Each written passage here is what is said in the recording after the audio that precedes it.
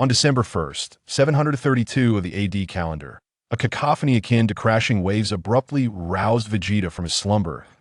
As consciousness gradually returned, an overwhelming sense of unfamiliarity surged within him like a tidal wave. Vegeta struggled to open his eyes, and the scene before him was astonishing. Towering canisters of nutrient fluid stood in orderly rows, resembling silent giants at that moment. He realized he had been transformed into a mere infant. With great effort, Vegeta turned his gaze to take in his surroundings. Within the canisters, other infants lay some peacefully asleep, while others squirmed slightly. Just then, the sound of passers-by conversing reached his ears, their foreign language resembling an enigmatic incantation that Vegeta could not comprehend. Amidst his confusion, the name Vegeta flashed through his memory like a brilliant lightning bolt. In an instant, he understood his predicament had traversed worlds and become a Saiyan. His heart was a tumult of shock and exhilaration. A soul from Blue Star had found its way into the realm of the Saiyan SWAT, an extraordinary turn of fate.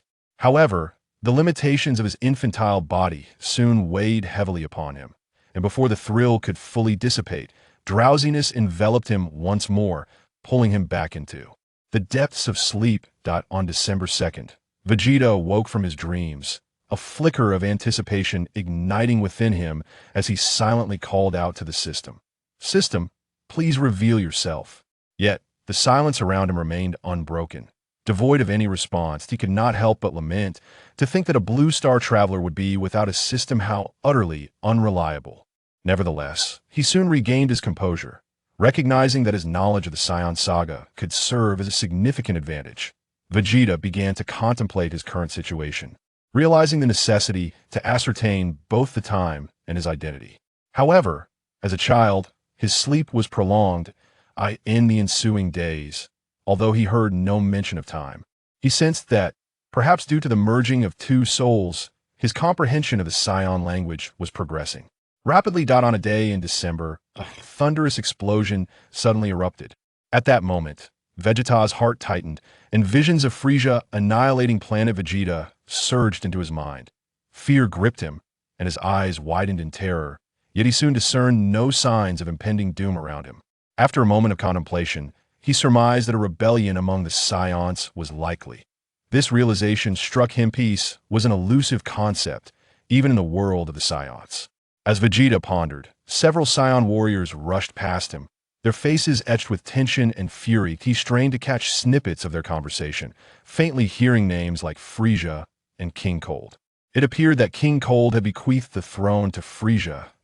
In the days that followed, a palpable atmosphere of tension permeated the region. Vegeta remained vigilant, acutely aware of his vulnerability as a mere infant. Yet, within him, a flicker of determination ignited. He vowed silently that, should the opportunity arise, he would become powerful enough to protect himself. Time slipped by, and finally, on December 5th, 733 of the AD calendar, Vegeta emerged from the incubation chamber. He was greeted by a man and a woman radiating an air of authority. Through their conversation, Vegeta learned that they were his parents. Upon closer inspection, he realized that his father was King Vegeta III. Vegeta was taken aback. He was indeed Vegeta IV. In his heart, he silently declared, "Very well. If fate has destined me to be Vegeta, I shall live on in his stead, seeking my purpose in this world replete with challenges and opportunities." Yet, Vegeta understood that the road ahead would not be devoid of obstacles. In this perilous realm, relentless effort would be required for survival. He pondered the existence of the god of destruction, Beerus, in this world. If such a being were to exist, the fate of the Saiyans seemed inevitably grim. By June of 735, time flowed like a tranquil stream, passing quietly. After more than a year, under his mother's diligent tutelage, Vegeta had finally mastered the Saiyan language. He absorbed knowledge like a sponge, eager to learn from everything around him. During this time, Vegeta not only acquired language skills, but also embarked on the journey of practical training. Within his small frame lay untold potential. With every training session, he gave his all, his clothes drenched in sweat. Yet he never faltered. One day, curiosity regarding the history of Frieza's army ignited within him, a flame that grew ever more intense. This curiosity propelled him to seek out his father, King Vegeta, with resolute steps and eyes shimmering with a desire for knowledge. He approached King Vegeta and respectfully inquired, "Father, I wish to understand the Frieza army. Just how formidable are they?" King Vegeta regarded his spirited son, pausing thoughtfully before responding. "Vegeta, the Frieza army currently controls 70 of the universe, its power unrivaled. The second largest force is the Galactic Patrol, led by the Galactic King. The Frieza army comprises elite warriors, second-class warriors, lower-class warriors, and non-combat personnel. Elite warriors possess power exceeding 10,000, representing the pinnacle of the army. Each possessing formidable strength, they have undergone countless battles, honing their combat experience and skills. Second-class warriors range from 3,000 to 10,000 in power, serving as the backbone of the army. Lower-class warriors wield power between 1,500 and 3,000. While the weakest warriors fall below 1,500, there are 30,000 lowest-class fighters, 5,000 lower-class warriors, 500 second-class warriors, and merely 50 elite warriors. Moreover, there are 5 super elite warriors. Additionally, the army is supported by 30,000 logistical personnel and numerous technical and advisory staff. In total, the Frieza army comprises 70,000 individuals, a force that is both vast and complex, not to be underestimated. Vegeta nodded thoughtfully and then asked, "Father, do we Saiyans also constitute a part of the Frieza army?" King Vegeta hesitated, seemingly weighing his words carefully, a flicker of complexity passing through his gaze. "We are employed by the Frieza army, maintaining a semi-cooperative relationship. However, this relationship is precarious, and we may face danger at any moment.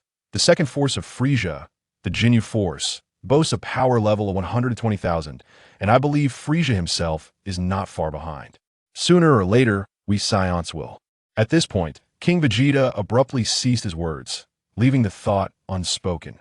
Understanding his father's ambitions, Vegeta knew it was unwise to press further and instead said, "Father, please teach me combat techniques." Seeing the eagerness for growth in his son's eyes, King Vegeta felt a surge of pride. He began imparting combat techniques to Vegeta, explaining each movement and strategy with great detail. "Vegeta, combat is not merely a contest of strength, it is a battle of wits.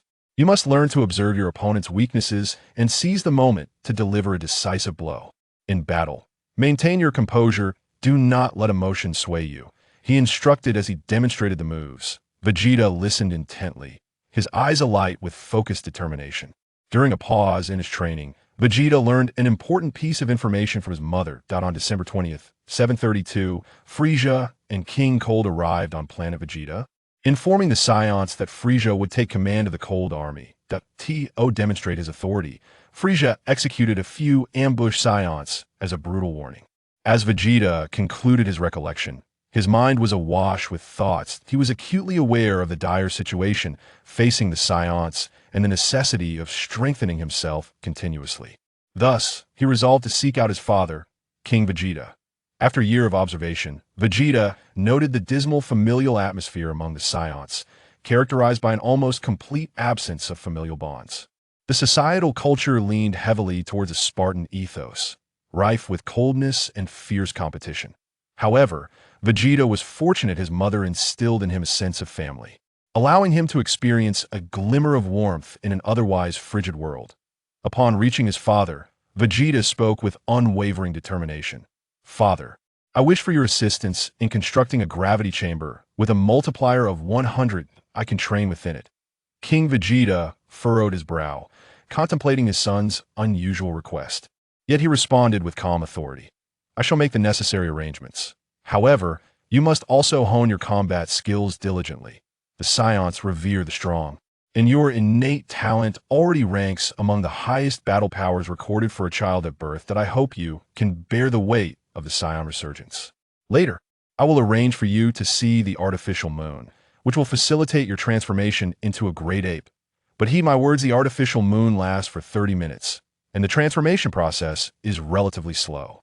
It may serve well for strategic ambushes, yet I advise against using it in personal combat."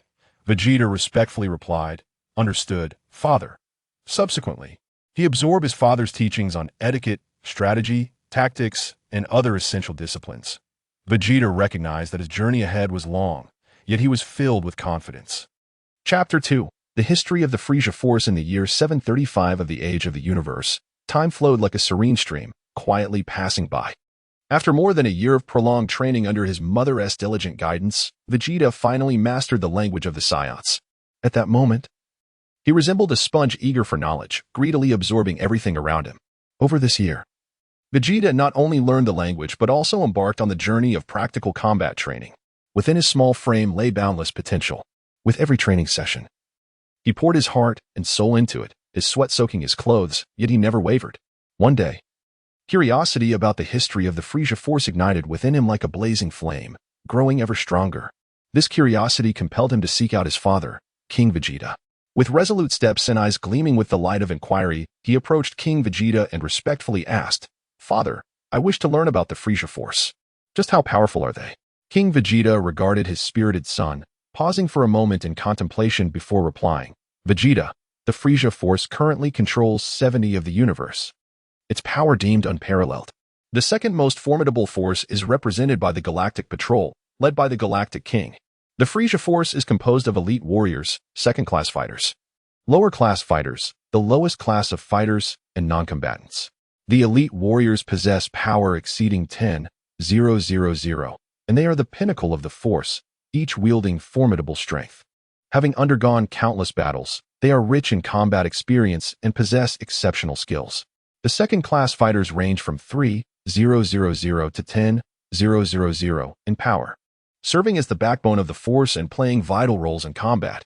Lower-class fighters possess power between 1,500 and 3,000, while the lowest class fighters fall below 1,500. There are 30,000 lowest class fighters, 5,000 lower class fighters, 500 second class fighters, 50 elite warriors, and merely 5 super elite warriors. Additionally, there are 30,000 logistical personnel and numerous technological and advisory staff. The Frieza Force totals 70,000, their strength vast and intricate, not to be underestimated. Vegeta nodded thoughtfully and inquired further, "Father, do we Saiyans also constitute a part of the Frieza Force?" King Vegeta hesitated briefly, seemingly weighing his words, a complex expression flashing in his eyes. "We are contractors of the Frieza Force, in a semi-collaborative relationship. However, this relationship is precarious, and we may face danger at any moment. The second strongest force, the Ginyu Force, possesses a power level of 120,000, and I believe Frieza's power is not far behind. Sooner or later, we Saiyans will." At this point, King Vegeta abruptly fell silent, refraining from continuing. Vegeta understood his father's ambition but recognized that it was not appropriate to inquire further. Thus he shifted the conversation, saying, "Father, please teach me combat techniques." King Vegeta, seeing the eager desire for growth in his son's eyes, felt a surge of gratification. He began imparting combat techniques to Vegeta, explaining each movement and strategy with meticulous detail. "Vegeta, combat is not merely a contest of strength, it is also a battle of wits. You must learn to observe your opponent's weaknesses and seize the opportunity to deliver a decisive blow. In battle, maintain your composure, do not let emotions sway you." King Vegeta demonstrated while speaking. Vegeta listened intently, his eyes sparkling with focus. During a training break, he learned an important piece of information from his mother. It turned out that on December 20th, 732, Frieza and King Cold had arrived on planet Vegeta, informing the Saiyans that Frieza would take over the Cold Force. To assert his authority, Frieza executed a Saiyan ambush as an example. Having concluded his recollections, Vegeta's mind was awash with thoughts. He understood that the Saiyan's situation was dire and that he must continually strengthen himself. Thus, he resolved to seek out his father, King Vegeta. After a year of observation, Vegeta noted that the familial atmosphere among the Saiyans was quite poor, or rather, nearly non-existent. The overall societal environment leaned towards a Spartan culture, rife with coldness and competition. However, Vegeta was fortunate. His mother held family values, providing him a semblance of warmth amidst the frigid world. Vegeta approached King Vegeta resolutely, stating, "Father, I hope you can assist in constructing a gravity chamber with a multiplier of 1 to 100, where I can train." King Vegeta furrowed his brow, contemplating his son's peculiar request. Yet, he responded calmly, "I will arrange for it. However, you must also diligently hone your combat skills. The Saiyans revere the strong. Your innate talent ranks among the highest power levels recorded for infants. I hope you can bear the weight of the Saiyan revival. Shortly, I will have someone present you with an artificial moon for your future transformation into a great ape. But remember, the artificial moon lasts only 30 minutes, and the transformation into a great ape is rather slow. It can be useful for strategic ambushes, but should be avoided in personal combat. Vegeta respectfully replied, "Understood, father." Subsequently, he absorbed his father's teachings on etiquette, strategy, tactics, and other areas. Vegeta was aware that his journey was far from over, yet he brimmed with confidence. Chapter 3, The Proton on December 6, 735 A.D. The planet Vegeta lay shrouded in a solemn haze, as if veiled by the heavy curtain of fate. With unwavering determination in his eyes, Vegeta bid farewell to his mother.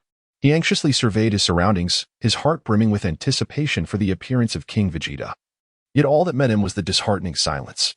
Although a flicker of disappointment surged within him, he hesitated not for a moment, resolutely boarding the Alpha spacecraft. Hurtling towards the headquarters of the Frisia Force on planet Cold.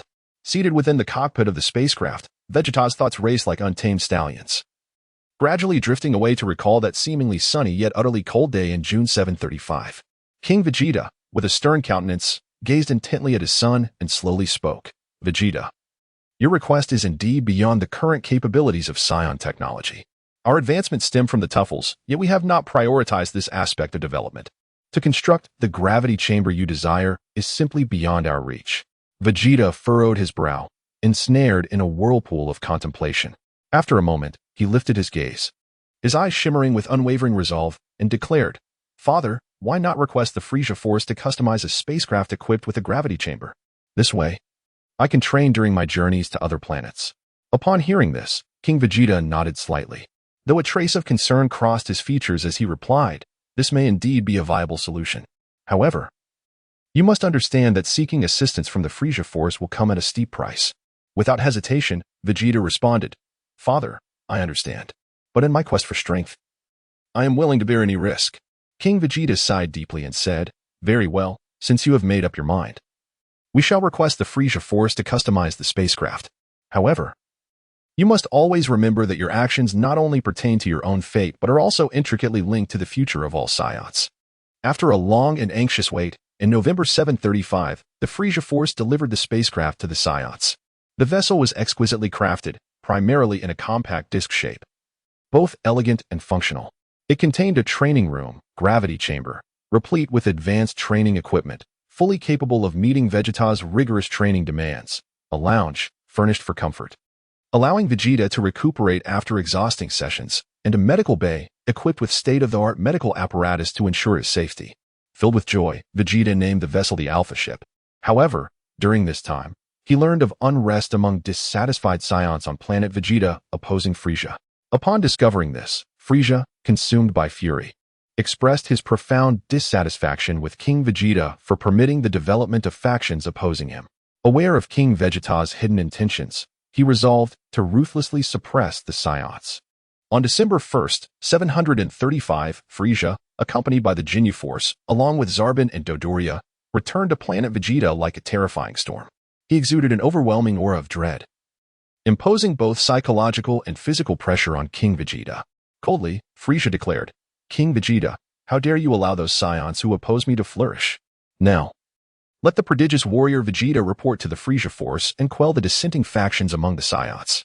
Otherwise, your race will face utter annihilation."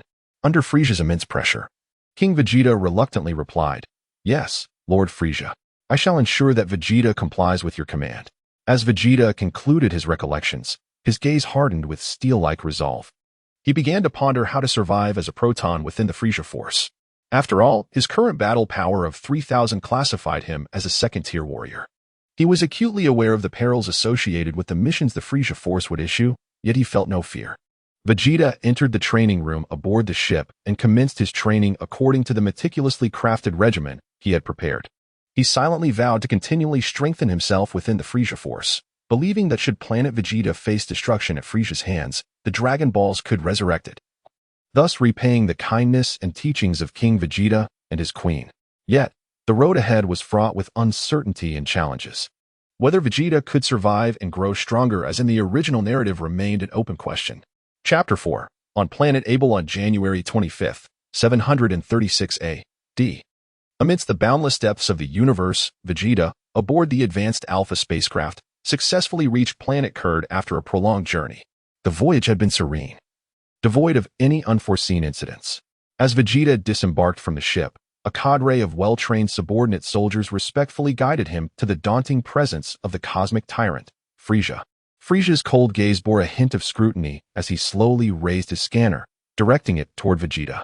The readings fluctuated sharply before finally stabilizing at 3,100. Satisfied, Frieza nodded, his frigid voice slicing through the air. "Vegeta, you are indeed a remarkable warrior. I have an important mission for you." Vegeta nodded slightly, his expression calm as he awaited Frieza's further instructions. After a brief pause, Frieza continued, "I require you to lead a small team to conquer a planet. Our intelligence indicates that the warriors on that planet possess combat power ranging from 3000 to 4000. You may return to rest and adjust shortly, Mr. Dodoria will inform you of your team members and the specific location of the target planet." With a stoic demeanor, Vegeta concealed a flicker of anticipation in his eyes as he respectfully replied, "Understood." He then turned and made his way back to his quarters. Alone in his room, Vegeta sank into deep contemplation. He understood that in this merciless cosmos, battles for survival were pivotal in enhancing one's strength. Yet, at present, he had no choice but to obey Frieza's commands, devoid of any means for rebellion. Silently, he prayed that his assigned team members would be fellow Saiyans, as their kinship would provide mutual support, and Saiyans possessed unique advantages and indomitable spirits in combat. On the morning of January 26th, sunlight streamed through the narrow window of Vegeta's quarters, offering a touch of warmth. At that moment, Dodoria's imposing figure appeared at the doorway. With heavy strides, Dodoria entered the room and detailed the members of the team as well as the location of their target planet. Vegeta listened attentively, mentally assessing the strength of his new comrades. A sigh of relief escaped him upon learning that the team comprised entirely of Saiyans. Before long, Vegeta donned the blue battle uniform of Frieza's army, the fabric clinging tightly to his powerful physique, accentuating his commanding presence. With resolute steps, he proceeded to the rendezvous point to meet his team. Utilizing the scanner, Vegeta assessed the combat prowess of his comrades. Nappa, a robust Saiyan with a combat power of 3,500 at the age of 24, radiated an eagerness for battle. Upon seeing Vegeta approach, flames of excitement ignited in his eyes as he proclaimed, "Lord Vegeta, we shall follow you to victory." Tama, aged 26, possessed a lithe frame and agile movements. Backed by a calm mind and exceptional combat skills, with a combat power of 3,800, he nodded slightly, signaling his determination to Vegeta. Polite, aged 28, exuded a cold demeanor. Skilled in technological operations, with a combat power of 3,000.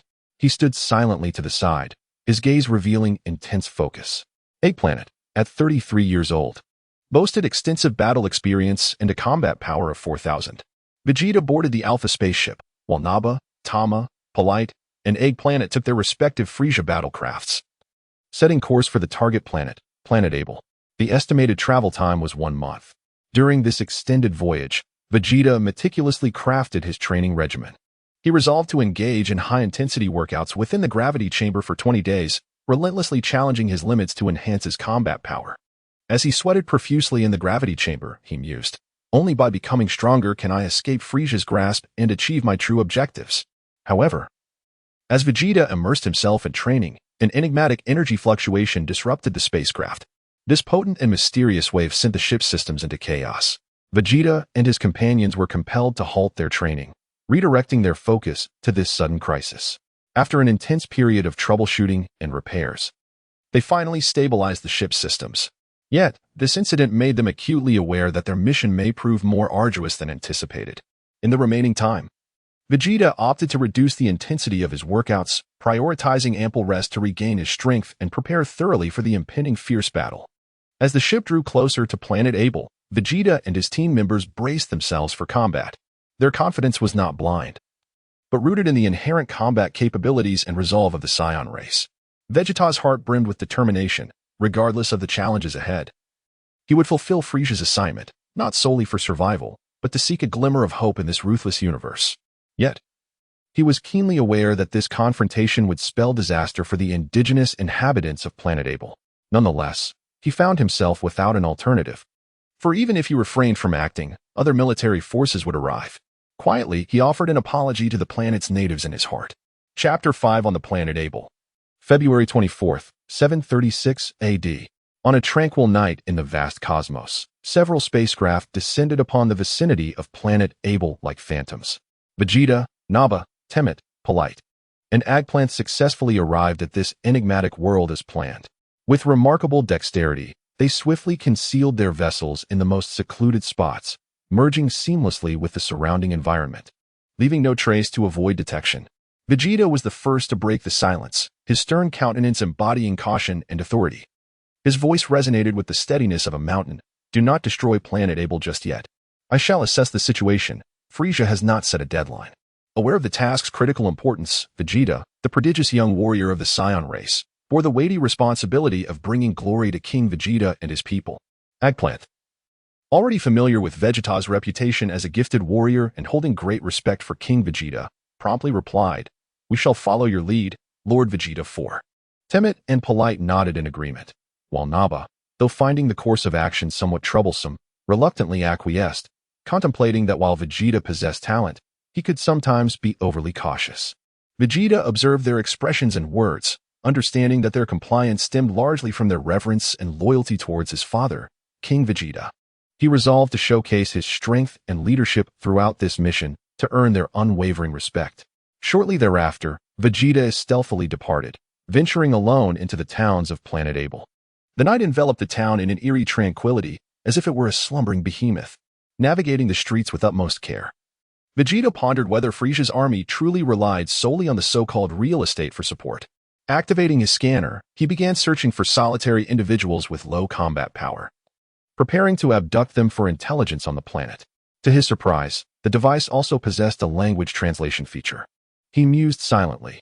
Had it not been for Frieza's formidable influence and the vast array of technologies acquired from numerous planets, such a linguistic capability would be challenging to realize. Vegeta swiftly incapacitated his first target and continued in a similar vein, gathering substantial information regarding planet Able. However, just as he prepared to return to his companions, he was unexpectedly detected by an Abelian named Gil, whose combat power reached an impressive 3,200. Gil glared fiercely, his voice booming like thunder in the still night. "Who are you? What are you doing sneaking around here?" Vegeta, sensing the urgency, immediately distanced himself from the town. Gil, considering the potential casualties of a confrontation within the city, allowed Vegeta to escape but closely followed him, determined to uncover the mysterious stranger's intentions. Once they were away from the city, Gil demanded sharply, "Who are you? What is your purpose on planet Able?" His eyes burned with suspicion and fury, reminiscent of an unquenchable flame. Vegeta, contemplating his response, resolved to reveal the truth to gauge whether Gil would be inclined to abandon the planet. Thus, he calmly declared, "I am Vegeta 4, a Saiyan, sent by the cosmic overlord Frieza to drive you away." Gil, upon hearing this, roared in outrage. "What? You intend to make us flee our homeland? Unforgivable!" With that, he launched a fierce assault against Vegeta. His fists howled through the air like a raging tempest, seemingly intent on destruction. Vegeta deftly sidestepped Gil's attack, retorting, "Do not underestimate Frieza's might. It surpasses your imagination." Ignoring Vegeta's warning, Gil pressed on, charging forward with a powerful punch aimed at him. Vegeta quickly blocked the blow, the clash of their forces producing a resounding thud akin to a distant thunderclap. "Humph. Do you think you can drive us from our home?" Gil taunted as he continued his relentless assault, his strikes growing increasingly fierce, as if he sought to vanquish Vegeta entirely. Vegeta, refusing to yield, gracefully evaded Gil's attacks while searching for an opportunity to counter. Suddenly, he spun around and delivered a kick toward Gil. Gil reacted swiftly, using his arm to deflect the blow, yet he was still forced back several steps. Regaining his footing, Gil charged once more, his speed astonishing as he closed the distance to Vegeta in an instant.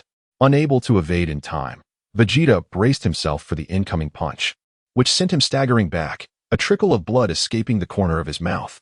"It seems you are not as formidable as I thought," Gil boasted triumphantly. Vegeta wiped the blood from his lips, his eyes revealing a fierce determination. "There are many Saiyans stronger than me. I advise you to flee this planet." Momentarily flustered, Gil fell into Vegeta's trap as the latter seized the opportunity to strike. He swiftly punched Gil in the abdomen, causing him to double over in pain. Following up, Vegeta delivered a powerful kick that sent Gil crashing to the ground.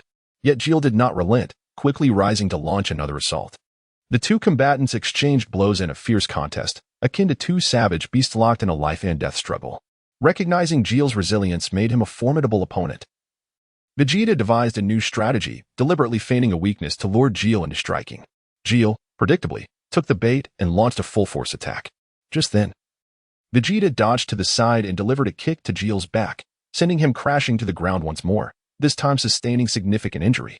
As Vegeta prepared to leave the scene, Geel suddenly tapped into a wellspring of formidable power, rising again with an indomitable spirit.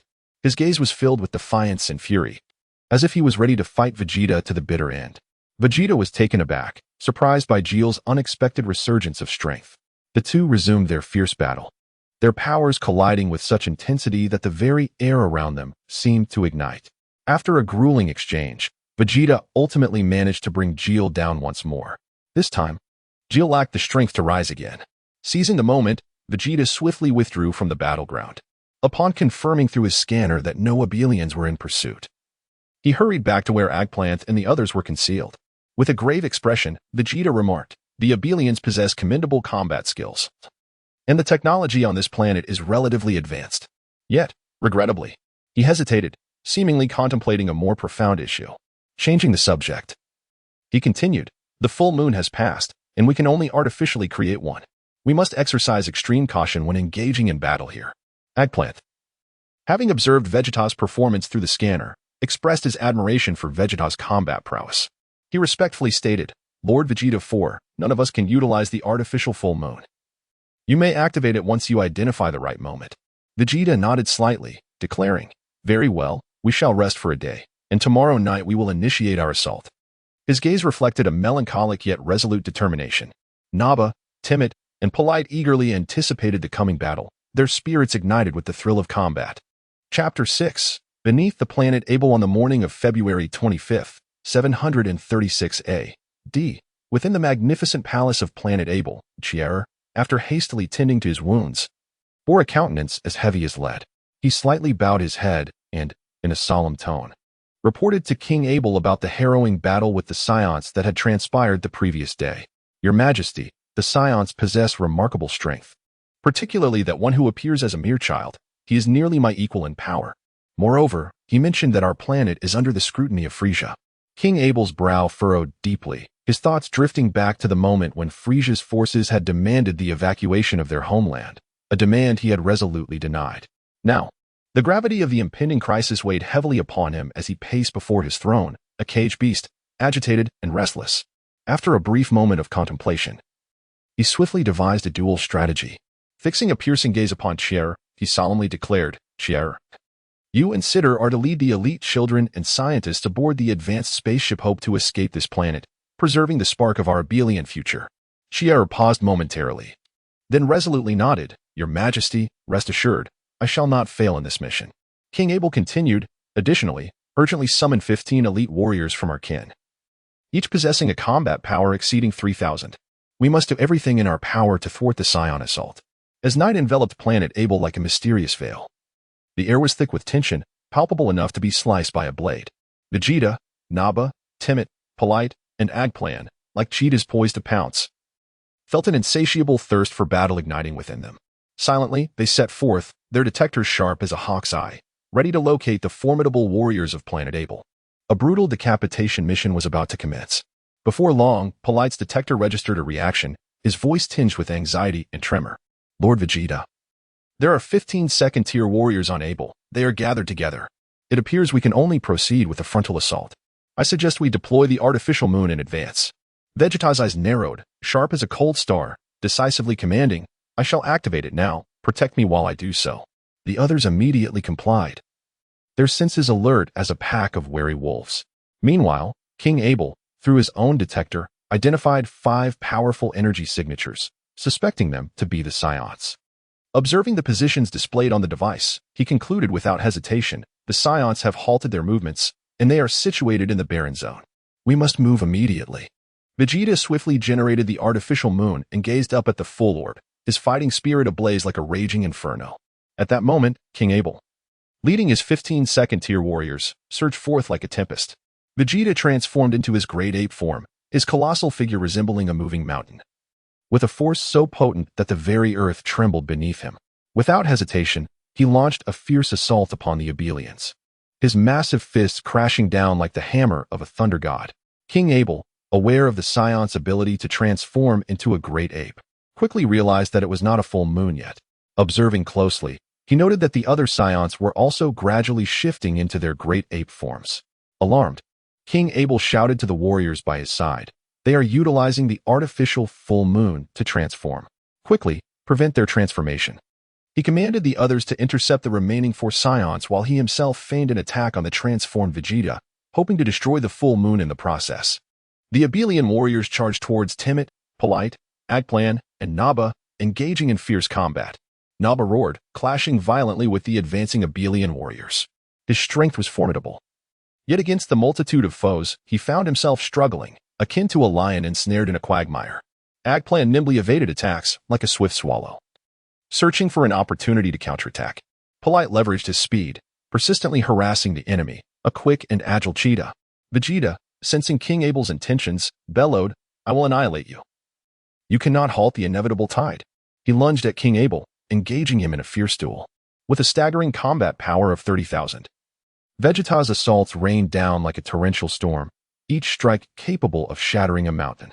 King Abel could only evade Vegeta's onslaught, desperately seeking a flaw in his opponent's defenses, akin to a small vessel struggling against a tempest. In a mere 5 minutes, Vegeta, like a ferocious beast, swiftly dispatched 9 Abelians. Simultaneously, seizing the moment while Vegeta's attention waned, King Abel unleashed a tremendous energy attack against the artificial full moon, only for it to be thwarted by Vegeta in his great ape form. Seizing the opportunity, Vegeta struck King Abel, who staggered backward, blood spilling from his lips like a wilting flower. Realizing his time was short, King Abel activated a distress signal, urging his kin to flee the planet, while transmitting the battle records to Chier and Sitter. Upon receiving the transmission, Chier and Sitter quickly led their people away, akin to a flock of startled birds taking flight. As Vegeta prepared to eliminate the remaining Abelians, he discovered they had already been slain by Agplan and Polite, now transformed into great apes. Naba and Temet, however, were struggling to complete their transformation, hindered by the relentless attacks from the Abelian warriors. Glancing at the time, Vegeta declared loudly, "I have only 20 minutes left. Launch the assault. Do not destroy the planet. Our goal is to either kill or drive off the Abelians." The remaining 4 responded affirmatively and renewed their mission to eradicate the Abelians. 20 minutes later, thanks to King Abel's final notification, aside from the 100 led by Chier and Sitter who managed to escape, a portion of the populace also fled aboard spaceships from planet Abel. Naba, somewhat resentful, remarked, "The Abelians were rather cunning this time, managing to escape in ships, but I discovered and destroyed a few." Vegeta, being an interloper, was not as bloodthirsty as the other Saiyans, and although influenced by their combative genes, he spared those Abelians fleeing in their ships.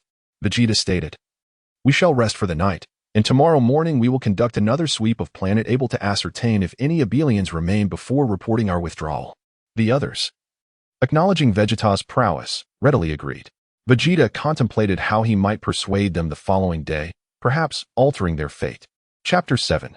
Continuation and return. In the early hours of February 26, 736 AE, the vast and boundless night sky resembled an unfathomable abyss. As Chier and Sitter anxiously convened in a secluded area, behind them stood a throng of over 1,000 Abelians, their faces etched with fear and exhaustion. These exiles were enveloped by the dark cosmos, as if ensnared in an endless chasm of despair, their hearts heavy with ineffable unease and profound dread. Chier's countenance was as cold as ice, yet his eyes betrayed a steely resolve and composed calm. He stood tall like an unyielding pillar of stone and exclaimed, "Fellow clansmen, do not panic. Since the Frisia Corps covets our homeland, they will not annihilate us completely. We must seek refuge with the Galactic King. Hope still resides within us, and the burden of revitalizing our clan rests upon your shoulders. Though I could not defend our homeland alongside King Abel, I shall protect you. The Frisia Esmite looms like a terrifying beast for now. We must remain hidden and patiently await our opportunity." Among the crowd, a young Abelon trembled as he asked, "Lord Chier, can we truly find sanctuary with the Galactic King?" His gaze was filled with confusion and concern, as if desperately searching for a glimmer of light in the encompassing darkness. Chier responded with unwavering conviction, "We must trust in the Galactic King's mercy and fairness.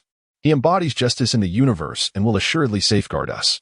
His voice resonated like a mighty bell, echoing through the silent starry expanse, offering the clan a rare sense of solace. Sitter observed as the emotions of their kin gradually stabilized, yet his heart remained heavy with trepidation. Furrowing his brow, he approached Chier and murmured, "Chier, have we truly made the right choice? The future is fraught with countless unknown dangers." His eyes reflected deep concern, as if he foresaw numerous lurking crises. Chier furrowed his brow slightly, replying solemnly, "Sitter, we have no alternative. The Frisia Corps is overwhelmingly formidable. Our hopes must rest with the Galactic King. Our immediate task is to guide our people safely to the Galactic King's realm, even if the path is fraught with challenges." His gaze was imbued with determination, as if he had glimpsed an elusive path forward amidst the darkness. On the morning of February 26th, Vegeta, Nappa, Temmet, Polite, and Agplanet meticulously surveyed the Ablon planet, confirming the absence of any abalance.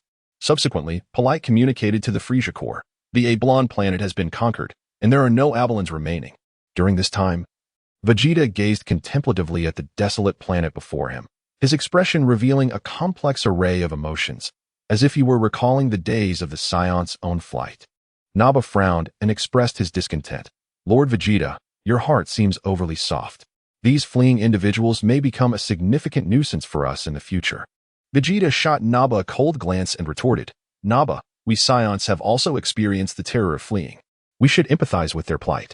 Thereafter, Vegeta, Nappa, Temmet, Polite, and Agplanet commenced their return to the Frisia Corps headquarters on planet Cooled. They departed in their respective spacecraft, leaving behind glimmering trails across the vast cosmos. On March 18th, 736 AE, after a long and perilous journey, Chier and Sitter, leading the Abalans, finally arrived at the Galactic King's planet, dressed in resplendent attire. The Galactic King welcomed them with a warm smile, exuding the aura of a noble sovereign. His imposing figure resembled an indomitable fortress, instilling boundless reassurance. The Galactic King's voice resonated with calm authority. "Ablon kin, do not fear. You have arrived here, and I shall offer my assistance. I am aware of your plight, and have heard of the Frisia Corps tyrannical actions." Chier stepped forward respectfully and said, "We are grateful for the Galactic King's kindness. The Ablon tribe will forever remember your benevolence." His eyes brimmed with gratitude and reverence, as if pledging his loyalty to the Galactic King. The Galactic King nodded slightly and added, "I also hope that the Abalans will join the Galactic Patrol to help maintain peace in the universe." His eyes glimmered with a hint of expectation, as if he were concerned for the future of the cosmos.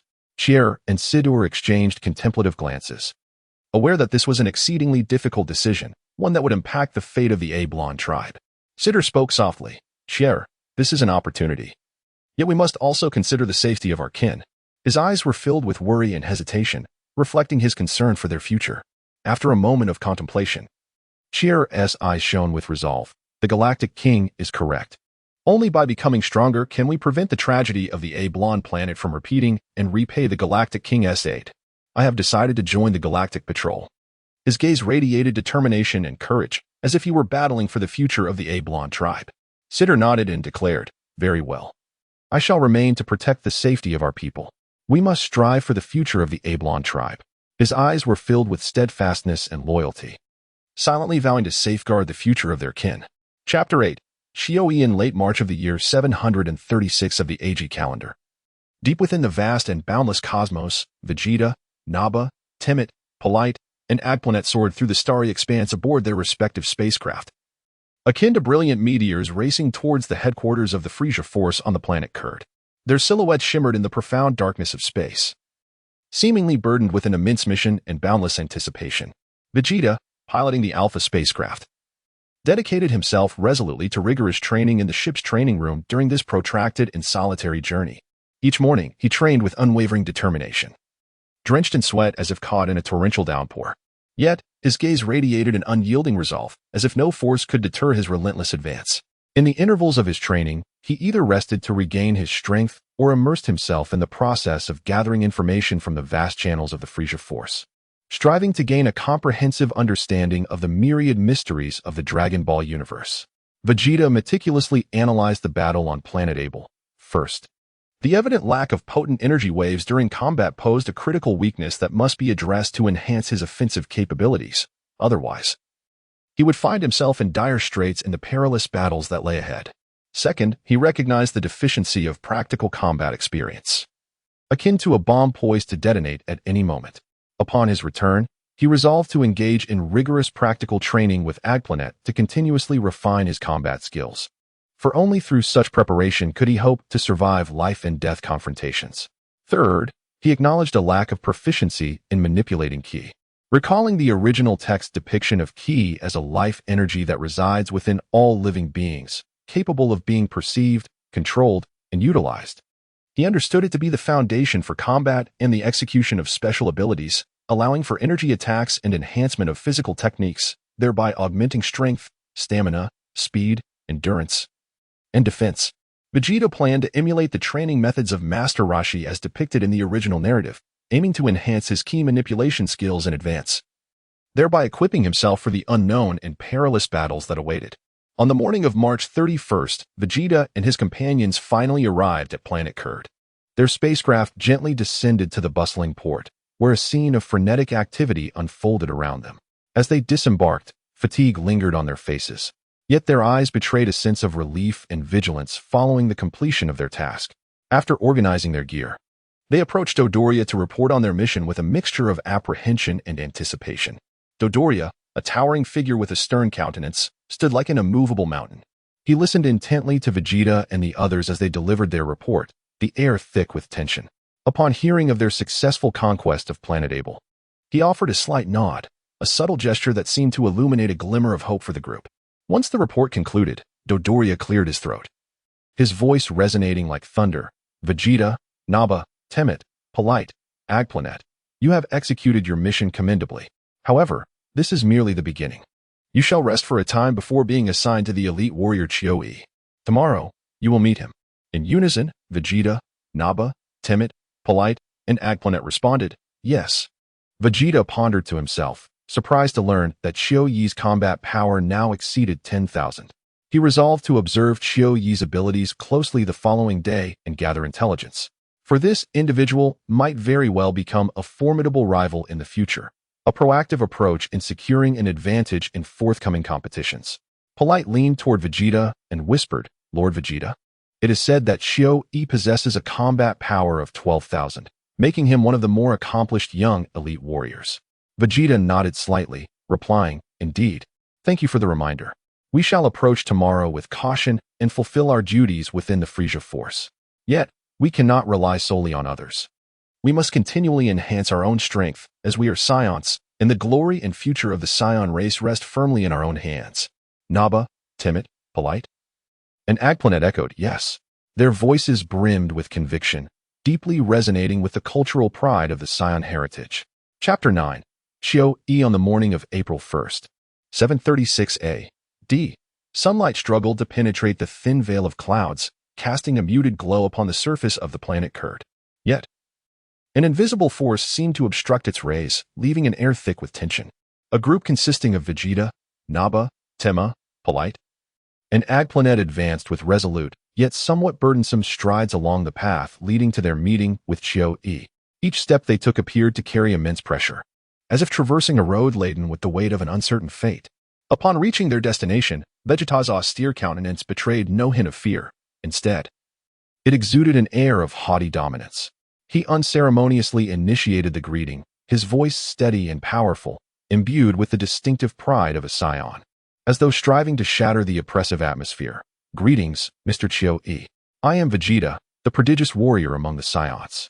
Allow me to introduce my companions, Nappa, Temma, Polite, and Agplanet. As he presented his comrades, Vegeta's keen gaze remained fixed on Chio-E, his eyes sharp as a hawk's, endeavoring to glean crucial insights from the slightest nuances of Chio-Yi's expression. However, within Chio-Yi's heart, disdain for the Saiyans loomed like an impenetrable fortress, palpable and suffocating. He raised his chin slightly, a glimmer of contempt in his eyes akin to a blade that pierced the hearts of Vegeta and his companions. Particularly in the presence of the so-called strongest, Vegeta 3, Chio-E was rife with derision. After all, this so-called strongest warrior possessed a mere battle power of 10,000. Internally, Chio-E mused, the Saiyans are nothing more than pawns, easily manipulated by Lord Frisia. They may possess some combat prowess, but before me, they are utterly insignificant. With an attitude steeped in extreme arrogance, Chiyo coldly declared, "From this day forth, you may address me as captain. During this brief period, I shall oversee your group. I will relay the various directives issued by Lord Frisia, and my requirements are straightforward. Merely excel in executing each command."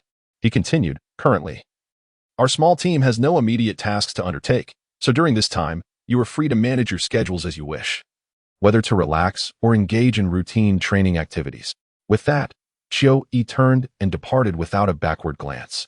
His resolute silhouette a stark proclamation of his disdain for the Saiyans. Left standing in place, Vegeta and his companions exchanged glances, their hearts swelling with disappointment and anger akin to a surging tide. Witnessing this scene, the once expectant Vegeta and others felt a pang of disillusionment, even despair. Naba furrowed his brow and remarked, "This Chiyo is insufferably arrogant, completely dismissing us." His fists clenched slightly, an uncontrollable fury bubbling within, threatening to erupt at any moment. Tema concurred, "Indeed, he seems to regard us as weaklings. We Saiyans are not so easily underestimated." His eyes sparkled with defiance, embodying a stubborn resistance born from being belittled. Polite, with a tinge of concern, added, "I wonder what kind of tasks we will face under his leadership. I hope they are not too daunting, or it could be quite troublesome." His brow knitted in worry. He envisioned a future fraught with challenges. Eggplanet reassured, "Let's not fret too much. We just need to focus on our own abilities. Lord Vegeta will undoubtedly lead us through any challenges." His gaze, filled with unwavering trust, fell upon Vegeta, albeit tinged with a hint of apprehension. Yet, with nothing pressing to attend to, they could only heed Chiyo's words and return to the lounge. Upon returning, Vegeta did not squander his time idly like the others. He swiftly devised a rigorous and detailed training regimen for himself. Each morning, he immersed himself in weighted foundational fitness training, sweat drenching his attire like a torrential downpour. Yet he remained undeterred, persistently pushing through the exercises. Every lift, every sprint, marked a step toward his strength, each imbued with unwavering resolve. In the afternoons, he engaged in intense combat simulations with the formidable Eggplanet. Vegeta aimed to hone his battle skills continuously, enhancing his adaptability in unforeseen circumstances while mastering the manipulation of ki. He understood that in this perilous universe, only through relentless self-improvement could he survive and achieve his dreams. Chapter 10. Homecoming. Planet Vegeta on the afternoon of December 4th, 736 AC. The sun struggled to penetrate the thin atmosphere of planet Vegeta, casting feeble yet hopeful rays of light upon the seemingly endless expanse of land. This faint warmth, elusive and intangible, appeared as though it could vanish at any moment, reminiscent of a flickering candle flame swaying in the wind, fragile and ephemeral. At that moment, Vegeta sat quietly within the confines of the Alpha spacecraft, his gaze profound, akin to the infinite abyss of the cosmos, mysterious and irresistibly captivating. His thoughts involuntarily drifted back to the long and arduous 8 months past, as memories unfurled in his mind, each scene as vivid as the most brilliant of stars. Vegeta narrowed his eyes slightly, vividly recalling the 2 missions of planetary conquest. In those fierce battles, he and his comrades fought in perfect harmony, like interlocking gears, united against the onslaught of their enemies. However, compared to the exhilarating Able mission, these 2 assignments felt almost trivial, as their adversaries possessed a maximum battle power of merely 3,000, rendering them incapable of posing any real challenge, utterly mundane, akin to a game devoid of suspense. The days of training have indeed been monotonous. Fortunately, I persevered, Vegeta murmured, his voice deep and magnetic, as if resonating from the distant reaches of the universe. He reflected on the grueling hours spent in the gravity chamber, where, through sheer determination, innate talent, and countless practical training sessions, his battle power had skyrocketed to 5,000. A subtle smile graced his lips, radiant as the sun, illuminating the entire space. The principles behind the energy waves were fundamentally similar. They remained true to their essence. With proper adjustments to the intensity of the energy, gathering techniques, and release speed, one could easily manipulate the power of their skills. Drawing from the foundational principles of the Kamehameha wave, Great Ape Cannon, and Agaplant energy wave, he relentlessly explored and experimented, much like a daring explorer venturing into uncharted territories. After numerous failures and adjustments, he ultimately succeeded in developing formidable techniques such as the continuous energy wave, Prince's technique, Gakly Cannon, and the Big Bang attack. In battle, These skills unleashed a terrifying magnitude of power, akin to a fierce storm sweeping across the battlefield. However, in terms of lethality, the final flash remained his ultimate trump card. A glint of sharpness flickered in Vegeta's eyes, akin to a blade's edge, capable of piercing through all, sending shivers down the spine. He was acutely aware of the devastating potential of this technique, which, once unleashed, could obliterate foes with far superior battle power. Akin to the descent of a deity of destruction. Nevertheless, due to the necessity for prolonged charging to achieve its maximum potential, it often required seamless cooperation with teammates, rendering it less suitable for solitary combat. This realization deepened Vegeta's understanding of the importance of teamwork, akin to the indispensable pieces of a puzzle. Gradually regaining his focus, Vegeta took a deep breath and slowly rose to his feet, his gaze brimmed with unwavering determination and eager anticipation, resembling a blazing flame. Ready to step out of the spacecraft to embrace his long-absent parents, King Vegeta and his mother. Upon finally reuniting with his family, his eyes sparkled with joy. A radiant light akin to the brightest stars, an indescribable emotion, a profound longing and affection for his loved ones. Vegeta approached his mother briskly, slightly bowing his head in respect as he softly spoke, "Mother, I have returned." His voice was gentle and filled with reverence, like a spring breeze caressing the face. His mother gazed at him tenderly, her eyes filled with warmth and joy, reminiscent of blooming flowers, beautiful and enchanting. "My child, you must have endured considerable hardships within the Frieza Force," she said, her voice akin to celestial music, overflowing with love and concern. Vegeta succinctly recounted his experiences within the Frieza Force to his mother, vividly depicting the intense battles, the suffocating choices, and his remarkable growth and progress. He informed her that this holiday was a mere 3 days, yet he would cherish this precious time, accompanying his family as if guarding the most treasured of treasures. His mother gently caressed his face, her touch as tender as a spring breeze. "My child, you have grown and become stronger. I am immensely proud of you," she said, her words like warm sunlight enveloping Vegeta's heart. Subsequently, King Vegeta took precious time from his duties to engage in a sparring session with Vegeta. He understood this was an excellent opportunity to gauge his recent power level, a formidable test.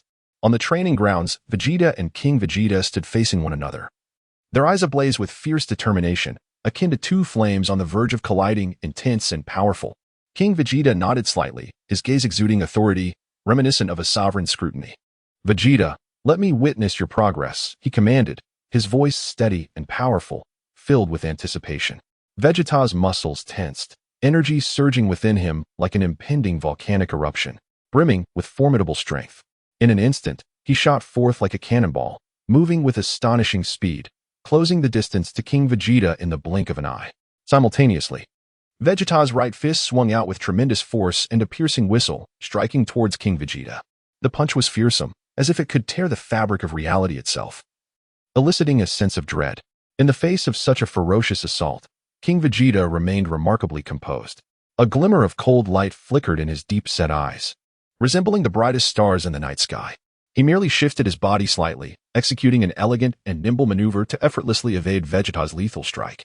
Without pause, King Vegeta launched a swift counterattack, his arm sweeping forward as a gust of wind surged towards Vegeta. The speed of this strike was extraordinary, like a tempest, causing Vegeta's heart to race. Vegeta dared not falter. He quickly retreated, narrowly avoiding the fierce strike. Yet, even in his successful evasion, he felt an overwhelming force bearing down on him, causing his breath to quicken. Not bad for speed," King Vegeta remarked, a subtle smile playing on his lips, revealing a hint of admiration. However, this approval was swiftly replaced by indifference. He fixed his piercing gaze upon Vegeta, seemingly awaiting a more formidable display. Naturally, Vegeta would not concede so easily. Taking a deep breath, he launched another attack, this time employing his ultimate technique, the continuous energy wave, Prince's technique. In an instant, countless brilliant energy waves cascaded towards King Vegeta like a torrential downpour.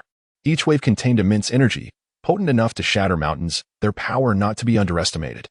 Facing this relentless onslaught, King Vegeta remained unfazed. He raised his hands gently, and a translucent energy shield materialized abruptly. This shield, akin to an impenetrable fortress, repelled all incoming energy waves, preventing any harm from befalling him. "Is this all you can do?" King Vegeta scoffed, his tone dripping with disdain and provocation. His keen eyes fixed intently on Vegeta, as if to convey, "If this is the extent of your power, then this battle will conclude without suspense." Vegeta's expression hardened, and he began to gather energy to unleash the Gakuli cannon. In no time, a purple beam of energy erupted from his hand, hurtling towards King Vegeta. King Vegeta furrowed his brow, sensing the formidable power of the attack. In an instant, he unleashed a tremendous aura, thrusting his hands forward to counter with an even mightier energy wave against Gakuri's cannon. The two forces collided, producing a deafening explosion that distorted the surrounding air. The shockwave from the blast sent King Vegeta reeling back, yet he showed no signs of retreat.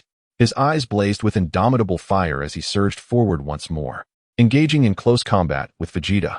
Vegeta's strikes were fierce and decisive, each move imbued with the potential for cataclysmic destruction. King Vegeta, however, responded with poise, his movements both graceful and powerful as he deftly neutralized Vegeta's onslaught. Recognizing the difficulty of close-quarters combat, Vegeta resolutely distanced himself, preparing to unleash a devastating attack. He began to concentrate energy into a single hand, compressing a sphere of power as the atmosphere around him trembled, akin to a volcano on the brink of eruption. King Vegeta sensed the impending danger, his expression growing grave, as though he were about to confront an immense storm. Just as Vegeta was poised to release his explosive assault, King Vegeta suddenly vanished from sight. Vegeta's heart raced, and he frantically searched for his father's presence. Suddenly, he felt a chilling presence behind him. King Vegeta had reappeared, ready to deliver a lethal blow. Vegeta quickly pivoted to defend himself, but was still struck by King Vegeta's attack. His body soaring through the air like a kite severed from its string. He crashed heavily to the ground, a trickle of blood escaping from the corner of his mouth. "You are still too inexperienced," King Vegeta remarked, his voice laced with authority.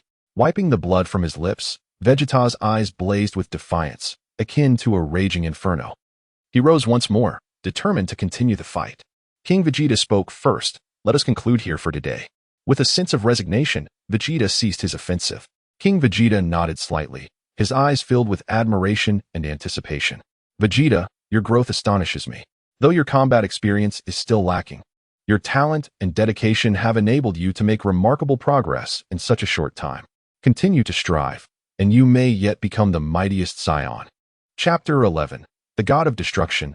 Beerus. On the morning of December 6, 736 AD, planet Vegeta was gently enveloped in a faint, almost ethereal glow. The sunlight cascaded upon the land, yet it seemed like an impotent hand, unable to disperse the palpable tension that quietly permeated the air. Vegeta slowly emerged from the training room, beads of sweat glimmering on his forehead. Though his austere countenance bore a hint of fatigue, his eyes still blazed with the unwavering intensity of a fiery determination. At that moment, Vegeta heard his mother softly say, "Vegeta, your father is entertaining esteemed guests. No one is permitted in the reception room." This statement struck Vegeta like a stone cast into a tranquil lake, instantly stirring a tempest of curiosity within him. Who could possibly warrant the personal attention of his father, King Vegeta? Was it the fearsome and formidable Frieza, or perhaps the enigmatic and unfathomable King Kai? This question clawed at his mind like a wild kitten, compelling him to investigate further. With a steady yet slightly hurried gait, Vegeta approached the reception room, each step resonating like a note upon the strings of fate. Upon reaching the door, he was met with a shocking sight that left him wide-eyed. A hairless cat was ruthlessly pinning King Vegeta beneath its paw, delivering a stern reprimand. Vegeta's heart jolted as if struck by a heavy hammer. He scrutinized the peculiar creature and soon recognized its identity: Beerus, the god of destruction. In that instant, it felt as though an invisible hand had clenched tightly around his heart, a wave of fear and unease crashing over him like a tumultuous tide. Yet, amidst this turmoil, a thought flickered through his mind like a faint glimmer of dawn in the darkness. The good news was that he might have the opportunity to train to become a Super Saiyan god. But the bad news was that the countdown to the annihilation of the Saiyan race had already begun. He could only hope to later find the Dragon Balls to resurrect them. Beerus and Whis soon departed from the reception room. As Beerus passed by the astonished young Vegeta, he merely cast a fleeting glance, one that seemed imbued with an overwhelming aura of pressure and mystery. Then, he continued on with Whis, leaving planet Vegeta behind. En route back to Beerus' planet, the god of destruction furrowed his brow, the crease seemingly laden with contemplation and resolve. He turned to Whis and inquired, "Who was that little Saiyan?" Whis elegantly waved his staff, which appeared to possess an arcane power. After a brief examination, he replied, "Lord Beerus, he is Vegeta 4, the son of Vegeta 3. A subtle smile graced Beerus' lips, revealing an intriguing expression, as if concealing countless secrets and anticipations. Fascinating. I detect the shadow of time within that little one, and it seems the divine essence has taken a liking to him. While I do not wish to annihilate planet Vegeta at present, given my awakened state and the divine essence's desire to eradicate the Saiyans. I see. Whis. Issue the command for Frieza to destroy planet Vegeta, exterminating the majority of the Saiyans. But that little Vegeta must not perish. As an angel, Whis served as Beerus' mentor while also adhering to the commands of the God of Destruction, fully aware of the underlying motives. He nodded slightly, the motion imbued with the weight of destiny, and subsequently informed Frieza. Beerus pondered silently, hoping that the young Saiyan would endure. After such a long time, he had finally encountered another entity that piqued the interest of the divine essence. Meanwhile, back on planet Vegeta, Vegeta gradually emerged from his shock after Beerus had departed. He found himself in an awkward position, akin to a solitary traveler lost in a storm of fate. Just as he contemplated departing quietly, the imposing voice of King Vegeta thundered, "Vegeta, you are not to return to planet Vegeta without my command. Leave immediately." Vegeta's heart tightened, as if gripped by an unseen hand. Tentatively, he asked, "Father, why must I leave? Can Mother accompany me?" King Vegeta shook his head slightly, his tone resolute as forged from steel. "Vegeta, you must heed the command of your king. Your mother is the queen. She has her responsibilities and cannot leave planet Vegeta." Observing his father's serious expression, Vegeta suspected that King Vegeta was aware of the impending fate awaiting the Saiyans. He thought to himself that the Dragon Balls might yet offer a chance for resurrection. Thus, he silently nodded, preparing to depart. Not long after, burdened by a weight akin to a colossal stone, Vegeta approached his mother. Each step felt laden with profound affection and reluctance. "Mother, I must go. Please take care of yourself," he spoke softly. His mother gazed at him tenderly, her eyes brimming with sorrow, that sorrow flowing like an endless river. "My child, be sure to look after yourself." Vegeta embraced her tightly, that embrace of farewell to the past and a promise for the future. Resolutely, he turned to leave planet Vegeta. Just as he was about to board the Alpha spaceship, King Vegeta appeared and suddenly called out to him. "Vegeta, remember, no matter what challenges you face, persevere. You are the pride of the Saiyans." Vegeta nodded solemnly, that gesture a response to destiny. He then boarded the ship, setting course for the headquarters of Frieza's army, planet Namek. Chapter 12 Continuation. Vegeta soared through the vast, boundless cosmos aboard the Alpha spacecraft, resembling a solitary yet brilliant meteor. Within the confines of the ship, he sat in contemplative silence, his thoughts surging like a tidal wave. Ever since witnessing the awe-inspiring figure of the God of Destruction, Beerus, he began to synthesize the intelligence he had gathered, engaging in profound and meticulous reflection. Vegeta furrowed his brow, internally analyzing. The Frieza Force, including its predecessor, the Cold Army, undertakes the conquest of planets an average of 7 to 8 times each year, with numerous members engaged in nefarious activities such as coercive trade. Their power is immense, employing ruthlessly violent methods, rampaging unchecked across the universe. Yet, the Galactic Patrol remains woefully weak. Given the formidable strength of the Frieza Force, they could easily annihilate it. Why, then, have they not acted? Furthermore, the Kaioshin possesses a terrifying level of power, theoretically capable of restraining Frieza, yet remains inactive. Various narrative clues suggest a conflict of authority between the God of Destruction and the Kaioshin, compounded by the fact that in the original storyline, it was Frieza who executed the God of Destruction's orders to obliterate planet Vegeta. Thus, it can be inferred that Frieza is indeed a force supported by the God of Destruction, while the Galactic King may be secretly bolstered by the Kaioshin. Therefore, Frieza dares not easily strike against the Galactic King. I must delve deeper into the nature of divine authority, gradually exploring from the lower-tier gods. This shall be my future endeavor. Should an opportunity arise to learn from the Angel Whis or the God of Destruction, Beerus, I must seize it. For now, my priority is to survive tenaciously and maintain control over my emotions. Only then can I endure the hardships of existence alongside Frieza. King Vegeta, having watched his son, Vegeta 4, depart, was filled with profound sentiment and deep concern. Resolutely, he convened a high-level Saiyan meeting. In the spacious conference room, over 80 elite warriors awaited the arrival of King Vegeta in hushed anticipation. With measured and determined strides, King Vegeta entered the chamber and addressed the assembly forthrightly.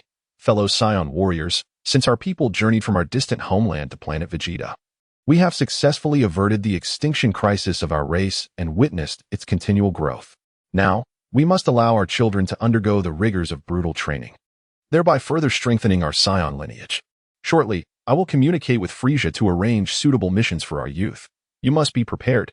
One Saiyan warrior stepped forward, proclaiming loudly, Your Majesty, this decision is exceedingly wise. The Saiyans can only secure their place in this merciless universe through constant battle and growth.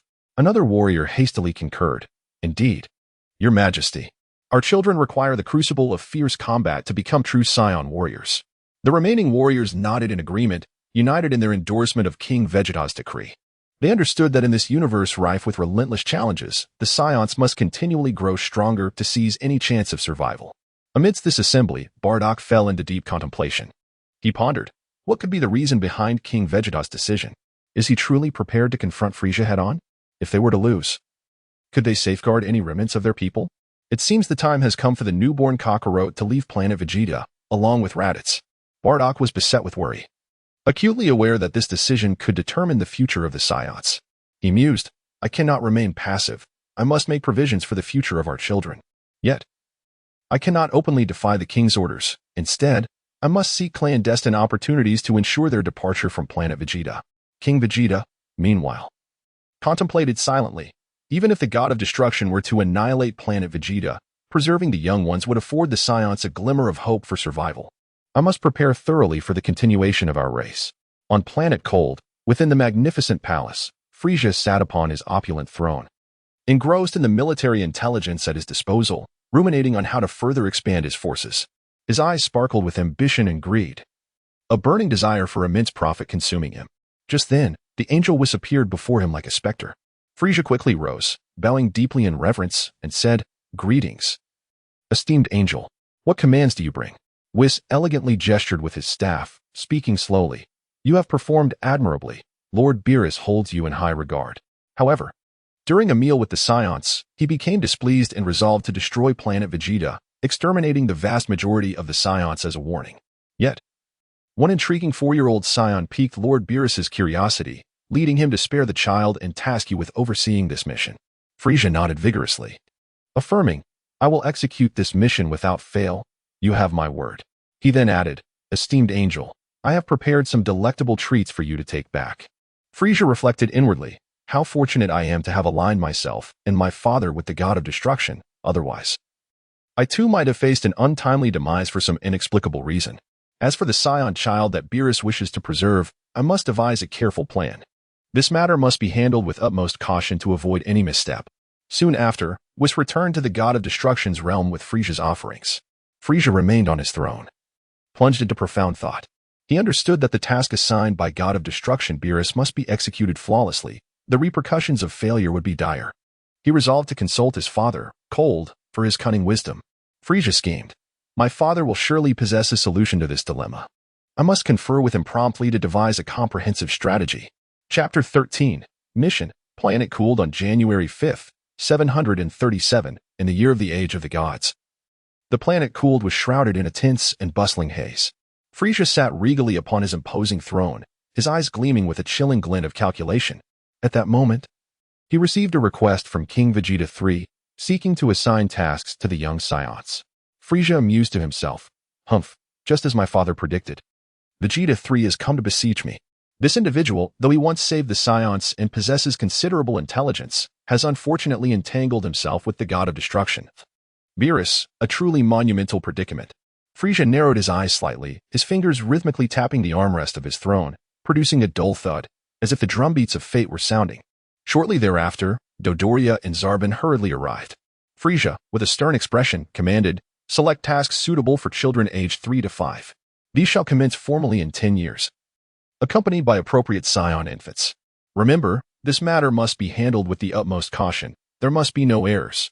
As Dodoria accepted the order, he muttered to himself, This task must not go awry, or we shall all face dire consequences.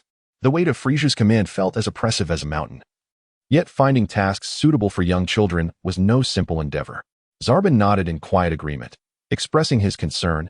Indeed, we must exercise extreme caution in our selection of tasks, ensuring we meet Lord Frisia's requirements without arousing the suspicions of the Saiyans. This is a remarkably treacherous dilemma. In truth, after conferring with his father Cooled, who possessed a cunning intellect, Cooled surmised that it was likely Vegeta 4 who had drawn the attention of the god of destruction. At that time, Vegeta 4 was already on planet Vegeta, yet Beerus had not made his intentions explicit. Thus, they were left with no choice but to select tasks appropriate for Saiyan toddlers aged 3 to 5, thereby maximizing the potential to mislead the Saiyans while fulfilling Beerus's directives. On January 16, 737, King Vegeta arrived at planet Cooled aboard his spacecraft. The atmosphere on Cooled was suffocatingly tense, with members of Frisia's army scurrying about like industrious ants.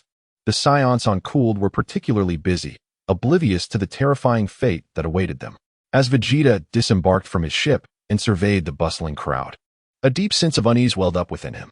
He was acutely aware that within Frisia's army, he was but a mere pawn, liable to be sacrificed without mercy. Yet, he felt powerless, lacking the strength to rebel. Vegeta contemplated, I must enhance my strength swiftly if I am to survive in this brutal universe. However, for the time being, he had no choice but to obey Frisia's commands and undertake these loathsome tasks. Reluctantly, he began to carry out duties unrelated to combat, such as escorting and collecting protection fees. According to his memories from a past life, these actions were undoubtedly criminal, yet Vegeta had no option but to persist, for he was incapable of resisting at present. As time progressed to July 4th, 737, Vegeta, Nappa, Namek, Porret, Agplanet, and Raditz, along with over 40 Saiyan warriors, gathered to prepare for the daunting mission to conquer planet Stejuzuri. Each face bore an expression of utmost seriousness. Intelligence from Frisia's forces indicated that there were only 20 secondary warriors among the Stejuzuri, while the Saiyans boasted 30 secondary warriors and 10 lower-tier fighters on paper. The Saiyans appeared to hold the advantage. Vegeta, observing his comrades, gravely declared, although the intelligence suggests we have the upper hand, we must not lower our guard during the battle. The Stejuzuri may possess unknown trump cards. Everyone must ensure their safe return. We depart now. The Saiyans boarded their respective battleships, the engines roaring with a deafening cacophony as they sped towards planet Stejuzuri. Seated within his craft, Vegeta's thoughts swirled. He understood that this conflict was merely a minor episode in his protracted fighting career, yet he could not afford to underestimate it. As the ships drew nearer, the outline of planet Stejuzuri became increasingly distinct. A thrilling and intense battle was on the brink of unfolding. And what awaited the Saiyans, glorious victory or an unknown plight, remained shrouded in uncertainty. Chapter 14. The mission, planet Stejuzuri on the planet Kurd, within the confines of the palace. Dodoria stood reverently before Frisia, cradling a dossier in his hands. With a steady tone, he announced, My lord, this is the data regarding the Saiyan children executing the mission. Frisia accepted the document, his gaze piercing as he scrutinized its contents. A profound contemplation flickered in his eyes when he realized that all eligible Saiyan children had already completed their tasks, with the majority residing on planet Vegeta. Frisia spoke slowly. Dodoria, Mr. Sabo, we shall discreetly proceed to planet Vegeta. It is imperative that we keep this matter under wraps. We must exercise the utmost caution. Our actions must remain undetected. Dodoria hastily responded, Rest assured, my lord, we will act with great prudence. Sabo nodded solemnly, affirming, Indeed, my lord. We will spare no effort to ensure the mission's success without inciting any unnecessary trouble. Both Dodoria and Sabo recognized the gravity of this undertaking, fully aware that even the slightest misstep could lead to catastrophic consequences. On planet Vegeta, Bardock keenly observed that the majority of Saiyans had returned to their homeworld. Given the current tense situation, an overwhelming sense of dread filled his heart. Bardock understood that, during this perilous time, he must secure a path for his son's survival. Standing at the spacecraft launch site alongside Jine, they watched as their 3-year-old son, Kakarot, slowly departed on a ship, leaving planet Vegeta behind. Their eyes brimmed with sorrow and concern, an intricate amalgamation of emotions that was hard to articulate. Yet, they both recognized that this was for Kakarot's future. Bardock silently prayed, hoping that Kakarot would thrive on that distant planet. Jine, tears streaming down her face, grasped Bardock's hand tightly, her voice trembling as she asked, Bardock, our child will be all right, won't he? Bardock gently reassured her, Do not worry, Jine, Kakarot will be strong. As he gazed at the receding ship, an indescribable complexity surged within him. The road ahead was fraught with uncertainty and challenges, and he pondered what awaited them. On the planet Stejuzuri, on August 1st, year 737 of the age of the universe, Vegeta, Nappa, Namek, Polite, Agaplant, Raditz, and 40 other Saiyans concealed their spacecraft in an exceedingly obscure location. As Vegeta prepared to orchestrate their mission, he sensed an energy approaching that was far more powerful than his own. An intense unease washed over him, for he knew they were about to face an extraordinarily formidable challenge. Vegeta declared, "An enemy more powerful than I approaches. I will create an artificial moon. Aga plant. Prepare to transform into a great ape. We will cover you, for otherwise, we shall all perish on this planet."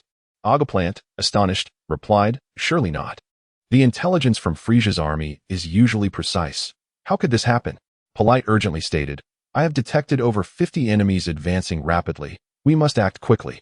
Without a moment's hesitation, Vegeta began to create the artificial moon. In the suffocating atmosphere of tension, time seemed to stretch infinitely. Finally, the artificial moon was completed, and King Stetstudrui led his people to the battlefield in a relentless tide. Vegeta, without hesitation, commanded, "Execute the plan."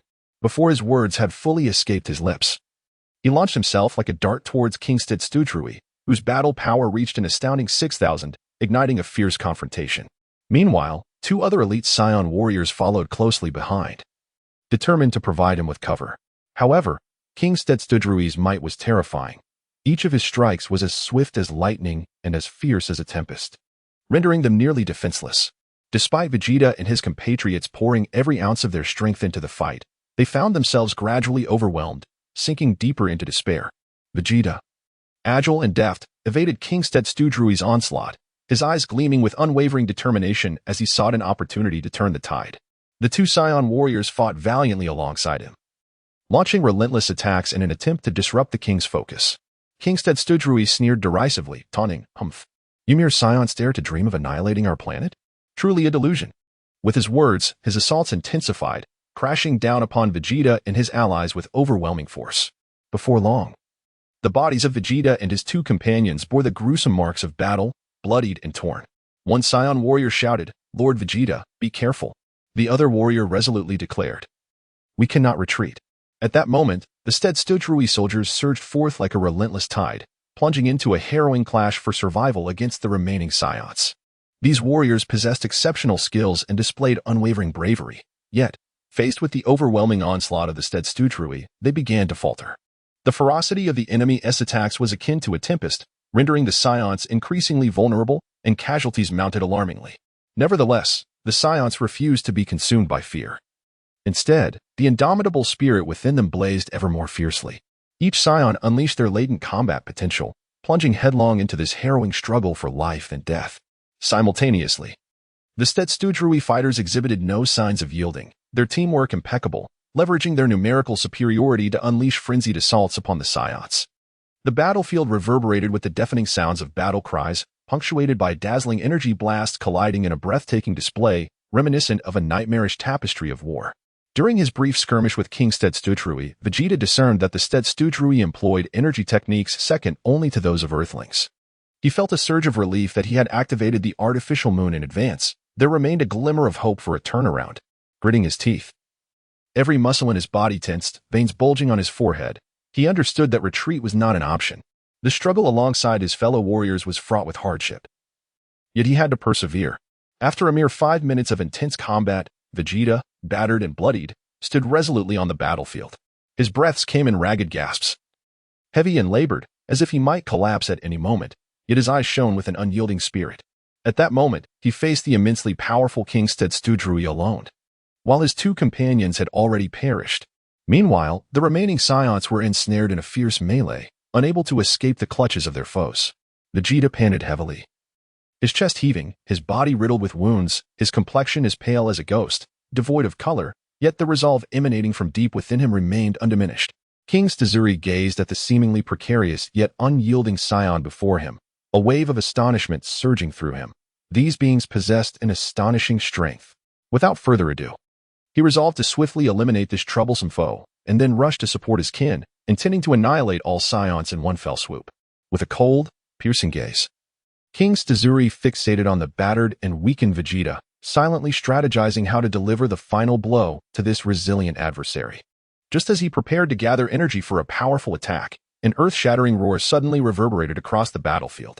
Everyone turned in shock to witness Amidst the desperate defense of countless Scions, the successful transformation of Eggplant into a colossal great ape. His immense form towered like a mountain, exuding a terrifying aura of power. King Stazuri, who had previously felt victory was within his grasp, displayed a flicker of surprise, quickly regaining his composure.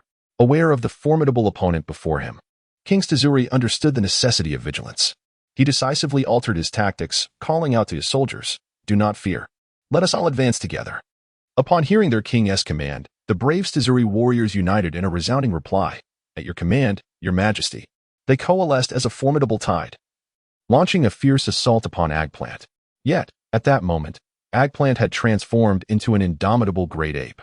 With his vast size and astonishing might, he became an unassailable fortress, impervious to the relentless onslaught of his foes. Each punch and kick he delivered carried the force of thunder, effortlessly shattering the defenses of the Stazuri warriors. The battlefield was a scene of carnage, with blood and cries of anguish filling the air. Where Eggplant tread, chaos reigned. And the once mighty King Stazuri fell in this brutal conflict, becoming yet another soul under the feet of Eggplant. Meanwhile, Vegeta received urgent medical attention aboard the Alpha spacecraft. While Nappa and Raditz, their injuries lessened, remained vigilant in their surroundings.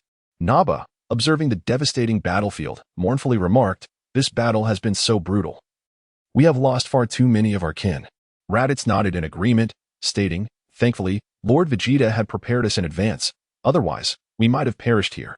30 Scions were confirmed dead, while 6 others were gravely injured, all arranged by Nappa and Raditz to return to Planet Cooled for treatment aboard a combat spacecraft. Eggplant declared, "I have slain the vast majority of Stazuri, but we must confirm if any survivors remain. Now we must conceal ourselves. Nappa, assist me with my injuries." Nappa, puzzled, asked, "Is it possible someone could injure you in your great ape form?" Eggplant replied with resignation, "It was an injury sustained before my transformation. Now we must proceed with caution and remain hidden." Chapter 15. The destruction of Planet Vegeta. Time rewinds to July 25th, 737 in the age of the universe. In the vast, boundless depths of space, a mysterious and formidable spaceship glides silently, akin to a colossal beast lurking in the shadows. Within the vessel, Frieza, Zarbon, and Dodoria exhibit varied expressions. Frieza languidly leans against his seat, casually gazing through the spaceship's viewport, contemplating the endless blackness of outer space strewn with brilliant stars. His gaze betrays an air of indifference and arrogance, as though he holds dominion over the entire cosmos. With a slight tilt of his head, Frieza casually remarks to Zarbon and Dodoria, "The Scions have persistently schemed to rebel against me. Humph, it seems their annihilation is inevitable. It is a pity for those who served me on Planet Vegeta." His tone is flat and unremarkable, as if discussing a trivial matter. Yet, his words are imbued with boundless authority and cruelty. Dodoria furrows his brow in response. "My lord, these Scions are indeed restless and should have been dealt with long ago. However, the loss of our personnel is truly regrettable." Zarbon slightly bows, respectfully stating, "Your wisdom is unparalleled, my lord. The ambitions of the Scions will inevitably lead to significant troubles for us. Eliminating them now is essential for the stability of the universe." Subsequently, Frieza rises slowly, stepping out of the spacecraft and suspending himself in the vastness of space. He gently closes his eyes and begins to gather his energy. In an instant, the surrounding space seems to tremble under the influence of his aura. Moments later, Frieza suddenly opens his eyes, and an overwhelmingly powerful energy rapidly coalesces in his hand. Without hesitation, he unleashes this energy, which manifests as a planet-destroying ball, a terrifying weapon capable of obliterating an entire planet in an instant. The planet-destroying ball streaks through space like a blazing meteor, hurtling toward Planet Vegeta at an alarming speed. On Planet Vegeta, Bardock and King Vegeta, along with other Scions, immediately sensed this formidable threat. King Vegeta's eyes widen in fury as he bellows, "Everyone, unite. We must stop this thing." The Scions rally in response, swiftly channeling their power to launch energy waves in an attempt to intercept the dreadful planet-destroying ball. However, their strength appears insignificant against such a formidable force. The energy waves collide violently with the planet-destroying ball, producing a tremendous roar, yet they remain incapable of halting its advance. Time seems to freeze in that moment as the Scions on Planet Vegeta watch helplessly as the planet-destroying ball draws ever closer, their hearts brimming with despair and rage. A young Scion cries out in desperation, "Are we to perish like this?" Another Scion grits his teeth defiantly, "No, we shall fight to the end." Bardock gazes at the approaching planet-destroying ball, a fierce unwillingness surging within him. He knows full well that their current strength is inadequate to avert this catastrophe. Yet, he refuses to resign himself to inaction. He resolves to expend his last ounce of energy to secure a glimmer of hope for the future of the Saiyans. Bardock concentrates, elevating his energy to its utmost limit, and resolutely charges toward the planet-destroying ball. He attempts to shield this dreadful weapon with his own body, however. His power is ultimately finite. Under the immense force of the planet-destroying ball, he is instantly consumed. In the end, the planet-destroying ball strikes planet Vegeta with devastating force, unleashing a colossal wave of energy that obliterates the entire planet in an instant. Bardock, King Vegeta, and the other Saiyans perish within this overwhelming energy. Frieza gazes at the ruined planet Vegeta, his expression devoid of emotion. He slowly returns to the spaceship and instructs Zarbon, Mr. Zarbon, please arrange for an official statement declaring that planet Vegeta was destroyed by a massive meteorite. Handle this matter with care. Zarbon replies respectfully, my lord. I will ensure everything is arranged. Rest assured. As time flows to August 3rd, 737 in the age of the universe, on the planet Stedzuri, Vegeta slowly awakens in the medical chamber, his body now fully healed. He steps out of the Alpha spaceship, sunlight bathing him, bringing a touch of warmth. Eggplant, Nappa, and Raditz have long since recovered from their injuries, standing quietly outside the ship, awaiting Vegeta's arrival. Vegeta observes them, his gaze revealing a hint of concern. He inquires, how many have perished? What is the current situation on Stedzuri?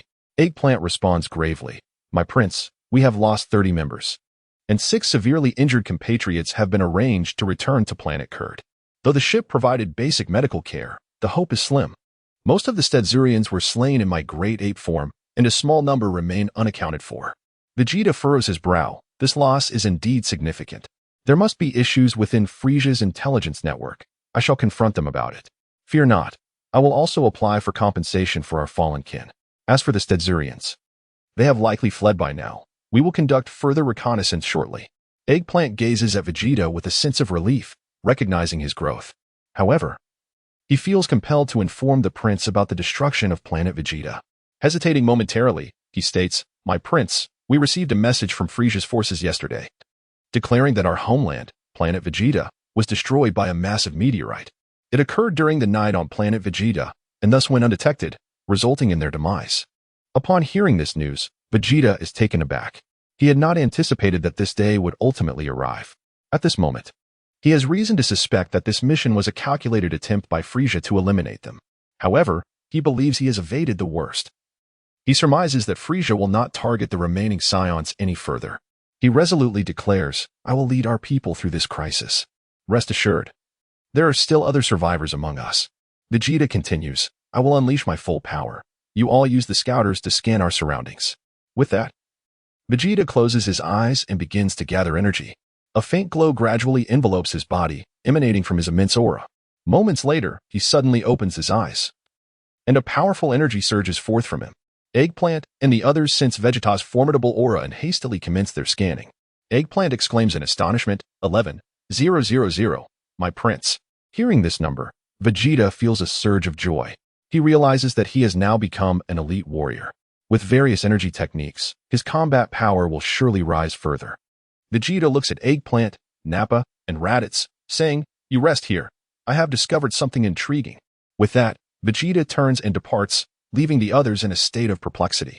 Chapter 16. The God of Stedzuri Vegeta, having just concentrated his energy, unexpectedly sensed the presence of another individual on this planet with a combat power of 5,000, who was also perceiving him through their ki.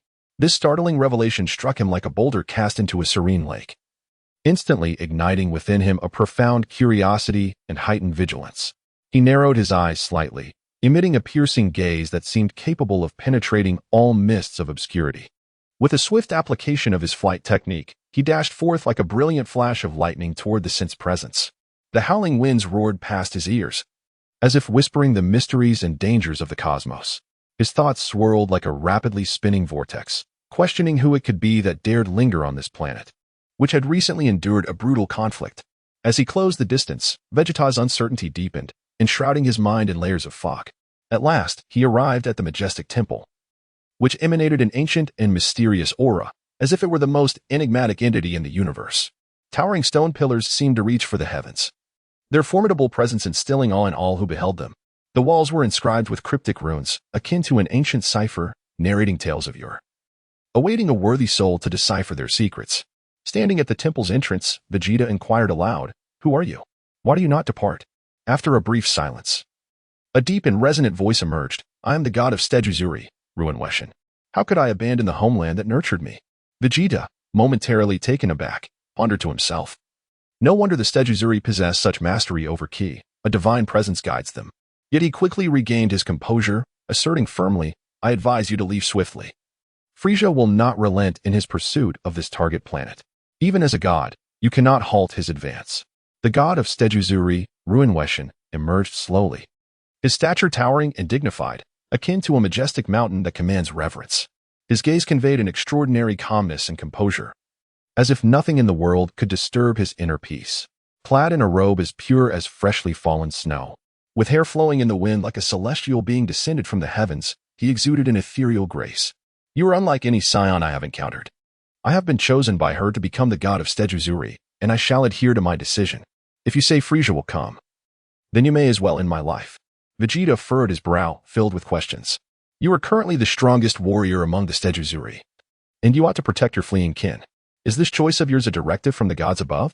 Ruin Weshin shook his head slightly, replying, "My choice does not stem from any specific deity. My divinity arises from this planet. I harbor profound affection and responsibility for it.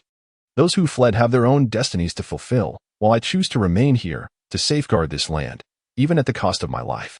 Vegeta fell silent for a moment, stating, "In this merciless universe, your resolve may be admirable, yet it is also exceedingly foolish. You should be acutely aware of Frieza's might. Remaining here leads only to doom." Ruin Weshin smiled serenely, saying, "Death is not to be feared. What is truly terrifying is the loss of conviction. Since I have been entrusted with a divine mission, I cannot easily forsake my homeland." Vegeta perceived the unwavering determination within the god of Stejuzuri and fell into silence once more. He understood that in this brutal cosmos, each individual possesses their own beliefs and choices. Though he did not agree with Ruin Weshin's decision, he felt compelled to respect it. Resolving to end his life, Vegeta launched a swift and decisive attack using his martial prowess. His movements were agile and resolute, imbued with tremendous power, like a tempest sweeping through. However, Ruin Weshin offered no resistance, standing there quietly as if he had long accepted his fate, like a tranquil lake, undisturbed by ripples. In that fleeting moment before the strike, a flicker of hesitation crossed Vegeta's mind, but he quickly reaffirmed his resolve. He recognized that this was for the greater good of the god of Stejuzuri. Should he fall into Frieza's hands, the psychological torment would be far worse. Before long, Vegeta successfully struck down Ruin Weshin. He sighed softly, then sought a suitable resting place for him, erecting a gravestone inscribed with the title of the god of Stejuzuri. Gazing at the gravestone, Vegeta was overwhelmed by a complex array of emotions. "Your perseverance is admirable, yet also evokes sorrow. I will ultimately comprehend the nature of divine authority." At that moment, a mysterious light began to emanate from the gravestone. Vegeta watched in astonishment, filled with curiosity. As the light gradually faded, an ethereal figure materialized before him. This was the spirit of Ruin Weshin. The spirit of Ruin Weshin regarded Vegeta, saying, "Saiyan, I thank you for respecting my choice. I hope you remember that conviction is a formidable force, capable of guiding one through the darkest of times." Vegeta silently observed the spirit of Ruin Weshin, deep in thought. As the spirit slowly dissipated, Vegeta stood there, lingering in contemplation. "Let us depart. There are no more Stejuzuri left on this planet. Naba, you shall send a message to planet cooled soon," Vegeta instructed. Naba respectfully replied, "Yes, Your Highness." Shortly thereafter, Vegeta, Eggplant, Naba, and Raditz departed from the Stejuzuri planet aboard their respective spacecraft. Their figures gradually faded into the vastness of the cosmos, leaving behind a world steeped in memories and reflections.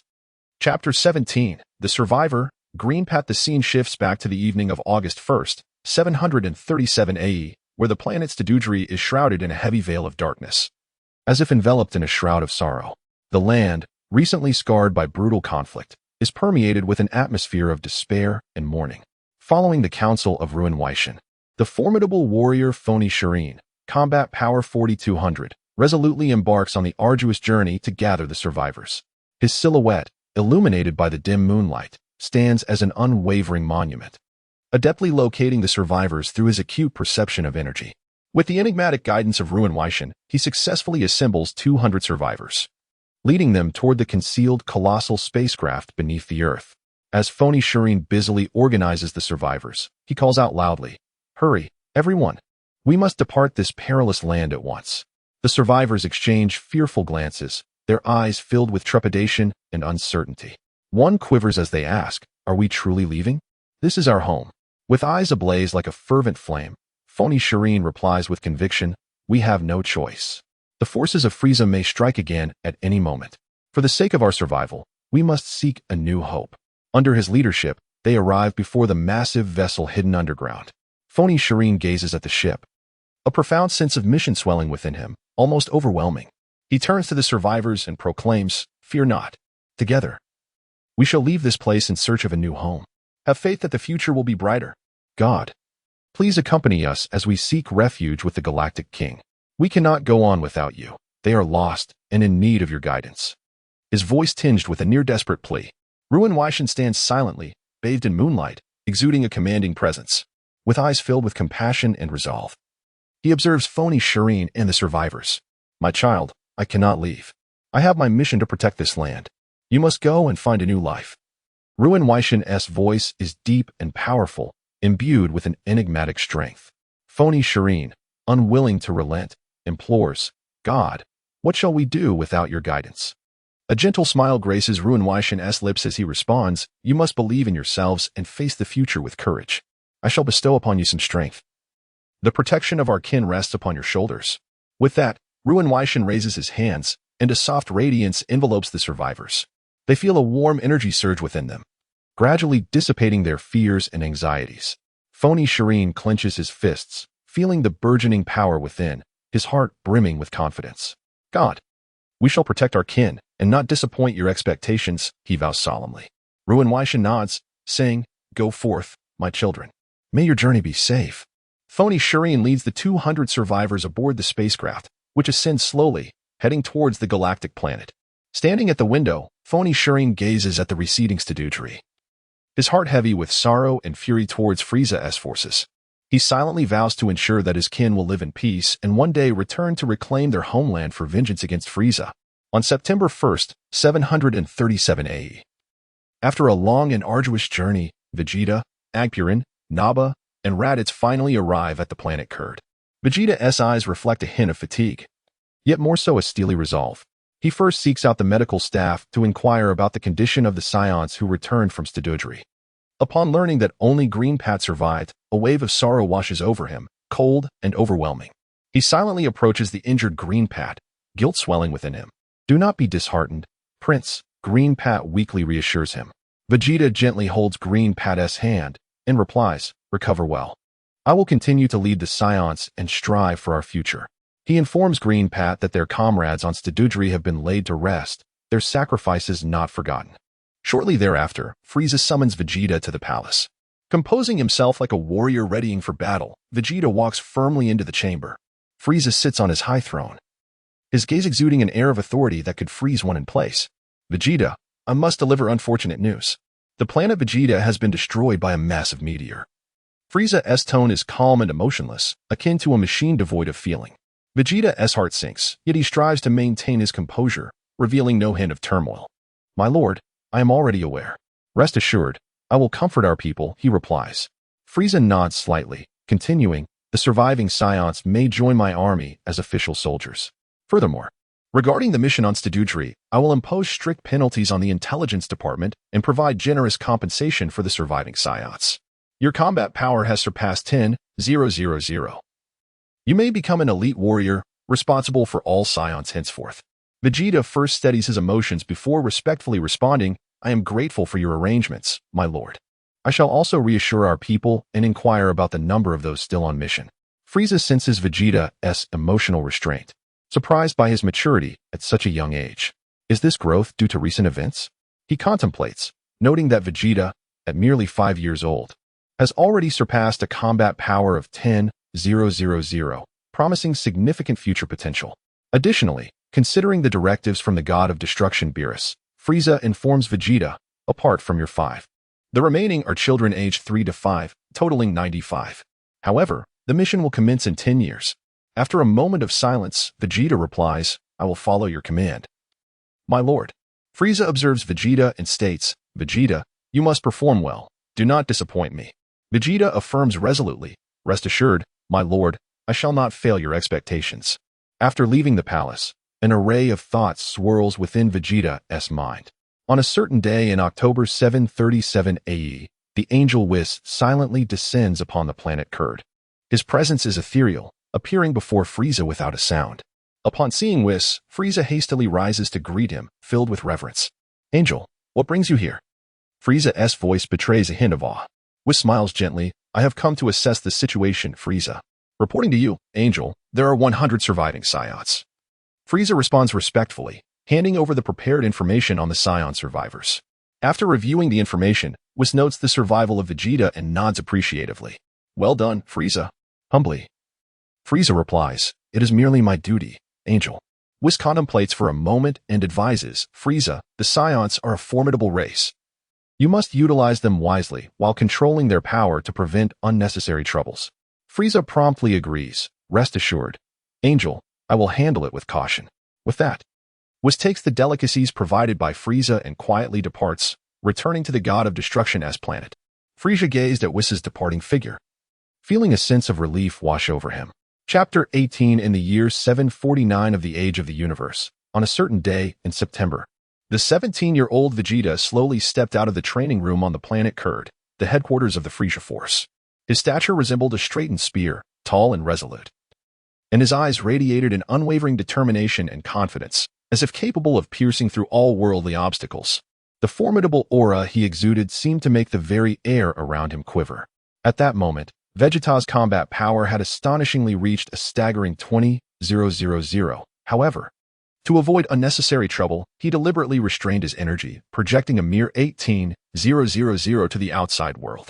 After all, Chioe had become his rival, likely displeased due to the fact that he had once been under Chioe's command, only to surpass him later. Vegeta pondered internally. Within the perilous and scheming Frieza Force, one must maintain a heightened vigilance at all times. A moment's carelessness could plunge one into an irretrievable abyss. For the past 12 years, Vegeta had kept the secrets of Agupulent, Gulenpat, Naba, and Raditz closely guarded, neither imparting the techniques of energy control nor revealing the truth behind the destruction of planet Vegeta. He merely subjected them to arduous training in the gravity chamber, relentlessly pushing their limits.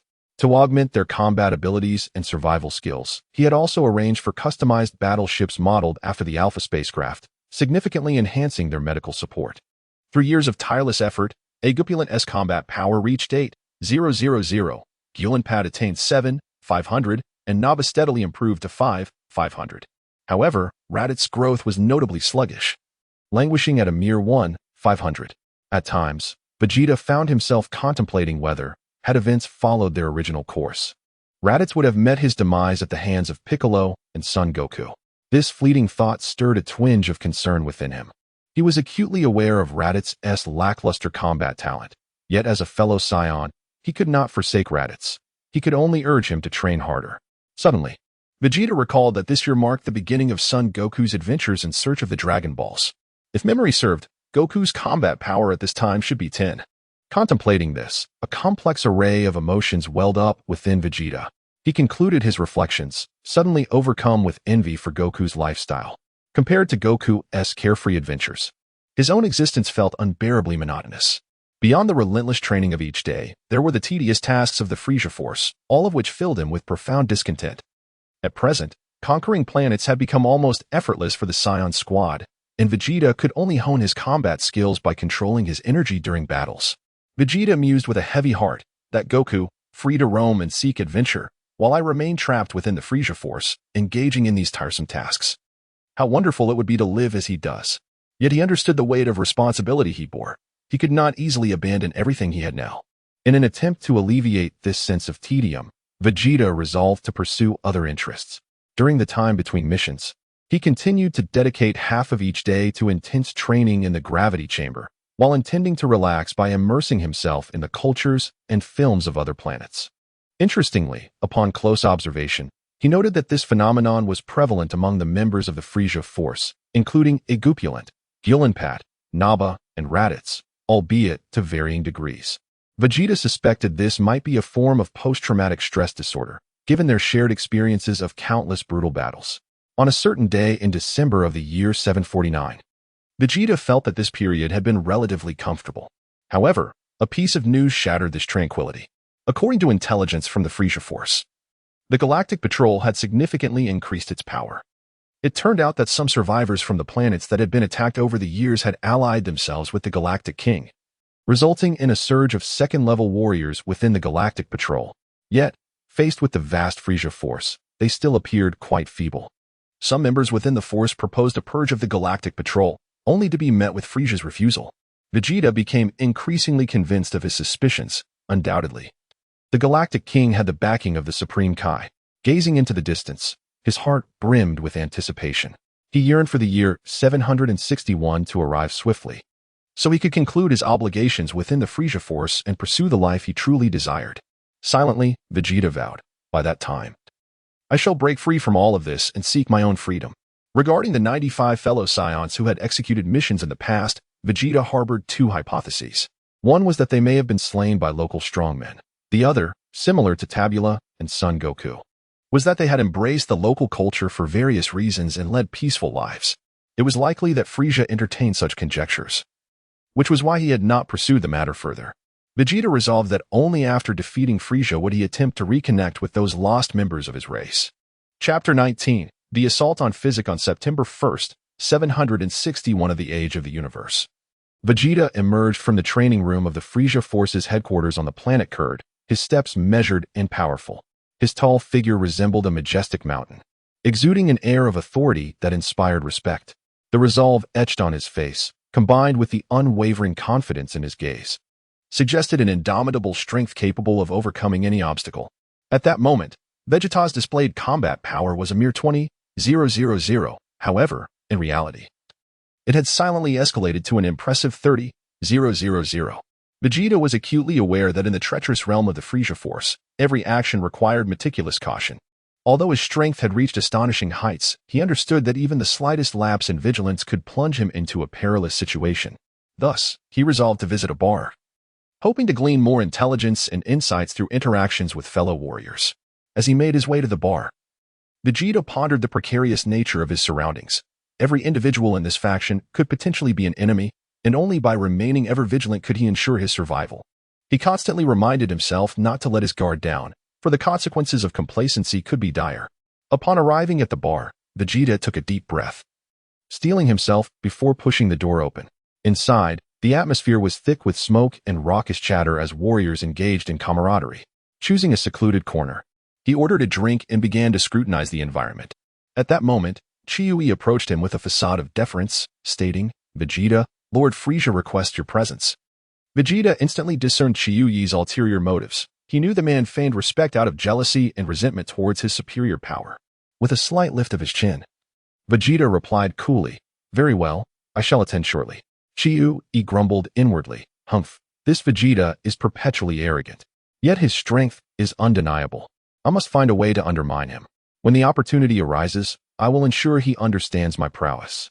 Vegeta ambled towards the Grand Palace, his mind swirling with thoughts. Frisia's summons surely indicated a matter of significance.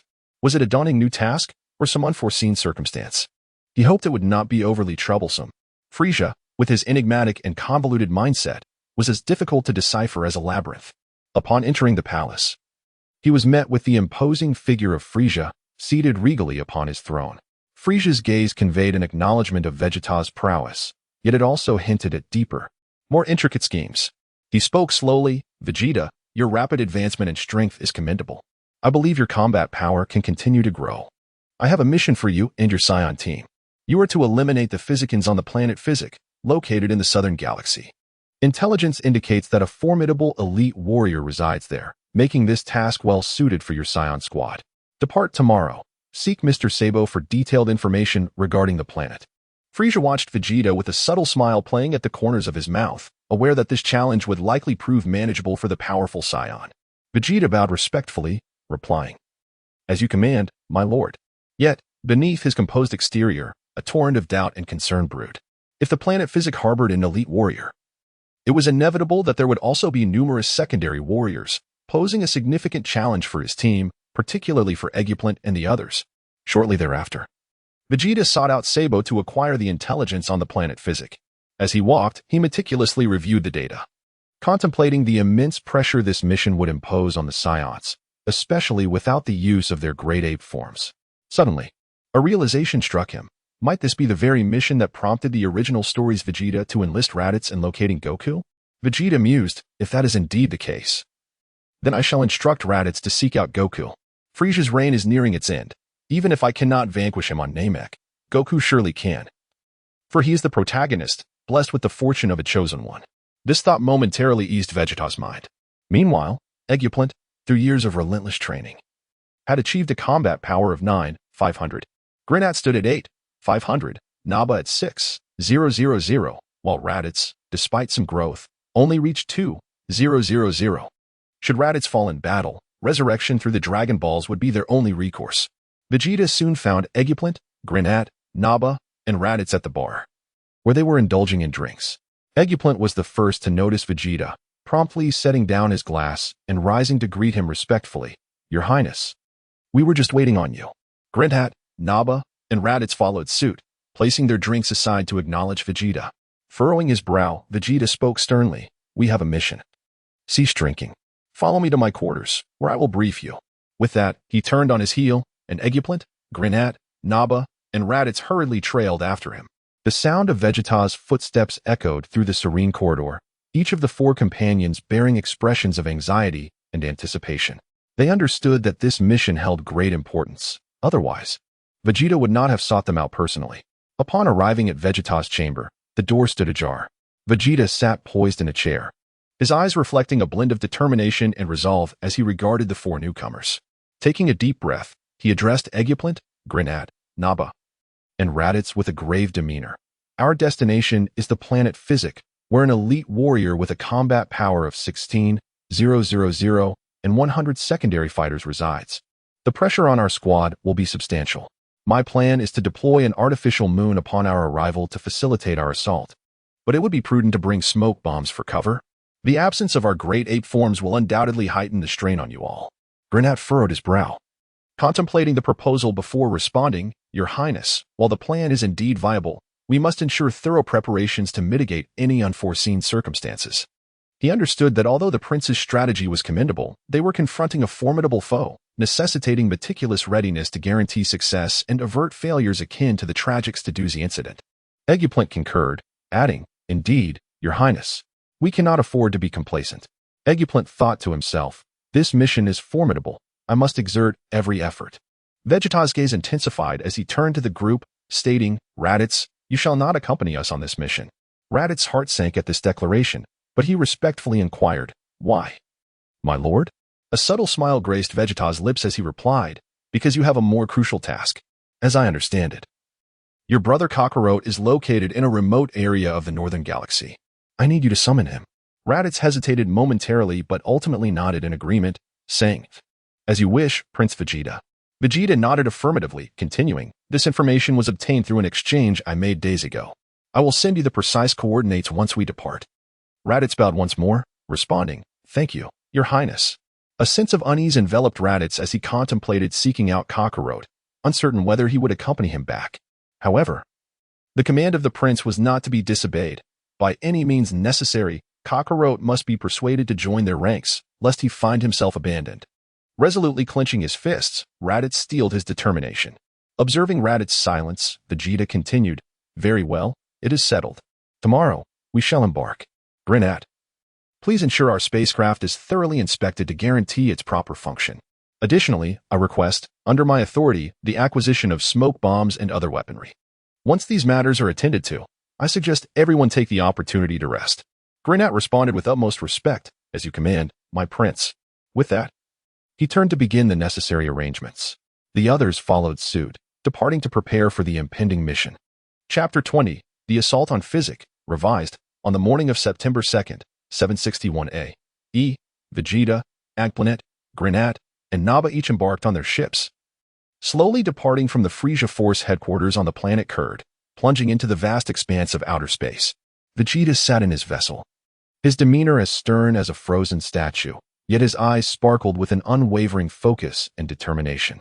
He firmly believed that with his formidable strength and exceptional leadership, he could guide his team to successfully accomplish their mission. Agplanet, Grinpat, and Naba, within their own crafts, shared a similar mixture of anxiety and anticipation. They were acutely aware of the arduous nature of their task, yet their faith in Vegeta's leadership was unshakable. They continually adjusted their mental states, preparing themselves thoroughly for the impending conflict. The ships resembled brilliant meteors, darting rapidly through the dark, expansive universe. They advanced resolutely toward their respective objectives, akin to arrows shot into the distance. The universe's vastness and mystery made them acutely aware of their own insignificance, yet simultaneously ignited a fierce fighting spirit within them. As time silently slipped away, on the morning of October 11th, 761 A.E., Vegeta, Agplanet, Grinat, and Naba finally arrived at the planet Physic. They meticulously concealed their ships, ensuring they would not be easily detected. Vegeta skillfully executed the artificial moon technique, preparing to transform Agplanet, Grinpat, and Naba into their giant ape forms to significantly enhance their combat capabilities. Agplanet, Grinpat, and Naba gazed upward at the artificial moon, feeling their inner power surge like a raging tide. The gentle bluish light cascaded upon them, triggering remarkable transformations. Their fur thickened, and their bodies expanded rapidly, instantly transforming into formidable giant apes. Each strand of fur radiated an intimidating aura, their eyes reflecting wildness and boundless strength, reminiscent of ancient divine beasts. Simultaneously, the King of Physic donned his battle armor, his eyes conveying determination and resolve. Armed with a sharp sword, he led 50 second-tier warriors toward Vegeta with great urgency.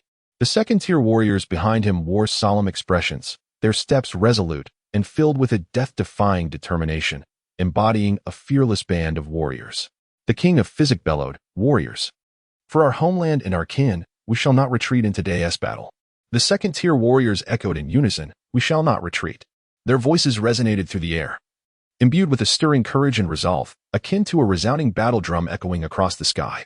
As the King of Physic advanced heroically, he urgently communicated with the remaining second-tier warriors to converge on the target location, preparing for a grueling life-or-death struggle. He understood that the difficulty of this battle was beyond imagination, yet to protect his kin, he must bravely face it all, like a valiant king. Vegeta, observing the trio who had already transformed into their giant ape forms, spoke solemnly. Agplanet, Grinat, Naba, eliminate the resisting fighters, but strive to spare the non-combatants. Remember our Saiyan homeland. I shall confront the King of Physic, the rest is for you to handle. Agplanet, in giant ape form, voice deep as you command, Prince. Grintat, also deep-voiced, we shall act according to your orders. Naba, nodding I too, Prince. After 24 years of companionship, Agplanet, Grintat, and Naba understood Vegeta's character thoroughly. Each time they undertook a planetary conquest, they adhered strictly to Vegeta's commands, often allowing survivors of the conquered planets to escape. Upon hearing Vegeta's words, the King of Physic felt a mix of joy and sorrow. Joyful that the approaching force was a Saiyan squad of the Frisia Force, possibly sparing his kin from extinction. Sorrowful that, as the King of Physic, he must fulfill his royal duties, even at the cost of his life. He proclaimed loudly, "Kin, we must intercept these giant apes and provide cover for our people to evacuate." With that, the King of Physic surged toward Vegeta like a streak of lightning, his sword slicing through the air with dazzling intensity, resembling a radiant rainbow across the sky.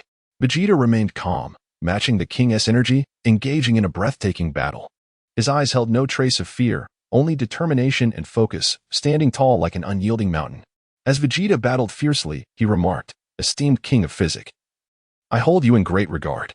Alas, I must execute Frisia's orders. You should hasten the evacuation of your kin. During this time, I shall not interfere. Agplanet, Grinat, and Naba are my kin, and I cannot command them absolutely, for they possess their own thoughts. I can only rely on your arrangements." The King of Physic, having gleaned insights from their conversation and the combat power detected by his scanners, quickly understood Vegeta's character.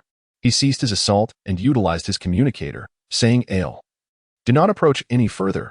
Arrange for your kin to retreat to the Galactic King." Meanwhile, Ale, who was racing to the scene, received the notification and immediately prepared to orchestrate the evacuation of his kin. He called out, brothers, I need a final suicide squad. Volunteers to serve as a reserve for a secondary interception. The second-tier warriors of Physic responded in kind, one of them stating, "Ale, the king entrusted you with organizing our retreat. He believes in you. You must evacuate as well, without burden. We guard the lives of our kin, not for you." Ale, deeply moved, replied, "Very well, brothers, we must strive to buy time for our kin." Ale began organizing the evacuation of the elite talented children and scientists first, followed by the young non-combatants of Physic with potential, the lowest-tier warriors, then the mid-tier warriors, and finally the middle-aged Physic warriors and non-combatants. The second-tier warriors present endorsed AL's organization, swiftly mobilizing to exert every effort for the survival of their kin. Each individual poured forth their utmost effort, akin to a band of valiant guardians protecting their families and kin. On the other side, Vegeta and the King of Physic engaged in a fiercely intense battle. Vegeta contemplated the importance of not underestimating any race. Through years of combat, he had honed the ability to learn various fighting techniques and strategies from different races. He meticulously observed every move of the King of Physic, analyzing his combat strategy as if studying an ancient tome as a wise scholar. The King of Physic mused inwardly that this Saiyan sought to learn their fighting techniques and strategies, prompting him to unleash his full strength to fulfill his responsibility. His swordsmanship grew increasingly fierce, each strike imbued with immense power and unwavering resolve, reminiscent of an invincible swordsman showcasing his ultimate skills. As the battle raged on, Vegeta remained fully focused, absorbing valuable experiences from each of the King's movements. He adeptly dodged the King's attacks while perpetually seeking opportunities to counter.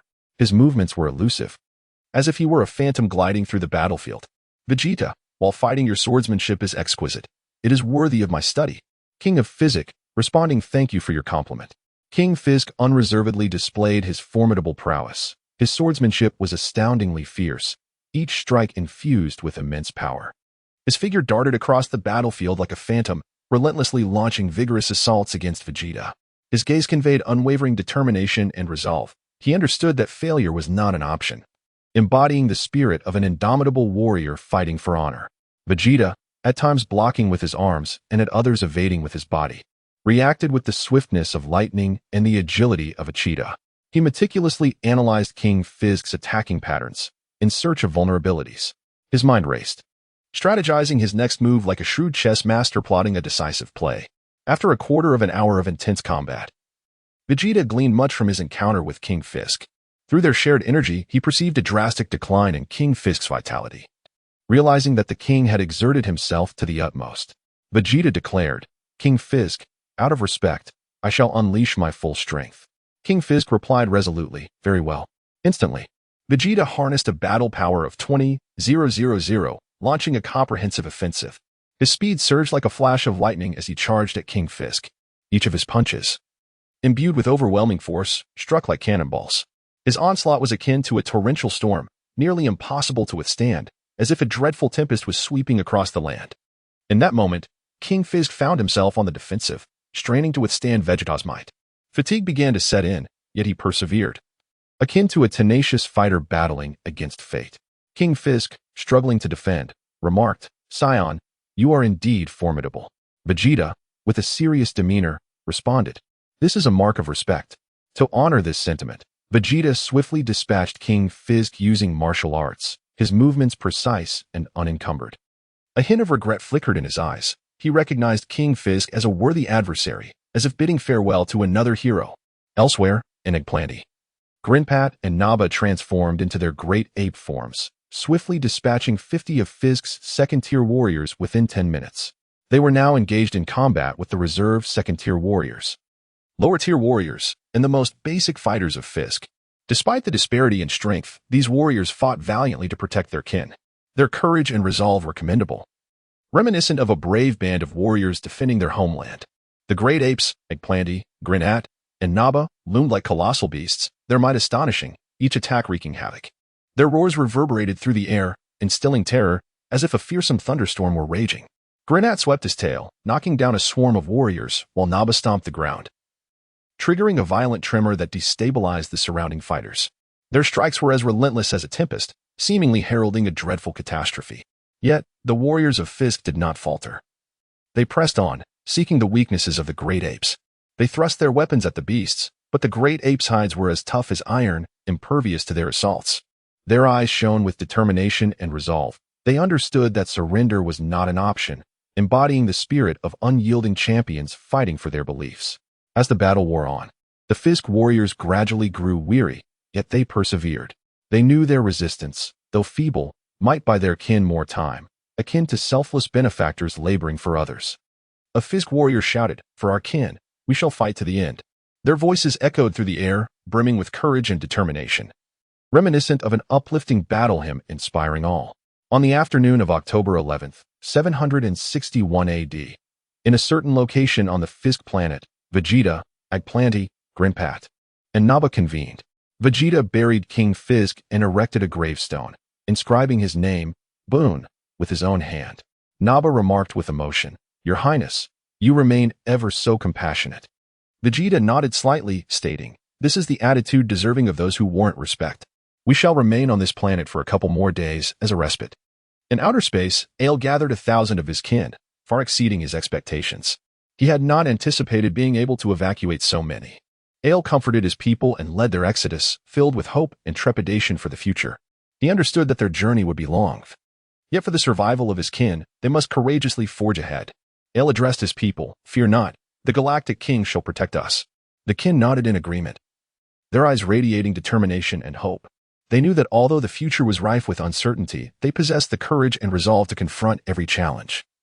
Much like brave navigators setting sail toward uncharted shores.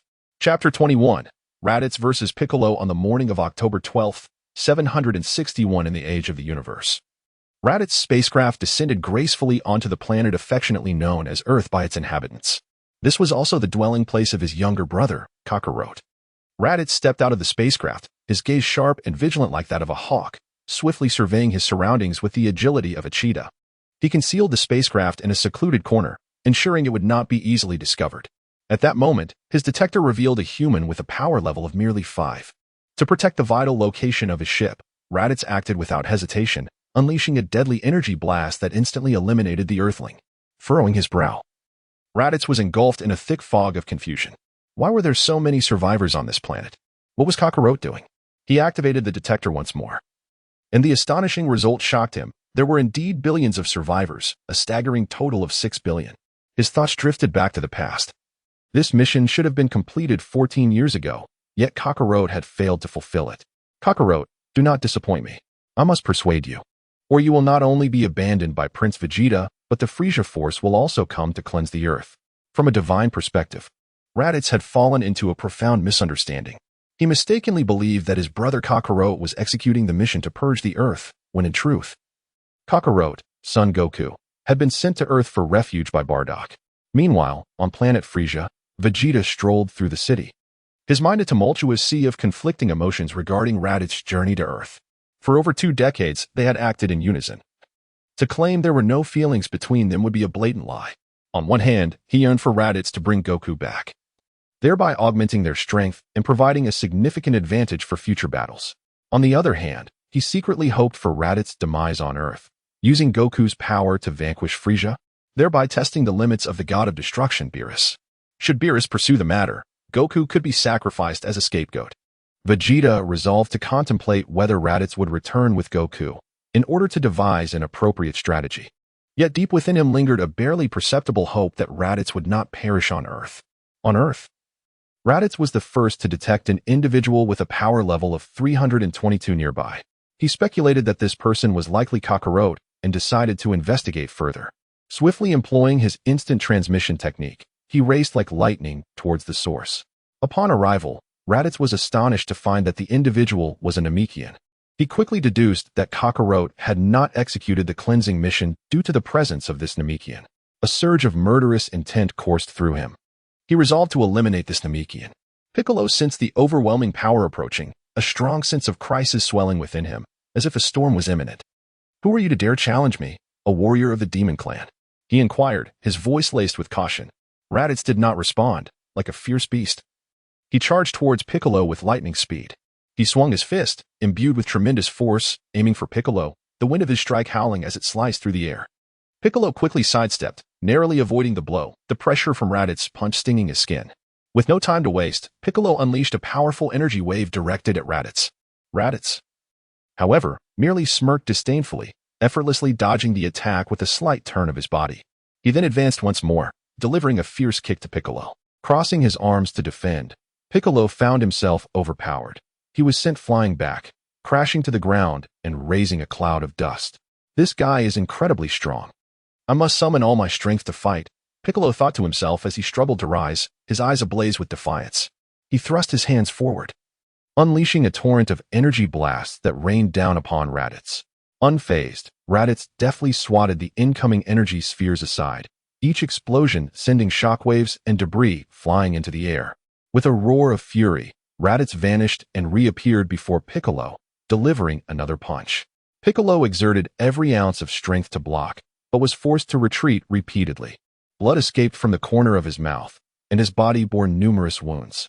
Yet, he showed no signs of retreat, gritting his teeth and gathering his strength to launch a more powerful attack. You are no match for me. Accept your fate, Raditz declared dismissively. Killing me will not be so easy, Piccolo retorted defiantly. Just as Raditz prepared to deliver a fatal blow to Piccolo, his detector suddenly beeped. A powerful presence with a reading of 344 was approaching. Raditz instinctively recognized this as Kakarot, and, glancing at the battered Piccolo, temporarily abandoned his intent to kill, using instant transmission to head towards the approaching energy. Meanwhile, within the temple, the god of earth panted softly. He had just employed divine power to interfere with Raditz's thoughts, compelling him to abandon his attack on Piccolo. Fully aware of Raditz's strength and threat, he had taken a perilous gamble to protect Earth. Watching Raditz depart, a sense of foreboding filled him, as if dark clouds loomed overhead. A Saiyan has arrived. I must ensure Piccolo's success, or Earth shall face destruction. Chapter 22, Raditz vs. Sun Wukong on Earth. Within the tranquil confines of Kame House, Master Roshi reclined leisurely in his iconic chair, cradling a warm cup of tea in his hands. His eyes, slightly squinted, were lost in the moment's serene embrace. Sunlight poured through the windows like golden gossamer, casting a gentle and warm hue over the cozy scene. Beside him, Krillin stood with a radiant smile, reminiscent of the sun itself, eagerly sharing amusing anecdotes with Bulma. Curiosity danced across Bulma's exquisite features, her eyes sparkling like brilliant stars as she interjected with questions that infused the conversation with vibrancy and life. Before long, Sun Wukong arrived on the scene riding the flying Nimbus, reminiscent of a divine envoy from myth, accompanied by his son, Gohan. The Nimbus floated down gracefully, resembling a pristine cloud, and settled in the yard of Kame House. Sun Wukong leaped off, his face adorned with a simple yet endearing smile, while Gohan followed closely, his little face brimming with wonder and eagerness to explore the world. As the group welcomed the arrival of Sun Wukong and Gohan, their faces radiated joy, and they exchanged warm greetings, enveloped in a harmonious atmosphere. However, at that moment, Sun Wukong suddenly sensed a colossal and oppressive aura surging towards them like a relentless tide. His expression shifted to one of seriousness, his gaze sharp and alert, akin to a keen-eyed leopard sensing impending danger. Raditz materialized before them, his presence akin to a specter in the shadows, exuding an ominous and formidable energy. He was the first to break the silence, addressing Sun Wukong, Kakarot. You bear a striking resemblance to our father. Sun Wukong, perplexed, responded, What? Raditz frowned, a wave of exasperation washing over him. Inner monologue. This brother of mine seems to have completely forgotten everything from the past. After living on this planet for so long, has he truly lost all memory of his own identity? Have you hit your head? You are Kakarot, son of Bardock, a warrior race known as the Saiyans. Our home, planet Vegeta, was obliterated by a colossal meteor 24 years ago, leaving only a handful of Saiyans as survivors. Now, we require your assistance in executing a cleansing mission on this planet. If you do not eliminate Earth's population, the Frisia Force will send others to complete the task regardless. Master Roshi, upon hearing Raditz's words, fell into deep contemplation. He recalled the moment when Gohan had discovered Sun Wukong and spoke slowly. Wukong, it is true that your grandfather, Gohan, found you. You may indeed be a Saiyan. Sun Wukong, resolute, fixed his gaze on Raditz and declared, I refuse. I have grown on Earth. I am now of this world.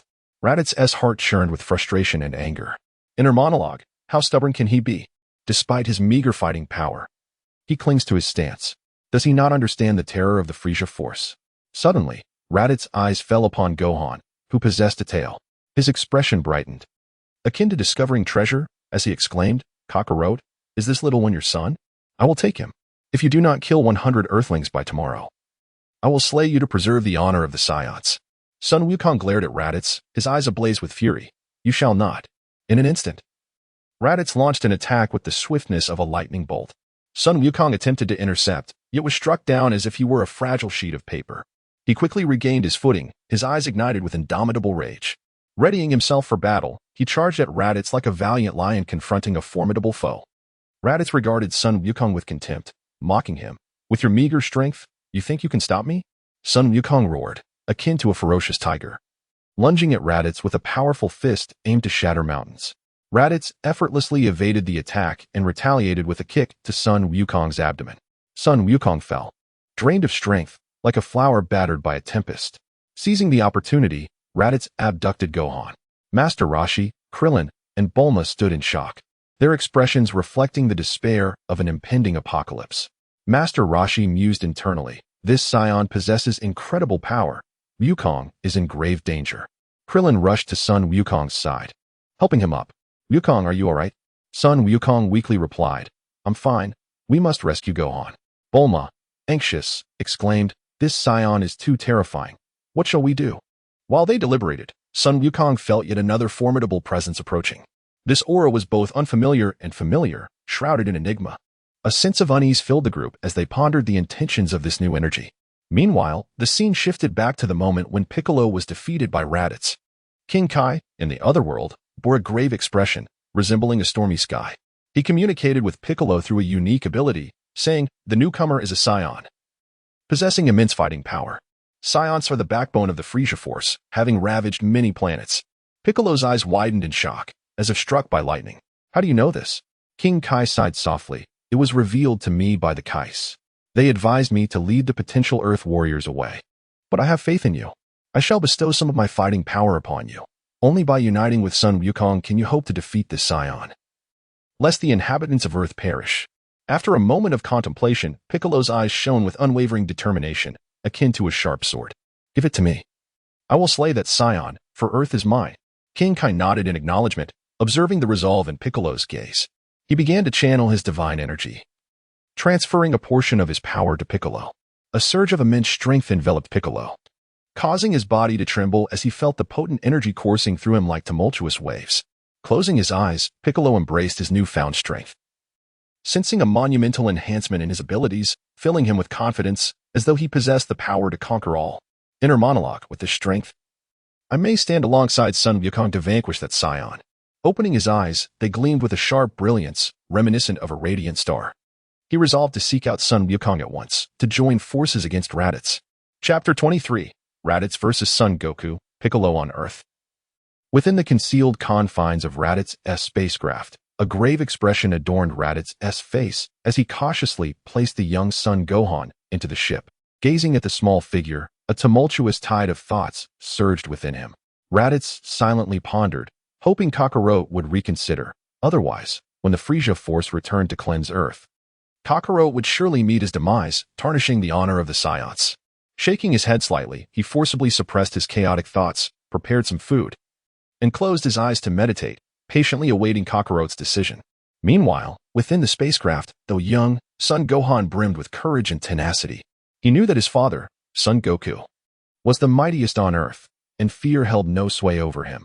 Rather, he yearned for his father's swift arrival to rescue him. Time rewinds to the moment Son Goku was defeated outside the Kame House on Earth. Son Goku, Bulma, Krillin, and Master Roshi stood together, their faces etched with deep concern and anxiety. Goku's gaze was piercing as he observed the surroundings, and suddenly, a figure intruded upon his sight. It was Piccolo. Piccolo spoke first, his tone laced with severity. "Kami just informed me that you were defeated by that Saiyan." Son Goku nodded slightly, his expression as hardened as steel, and replied solemnly, "Indeed. I require your assistance, Piccolo. The Saiyan has come to eradicate Earth. United, we can surely defeat him. The tail is the Saiyan's weakness. Grasp it, and we shall prevail." Piccolo lifted his chin slightly, a hint of pride evident as he responded, "Earth shall only be conquered by me. I concur with your plan, Son Goku. But do not hinder my efforts." Goku affirmed resolutely, "Very well, let us proceed at once." Krillin, filled with worry, urged, Goku, you must be cautious. Bulma's voice trembled with tension as she added, yes, that Saiyan is terrifying. Master Roshi, stroking his beard with grave seriousness, cautioned, remember, combat is not merely a contest of strength, it is a battle of wits and courage. As Piccolo soared through the air using his flight technique, Goku rode on the Nimbus cloud. They flew together, mulling over their strategy. Breaking the silence, Piccolo remarked, this Saiyan cannot sense energy. This is one of our advantages. We must coordinate our efforts. Goku, recalling his battle with Raditz, thought to himself that Piccolo had faced Raditz before, and replied, indeed, we must seize this opportunity. During their flight, Goku reflected on his confrontation with Raditz, filled with resentment and indignation. He silently vowed to protect his family this time. Piccolo, his demeanor cold as ice, understood the arduous nature of this battle but harbored his own unwavering resolve. At last, Piccolo and Goku, guided by their ability to sense energy, reached Raditz's side. Raditz spoke first, his tone dripping with disdain and authority. Kakarot, you dare to arrive without the corpses of Earthlings? It seems I must slay you to uphold the honor of the Saiyans. Goku and Piccolo, shedding their burdens, focused intently, preparing for a fierce confrontation. Piccolo declared loudly, I am here to avenge the previous battle. Goku added firmly, I grew up on Earth and will not permit you to slaughter indiscriminately. Raditz scoffed, his expression one of contempt. You two think you can stop me? Utilizing his scouter, Raditz noted Piccolo's combat power at 700 and Goku's at 416. Astonished by their rapid ascension, could the scouter be malfunctioning? Yet, he knew he could not afford to underestimate them. Without hesitation, Raditz launched the first attack, rushing towards Piccolo and Goku like a bolt of lightning. In an instant, he appeared before them, his fist imbued with cataclysmic force aimed at them. Piccolo swiftly sidestepped, while Goku leaped high, narrowly evading the blow. Raditz's fist struck the ground with a thunderous roar, creating a massive crater. Through their superior skills, Goku and Piccolo established a fleeting equilibrium against Raditz, the battle raging fiercely and exhilaratingly. Goku adeptly dodged Raditz's assaults, countering with punches that sliced through the air. Humph. Raditz, do not grow too arrogant, Goku taunted, darting about like an agile monkey, searching for Raditz's weaknesses. Despite Raditz's ferocious attacks, Goku consistently evaded at critical moments. Meanwhile, Piccolo awaited the perfect moment to unleash his special beam cannon, keenly observing Raditz for an opening. Saiyan, your end is nigh, Piccolo declared, his hands gathering energy, poised to deliver a decisive blow. His eyes remained fixed on Raditz, searching for the optimal moment to strike. Goku's energy wave, nearing 1,000 in power, astonished Raditz. Were they employing the techniques of the sturdiness? Raditz resolved to hold nothing back and retaliated fiercely against Goku. His assaults rained down like a tempest, as Goku struggled to withstand them. Each punch from Raditz struck like artillery, forcing Goku to defend with his arms, each impact sending waves of pain through him. At that moment, Piccolo seized the opportunity, launching an energy wave directly at Raditz. Raditz dodged, but the wave struck the ground behind him, sending dust billowing into the air. Goku rolled to Piccolo's side, their backs pressed together, vigilantly watching Raditz. Piccolo, we must coordinate our efforts, Goku whispered. I know, Piccolo replied curtly. Raditz roared and charged again, prompting Goku and Piccolo to swiftly separate, evading his onslaught. Goku suddenly accelerated, aiming for Raditz's flank, throwing a punch. Raditz reacted in an instant, raising his arm to block Goku's attack. However, Piccolo also struck, releasing a powerful energy wave towards Raditz. Raditz hastily dodged but was grazed on the shoulder, sustaining a minor wound. Raditz glared at them in fury. Do you think this will be enough to defeat me?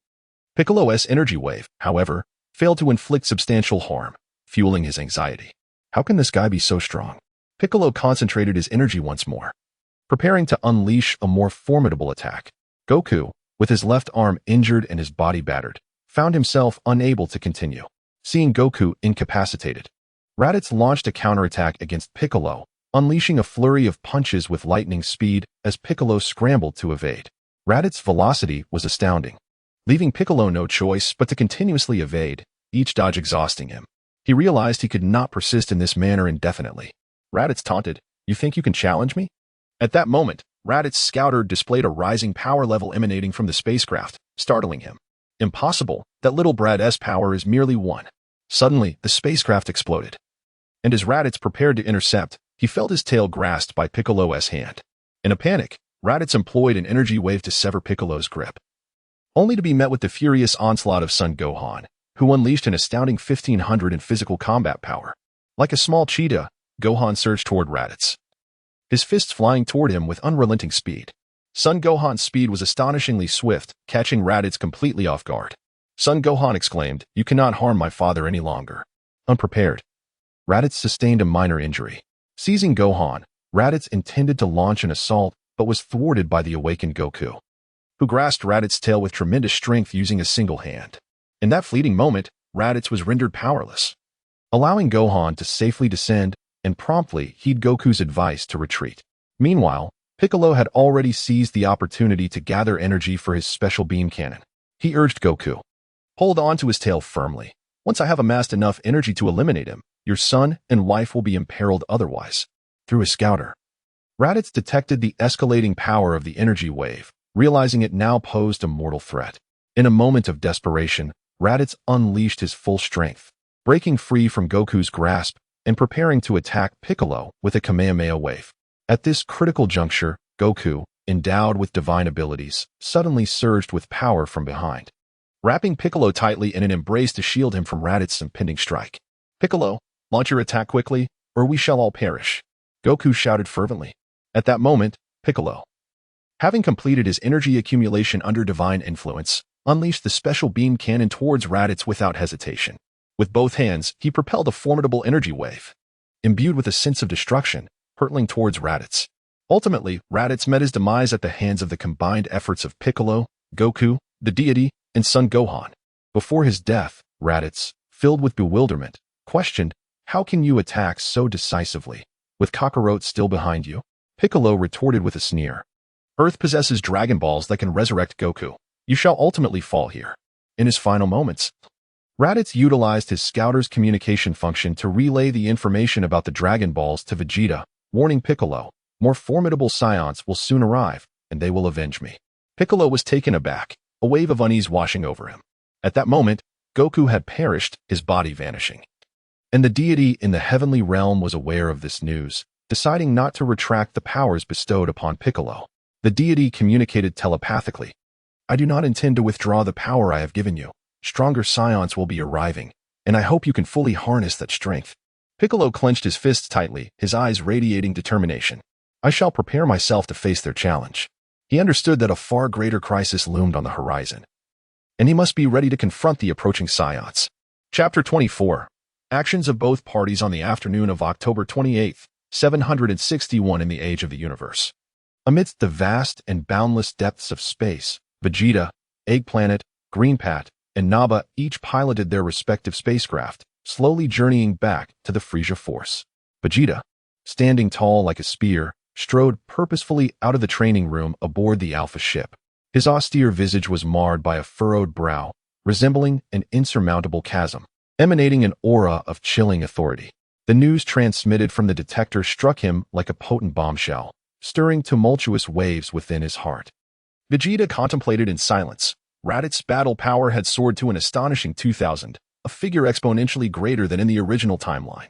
Yet, this formidable warrior had met his demise on that seemingly inconspicuous little planet where Kakarot resided. How could this be? Had the Z fighters on Earth truly undergone a version upgrade, allowing their strength to surge to such heights? Regardless, when I venture to Earth next year, I must uncover the details of this extraordinary situation.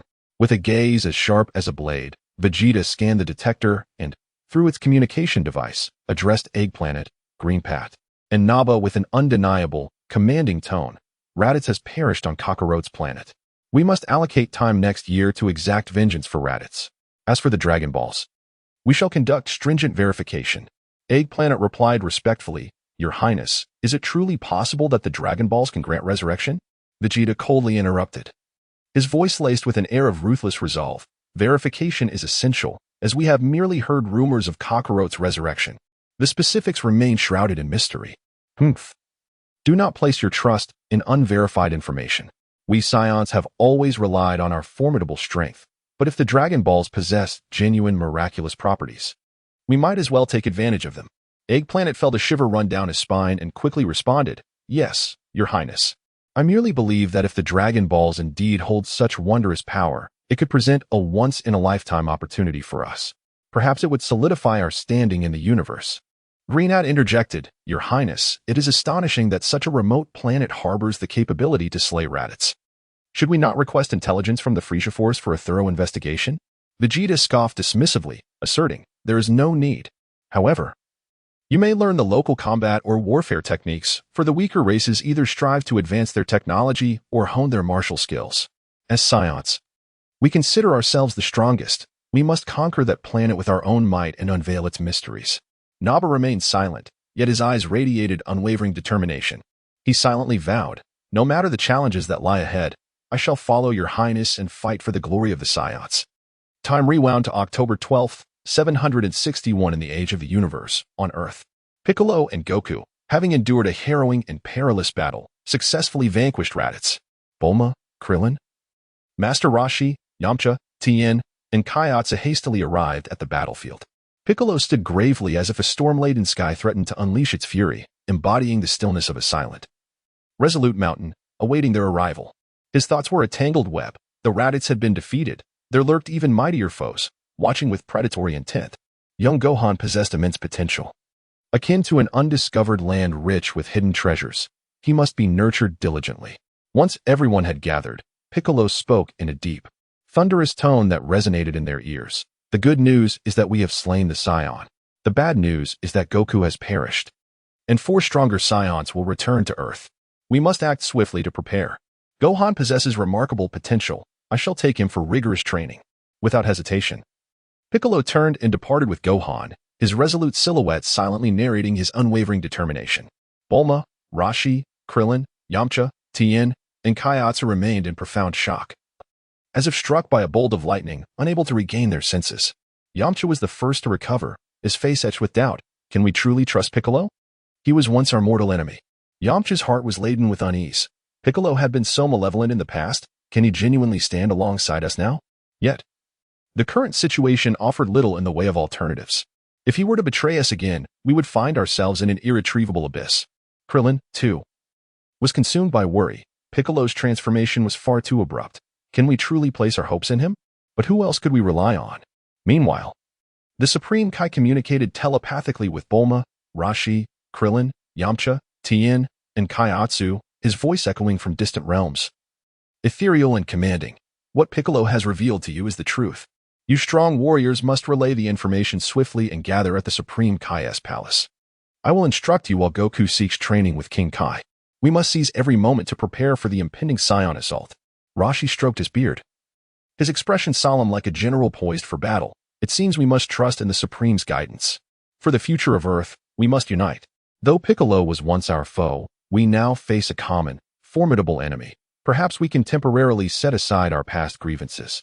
After a brief discussion, Krillin, Yamcha, Tien, and Kaiatsu resolved to head to the Supreme Kai's palace.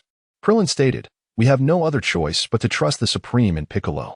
To protect Earth, we must face this challenge bravely." Yamcha nodded. "All right, let us hope our decision proves wise." Before proceeding to the Supreme Kai's palace, they needed to inform Chi-Chi about Goku's death and Gohan's fate. Krillin felt a pang of sorrow, as if pierced by a sharp needle. Goku was gone. How heartbroken Chi-Chi must be. Yet, we must gather our strength to protect ourselves and our loved ones. Meanwhile, Bulma carefully retrieved the detector from beside Raditz, treating it as a priceless treasure, diligently beginning to modify and repair it. Her intelligent eyes sparkled with determination, resembling a blazing fire, resolved to extract valuable information from this device. Bulma mused, "This detector may be the key to understanding our enemy. I must restore it to provide everyone with more intelligence." Raditz's body was also transported to the Supreme Kai's palace and sealed away. The Supreme Kai gazed at the sealed Raditz, his heart heavy with foreboding. The arrival of these Saiyans would undoubtedly bring catastrophic calamity to Earth. Yet, we cannot remain idle. We must prepare thoroughly. I hope Goku can acquire tremendous skills from King Kai, and I also hope my training will empower the warriors of Earth. Meanwhile, in a distant place, Chi-Chi eagerly awaited the return of Goku and Gohan, unaware that she was about to receive devastating news akin to a thunderclap. The fate of the Earth has become enigmatic and fraught with uncertainty amidst this suffocating atmosphere, brimming with unknowns and challenges. Chi-Chi stands in the courtyard, gazing into the distance, her heart filled with anticipation and longing. Yukong, Gohan, When will you return? I have been waiting for you. Her eyes reflect a blend of determination and tenderness as she harbors faith in their safe return. Yet, unbeknownst to her, a monumental crisis is on the verge of unfolding. Chapter 25, Preparations. On November 28th, 761 of the Age of the Gods, on the planet Kurd, a magnificent palace loomed like a colossal peak piercing the heavens.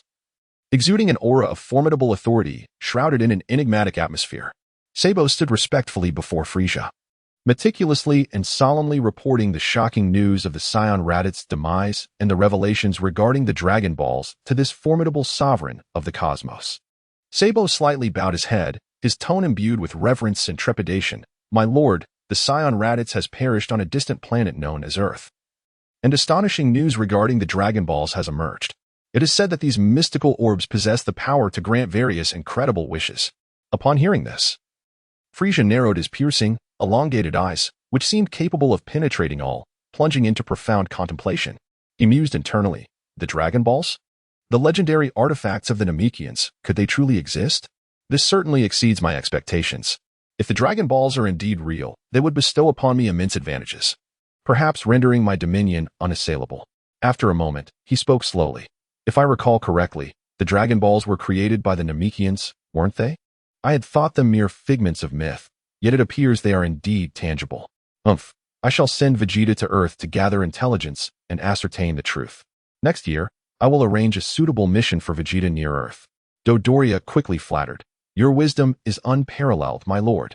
With Prince Vegeta's strength, he will surely uncover the situation on Earth. If the Dragon Balls truly exist, it would provide you with an immensely powerful tool. Frisia's lips curled into a chilling smile. You are correct, Mr. Dodoria. On Earth, within the sacred temple, the god bore an expression as solemn as a general preparing for battle, both dignified and imposing. He understood the impending crisis was colossal, akin to a tempest about to engulf the world. A moment's carelessness could plunge Earth into irretrievable ruin. Only by rapidly empowering these warriors could there be a glimmer of hope. Thus, he commenced rigorous training for Krillin, Yamcha, Tien Shinhan, and Dend. The four displayed resolute determination, laboriously training under the guidance of the god. Sweat poured from them like cascading waterfalls, yet their eyes reflected no hint of retreat, only unwavering resolve and indomitable spirit. As Yamcha trained fiercely, he silently resolved, if even Piccolo Daimao can stand with us, what reason do we have to hold back? We must grow stronger before the Saiyans strike again. Otherwise, we shall face utter annihilation. Tien gritted his teeth, firmly thinking, I must protect them. I cannot allow those Saiyans to prevail. Din silently cheered for his comrades, filled with hope. We must become stronger. We can certainly defeat our foes. In the wilderness, Piccolo commenced an arduous training regimen with Gohan. He rigorously pushed Gohan to tap into his potential, akin to unearthing hidden treasures from a mysterious mine. Simultaneously, Piccolo engaged in high-intensity training, understanding that he must become more formidable to survive the impending conflict. Observing Gohan's diligent efforts, Piccolo thought, this young lad possesses immense potential. With proper guidance, he shall become a powerful force against the Saiyans. Though weary, Gohan's eyes sparkled with determination. I must grow stronger to protect my mother. I cannot allow those villains to harm my family and friends. In a lavish mansion within West City, the laboratory bustled with activity. Bulma was wholly engrossed in her task of deciphering, repairing, and enhancing the detector. Her gaze was focused and resolute as her tools danced in her hands, reminiscent of a musician passionately performing a vibrant symphony, each motion infused with rhythm and strength. Bulma understood that this detector could be the key to understanding their adversaries. She needed to complete her work swiftly. Meanwhile, Goku was sprinting along Snake Way, each stride filled with conviction and determination. His sole thought was to reach King Kai as swiftly as possible, acquire formidable skills, and return to Earth to safeguard his loved ones and maintain peace and tranquility. On the planet Kurd, where the Saiyans resided, Vegeta, Nappa, and their companions began their daily training regimen. In the morning, they sweated profusely in the training room, engaging in high-intensity exercises. The afternoon was reserved for their leisure activities. Chapter 26 Departure to Earth. On the morning of October 1st, 762 AD. The colossal palace on planet Kurd resembled a foreboding fortress, exuding an aura of chilling majesty and inscrutable mystery. The cosmic overlord, Frisia, sat upon his opulent yet cold throne, his gaze revealing an elusive glimmer, as if he possessed the ability to perceive the essence of all things, while simultaneously concealing his innermost thoughts. Frieza summoned Vegeta and spoke slowly. Vegeta, there is a mission that requires your team to travel to planet Yadarat to collect taxes. Vegeta slightly bowed his head, respectfully responding, "As you command, my lord." Afterward, he turned and departed the palace, his stature tall and resolute, each step brimming with strength. Yet, within him churned a tempestuous sea of emotions.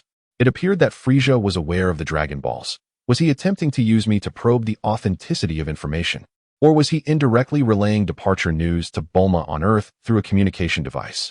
Humph. Regardless of his intentions, Frieza, your reign is nearing its end, and your demise has already begun its countdown. At Vegeta's residence on planet Kurd, he activated the communication device and addressed Agplanet, Grinpat, and Naba, saying, "We are to embark on a tax collection mission to planet Yadarat tomorrow."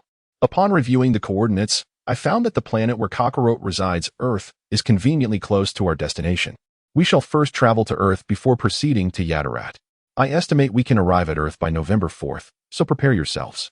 Agplanet and the others immediately responded, "Understood." On October 2nd, 762 AD, Vegeta and his companions set forth towards Earth aboard their respective spaceships. Their vessels sliced through the dark expanse of the universe like lightning, leaving behind a trail of dazzling yet perilous brilliance. Seated in the Alpha ship, Vegeta gazed out at the starry sky, his eyes brimming with anticipation and defiance. "Earth, Vegeta, am coming." Within the vast palace on planet Kurd, Dodoria stood beside Frieza, a smirk of pride gracing his face, albeit one that concealed a subtle malice. Dodoria informed Frieza, "My lord, the Saiyans have indeed headed to Earth first." Frieza narrowed his eyes slightly, a cruel smile curling at the corners of his mouth. "Mr. Dodoria, ensure that you monitor their movements closely through the device. I wish to know every action they take on Earth." Dodoria promptly nodded. "Yes, my lord. I shall keep a vigilant watch on their activities." In his heart, Dodoria mused, "These Saiyans better bring news of the Dragon Balls for the Lord, otherwise they shall face dire consequences." They believe themselves clever, yet they are entirely within the Lord's grasp. But if they truly locate the Dragon Balls, what unforeseen events might transpire? On October 15th, 762 AD, within the Capsule Corporation in the western capital of Earth, Bulma busied herself in the laboratory, her gaze focused and unwavering as if racing against time. Suddenly, the communication device beeped, revealing to Bulma that the Saiyans would arrive on Earth on November 4th. A sense of urgency gripped her heart, and she immediately halted her work, a powerful wave of crisis washing over her. "The Saiyans are coming, what should I do? I must quickly inform everyone." Bulma hastily seized the communicator to relay the news to the inhabitants of the Heavenly Temple. Upon receiving Bulma's message, the god of Earth became grave as though a storm were imminent. He worried deeply. "The Saiyans have indeed come. I wonder if we are adequately prepared. But we cannot retreat. We must face them bravely. The fate of Earth rests in our hands." After receiving the news from Bulma, the god promptly informed Krillin, Tien, Yamcha, and Kaiatsu. Upon hearing the news, their faces reflected shock and concern, as if the apocalypse were upon them. Krillin furrowed his brow, filled with unease. "The Saiyans have arrived, and we are not ready. Yet we cannot succumb to fear. We must fight for our families. But can we truly prevail?" Tien clenched his teeth, determination shining in his eyes. "No matter what, we cannot waver. We must confront them with courage. We must show the Saiyans that Earth is not a place they can invade at will." "But how fierce will this battle be?" Yamcha felt a tumult of anxiety. Overwhelmed with fear, "This enemy is surely stronger. Can we succeed? But we have no choice but to give our all. Will we end in utter defeat?" Kaiatsu quietly encouraged everyone, his voice soft yet filled with conviction. "Do not fear. We can surely do this. We must believe in ourselves and our strength." But can we truly create a miracle? Yet they soon regained their composure, understanding that this was no time for fear. They must prepare for the impending battle. Although doubt and unease lingered in their hearts, the god then relayed the news to Piccolo, who was training Gohan in the wilderness. Upon hearing the news, a flicker of resolve crossed Piccolo's eyes, though concern lingered within. He thought to himself, "The Saiyans are coming. I will surely defeat them." Gohan looked up, determination radiating from him. "Uncle Piccolo, I will stand with you against the Saiyans. I will grow stronger to protect my family and friends. But can I truly achieve that?" Finally, the god conveyed the message to King Kai, instructing him to inform Goku. Goku, training diligently on King Kai's planet, felt a surge of fighting spirit upon receiving the news, yet he also sensed immense pressure. Clenching his fists, Goku declared, Science, just wait. I will become stronger and return to protect everyone. I will not allow you to succeed. Chapter 27, The Saiyan Onslaught, revised on the morning of November 1st. 762 of the Age of the Gods, in the vast expanse of the universe, the Saiyans Vegeta, Eggplanty, Grintat, and Nappa traversed the cosmos in their respective spacecraft. At this moment, a lengthy journey of 2 days separated them from Earth. Vegeta sat in the control room of the Alpha spacecraft, his gaze profound and piercing, akin to two swords capable of penetrating all. He resolved to halt his training for these 2 days, conserving his energy while meticulously planning each step of his impending visit to Earth. First, he intended to inquire of the deity concerning its jurisdiction, seeking to unveil the mystery surrounding this enigmatic being. Secondly, he yearned to meet Bulma, who might become his future bride. Furthermore, he aimed to have Eggplanty, Grinat, and Nappa train on Earth, seizing the opportunity to convey the efficacy of the Dragon Balls to Frieza, enticing him to the planet Namek. Following this, he would execute the plan to eliminate Piccolo, compelling the Z fighters to join him on Namek. Ultimately, he anticipated a decisive confrontation with Kakarot. As for the specifics of their journey to Namek, he would deliberate upon them post-battle. With a combat power of 31,000, Vegeta felt an unwavering confidence. Kakarot could not possibly rival him. Meanwhile, aboard the other spacecraft, Eggplanty, Grinat, and Nappa were ensconced in their own contemplations. Eggplanty pondered privately, "My battle power stands at 9,800. With the prince leading us, our advantage is indeed clear. The prince has frequently mentioned Earth's martial arts. There must be hidden depths to these skills, and I must observe closely, lest I miss any opportunity to enhance my strength. After all, in this merciless universe, strength is the foundation of survival." Grinpat furrowed his brow in thought. "My battle power is 8,800. The prince intends for us to study Earth's martial arts. What formidable techniques could these feeble earthlings possess? Yet, since the prince has commanded it, I shall pay heed. However, I remain skeptical that earthling combat skills could surpass our Saiyan prowess." Nappa remained silent, but his eyes betrayed an unwavering resolve. "My battle power is 6,100. Though it pales in comparison to the prince and the others, we still hold an advantage as Saiyans. I shall exact vengeance for Raditz. These earthlings must pay dearly for their transgressions. I will unleash my full might to demonstrate the fury and strength of the Saiyans. On Earth, within the sacred land." The atmosphere was heavy with tension. Piccolo, Gohan, Krillin, Tien, Kaiatsu, Yamcha, Bulma, and the deity convened. The Z fighters had just concluded an arduous training session and were now recuperating, preparing for the impending battle on November 4th. Bulma utilized a scouter to assess the battle power of the Z fighters.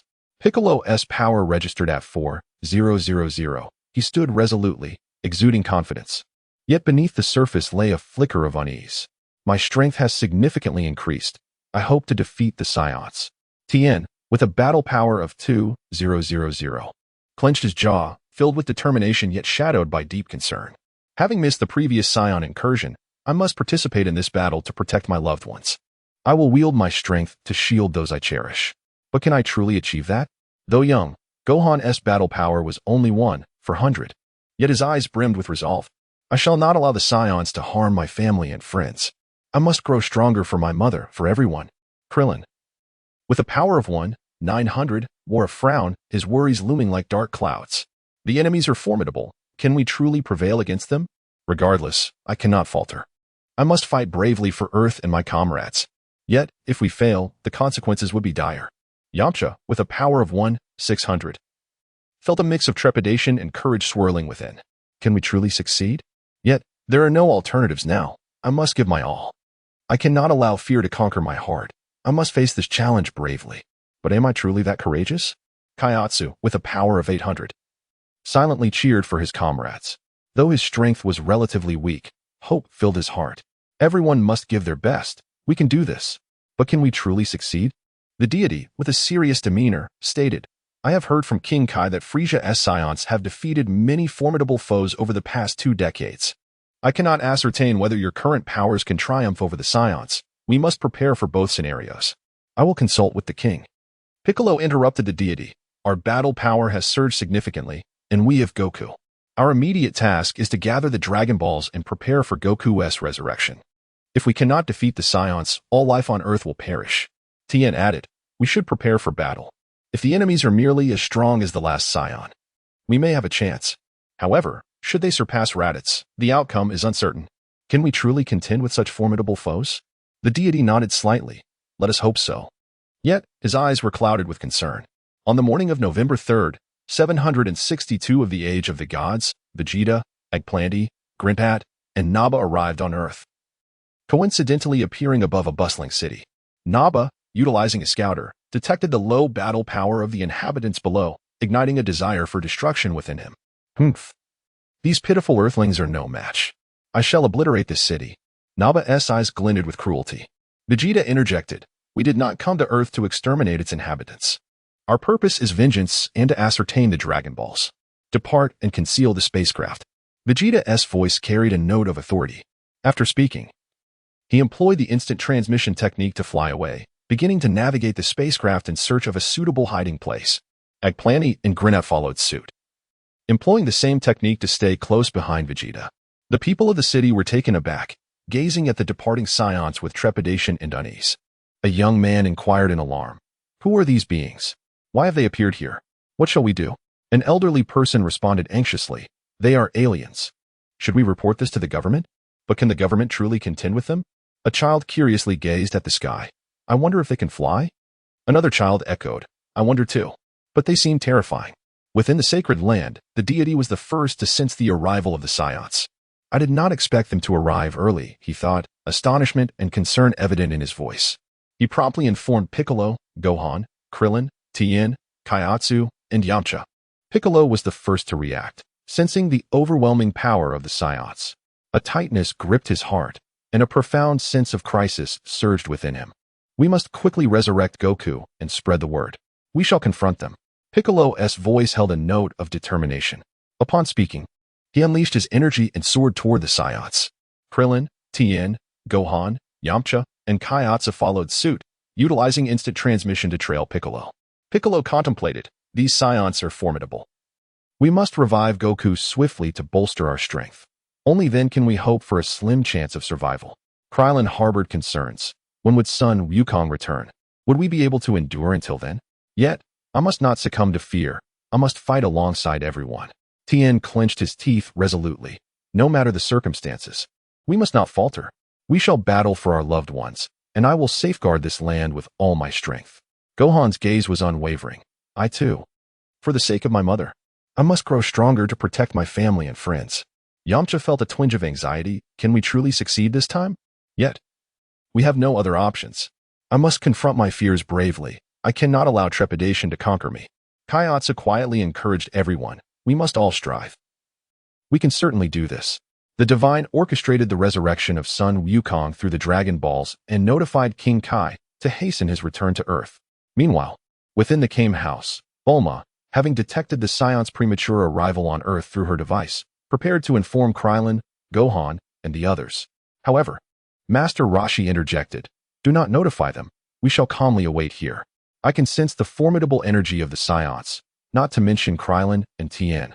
Though Master Roshi's voice was calm, a trace of concern lingered within. Bulma contemplated this and realized it was indeed prudent to wait. Anxiety welled within her. With the Saiyans arriving, I wonder if everyone will be able to cope. I hope Son Wukong returns swiftly. I must have faith in them. They will surely protect the Earth. But can they truly accomplish it? Master Roshi appeared more composed. For now, we can only wait, trusting they will find a way.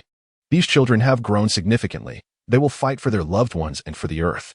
Chapter 28, Cultivators vs. Z Warriors. Vegeta, Eggplant, Grinpat, and Naba, having securely concealed their ship during their flight, resolutely advanced towards their objective. Vegeta's expression was as frigid as ice, his eyes radiating confidence and authority that seemed capable of penetrating the very fabric of existence. He slightly closed his eyes, keenly attuned to every subtle movement in his surroundings. Suddenly, an unusual aura surged towards them like a relentless tide, accompanied by the crisp sound of his detector, which displayed a striking combat power reading on the screen. Vegeta mused internally, hoping that these Z warriors would invigorate Eggplant and the others. As Vegeta opened his eyes, a fierce glimmer ignited within them. He turned to his companions, speaking in a low, commanding tone. Prepare yourselves. Battle is imminent. Eggplant, upon hearing this, clenched his fists, excitement flickering in his eyes. as if ready to dive into a grand celebration. "Prince, we stand ready at any moment."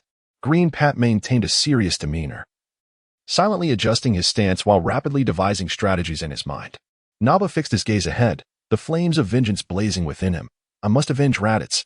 These Earthlings will pay dearly for their actions." Soon after, the two sides met in the vast expanse of the wilderness.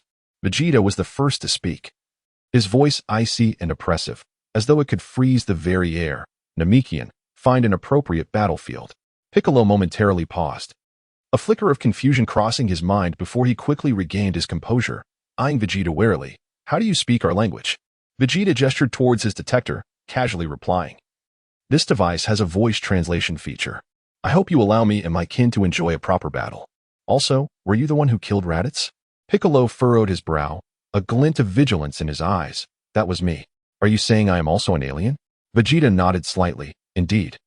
The Dragon Balls were created by the Namekians. I had thought it was merely a legend, yet it's true." The Supreme Kai and Piccolo were both taken aback, realizing they were also extraterrestrial beings. The Supreme Kai pondered, "So my origins are this complex. No wonder I stand out so much on Earth." Meanwhile, Piccolo calculated, "I am indeed a Namekian. These Saiyans do not come with good intentions. I must first consider how to survive against their overwhelming power." In this desolate land on Earth, Piccolo meticulously selected the battlefield. The terrain was open and devoid of excessive obstacles, making it suitable for combat. Vegeta stood there, a glimmer of anticipation in his gaze, as if awaiting the commencement of a spectacular performance. "Use the cultivators to test whether these Earthlings are worthy. You all should observe and learn their combat style." Naba immediately complied with Vegeta's directive, initiating the cultivation process. Before long, 6 diminutive yet powerful cultivators emerged onto the battlefield. Vegeta addressed the Z warriors with a commanding voice. "I am Prince Vegeta, 4 of the Saiyans. To my left is Eggplant, to my right is Green Pat. Naba is responsible for cultivating the 6 cultivators. I hope you remember who it was that sent you to hell." Piccolo, expressionless, conveyed his unwavering determination. "I am Piccolo. To my left are Tien Shinhan and Kaiatsu. To my right are Gohan, Krillin, and Yamcha. I hope you do not fall before us. However, should you insist on battle, we will not retreat."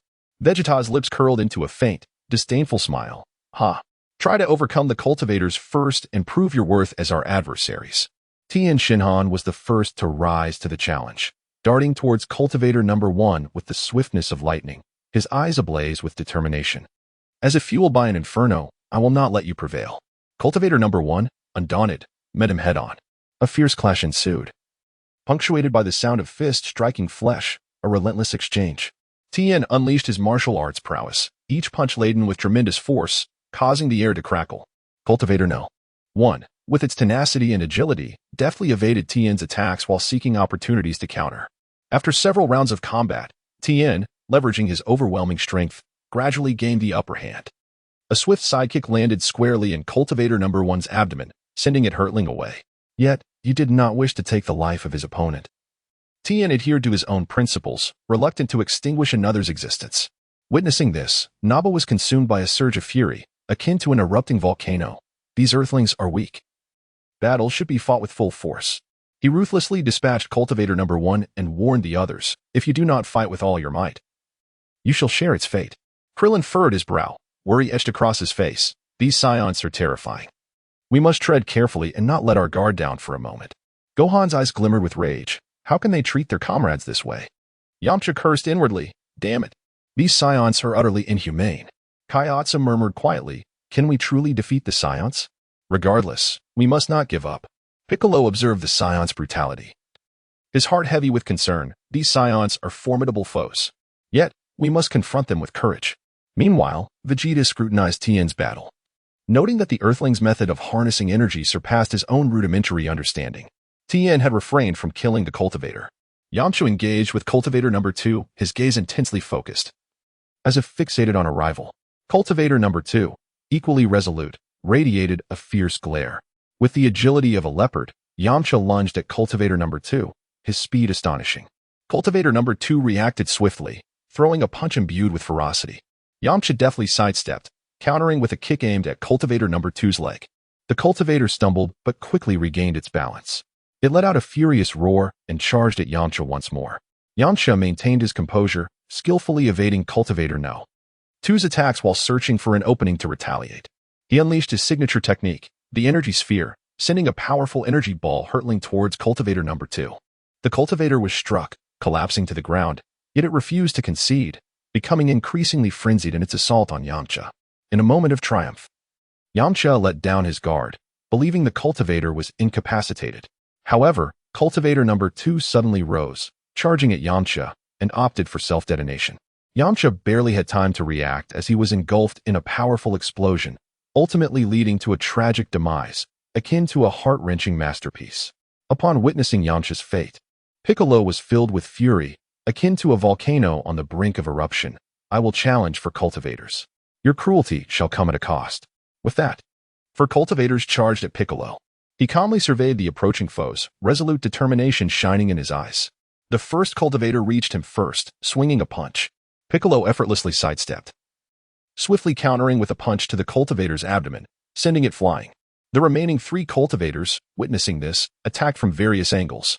Piccolo adeptly leaped, dodging their assaults while simultaneously unleashing a powerful energy wave, sending one cultivator hurtling away once more. The remaining 2 cultivators launched a frenzied assault on Piccolo. Yet he remained undaunted.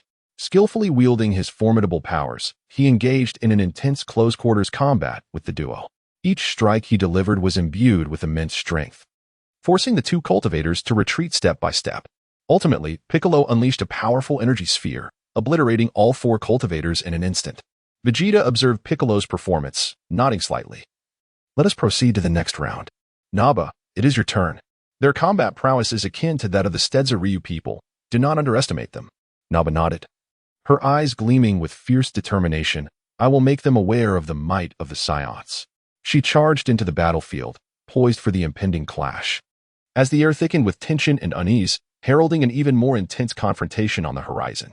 Chapter 29, Naba vs. Z Warriors. The battle between Naba and Piccolo unfolded like a breathtaking tempest, swiftly engulfing the entire battlefield. At the onset, Piccolo found himself in an overwhelming predicament, desperately fending off Naba's ferocious assaults that descended upon him like a relentless storm. Each of Naba's punches seemed to carry the weight of 1,000 mountains, the air resonating with a sharp, piercing crack as it met the force of his blows. Despite Piccolo's valiant efforts to resist, he gradually appeared to falter under the might of Naba's formidable onslaught.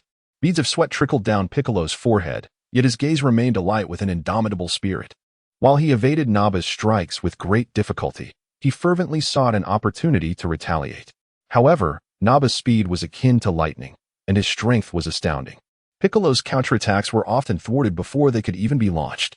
Anxiety brewed within Piccolo as he pondered, this adversary is too powerful. I must find a way to endure until reinforcements arrive. While evading Naba's relentless attacks, he remained vigilant, hoping for a breakthrough that could alter the tide of battle. Each time Naba's fist grazed his body, the force of the accompanying gust left his skin stinging painfully. Aware that he could not remain on the defensive indefinitely, Piccolo began to quietly gather his strength, preparing for a potent counterstrike. Meanwhile, Vegeta, observing the fray, furrowed his brow in contemplation.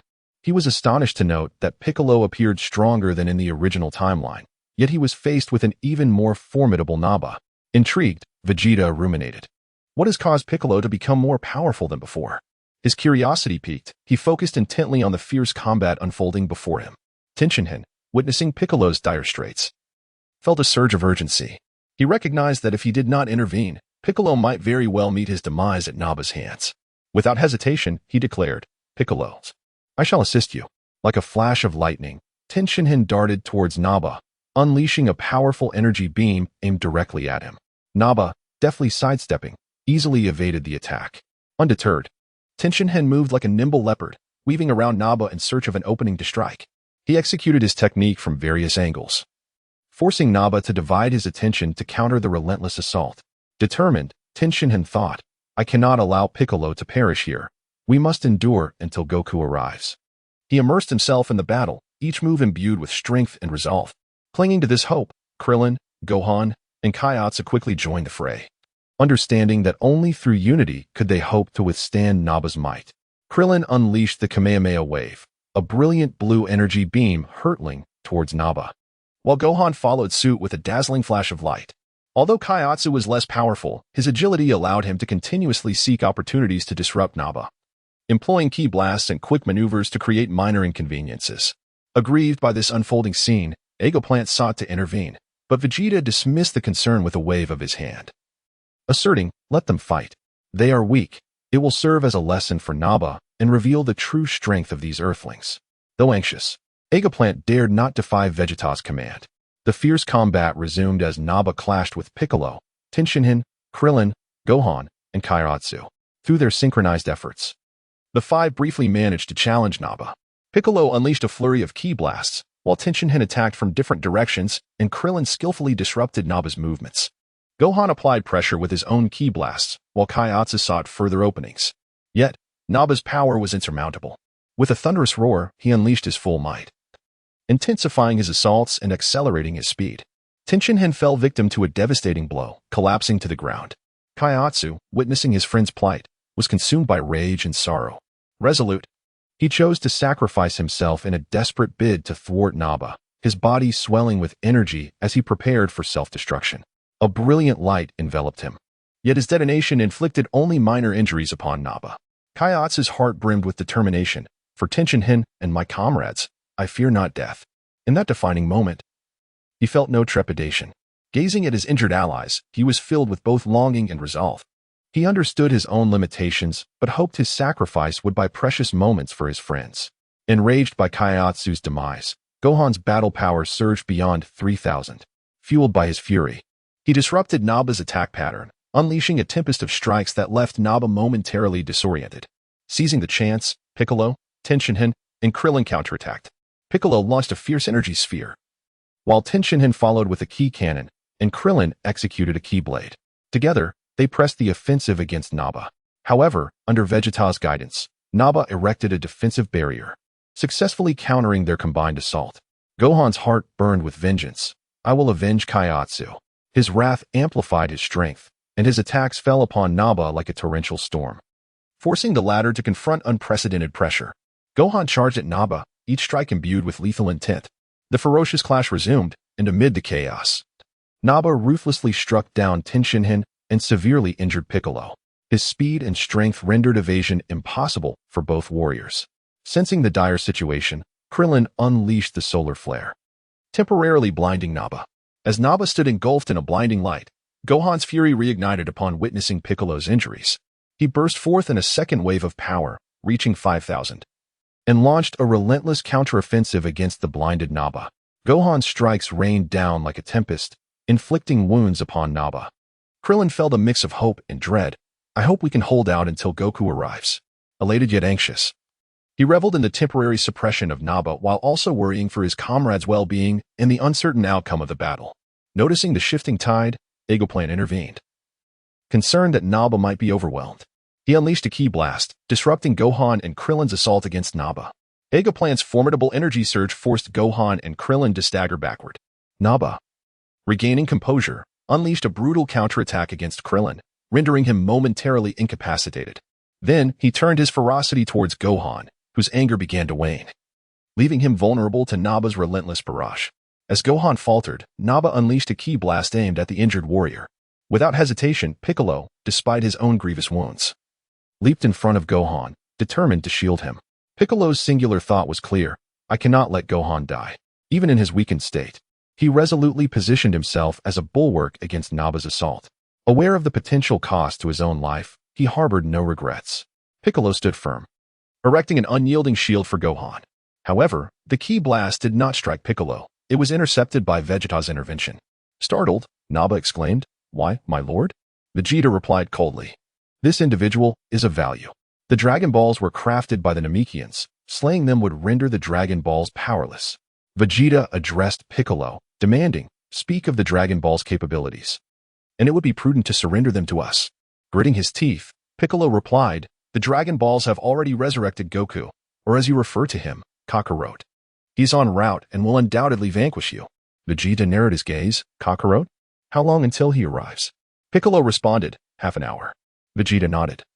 "Then we shall await his arrival for 30 minutes. Naba, in a state of urgency, interjected, "Your Highness, I." Vegeta cast a stern look at Naba.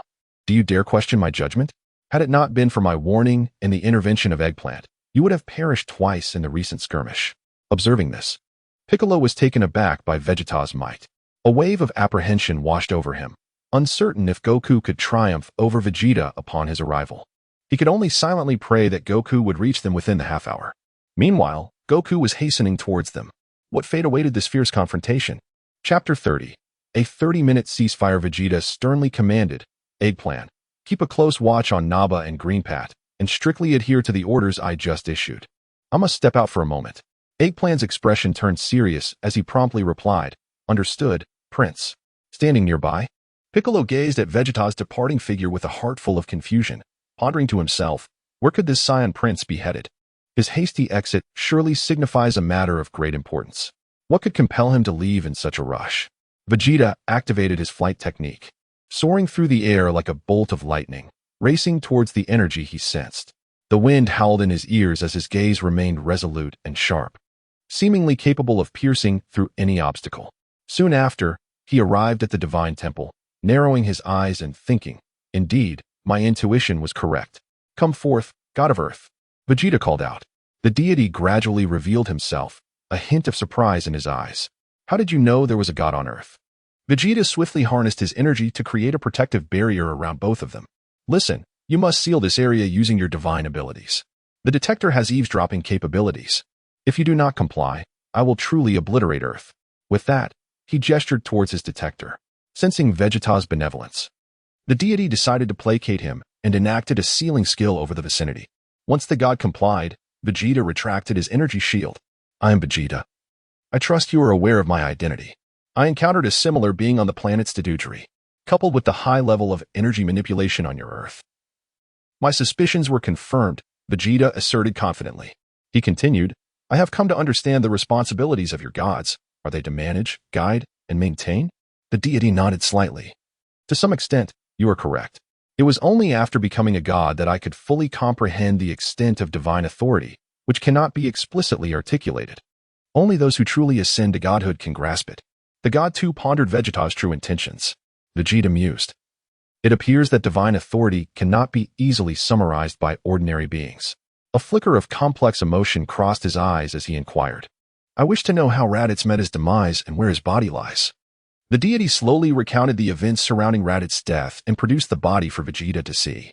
As Vegeta gazed upon Raditz's corpse, a surge of intricate feelings welled within him. Raditz, you have indeed grown stronger, yet fate has pitted you against a similarly empowered Piccolo. No wonder Piccolo's strength has surpassed that of the original narrative. Vegeta pressed on, where is Raditz's detector? The deity replied, in Bulma's possession. Vegeta further insisted. Tell me its location. Utilizing his divine abilities, the god indicated the precise direction, Kame House. With Raditz's body in tow, Vegeta prepared to depart, but the deity remarked, I sense the goodness within your heart. Vegeta interrupted, Goodness? Humanity possesses duality. I am not like you gods. You have failed to eliminate Frieza, in truth. You are utilizing him. The deity, taken aback, retorted, That is impossible. Vegeta scoffed, I have roamed the cosmos for over 20 years. I possess more knowledge than you. Although I harbor no affection for Frieza, his army has, to some extent, maintained order in the universe. With that, he turned away, leaving the deity in contemplation. Vegeta, carrying Raditz's body, swiftly made his way towards Kame House. Meanwhile, inside, Bulma and Master Roshi were engaged in conversation. Suddenly, the detector in Bulma's hand emitted an alarm, indicating an approaching power level of 20,000. Bulma questioned, could it be Goku? How could he possess such a high power level? Master Roshi, sensing the energy, responded gravely, That is not Goku. We must flee at once. Before he could finish, Vegeta had already arrived outside Kame House, gently laying Raditz's body down. Vegeta entered the dwelling and activated an energy shield around Kame House, commanding, Bulma, hand over Raditz's detector and prepare a shielding device for me. As Bulma noticed the individual standing before her was of a similar height, realization dawned upon her. How do you know my name, Saiyan? Vegeta replied coldly, the god informed me. Comply with my demands, or I will annihilate Earth. Bulma laughed in disbelief. You won't escape if you destroy Earth. Vegeta smirked slightly. Who says? A strike towards Earth's core would result in an explosion within minutes. Ample time for us Saiyans to make our escape. Bulma felt a chill. This Saiyan was indeed reckless, yet she knew better than to provoke him. resigning herself to comply with his request. I need to return to the lab, she said, retrieving a capsule to summon a spaceship. Vegeta interjected, no need. I will take you. I require a blank capsule. Bulma complied, handing him one. Stepping outside, Vegeta placed Raditz' body into the capsule and stowed it in his pocket. Bulma inquired about their departure, to which Vegeta curtly replied, pardon my rudeness. With that, he lifted Bulma into his arms, employing his flight technique to depart swiftly. Under Bulma's guidance, they soared towards the research facility. An air of unease filled Bulma's heart. What did the Saiyan intend? Would he pose a threat to Earth? During their flight, Bulma attempted to engage Vegeta in conversation to alleviate the tension. Why are you seeking Raditz's detector? Is there something special about it? Vegeta remained silent, prompting Bulma to refrain from further inquiries, though she found the Saiyan before her quite intriguing. At last, they arrived at the West City Capsule Corporation research facility. Bulma handed 2 completed shielding devices to Vegeta. After activating one, he instructed, please create 2 more in the future. Curious, Bulma asked, why do you need shielding devices? Vegeta pointed at the detector. It has listening devices. I assume you noticed that during repairs. I advise you to deactivate the detector. Any old model that exceeds 20,000 power levels will explode. Preserve the data. Frisia's army possesses formidable translation capabilities. Bulma gasped in astonishment. It has a translation function? That was an oversight. Vegeta sighed. Otherwise, you would be able to comprehend my language. Bulma continued to question. What is the principle behind it? Vegeta furrowed his brow. I do not know. It depends on the foundational strength controlled by Frisia's army. Within 5 meters of the detector, anyone wearing it can achieve language translation. Suddenly realizing that the Saiyan before her was a warrior, Bulma felt a bit awkward. She continued. Are you planning to eliminate Earth's population? Vegeta paused, momentarily bewildered. Why would I? That is not my mission. I merely seek revenge along the way. Noticing the time, Vegeta recognized that their agreed-upon moment was approaching and swiftly exited the Capsule Corporation, employing his flight technique to depart quickly, leaving Bulma gazing after him, her mind swirling with thoughts. Chapter 31. The arrival of Sun Wukong time quietly slipped away, and precisely half an hour after the appointed hour, Vegeta returned with unwavering punctuality. His expression was as cold as ice, and his gaze pierced like 2 sharp bolts of lightning as he slowly spoke. Piccolo. It seems that Sun Wukong has ultimately failed to arrive. The appointed time has now passed. Nappa, go deal with him and avenge Raditz. Upon hearing this, Piccolo, Gohan, and Krillin felt their hearts tighten, as though gripped by an invisible hand. Piccolo pondered to himself, Sun Wukong, could it be that you truly cannot make it in time? Yet, despite this, we must not yield easily. Gohan bit his lip, resolutely thinking, I cannot afford to be afraid. Krillin clenched his fists, determination gleaming in his eyes. We must hold our ground. They immediately fell into a battle stance, their eyes ablaze with unwavering resolve, as if ignited by an indomitable flame. Nappa, like a bolt of lightning, launched the first attack, moving with such speed that his form was barely discernible, a mere blur flashing past. In an instant, he was before Gohan, throwing a punch imbued with seemingly earth-shattering might. Gohan swiftly sidestepped, unleashing a blinding white beam of energy, akin to a sword, aimed at Nappa. Nappa nimbly dodged, spinning like a whirlwind toward Krillin.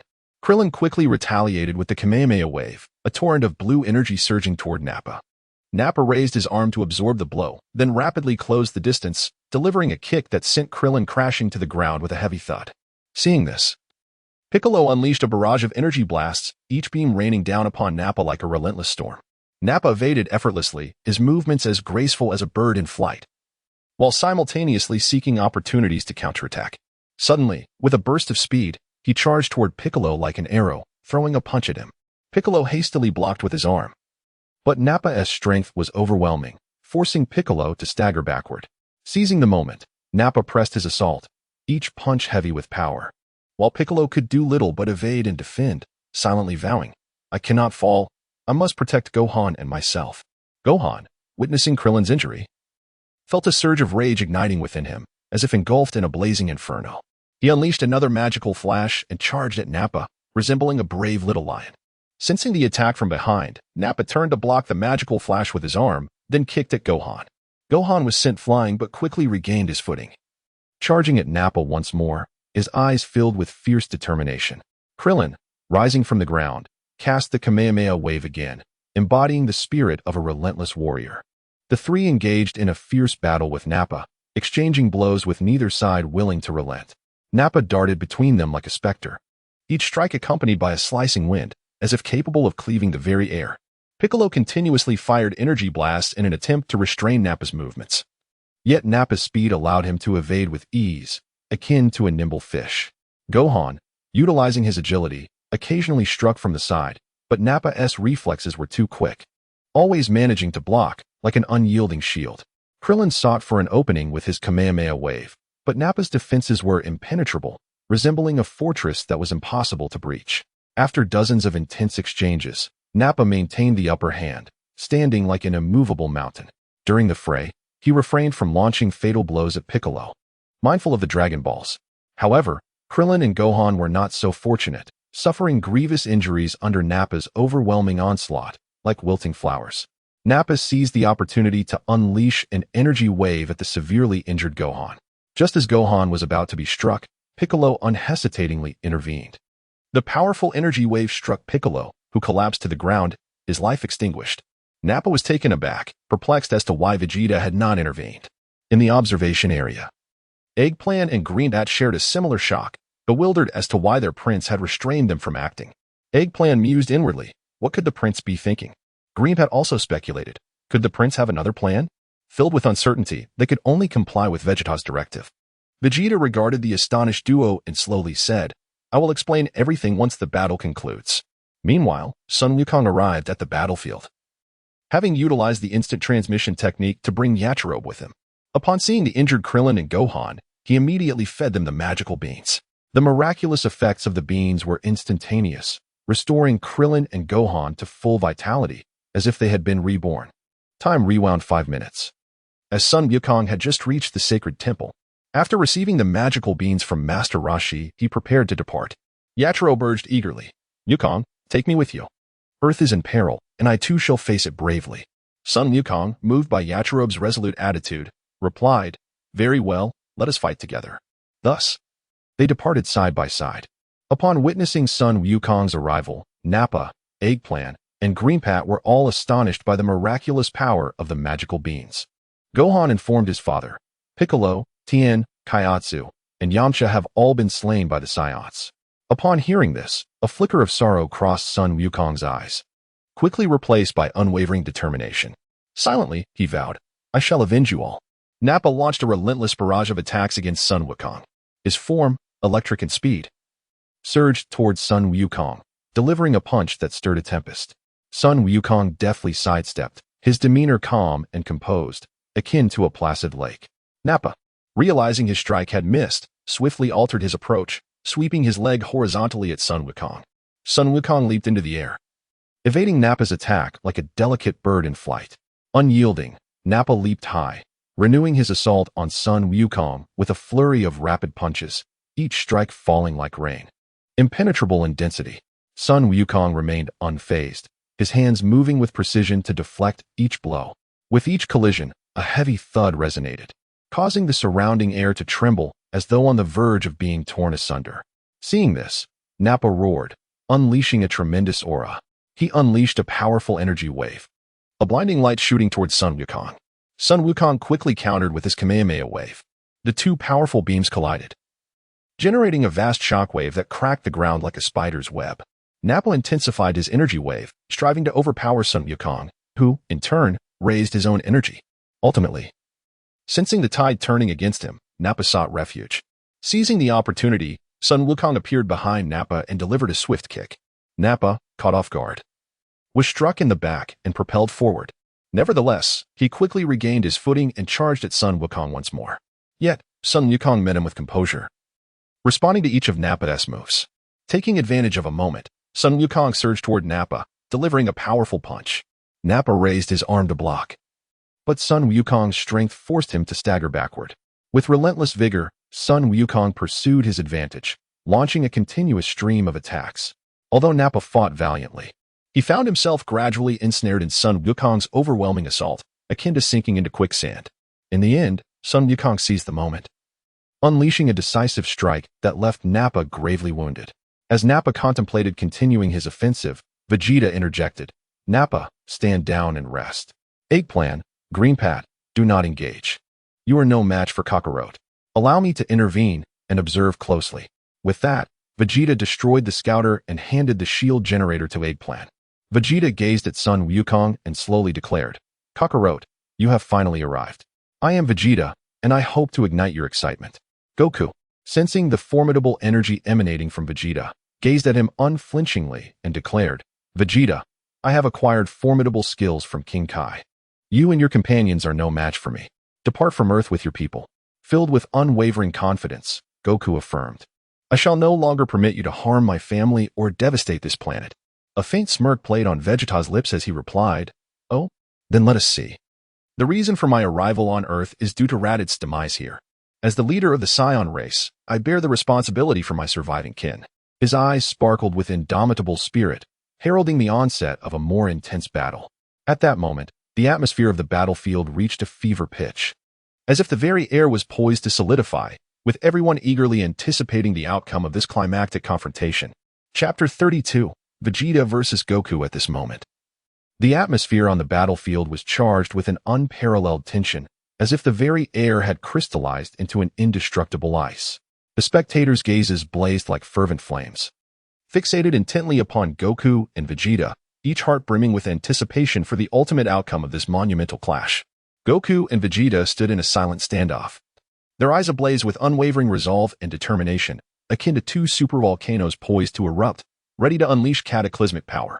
Vegeta struck first, his form a swift and shadowy bolt of lightning, appearing before Goku in an instant. With immense force, his fist descended upon Goku, who hastily raised his arm to block. Immediately feeling the weight of Vegeta's might pressing down upon him like a colossal mountain, causing his arm to tingle. Vegeta's onslaught came like a tempest, swift as lightning and formidable in strength. Goku could do little more than evade and defend, moving with the agility of a nimble monkey, striving to avoid Vegeta's elusive strikes. Each of Vegeta's punches sliced through the air with a fierce wind, as if the very atmosphere were being torn apart. His attack angles were cunningly devised, leaving Goku struggling to keep pace. Despite Goku's best efforts to evade, he frequently found himself grazed by Vegeta's blows, his clothing torn and shallow wounds appearing on his skin. Observing the battle, Eggplant employed a scanner to gauge Kakarot's combat power. With widened eyes, he exclaimed in astonishment, "Kakarot's combat power is an astonishing 8,000." His voice resonated with disbelief. Meanwhile, the fierce contest between Vegeta and Goku raged on. Goku soon realized he was at a disadvantage. Vegeta's attacks were relentless and fierce, overwhelming him. In a decisive moment, Goku activated the Kaioken technique at double strength, an immense aura erupting around him, amplifying his power dramatically. The two warriors engaged in a series of intense exchanges, each collision resonating with a thunderous sound, as if shattering the very air. With the Kaioken, Goku's speed and strength surged significantly. He initiated his own assault, aiming punches at Vegeta. However, Vegeta effortlessly evaded Goku's strikes before counterattacking with the ferocity of a cannonball. Goku raised his arm to block once more, but this time, he was forced back several paces by the sheer force of the blow. From the sidelines, Grinpat observed in shock, "Kakarot's combat power has reached 16,000. Only the prince can withstand this." His eyes reflected a deep respect. Simultaneously, as Vegeta engaged with Goku using the Kaioken, he absorbed invaluable insights from Goku's fighting style and techniques, which illuminated his approach. Adapting quickly, Vegeta began to emulate some of Goku's maneuvers, rendering his attacks more agile and unpredictable. Goku sensed Vegeta's evolution and was inwardly astonished, recognizing him as a formidable adversary, not only in strength, but also in adaptability. Feeling Vegeta's strength and learning ability, Goku resolved internally, "I must persevere, or my family and friends will once again fall victim to these Saiyans." His eyes shone with unyielding determination. Vegeta declared, "Kakarot, unleash your full power and your current state. You are no match for me." His tone brimmed with confidence. Goku responded by invoking the Kaioken at triple strength, his combat power skyrocketing to 24,000. In an instant, the scanners belonging to Eggplant, Grinpat, and Naba all malfunctioned. Naba, stunned, remarked, "Kakarot's power exceeds 20,000. How infuriating that we possess only outdated scanners." His face betrayed a mix of anger and helplessness. With the Kaioken at triple strength, Goku's aura became ferocious, enveloping him in a formidable energy that seemed capable of obliterating all in its path. He charged at Vegeta, each step causing the ground to tremble violently. Vegeta, sensing the surge of Goku's power, wore a look of grave concern. Goku thought to himself, I must end this battle swiftly. The duration of the Kaioken is limited, or I will be the one to falter. His gaze was filled with urgency and resolve. Goku engaged Vegeta in a rapid succession of exchanges, and to his astonishment, he realized that Vegeta's power had not diminished. He remained on even footing. Goku pondered, Vegeta's strength is remarkable. I must train harder in the future. Throughout the battle, Goku continuously sought an opening in Vegeta's defense, employing various techniques to breach his guard. Yet, Vegeta's defense was impenetrable, leaving Goku hard-pressed to land a decisive blow, while Vegeta relentlessly countered, forcing Goku to remain on the defensive. From the sidelines, Gohan asked Krillin, Uncle Krillin, does Dad stand a chance of winning? His eyes were filled with worry and hope. Krillin reassured him, he will, Gohan. His tone conveyed confidence and encouragement, though internally he questioned, Goku, do you have any hidden cards? You have yet to gain the upper hand. Agplanty marveled at the duel, exclaiming, Prince Vegeta's strength is formidable. The battle remains evenly matched with Kakarot. His eyes reflected admiration and reverence. On the battlefield, Goku made the bold decision to employ the Kaioken at quadruple strength. Recognizing that the Spirit Bomb was unsuitable for this engagement, his eyes gleamed with determination, fully aware that this was a gamble with no alternatives.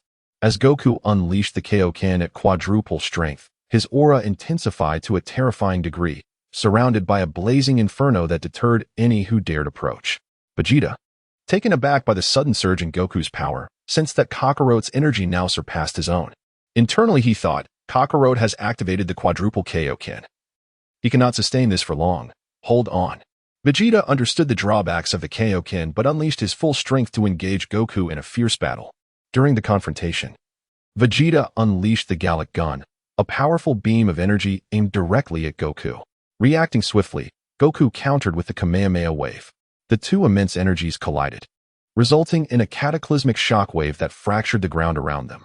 Vegeta mused, Kakarot is indeed a formidable foe. The power of the quadruple Kaioken is undeniably immense, but I, Vegeta, shall not concede easily. Goku, determined, thought, I must withstand. I cannot let him prevail. For the sake of my family and friends, victory is imperative. During their clash, Vegeta found himself at a disadvantage, seizing an opportunity to retreat. However, Goku caught wind of this and bellowed, trying to escape, before launching a fierce counteroffensive. In that moment, Goku, empowered by the quadruple Kaioken and his exceptional combat skills, gained the upper hand over Vegeta, inflicting considerable damage. Goku's attacks rained down upon Vegeta like a torrential storm. Despite Vegeta's best efforts to defend, he was forced back repeatedly by Goku's overwhelming strength, wounds appearing on his body as blood flowed freely, with resentment swelling within him. Vegeta thought, how could I, Vegeta, be pushed to such extremes? No, I cannot allow myself to fall into the storyline of the original. Gritting his teeth, he bore the pain, his eyes reflecting sheer tenacity, as he recalled the battles that had forged his path. Memories of past confrontations surged through his mind, each one a testament to his enduring spirit. He reminded himself that he was the prince of the Saiyans and could not be vanquished so easily. Focusing intently, Vegeta summoned the last vestiges of strength within him. His breath began to stabilize, and the bleeding from his wounds gradually diminished. He gazed at Goku, his eyes brimming with determination. Goku sensed Vegeta's transformation, aware that his rival would not surrender without a fight. He also prepared himself to confront Vegeta's final counterattack. In an explosive surge, Vegeta unleashed a formidable aura, executing his technique of endless diffusion. Countless beams of energy manifested around him, slicing through the air like sharpened blades, aimed directly at Goku. In a flurry of urgency, Goku retaliated with a series of Kamehameha waves. Yet the sheer number and potency of the energy beams overwhelmed him. Gradually, he began to feel the strain. At that critical moment, Gohan's voice rang out, Dad, you can do it. This rallying cry warmed Goku's heart, reigniting his courage as he summoned all his strength to withstand Vegeta's onslaught. After an intense exchange, Goku discerned a flaw in Vegeta's technique. He unleashed a powerful strike, successfully neutralizing Vegeta's attack. However, Vegeta refused to relent. He surged forward once more, engaging Goku in their final clash. The two warriors exchanged blows, neither yielding ground. Ultimately, Goku's reliance on the Kaioken technique left him gravely injured. Yet, Vegeta too was nearing his limits. In this fierce battle, Goku was the first to exhaust his energy. In the end, Vegeta emerged victorious.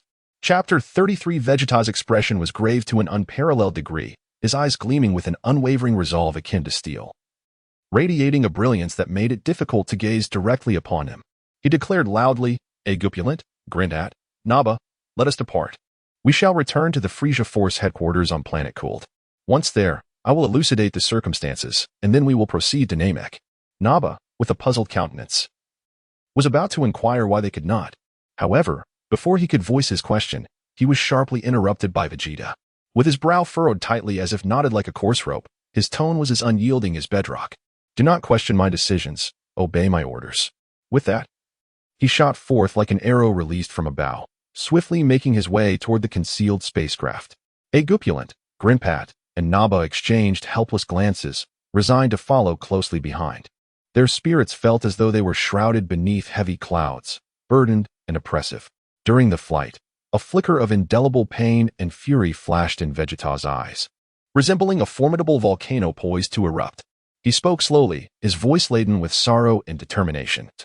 "I have obtained remarkably reliable intelligence indicating that our planet Vegeta was obliterated by the very hands of that demon, Frisia, in pursuit of his insatiable ambition and greed. He ruthlessly shattered our homeland into ruins. By the time we return to Planet Cold, Frisia will have undoubtedly gleaned information from our actions on Earth. He is likely already en route to Namek. That planet shall be Frisia's grave, and I have devised a method to vanquish him. However, you need not accompany me back. Seek refuge on other planets, and I shall find you in due course." Vegeta pondered internally, "As the Prince of the Saiyans, I am entitled to exact vengeance upon Frisia. It would be prudent for them to refrain from partaking in this perilous battle. Their strength pales in comparison to Frisia's." Upon hearing this, Agupulent was engulfed by a surge of vehement rage akin to a roaring inferno. He clenched his fists so tightly that his knuckles turned pale, proclaiming loudly, "I shall also go. I must avenge my fallen family." Vegeta shook his head slightly, speaking with earnest gravity. "Agupulent, obey my commands. You are to lead Grindat and Naba to my brother Tabul's planet. The coordinates are aboard my ship. Remember, do not engage with the Frisia Force any further. Learn from the combat experiences on Earth and train with the gravity chamber. You shall grow stronger.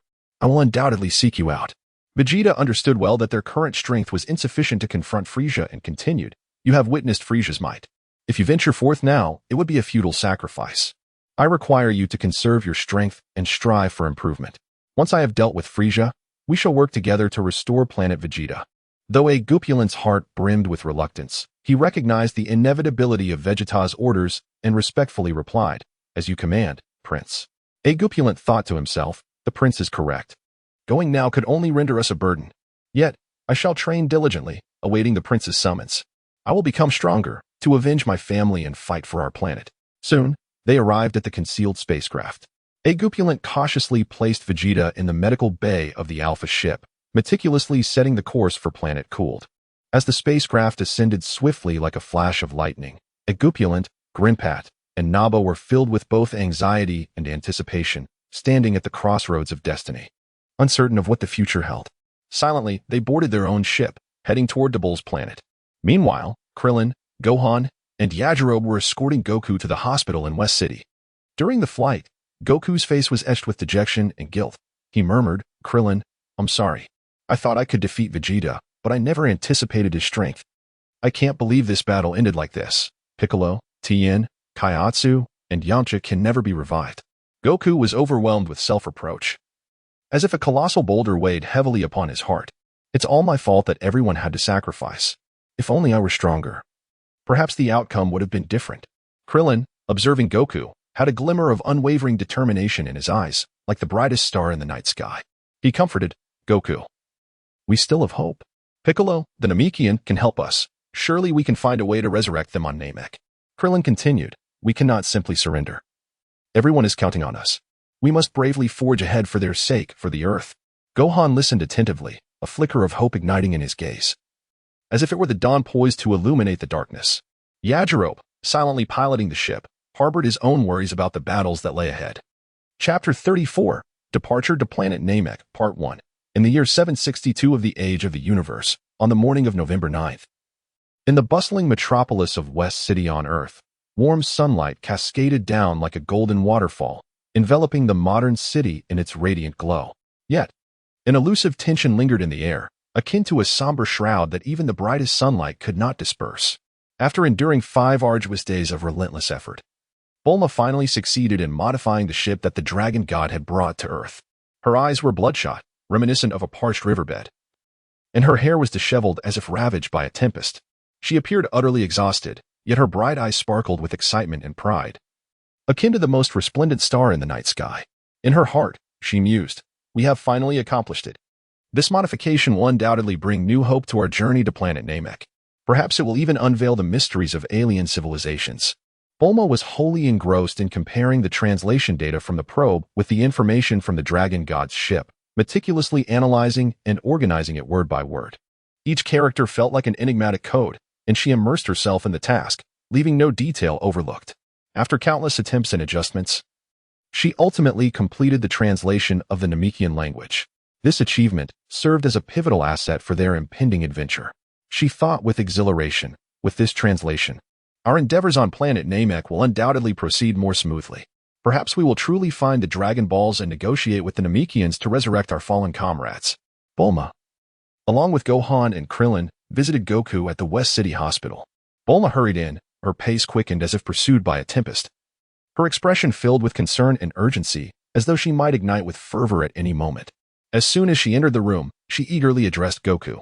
"Goku, we are preparing to head to planet Namek today. You should focus on recuperating here. I have already instructed my father to expedite the construction of the remaining ship for our journey to Namek. This time, the ship incorporates the technology from the Saiyan vessel that came to Earth, allowing us a shorter travel time to Namek once you are healed." Bulma felt a duality of worry for Goku's injuries and anticipation for the journey to Namek. Her mind was flooded with visions of the wonders that might await them on planet Namek, igniting a fervent curiosity and desire within her.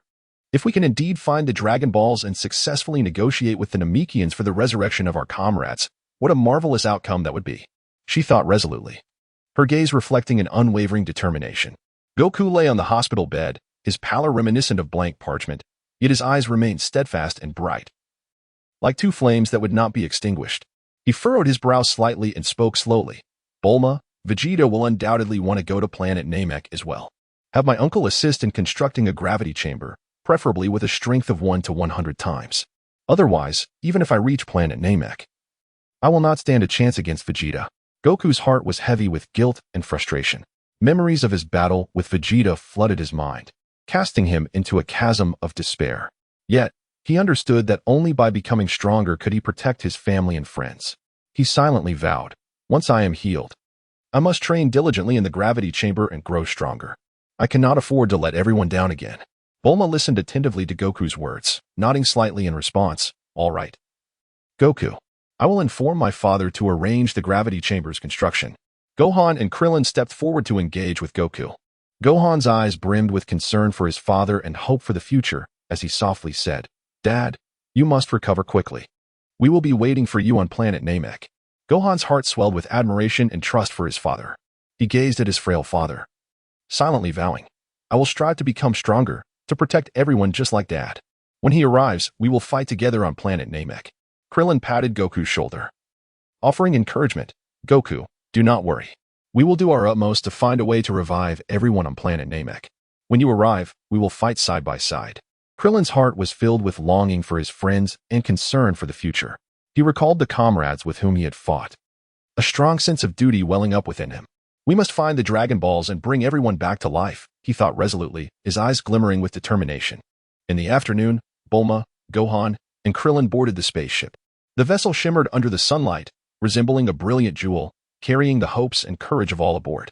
Bulma took one last glance at West City, her gaze imbued with resolve, akin to a warrior poised to enter battle. She understood that this journey might entail countless dangers, yet she felt no inclination to retreat. As the roar of the engines filled the air, the spaceship ascended slowly, embarking on its voyage to planet Namek.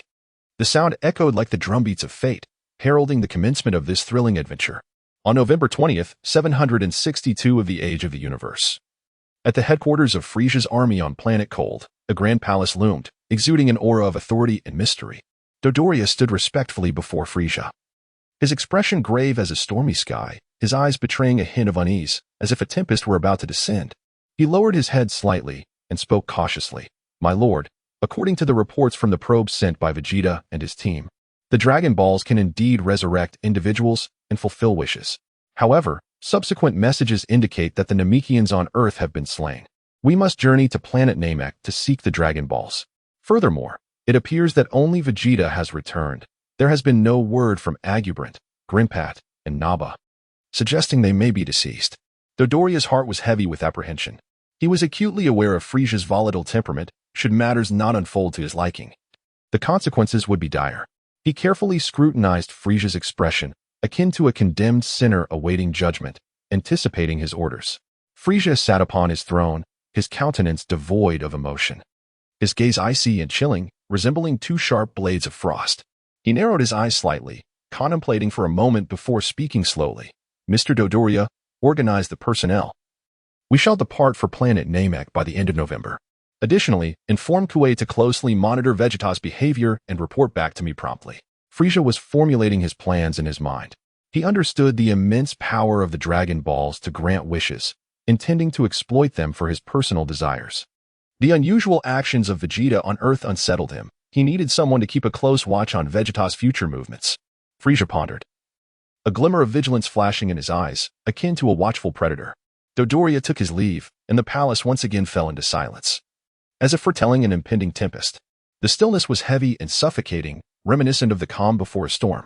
Chapter 35. Departure to Namek, revised. On the morning of December 3rd, 762 of the age of the universe, the vast expanse of the cosmos witnessed the Alpha spacecraft. Piloted by Vegeta, streaking towards planet Kurd like a dazzling meteor. Seated within the vessel, Vegeta's countenance was as frigid as ice, yet within, his thoughts roiled like turbulent waves. His gaze pierced through the ship's viewport, delving into the boundless depths of the universe, contemplating the trajectory of his destiny. Thanks to the meticulous care of the ship's medical bay, Vegeta's injuries had completely healed. He gently moved his limbs, acutely aware of his strength gradually returning. However, he felt discontent with the current state of his power. He resolved to undergo a comprehensive examination upon arrival at planet Kurd to ensure he was in peak condition. At this moment, he calculated his battle prowess, which had reached 50,000, a figure he weighed heavily in his mind. Doubts crept in about whether he could best members of the Ginyu Force, namely Rikuum, Guise, and Berta. The mere thought of confronting Frisia on Namek tightened his brow with anxiety and contemplation. Frisia, you will ultimately be led astray by the misinformation I have disseminated towards Namek. I merely need to verify that even if I cannot transform into a Super Saiyan on Namek, you will be vanquished by Kakarot upon your arrival. Yet, I yearn for vengeance, for my parents and my kin. Finally, the Alpha spacecraft reached planet Kurd. With resolute strides, Vegeta exited the ship, promptly commanding repairs, inspections, and resupply of medical resources. His eyes radiated undeniable authority, compelling those around him to act swiftly without hesitation. Vegeta mused to himself, these people had better be quick. I have no time to squander. The situation on Namek is dire, and I must hasten there. Observing the bustling crew, a wave of anxiety surged within him. He was acutely aware of Frisia's formidable strength and the lurking dangers on Namek. Yet, he recognized there was no retreat. Vegeta proceeded to the medical bay, preparing for a thorough examination. The doctor respectfully reported, Lord Vegeta, your condition has been treated aboard the Alpha. After our detailed assessment, we confirm you are in excellent health, with no further issues. Vegeta nodded slightly, offering a terse thank you, before exiting the medical bay. A flicker of relief crossed his mind, but he understood that the true challenges still lay ahead. On his way back to the repair bay, Vegeta was intercepted by Choi, who wore a smirk of derision. Vegeta, you went to Earth yet allowed a Gupulent, Greenpat, and Naba to perish. You Saiyans are truly pathetic. Moreover, regarding your discovery of the Dragon Balls on Earth, it was not reported to the king. The king has been informed and has already departed for Namek at the end of last month. Upon his return, you shall face severe punishment, and I shall oversee you. Vegeta shot Choi a cold glance, secretly pleased that Frisia was en route to Namek. He understood that now was not the time to engage with Choi. He needed to prepare for his journey to Namek. Without uttering a word, he hastened towards the repair bay. Vegeta regarded Choi with disdain, fully aware that he was merely a lackey of Frisia, unworthy of consideration. Upon reaching the repair bay, he learned that the Alpha had been fully resupplied. Without hesitation, he seized a scanner and boarded the Alpha once more, embarking on his journey to Namek. He resolved to spend the 15-day voyage training rigorously in the gravity chamber for 12 days. Cognizant that only through relentless self-improvement could he secure a chance of survival on Namek. I must grow stronger for vengeance to fulfill the wishes of my predecessors. Seated in the cockpit of the spacecraft, Vegeta gazed at the fleeting stars outside, his heart brimming with unwavering conviction. He understood that his fate awaited him on Namek, and he must give his all to execute his plan for revenge. Choi glared at Vegeta's retreating figure, simmering with anger. This Vegeta is insufferably arrogant. When the king returns, he will have much to answer for. He was soon informed by his subordinates that Vegeta had departed planet Kurd. Considering the king's orders, Choi began to pursue Vegeta aboard his own ship, embellishing the tale of Vegeta's transgressions as he flew. Vegeta, you cannot escape. I shall ensure the king is aware of your disloyalty. Choi reveled in his scheming, anticipating the accolades he would receive from Frieza. As he journeyed, Choi plotted how to ensnare Vegeta, knowing that excelling in front of Frieza would yield greater rewards and power. He meticulously tracked Vegeta's ship, biding his time for the opportune moment. On the morning of December 9th, 762 of the age of the universe, on Earth in West City, Bulma's residence, Sun Wukong had recuperated from his injuries and emerged from the hospital, his eyes gleaming with determination and resolve. Prepared with senzu beans, he boarded the newly constructed spacecraft. Ready to set forth towards Namek, Sun Wukong pondered his own strength, recognizing Vegeta's prowess and understanding that he must tirelessly strive to surpass him. Vegeta, you are formidable, but I shall not be defeated. I must become stronger on Namek to overcome you. Standing on the deck of the ship, he gazed at the distant sky, filled with anticipation for the future. He was aware of the perils that awaited him on Namek, yet he felt no fear, for he possessed a courageous heart and steadfast belief. As he explored the spacecraft, familiarizing himself with its environment, he entered the gravity chamber, his spirit aflame with determination. I will train diligently here to enhance my strength. For the sake of my friends, I cannot falter. Sun Wukong surveyed the various apparatus within the gravity chamber, curiosity igniting within him. He understood that this chamber was pivotal for his growth. He must seize this opportunity to become stronger. He devised a rigorous training regimen, planning to dedicate every day to training except for the final day, striving to surpass Vegeta as swiftly as possible. He recognized that this battle was not solely for himself, but for the comrades who had fought alongside him. He aimed to bring hope to everyone on Namek. Activating the gravity chamber, Sun Wukong commenced his training, his body gradually acclimating to the 1 to 100 times gravity. He relentlessly challenged his limits, sweat-soaking his attire. Each trial within the gravity chamber brought him immense pain, yet he never wavered. He knew that only through enduring hardship could he emerge stronger. His sole conviction was for his friends and for Earth. He must grow more powerful. As time progressed, Sun Wukong's abilities flourished. His body adapted to the gravity chamber's conditions, and his combat prowess steadily increased. Yet, he understood that this was merely the beginning. He needed to persist in his efforts to stand against Vegeta on Namek. During his training, Sun Wukong also contemplated his combat strategy. Aware that Vegeta was an exceptionally formidable opponent, he knew he needed to identify his weaknesses to seize any opportunity for victory. He recalled their previous battles, analyzing Vegeta's techniques and fighting style, searching for a breakthrough. Chapter 36. Bulma arrives at planet Namek on December 17th, year 762 of the age of the universe. Amidst the vast and boundless cosmos, a colossal armada of spacecraft advanced towards planet Namek, resembling a formidable steel beast, moving with an air of authority and deliberate pace. Frieza sat motionless in the command room of the flagship, his demeanor as frigid as a millennium of glacial ice, yet his gaze emanated an aura of infinite dominion, as if he could command the very fabric of the universe. Zarbon and Dodoria stood respectfully at his side. Behind them stood 1,000 elite warriors of the Frieza Force, each emanating an aura of chilling menace. Frieza narrowed his eyes slightly, contemplating to himself, the Dragon Balls, that immense power must belong to me. Only then can I fulfill the aspirations of my heart. He then turned to Zarbon and Dodoria, issuing a chilling command. Zarbon, Dodoria, lead the soldiers to seize the Dragon Balls from the Namekians. Zarbon and Dodoria promptly accepted the order, fully aware of Frieza's volatile temperament, and dared not show the slightest hint of negligence. Zarbon pondered silently. This mission must be flawlessly executed. I cannot allow the king to be disappointed, for the consequences would be dire. Dodoria, with a disdainful expression, thought, Humph, I shall see how long these Namekians can endure. With their soldiers surging forth like an unstoppable tide, they swiftly approached the Namekian village. The Namekians gazed in terror at these uninvited guests, their eyes filled with fear. Yet they did not retreat. Instead, they bravely armed themselves, preparing for a tenacious resistance. An elder Namekian gripped his weapon tightly. Filled with unwavering resolve, we must not allow them to take the Dragon Balls. They are our hope. And we shall defend our homeland even at the cost of our lives. The young Namekians echoed this sentiment, their eyes radiating fearless courage. Yes, we must defend our home and never bow to evil forces. The battle erupted in an instant. Although the Namekians fought valiantly, their efforts were feeble against the formidable prowess of Zarbin and Dodoria. Zarbin darted through the Namekians like a phantom, his speed elusive and bewildering. Each strike he delivered was imbued with tremendous power, sending the Namekians flying. Zarbin reveled in his superiority. These Namekians are utterly defenseless. Their resistance is but a futile endeavor. Dodoria, relying on his robust physique and immense strength, rampaged without restraint. The Namekian weapons merely tickled him, failing to inflict any substantial harm. He laughed boisterously. Ha! You feeble creatures dare to resist? Such arrogance is laughable. Yet, the Namekians did not yield. They quickly formed a battle formation, coordinating their attacks.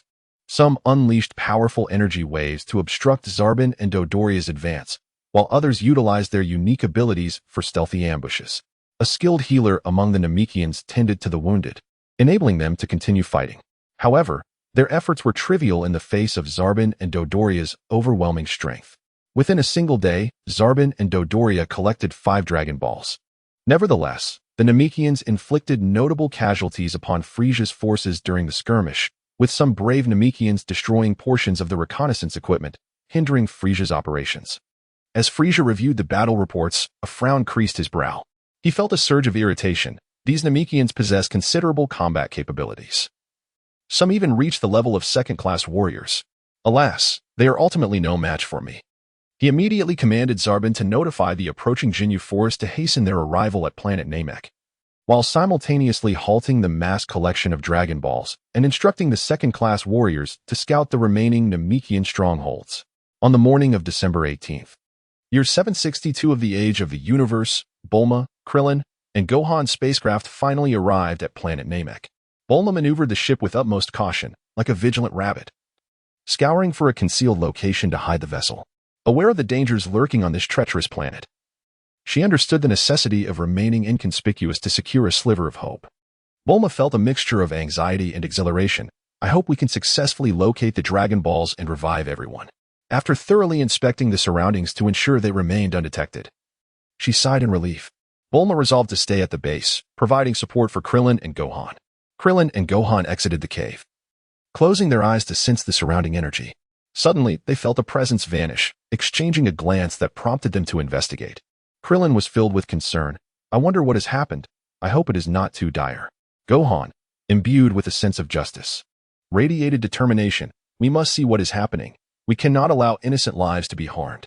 Meanwhile, a contingent led by Dodoria was ruthlessly slaughtering and interrogating Namekians in a nearby village, seeking the whereabouts of the Dragon Balls.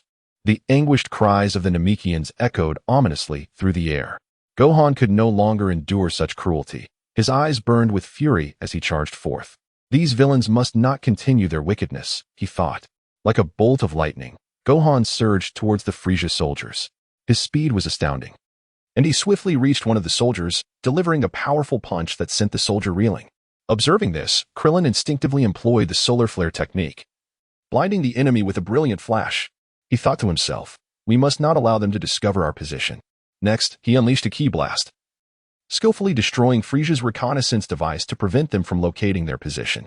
Krillin and Gohan, accompanied by Dondi, swiftly flew towards Bulma's base using their flight technique. Their hearts were laden with trepidation and concern. As they soared through the air, they remained vigilant, fearing detection by Frisia's forces. Before long, they arrived at the base. Bulma hurriedly equipped Krillin and Gohan with the translator she had brought, then began conversing with Dondi.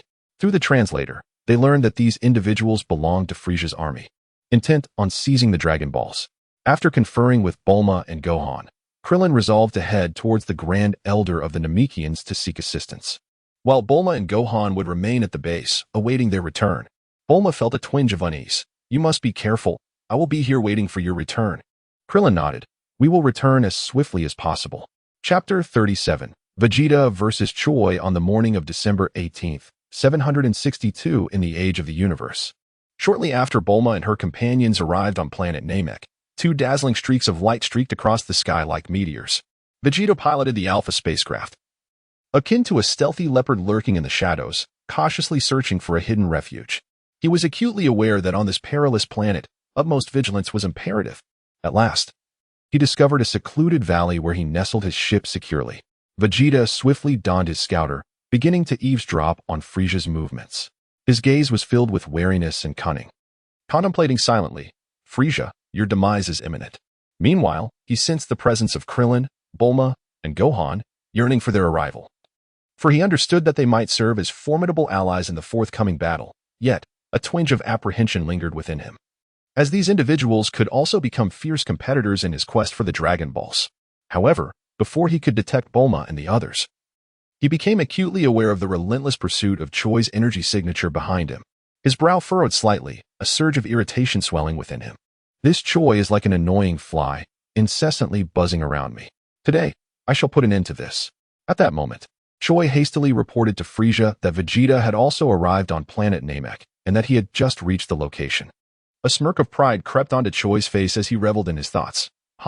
This time, I shall capture Vegeta and earn significant merit before Lord Frieza. Then, I shall receive greater rewards and power. I will make Vegeta understand that opposing me will lead to dire consequences. He plotted in silence, convinced that seizing Vegeta would allow him to curry favor with Frieza and exact bitter revenge. Seizing the opportunity while Vegeta remained unaware of his presence, Choi unleashed a surprise attack with a powerful energy wave. His eyes glinted with ferocity, determined to inflict a severe blow upon Vegeta. The formidable energy wave surged forth like a torrential flood, roaring toward Vegeta. In that instant, Vegeta, utilizing his acute energy perception, detected Choi's energy wave attack.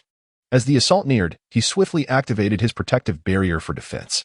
The violent energy wave collided with the barrier, producing a thunderous roar. The shield trembled slightly but ultimately succeeded in repelling Choi's onslaught. Vegeta scoffed inwardly. "Choi, is this all you are capable of? You shall not leave here alive today." Amidst the swirling smoke, Vegeta unleashed a power exceeding 24,000, launching a rapid assault on Choi. His speed was akin to lightning, and in an instant, he appeared before Choi, delivering a fearsome punch infused with overwhelming strength. Choi hastily raised his arms in defense, but the sheer might of Vegeta sent him staggering backward. Choi struggled to regain his footing, filled with shock and fury. "Vegeta, how could your power have grown so formidable?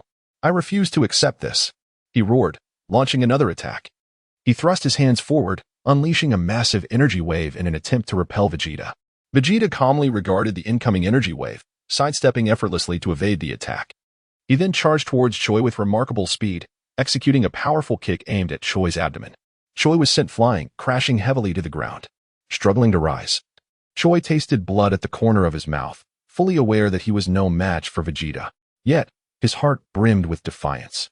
"Vegeta, I will not let you escape." He launched another assault, this time employing his strongest technique. A potent aura enveloped him as he gathered a colossal energy sphere in his hands. Vegeta observed Choi's actions with a hint of disdain. "Choi, you are merely grasping at straws." He remained poised, ready to counterattack at the opportune moment. Choi propelled the energy sphere towards Vegeta, its destructive force hurtling through the air. As the energy sphere was about to strike him, Vegeta waved his hand, redirecting the sphere skyward with a ki blast. Choi, taken aback by Vegeta's effortless defense, found himself at a loss as Vegeta appeared behind him like a phantom, delivering a crushing blow to Choi's head. Choi had no time to react before he was struck, collapsing to the ground in a resounding thud. Vegeta, resolute and merciless, employed martial arts to eliminate Choi, his gaze devoid of empathy for this persistent foe. "Choi, this is your own doing." Yet, Vegeta understood that Choi's demise was merely the beginning. Greater challenges awaited him ahead. He realized that the recent battle had obliterated most of the outdated scouters worn by Frieza's forces, but he was certain that newer models remained. He resolved to suppress his energy and venture towards a nearby Namekian village, pondering whether this village contained Dragon Balls. As the scene shifted back to the moment when Vegeta unleashed his power of 24,000 against Choi, the soldiers of Frieza's army, equipped with outdated scouters, were caught in the wake of Vegeta's overwhelming strength, causing their devices to explode. The soldiers, in a state of panic, scattered in all directions. Only Zabo and the scouter used by Frieza remained unscathed. Zabo stared in astonishment at the figures displayed on the scouter, muttering to himself, Vegeta's battle power has reached 24,000. Choi is certainly no match for him. Worry crept into his heart. This Vegeta is growing increasingly powerful. If we do not apprehend him soon, it may spell trouble for the king. He understood the urgency of locating Dodoria to join forces and capturing Vegeta. Frieza, however, appeared calm, narrowing his eyes as he remarked, Saiyans possess the inherent trait of power amplification in the face of death. Given that he previously reached 20,000 in battle, it is not surprising that he now stands at 24,000. Choi was a fool. You and Dodoria must go apprehend Vegeta. I wish to know the reason behind his blatant rebellion against me. Zabo replied, As you command, my lord, before setting off to find Dodoria, his heart filled with trepidation. Well aware that Vegeta was an exceptionally formidable adversary, and this mission would not be easy. Vegeta, you shall not escape. The scene transitions to North Kai's planet. The deceased Piccolo, Tien, Kaiatsu, and Yamcha arrived on the Kai's planet today. The atmosphere was steeped in mystery and tranquility. The group gazed around, curiosity etched on their faces. Piccolo mused, Is this the Kai's planet? I hope to gain immense power here and become stronger once more. Yet, he recognized that the training here would be arduous, requiring immense dedication. Tien remarked, This place feels extraordinary. Kaiatsu echoed, Indeed, I wonder what kind of training awaits us. He felt a mixture of anxiety and resolve. Yamcha, too, looked around with anticipation, knowing that this was his last opportunity to seize power and grow stronger. The Kai regarded them, a serious expression crossing his face. From this moment forth, I shall impose rigorous training upon you. Although you have perished, here you have the chance to become stronger. Piccolo and the others nodded, determination gleaming in their eyes. We shall train diligently and grow stronger. Chapter 38, Vegeta vs. Dodoria. Vegeta executed his instant transmission technique, darting through the sky like a bolt of black lightning, his astonishing speed leaving onlookers in awe. His gaze was resolute, driven by a singular ambition to acquire the Dragon Balls and thereby extend the duration of Frieza's wishes.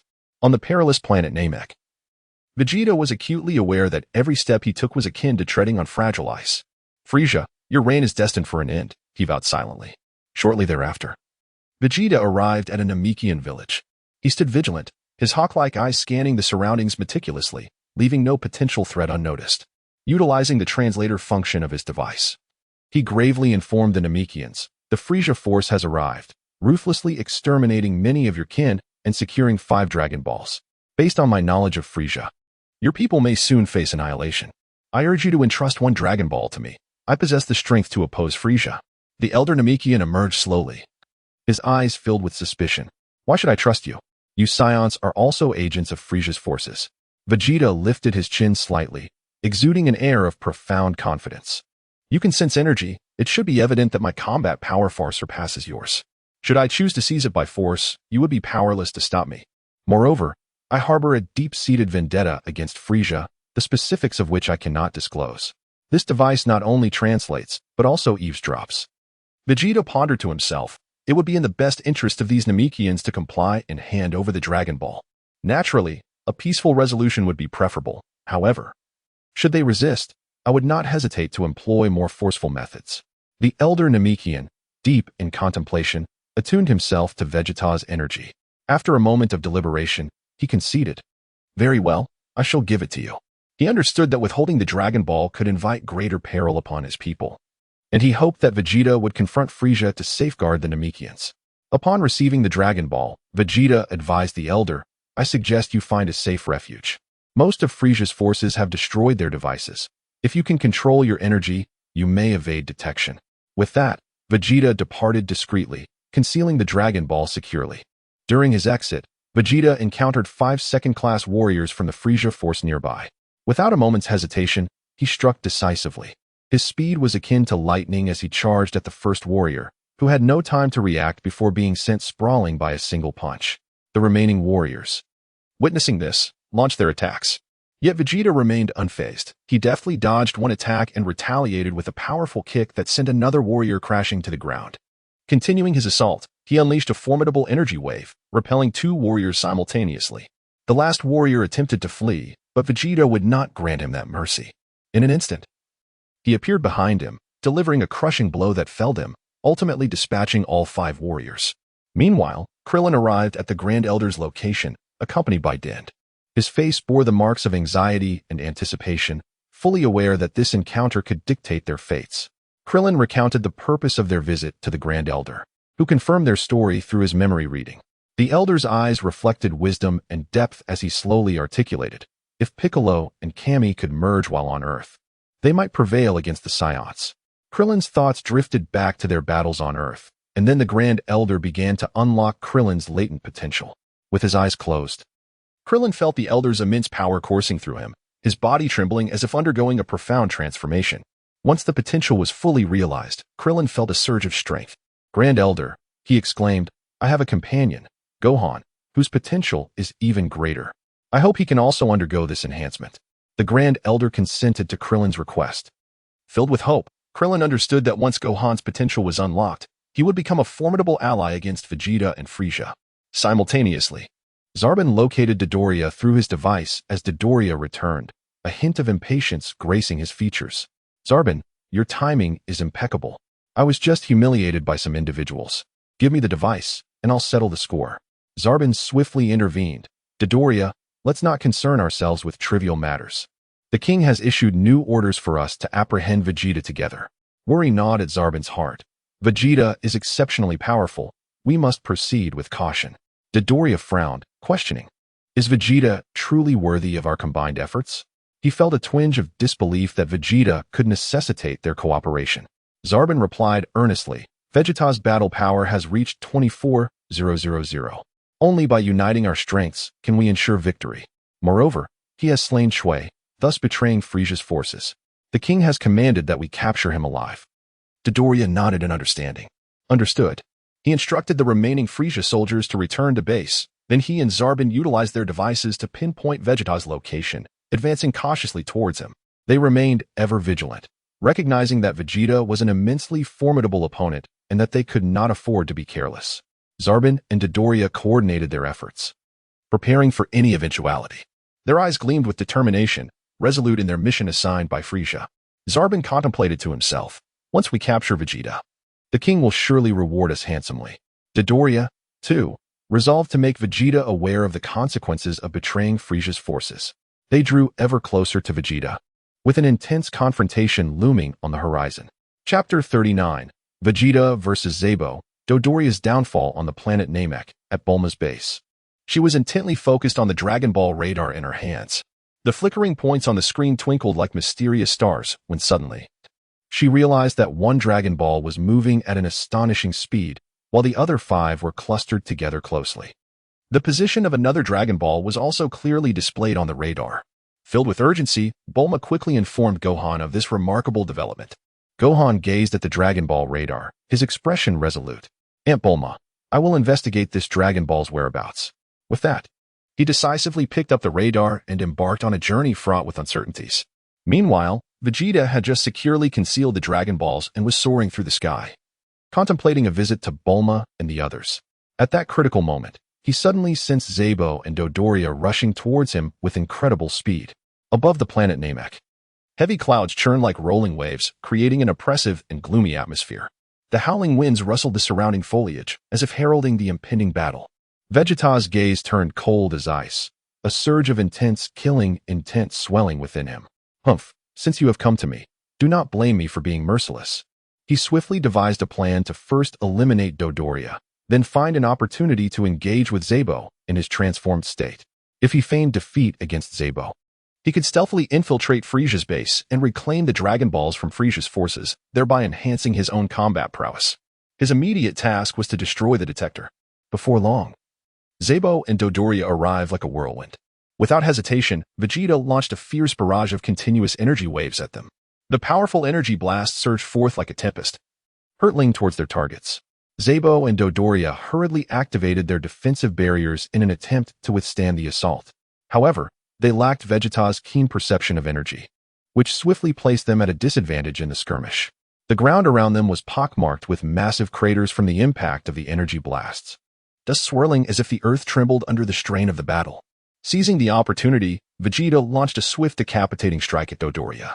Taken by surprise, Dodoria was severely injured in an instant, collapsing to the ground, his eyes filled with shock and rage. Zebo reacted with remarkable speed, immediately engaging Vegeta in a breathtaking duel. Their figures intertwined in the sky, the gusts from their punches resonating loudly, each fierce clash echoing like thunder. Vegeta moved like lightning, contemplating. I must first destroy Zebo's detector to prevent them from discovering my true combat capabilities. Zebo, not to be outdone, unleashed a series of merciless attacks, akin to a ferocious beast attempting to overpower Vegeta. Vegeta, how dare you betray Lord Frieza? Today shall be your end. Zebo's fist rained down like a storm, each strike carrying immense force, as if tearing through the very air. Vegeta nimbly dodged Zebo's assaults, sometimes sidestepping, sometimes leaping high, resembling a graceful swallow navigating through a tempest. Zebo's attacks grew increasingly ferocious, distorting the air around him with each blow.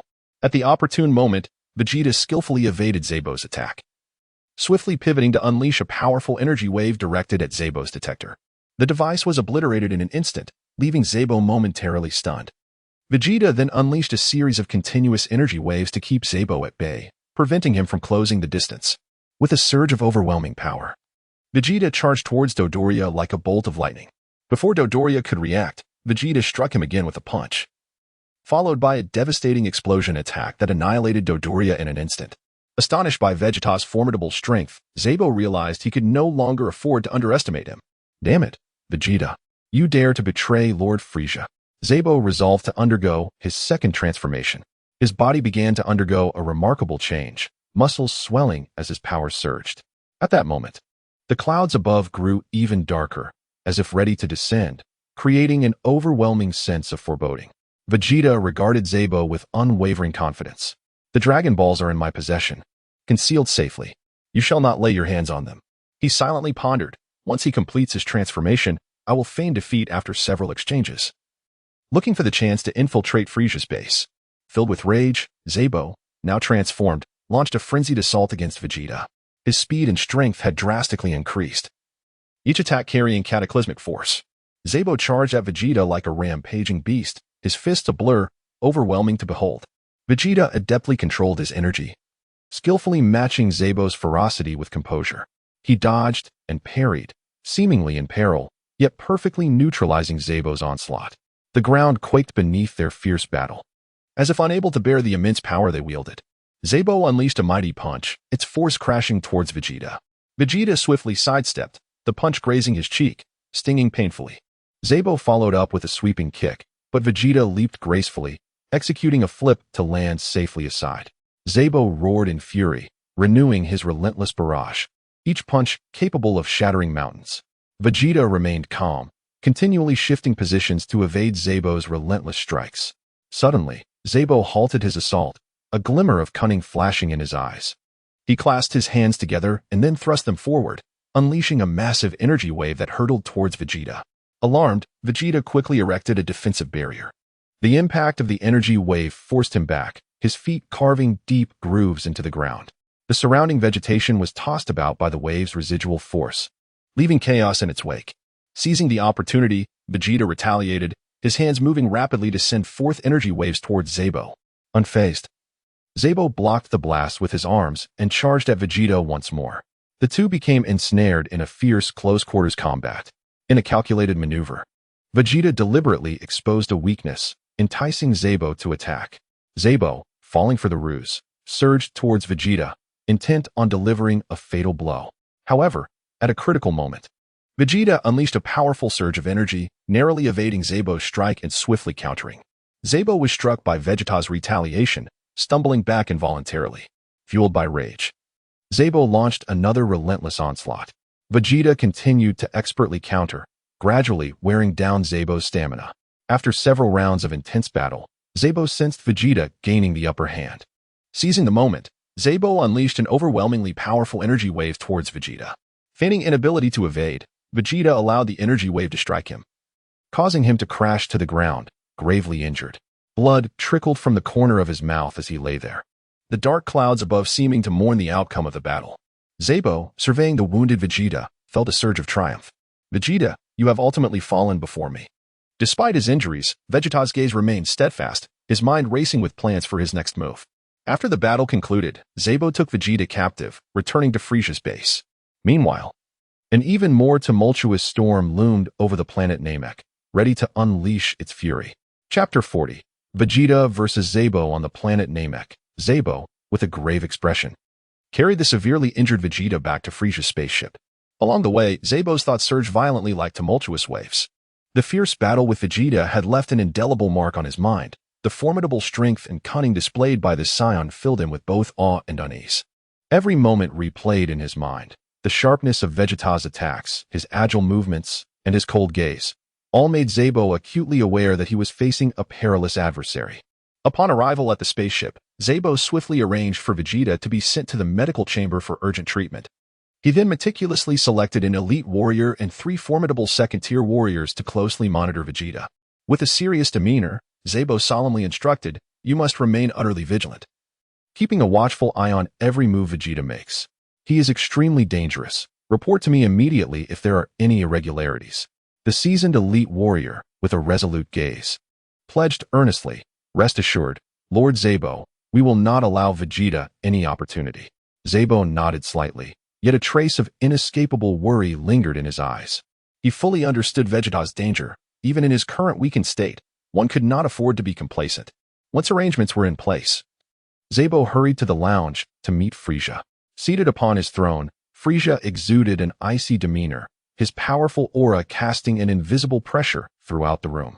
After bowing respectfully, Zabo reported, "My lord, Dodoria was unfortunately killed in battle against Vegeta. During the fight, Vegeta revealed he possesses the Dragon Balls. I have brought the injured Vegeta back and placed him in the medical chamber for treatment, while also arranging for personnel to monitor him. We shall interrogate him as soon as he shows signs of recovery." Zabo privately calculated that he must extract the whereabouts of the Dragon Balls from Vegeta. Only then could he satisfactorily report to the king. Frisia narrowed his eyes slightly, a fleeting look of regret crossing his face. "It is a pity about Mr. Dodoria. Ensure that compensation is sent to his family upon our return. As for you, Mr. Zabo, your efforts are appreciated. Regarding Vegeta, once I have extracted information about the Dragon Balls, he shall face severe punishment." Frisia's heart burned with fury. How dare Vegeta betray him? He must pay a hefty price. Subsequently, Frisia and Zabo began discussing matters concerning the Frisia force. Time passed slowly, and suddenly, a tremendous explosion shattered the silence, causing Frisia to stiffen in alarm. "The sound is coming from the medical chamber. Vegeta has awakened sooner than anticipated. We must hurry and ensure he does not escape." A wave of intense anxiety surged within Frisia.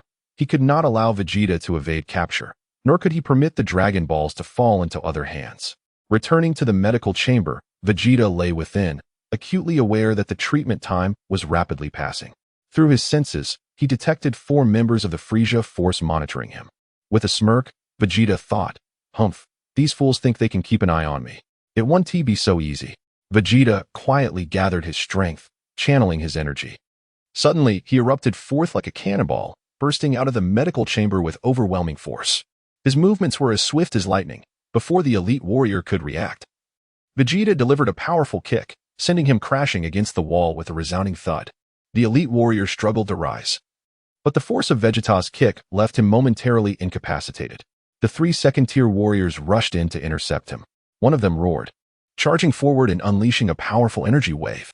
Vegeta deftly sidestepped, effortlessly evading the attack.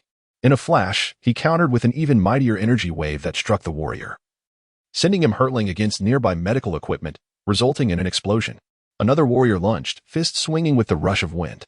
Vegeta easily dodged, then retaliated with a lightning-fast punch that struck the warrior squarely in the face, causing him to spit blood as he flew backward.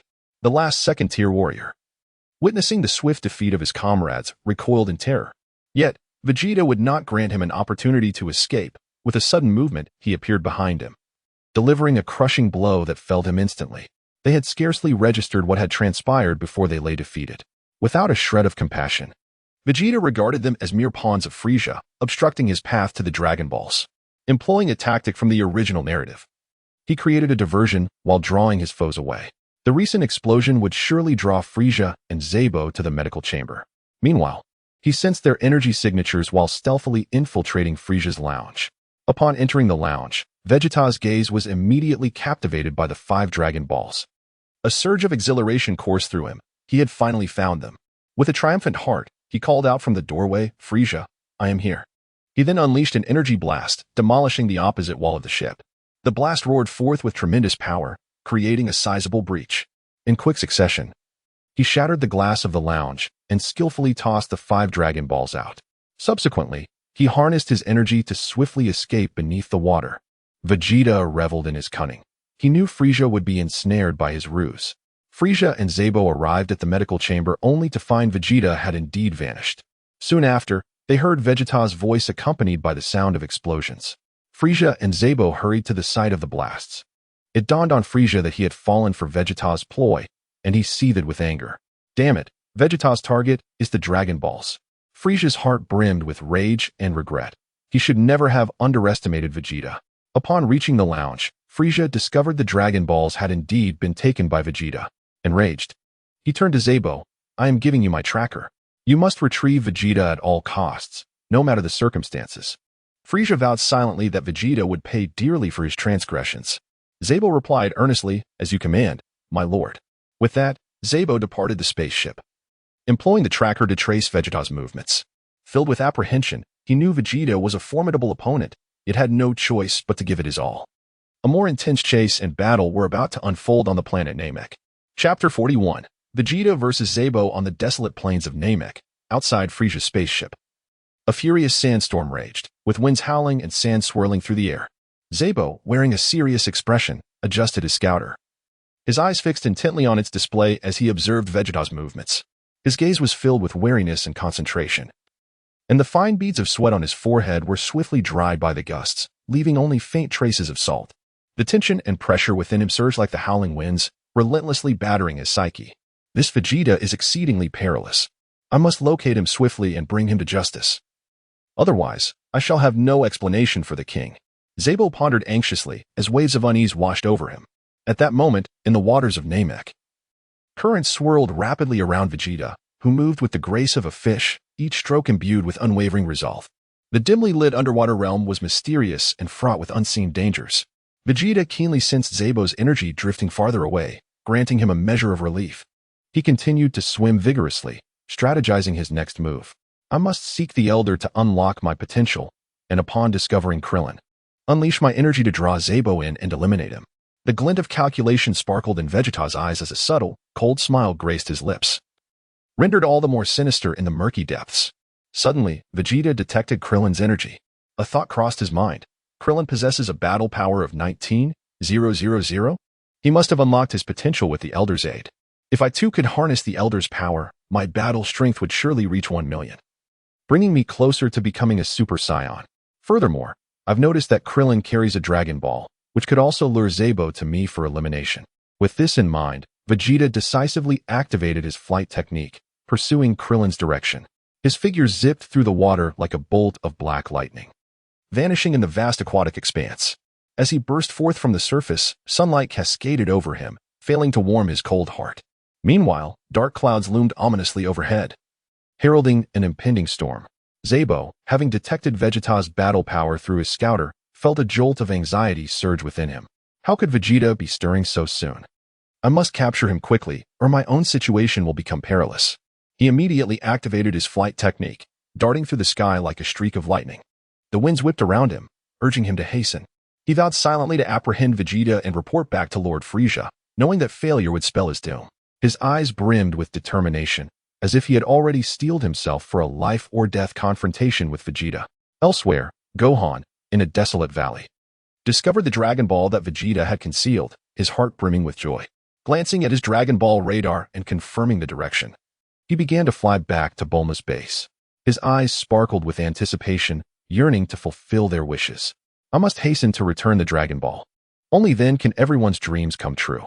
Hope filled Gohan's heart as he soared through the sky, like a liberated bird. The gentle breeze stirred the dust in the valley.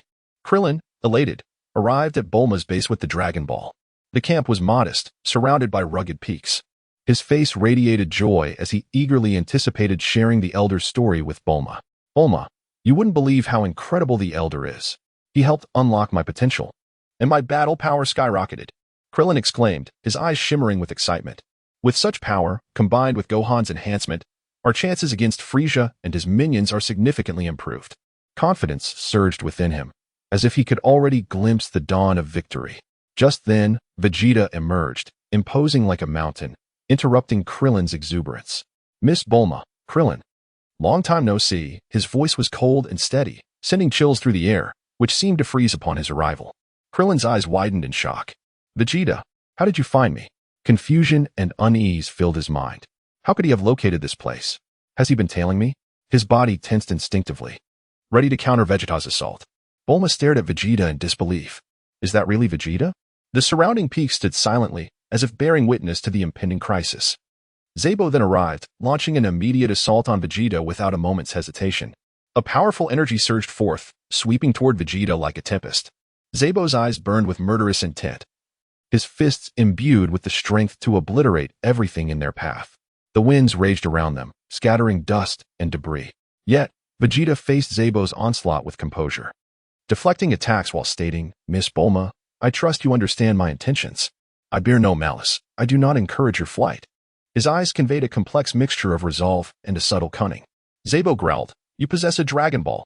Vegeta, what has emboldened you so? His attacks grew increasingly ferocious, each punch imbued with cataclysmic destructive power, as he sought to vanquish Vegeta swiftly.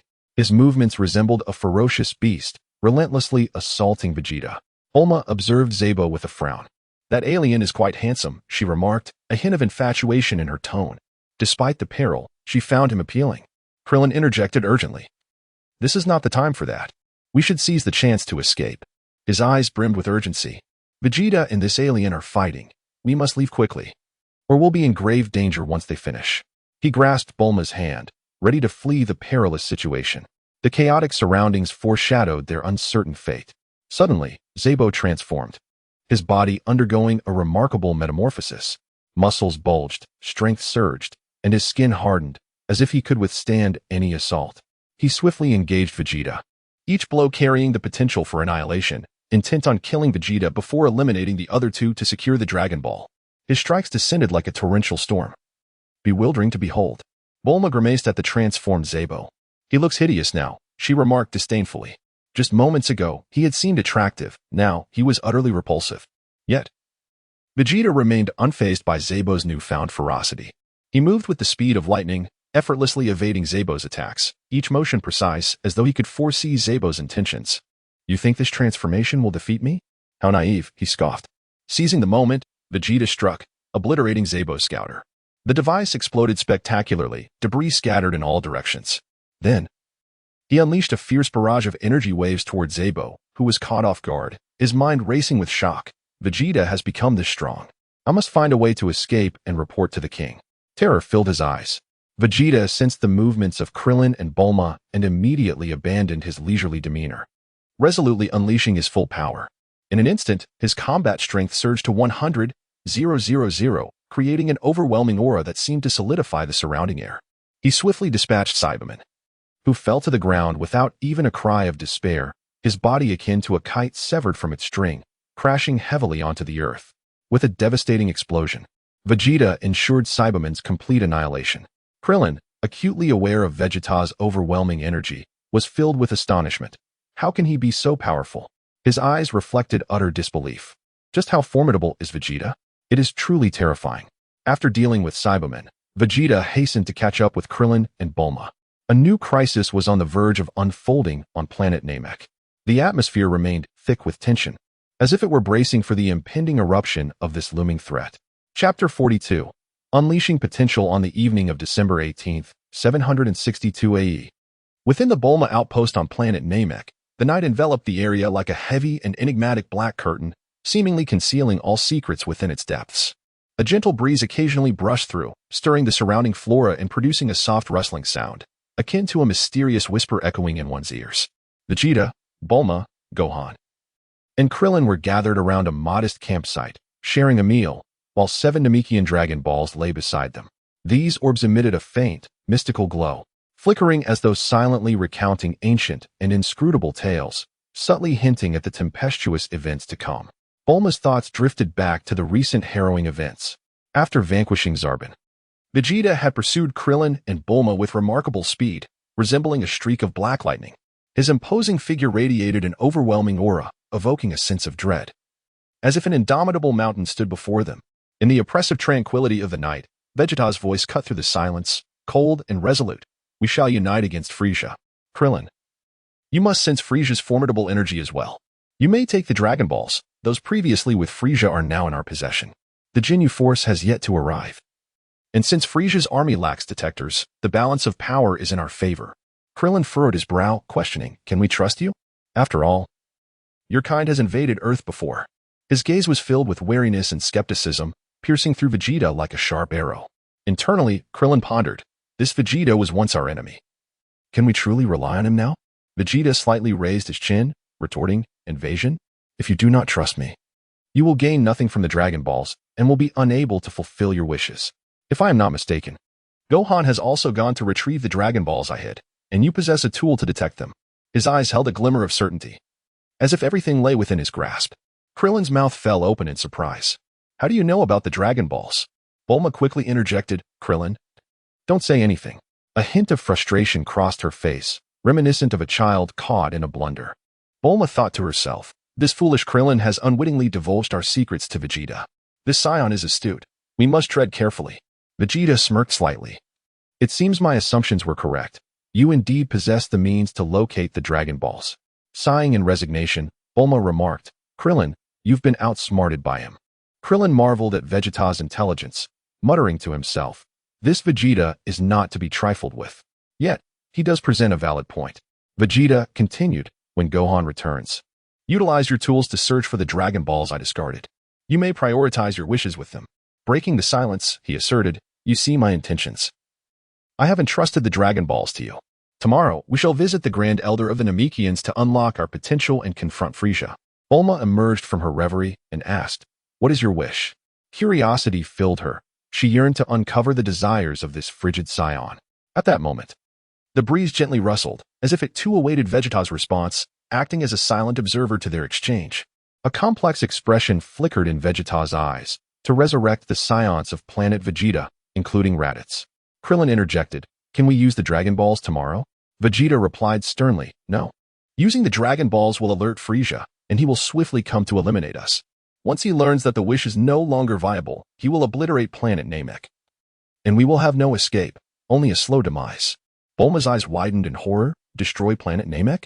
Wouldn't he perish as well? That cannot be. Fear gripped Bulma as she struggled to fathom the annihilation of planet Namek, a chilling tide washing over her heart. The surrounding night seemed to grow heavier with the implication of his words, the darkness threatening to engulf them mercilessly. Vegeta narrowed his eyes. Frieza can survive alone in the vastness of space. Bulma gasped in disbelief. That is terrifying. Vegeta asserted, we must wait. Gohan and I will unlock our potential. And we shall await Kakarot, known to you as Goku, to deal with the Ginyu Force before we confront Frieza. On the morning of December 19, 762 AE, sunlight bathed planet Namek in warmth, the golden rays draping over the mysterious terrain. Yet this warmth could not disperse the tension and unease lingering in their hearts. Vegeta, Krillin, and Gohan, with the Dragon Balls in tow, soared through the skies using the instant transmission technique towards the Grand Elder of the Namekians. Their silhouettes cut through the air, driven by unwavering resolve and hope, yet oblivious to the perils that awaited them.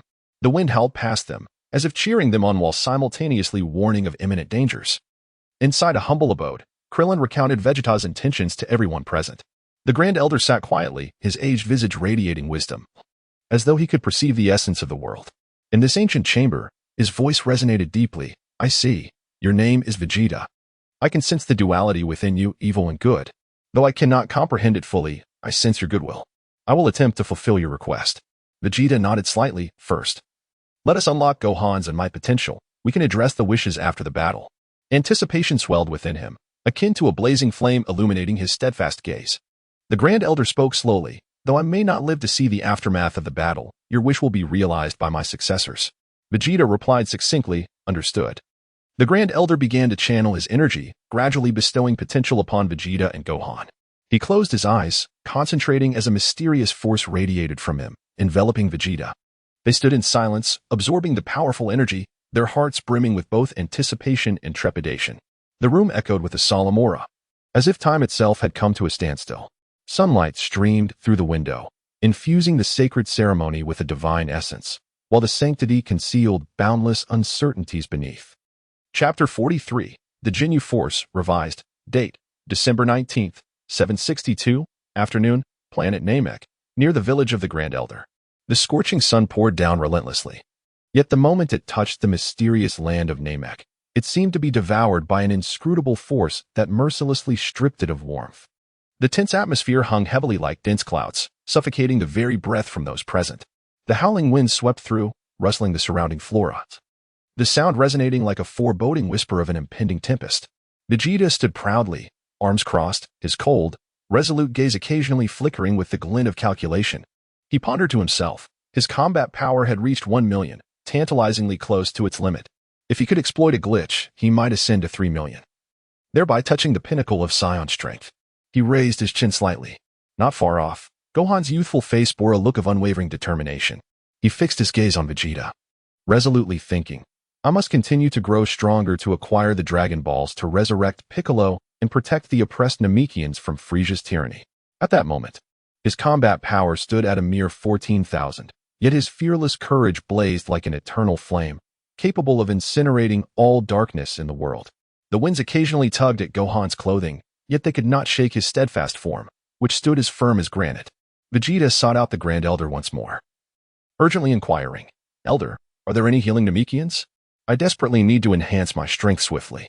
The Grand Elder sighed softly, his breath seeming to traverse the long river of time, imbued with profound weariness. He replied slowly, My child Dondi, Vegeta, what exactly do you wish to do? Without hesitation, Vegeta responded, to ascend through near-death experience, to reach the limits of a Saiyan. The Grand Elder fell into deep contemplation, the air around them seemingly frozen in that moment. He was uncertain whether Vegeta was a boon or a bane for the universe, but he understood that his priority must be to prevent the extinction of the Namekians. Vegeta shared his thoughts with Gohan and Dondi. Gohan retorted, Your energy is already formidable. Can't you defeat Frisia? Vegeta's expression darkened, shrouded in the gloom of stormy skies. He spoke slowly. No, he possesses at least one transformation. With Gohan's injuries and Dandi's healing, Vegeta successfully attained the Saiyan limit of 3 million combat power. However, behind this immense strength, he harbored a profound sense that even should he undergo another near-death experience, he could not further augment his power. Date, December 19th, 762, evening. Frisia's base on planet Namek.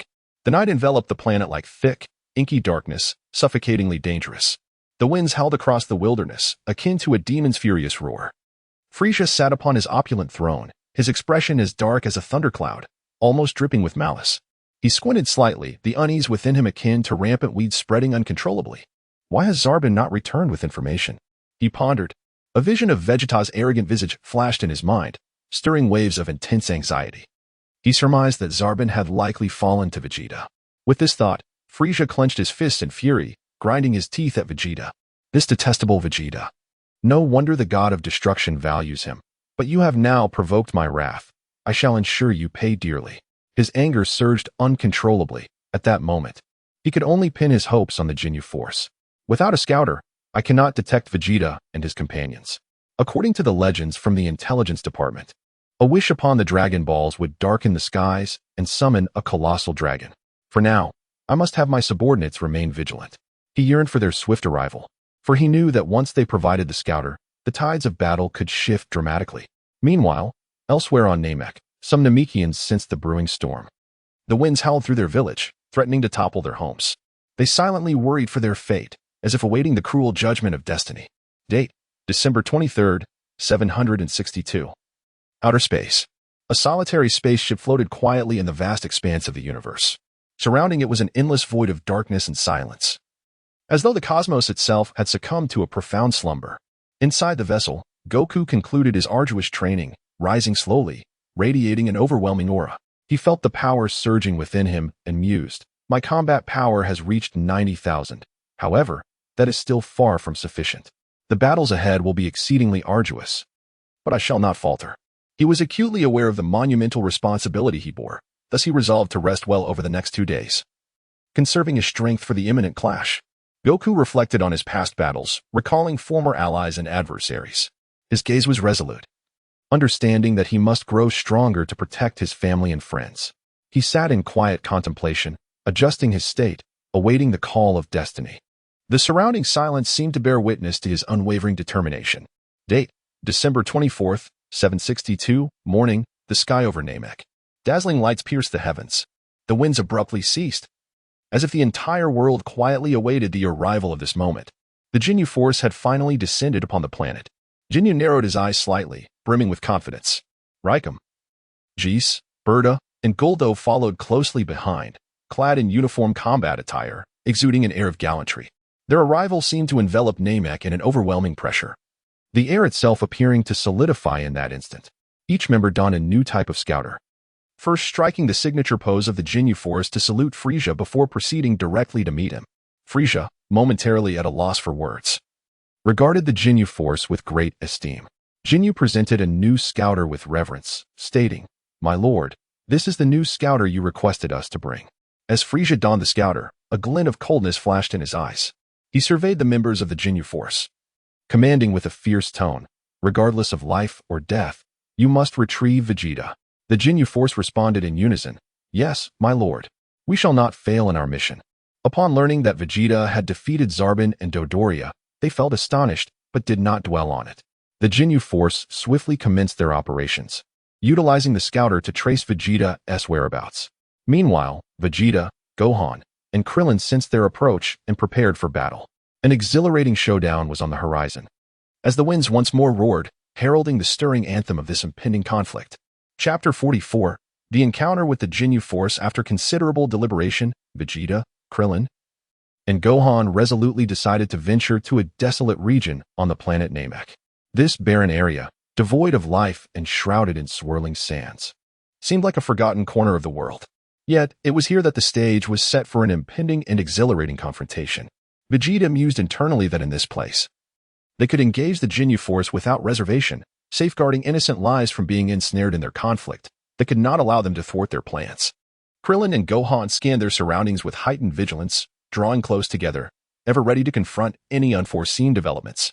Suddenly, Jinyu, Rikuum, Jis, Bertas, and Guldo appeared like phantoms in this desolate terrain. Their presence radiated an overwhelming aura, as if capable of suppressing everything around them. The Jinyu force, with their unique and imposing entrance, flaunted their authority and confidence, proclaiming their invincibility to the universe. Rikuum, towering like a colossal edifice, emanated a stifling atmosphere. His thunderous voice boomed. "Is that you, Vegeta? I've heard you betrayed the king and killed both Zarbon and Dodoria. Have you come to meet your demise? Or do you wish for me to slay you myself?" His gaze was filled with arrogance and disdain, viewing Vegeta as nothing more than a mere insect. Rikuum, smug in his thoughts, contemplated how Vegeta dared betray the king, and today, he would witness the might of the Jinyu force. Vegeta's eyes gleamed with a chilling intensity as he calmly retorted, "It will be you who meets death." Hardly had he finished speaking when Vegeta, akin to a ferocious leopard, launched the first attack. The thought of Guldo's formidable abilities, particularly his terrifying power to halt time, weighed heavily on Vegeta's mind. Thus, he resolved to strike first, dashing towards Guldo with blinding speed. Initially, Guldo dismissed Vegeta's assault, sneering at the advancing warrior and thinking, "You think you can harm me?" However, Vegeta's velocity far exceeded his expectations. In an instant, Vegeta stood before Guldo, his fist, imbued with apocalyptic force, crashing into Guldo's chest. Guldo, taken aback, attempted to evade, but it was too late. Vegeta's fist struck him powerfully, sending him hurtling through the air, where he fell heavily to the ground, spewing blood and collapsing into a pool of crimson. Without hesitation, Vegeta gathered his energy into a powerful Kamehameha wave, launching a brilliant beam towards Guldo. Terror-stricken, Guldo watched the energy beam approach, his eyes filled with despair. In that moment of hopelessness, Guldo's life was extinguished. Vegeta scoffed, "Guldo, you will never have the chance to showcase your abilities again." Witnessing this, Jis roared in fury, "Vegeta, you dared to kill Guldo. We will not let you go unpunished." Jis, Berta, and Rikuum immediately unleashed a torrential barrage of attacks upon Vegeta, each move imbued with tremendous power, as if capable of annihilating everything in their path. Jis, seething with rage, declared, "Vegeta, you will pay for Guldo's death." Vegeta, undeterred by their frenzied onslaught, nimbly evaded Jis's punches and Berta's kicks, astutely seeking opportunities for counterattacks. Rikuum's strikes were the most ferocious, each punch carrying an overwhelming force. Vegeta sidestepped Rikuum's blow and swiftly retaliated with a kick to his abdomen, causing Rikuum to stagger back in pain. Seizing the moment, Jis attempted to strike from behind. But Vegeta sensed the threat, pivoting to defend himself. As Jis charged, Vegeta had to evade once more. The intensity of their assault escalated. Yet Vegeta chose to control his energy, effortlessly maneuvering among them, almost as if toying with their efforts. He occasionally taunted them. "Is this all you can do?" His voice dripped with cold mockery. Jinyu, astounded by Vegeta's rapid growth, noted that his battle power had surged from a mere 20,000 to an impressive 90,000, establishing him as a formidable contender within Frieza's ranks. Jinyu resolved to observe the situation, planning to intervene when Jis, Berta, and Rikuum seemed to falter. He contemplated. This Vegeta has grown far too quickly.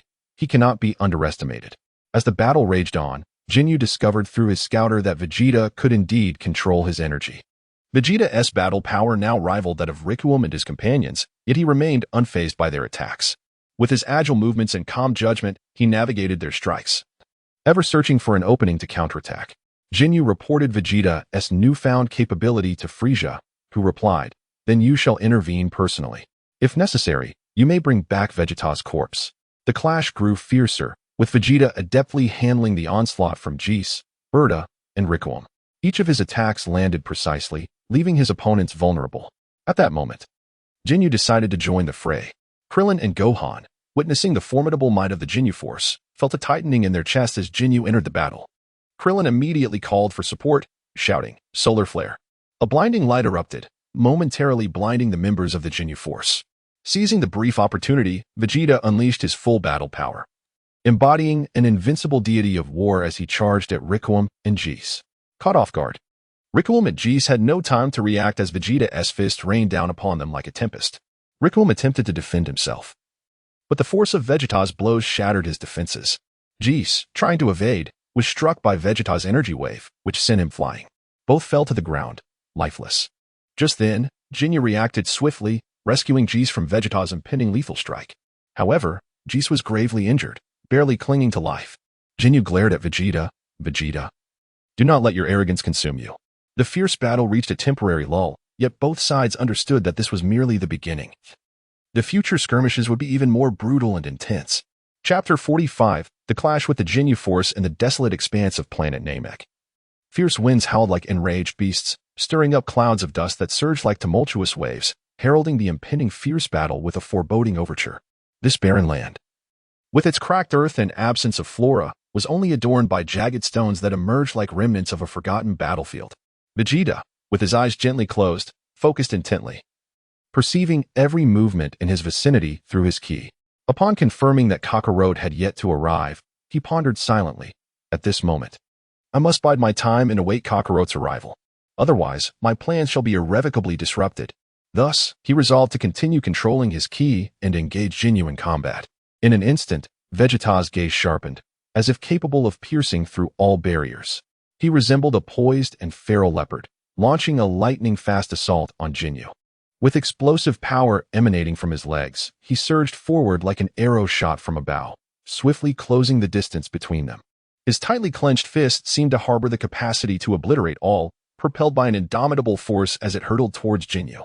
The wind from his punch roared past, as though it could tear the very air apart, sending the surrounding dust spiraling into a frenzied dance. Jinyu, reacting in that split second, swiftly countered with a fierce attack.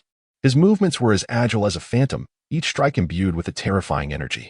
He sidestepped, narrowly evading Vegeta's powerful blow, and retaliated with a punch delivered at lightning speed, enveloped in overwhelming ki. His gaze was cold and filled with an intense desire for battle. With a disdainful snort, Jinyu taunted, "Vegeta, do you truly believe you can defeat me? How naive." Their fists collided in midair with a deafening crash, unleashing a shockwave that spread like a tempest, stirring up clouds of dust that enveloped their figures like a swirling yellow mist. Amidst the fierce exchange, Jinyu was astonished to discover that Vegeta's battle power had surged to an astounding 110,000. Internally cursing, he thought, that cunning Vegeta has concealed such formidable strength. It appears I can no longer rely solely on my scouter. I must depend on my own experience and true strength to accurately gauge my opponent's capabilities. The two warriors battled fiercely for dozens of exchanges, each refusing to yield an inch, locked in a tense stalemate reminiscent of two ferocious beasts locked in a life-and-death struggle. Vegeta continually varied his assault, launching punches like a tempest, executing lightning-fast kicks, and unleashing powerful energy blasts. Each of his attacks carried immense force and astonishing precision. Vegeta deftly evaded one of Jinyu's punches, swiftly countering with a kick aimed at Jinyu's abdomen. Jinyu winced in pain and stumbled back a few paces, but quickly regained his composure and launched another barrage of attacks at Vegeta. The barren ground trembled beneath their fierce combat, fissures appearing in the earth.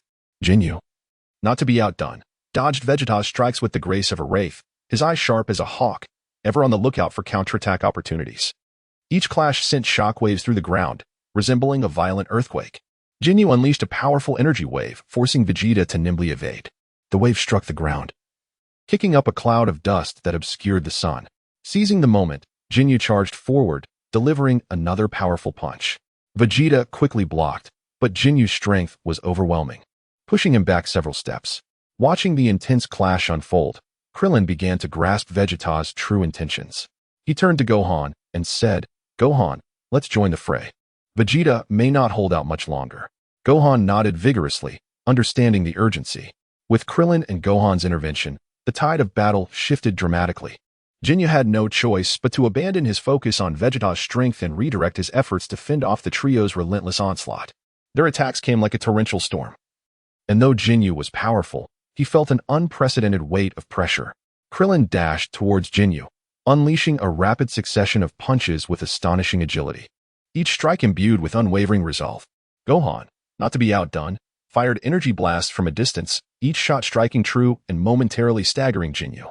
Enraged, Jinyu roared, his ki surging to destructive levels as he frantically defended himself against the onslaught. After several intense exchanges, Vegeta sensed Kakarot's arrival. A wave of uncontainable joy surged within him, and he resolved to eliminate Jinyu himself. Krillin, Gohan, go find Kakarot and help him raise his power according to my instructions. Jinyu, feeling a surge of indignation, realized he had been gravely underestimated by Vegeta. In a fit of fury, he unleashed a barrage of energy blasts towards Vegeta, Krillin, and Gohan, each wave striking like terrifying bolts of lightning. Yet, undeterred, Vegeta's gaze remained steely as he summoned his strength, blocking every attack with an impenetrable barrier of ki. Vegeta concentrated his energy into a single, powerful wave, clashing violently with Jinyu's attack, resulting in a cataclysmic explosion that seemed capable of shattering the very fabric of the universe. The ensuing shockwave sent debris flying, creating a tempest of sand and stone. Recognizing the imminent danger, Krillin and Gohan swiftly utilized their flight techniques to escape, knowing their current task was to locate Kakarot and follow Vegeta's guidance. After a few more exchanges with Jinyu, Vegeta sensed Kakarot meeting with Krillin and Gohan. Realizing the moment had come, he unleashed his full power, his ki surging to unimaginable heights, as if to consume everything around him. Like a ferocious beast, he charged at Jinyu with blinding speed. Vegeta's velocity was so great that he appeared before Jinyu in an instant. His fist, imbued with the terrifying force to annihilate, struck Jinyu before he could react. The impact was cataclysmic, defeating Jinyu and denying him the opportunity to employ his body-swapping technique. Jinyu was sent crashing to the ground, rendered incapable of further combat. Without hesitation, Vegeta unleashed a final energy wave, obliterating Jinyu. Breathing a sigh of relief, Vegeta thought, at last, this nuisance is dealt with. Now, it remains to be seen if Kakarot can also achieve the limits of a Saiyan. Chapter 46. The planet Namek, vast and desolate, is often swept by howling winds that stir up clouds of dust, which seem to narrate the ancient tales of this mysterious land. Sun Wukong stepped slowly out of the spaceship, his eyes gently closed, his expression focused to the utmost degree, as if the world around him had fallen into an extraordinary state of stillness under his perception. The air surrounding him appeared to be imbued with his concentration, becoming unusually tranquil, while time seemed to quietly slow its pace in that very moment. Soon, Sun Wukong first sensed the auras of Krillin and Gohan. He opened his eyes, a flicker of surprise gleaming within, brief and bright like a shooting star in the night sky. He murmured to himself, Krillin and Gohan's powers have grown significantly. It appears they have indeed made considerable progress on this Namek. And Vegeta's aura was even more formidable. This fellow is truly a formidable adversary. At that moment, the sky over Namek was dark and foreboding, as if a violent storm could erupt at any moment. The barren land was dotted with jagged stones, adding a touch of desolation to the scene. Gohan and Krillin quickly arrived at Sun Wukong's location. Krillin's face glowed with excitement, his eyes shimmering with the light of hope, as if he had witnessed a roaring flame ignite. He spoke to Sun Wukong. Wukong, Vegeta has now become our ally. We are facing a more powerful enemy, Frieza. Vegeta has discovered a way to become stronger, and he asked me to let you know to give it a try as well. Sun Wukong listened quietly, a spark of contemplation illuminating his gaze. He pondered inwardly if Vegeta has found a way to grow stronger and wants me to try it too. Just how powerful is Frieza? I must become stronger to protect everyone. He nodded and, after a moment of thought, said, Krillin, let us go to the Grand Elder. I have heard from King Kai that Frieza is both immensely powerful and wicked. You all should use the Dragon Balls to revive our companions while I simultaneously unlock my potential. His tone was resolute, brimming with determination, as if he were making an unyielding vow amidst this desolate world. Gohan, somewhat worried, asked, Dad, can we really defeat Frieza? Sun Wukong gently patted Gohan's head and replied, Gohan, do not fear. As long as we unite our efforts, we will surely have a chance to overcome him. With that, Sun Wukong, Krillin, and Gohan swiftly soared towards the Grand Elder using the instant transmission technique. Their figures streaked across the sky like three brilliant shooting stars, filled with hope and fearless courage as they ventured into the unknown. The wind howled past their ears, as if cheering for their bravery, a sound reminiscent of battle drums, urging them to forge ahead boldly. Meanwhile, at Frieza's location, the atmosphere was stifling, almost suffocating. Through his scanner, he discovered that Jinyu had perished at the hands of Vegeta. His expression turned dark as ominous clouds gather before a storm, engulfing everything in shadow. Frieza growled in anger. Vegeta, how dare you thwart my plans? I shall tear you to shreds. A surge of intense fury welled up within him, akin to tumultuous waves crashing against his inner being. Frieza resolved to take matters into his own hands and personally eliminate Vegeta. Rising to his feet, he exuded a powerful aura that seemed capable of crushing everything in his vicinity with ease. He departed from Frieza's base on Namek, hurtling toward Vegeta's direction. His figure moved like a specter, his speed reaching an extreme, akin to a lightning bolt that instantaneously vanished into the distance. Sun Wukong, Krillin, and Gohan arrived at the Grand Elder's abode on Namek. The ancient architecture emanated a mysterious aura, and the surroundings were serene yet solemn. Sun Wukong gazed at the Grand Elder, his eyes filled with steadfastness and anticipation. His heart brimmed with a yearning for strength and a fervent desire to protect his family. He spoke, Grand Elder, I seek to unlock my potential, for I must stand against Frieza. I am eager to engage with powerful beings, and I wish to safeguard my family. Please, lend me your assistance. The Grand Elder regarded Sun Wukong quietly, sensing the sincerity and kindness within him. Nodding slightly, he silently admired the young man's courage and resolve. He replied slowly, Young man, your bravery and determination are commendable. I consent to your request. But unlocking potential is no simple task. You must be prepared mentally. He turned to inform his fellow Namekians to evacuate the area to avoid the impending conflict. He thought to himself, this young man may well be the hope of our Namekian race. I hope he can successfully confront Frieza and protect my people, while also restraining Vegeta. Sun Wukong began the process of unlocking his potential, closing his eyes and concentrating deeply. A powerful energy surged from within him, his aura steadily intensifying. He could feel his body undergoing a wondrous transformation, each cell seemingly rejoicing in exuberance. After a period of time, Sun Wukong's strength reached 900,000. Meanwhile, Krillin, Gohan, and Dandy were also using the Dragon Balls to make wishes. On King Kai's planet, Piccolo conveyed a message to Krillin and Gohan through King Kai's telepathic abilities, reviving me, along with the gods, allows the use of Earth's Dragon Balls to resurrect Tien, Kaiatsu, and Yamcha. Krillin, somewhat perplexed, asked, Piccolo, will this really work? Piccolo replied with conviction, trust me, this is our best option at the moment. Ultimately, Krillin communicated the wish to Dandy, who then used the ancient Namekian language to convey it to the eternal dragon, Purunga. Purunga granted the wish, and Piccolo reappeared on Namek. Piccolo surveyed his surroundings, his heart filled with myriad emotions. He understood that this battle would be exceedingly arduous, yet he was resolved to fight for his people. The Grand Elder, having undergone multiple potential unlockings, felt his body growing exceedingly frail. He sensed his life force gradually waning, yet he felt no regret within his heart. The Grand Elder looked at Sun Wukong and the others, whispering weakly, I hope you succeed in protecting my people. Gohan and Krillin gazed upon the Grand Elder's body, their hearts heavy with sorrow and reverence. That grief enveloped them like a pervasive mist, shrouding their souls. Chapter 47: Vegeta vs. Frieza, revised, on the desolate planet Namek. Time rewinds to the tense moment when Frieza is en route to Vegeta's location. The fierce winds howl mercilessly across the barren landscape, swirling dust and sand into the air like frenzied dancers, seemingly striving with all their might to herald the impending clash of titans. Frieza, like a specter of darkness, slices through the sky at an astonishing speed, racing towards Vegeta's direction. The bleak scenery of Namek amplifies the atmosphere of tension and foreboding. In the blink of an eye, Frieza arrives at Vegeta's domain.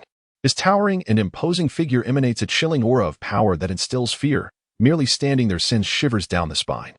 The surrounding dust momentarily halts, as if daunted by his presence. Frieza coldly gazes at Vegeta and slowly speaks. I am genuinely curious. Why have you chosen to betray me? Have I not treated you Saiyans reasonably well? Vegeta stands tall, his eyes reflecting unwavering determination as he replies, I have come to understand the truth, including the reality behind the destruction of planet Vegeta. Frieza narrows his eyes slightly, a flicker of surprise crossing his features. Oh, Vegeta, you truly comprehend? Vegeta continues, God. There is no conflict of interest between the Frieza Force and the Saiyans. You could not have annihilated us without cause. Frieza realizes that Vegeta is unaware that the command came from the god of destruction, believing instead that it was merely divine will. After a brief silence, he responds, I respect your choice, Vegeta. I must ask, can you truly control your energy freely? Vegeta lifts his chin slightly, a surge of pride swelling within him as he asserts, Indeed, this is knowledge I acquired on Earth. It seems that the lower the battle power of a race, the more they either lean towards technology or excel in the manipulation of energy. Frieza nods, acknowledging, it appears, Vegeta, that you have indeed learned much on the front lines. I am impressed. To demonstrate his regard for Vegeta, Frieza decides to transform into his ultimate form. As waves of potent energy ripple through the air, Frieza undergoes a dramatic transformation, his aura becoming even more terrifying, as if it could effortlessly crush everything around him. The winds seem to intensify, stirred by his newfound might. Vegeta keenly senses Frieza's overwhelming power, and a flicker of doubt crosses his mind about whether to continue challenging him. Yet, he quickly dispels these chaotic thoughts, resolutely thinking, In gratitude for the life my parents bestowed upon me, I cannot falter. I must fight for the dignity of the Saiyans. Without hesitation, he launches an attack. Vegeta moves like lightning, dashing towards Frieza, his fist imbued with potent energy striking fiercely. Frieza, however, effortlessly sidesteps, evading the fierce blow.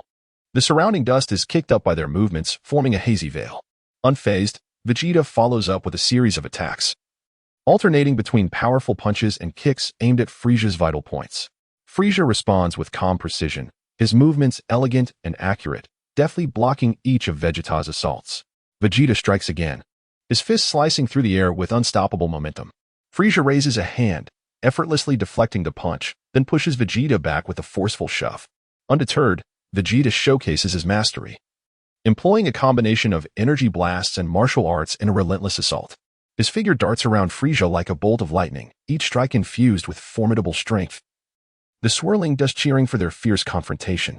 Frieza, too, intends to hone his energy control skills, engaging Vegeta with merely a fraction of his strength. Throughout their exchanges, Frieza realizes that, after roughly sensing Vegeta's energy, it is nearly on par with his own, yet he still finds himself at a disadvantage. Internally, he marvels. This Vegeta possesses remarkable power. It appears I must take him more seriously. Vegeta unleashes another energy blast, and Frieza casually waves his hand, effortlessly neutralizing the attack. Seizing the opportunity, Vegeta charges forward, aiming a kick at Frieza's abdomen. Frieza slightly furrows his brow, blocking the kick with his arm, yet still finds himself pushed back a few steps by Vegeta's force. At this moment, the winds grow even fiercer, the dust swirling ominously, as if attempting to engulf the two warriors entirely. A fierce determination wells up within Vegeta. He knows he cannot afford to lose. He launches another barrage of attacks, his speed and power escalating with each strike. Frieza, now fully engaged, shifts from defense to offense. His attacks descend like a tempest, each move brimming with tremendous power. Vegeta struggles to fend off the onslaught, sustaining injuries as he fights. Frieza unleashes a powerful energy wave, and Vegeta hastily dodges. The energy wave strikes the ground, sending dust flying. In the midst of this chaos, Vegeta retaliates with another energy blast, but Frieza effortlessly dissipates it. With a roar of fury, Vegeta charges at Frieza once more, his fist descending like a shooting star. Frieza scoffs, easily blocking the blow, then counters with a swift strike that sends Vegeta hurtling away. In midair, Vegeta flips several times before landing firmly on the ground. Wiping blood from the corner of his mouth, his eyes remain filled with indomitable spirit. As Frieza continues to measure his energy control, Vegeta finds himself increasingly on the defensive. In a desperate bid, Vegeta shouts, "Frieza, this move is a charged attack I have prepared specifically for you. Are you brave enough to face it?" Frieza smirks, confidence radiating from him as he retorts, "Humph, Vegeta, do you truly believe this will be enough to defeat me? Come at me." Vegeta begins to gather his energy, concentrating all his strength into this one move. The air around him seems to be drawn towards his power, forming a formidable aura. He unleashes his final flash, a brilliant beam of light shooting forth like a meteor towards Frieza. Though the final flash does not inflict harm upon Frieza, he is nonetheless taken aback by the sheer display of power. Internally, he admires Vegeta's courage, strength, and intellect. This Vegeta is indeed not to be underestimated. What a pity. Having learned much from his encounter with Vegeta, Frieza resolves to eliminate him. He swiftly transitions into an offensive stance, his figure vanishing and reappearing before Vegeta, unleashing a powerful energy beam. Vegeta, unable to evade in time, is struck and severely wounded. He collapses to the ground, blood spilling from his mouth. Yet his eyes burn with unyielding resolve. Just as Frieza prepares to deliver a fatal blow to the wounded Vegeta, he suddenly notices the sky darkening and glimpses the distant dragon. Confusion fills Frieza's mind. What is that? Could it be the legendary dragon? Observing the injured Vegeta and the dragon in the distance, he senses that the energy there is not particularly formidable, prompting him to revert his transformation and swiftly fly towards the dragon. Frieza contemplates, "I shall fulfill my wish first and return to deal with the injured Vegeta later." Chapter 48, vs Frieza Part 1. On the desolate terrain of Namek, howling winds swept across the barren landscape, swirling sand and dust into a thick, suffocating shroud, seemingly intent on enveloping the entire planet in an endless desolation. Frieza and his companions darted toward the location of the Dragon Balls like flashes of lightning. However, upon Frieza's arrival, he was taken aback to discover that the Dragon Balls had vanished without a trace. This unexpected turn of events ignited his fury like a volcano on the verge of eruption, soaring to unprecedented heights. His expression darkened ominously, as if it could produce rain, instilling a sense of dread akin to the sky before a storm. "Curse be it! I have been deceived!" Frieza roared furiously, his voice echoing across the desolate expanse, intertwining with the wailing winds, sending chills down the spine. His gaze was filled with murderous intent, casting suspicion upon all who had come to Namek, including Vegeta. Frieza seethed inwardly. Who possesses such audacity to toy with me? They shall pay dearly for this transgression. Clenching his fists tightly, a formidable aura emanated from him, lifting the surrounding sand as if swept by a tempest, forming whirlpools in the dimly lit sky. Meanwhile, Goku sensed with astonishment that Vegeta's energy was plummeting, nearly extinguished, while a presence even more powerful than Vegeta's was also dwindling, though still formidable. Frowning, Goku quickly surmised that Frieza must be engaged in battle with Vegeta, and Frieza's overwhelming strength was effortlessly overpowering him. Goku's heart sank with concern. Vegeta has sustained severe injuries. This Frieza is truly terrifying. I must rescue Vegeta first to preserve our fighting force. Gohan, anxious, looked up at Goku, his voice trembling as he asked, "Dad, what should we do?" At that moment, the winds howled even more fiercely, tousling Gohan's hair. Goku's expression hardened with determination as he handed a Senzu bean to Gohan and calmly instructed, "Gohan, this is a Senzu bean. You must go save Vegeta. Remember to avoid Frieza's aura and act swiftly. Vegeta's energy is diminishing rapidly, though filled with fear." Gohan summoned his courage, declaring, "Dad, I will deliver the Senzu bean to save Vegeta." Without hesitation, Gohan turned and soared towards the direction of the Senzu bean. Along the way, he cautiously evaded any potential dangers, his heartbeat racing like a drum, beads of sweat forming on his forehead. The wind screamed past his ears, as if urging him to hasten his pace. Next, Goku turned to Krillin, speaking gravely, "Krillin, please injure me. Den will heal me shortly. Frieza's energy is approaching." Krillin hesitated, saying, "Goku, is that really necessary? I feel reluctant." Goku replied with unwavering resolve, "Krillin, there is no time for hesitation. We must prepare to confront Frieza." Reluctantly, Krillin followed Goku's instructions and struck him with an energy blast. Without delay, Din swiftly began to heal Goku. A gentle light emanated from Din's hands, enveloping Goku's wounds, which visibly healed at an astonishing rate. Frieza, sensing the fleeing Namekians through their energy signatures, revealed a sinister grin, one that bore the terror of a demon. "What a fortunate encounter!" he exclaimed, launching himself at the panicked Namekians with astonishing speed. The winds howled behind him, as if cheering on his brutality. Frieza selected 1 or 2 Namekians as his targets, his movement swift as lightning, effortlessly dispatching them. Their blood gushed forth, staining the ground, as fear spread like a plague in the air. With the swiftness of a specter, Frieza unleashed a powerful energy wave that struck 2 Namekians, who barely had time to scream before collapsing lifelessly to the ground. As blood tainted the sands, the air became thick with the stench of death. Yet, Nello bravely stepped forward to oppose Frieza. His eyes burned with determination and defiance, radiating immense power. With a roar, Nello charged at Frieza, each strike infused with resolute intent. He thought, "I cannot allow Frieza to continue harming my kin." Like an enraged lion, Nello lunged at Frieza, his fists imbued with formidable strength. However, Frieza had little patience for his antics. He regarded Nello coldly, as one might regard a mere insect. With blinding speed, Frieza retaliated, delivering an attack that Nello could not withstand. In an instant, Frieza appeared before Nello, casually waving his hand, unleashing a devastating energy wave that struck Nello down. Nello fell to the ground in agony, gravely wounded, blood spilling from his mouth. Yet, he remained resolute, glaring at Frieza with eyes filled with hatred and fury, as if he could slay this monster with his gaze alone. Frieza looked at the injured Nello with a chilling smirk, taunting, "You overestimate yourself." He continued, "Tell me, can the Dragon Ball still be used? Otherwise, this will be your fate." An elder Namekian, witnessing the horrific scene, was filled with sorrow and helplessness. He could only hope that his answers might save his people. Trembling as he spoke, "The Grand Elder is deceased. The Dragon Balls cannot be used again.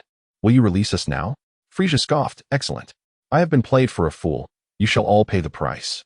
With that, Frieza commenced his slaughter, showcasing his formidable prowess as he wreaked havoc. His figure flitted like a specter among the Namekians, each strike heralding death and screams. Simultaneously, he utilized the communication function of his scouter to issue orders to his forces stationed on Namek, commanding them to eradicate all life on the planet.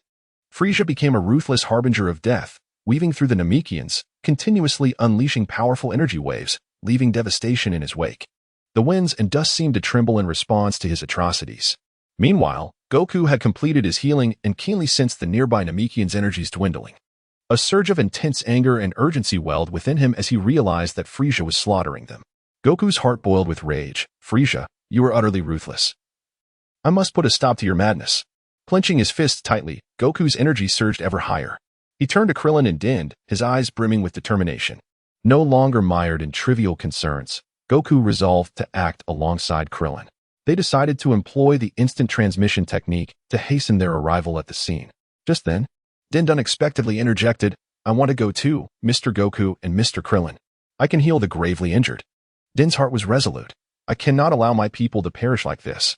I will do everything in my power to assist them." Seeing the unwavering determination in Din's eyes, Goku hesitated no longer. He understood the urgency of the situation. Thus, he led Krillin and Din on their quest to the battlefield. Their figures pierced the sky like 3 beams of hope, racing towards the bloody and deadly arena.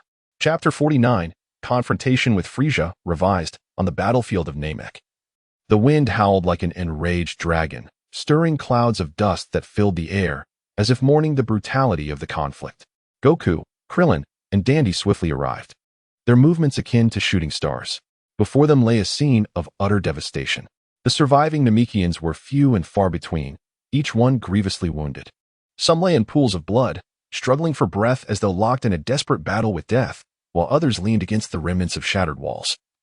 Their eyes filled with terror and despair, resembling lost lambs in a pitch-black void, helpless and forlorn. Witnessing this harrowing sight ignited a fierce blaze of anger within Goku's heart. His gaze burned with intensity, as if he could incinerate all evil in existence. "Frieza, how could you be so cruel? These innocent lives should not bear the brunt of your wrath." He turned to glare at Frieza, who stood amidst the ruins, and declared loudly, "You are Frieza, are you not? I am Goku from Earth. Though you possess great power, I will not allow you to commit such heinous acts before me." Frieza's lips curled into a disdainful smile, his cold gaze brimming with arrogance and contempt. "Your energy is commendable. However, It is you fools who have thwarted my plans. And indeed, you have used the Dragon Balls to fulfill your wishes, have you not? Goku clenched his fists, knuckles whitening from the force, and resolutely replied, "We came here to save my friends. I categorically reject your brutal methods." No sooner had he spoken than he unleashed a threefold Kaioken, a formidable aura erupting around him. The winds were swept away, as if confronted by an unstoppable storm. Like a bolt of lightning, he charged toward Frieza, propelling himself with a powerful kick, tracing a fierce trajectory through the air, accompanied by a sharp rush of wind. Frieza, caught off guard, had no time to transform, and could only brace himself as Goku's attack struck. Their fists collided with a thunderous roar, the tremendous force sending shockwaves through the air, as if the very fabric of space trembled. The battle escalated into a fierce confrontation. Frieza found himself in a defensive position against Goku's relentless assaults, enduring blow after blow without revealing any vulnerabilities.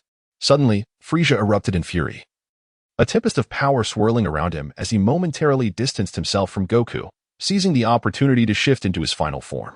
His body underwent a dramatic transformation, emanating an aura so terrifying that it seemed capable of crushing everything in its vicinity, instilling fear in all who beheld it. As Goku gazed upon Frieza's ultimate form, a sense of gravity settled in his heart. He understood that this battle would be far more arduous, yet his eyes reflected unwavering determination, devoid of any hint of retreat. The two warriors charged at one another, engaging in a fierce clash. Goku's fists rained down upon Frieza like a torrential downpour, each strike infused with the might to fracture mountains. However, Frieza's physique was as unyielding as steel, rendering Goku's assaults largely ineffective. Frieza effortlessly countered Goku's onslaught, while occasionally launching his own swift retaliations. With a swift motion of his arm, he unleashed a powerful energy wave that sliced through the air like a bolt of lightning. Goku had to remain vigilant, evading with the agility of a nimble leopard, narrowly escaping the attack. Amidst the chaos, Goku sought to identify Frieza's weaknesses. His gaze, sharp as that of a hawk, scrutinized Frieza's every movement. Sensing this, Frieza thrust his hands forward, unleashing a formidable energy wave. Goku swiftly dodged, but the residual force grazed his body, inflicting excruciating pain as if seared by flames. Realizing he could no longer afford to be reactive, Goku resolved to take the initiative. Once more, Goku activated a fourfold Kaioken, propelling himself toward Frieza. His body shot forth like a cannonball, his fist imbued with an unstoppable momentum, seemingly capable of piercing through anything. Frieza, refusing to be outdone, raised his arms to block the oncoming strike, then forcefully pushed Goku away. Goku spun through the air, landing gracefully on the ground. He wiped the blood from the corner of his mouth, his gaze resolute. He knew the battle was far from over. He must press on.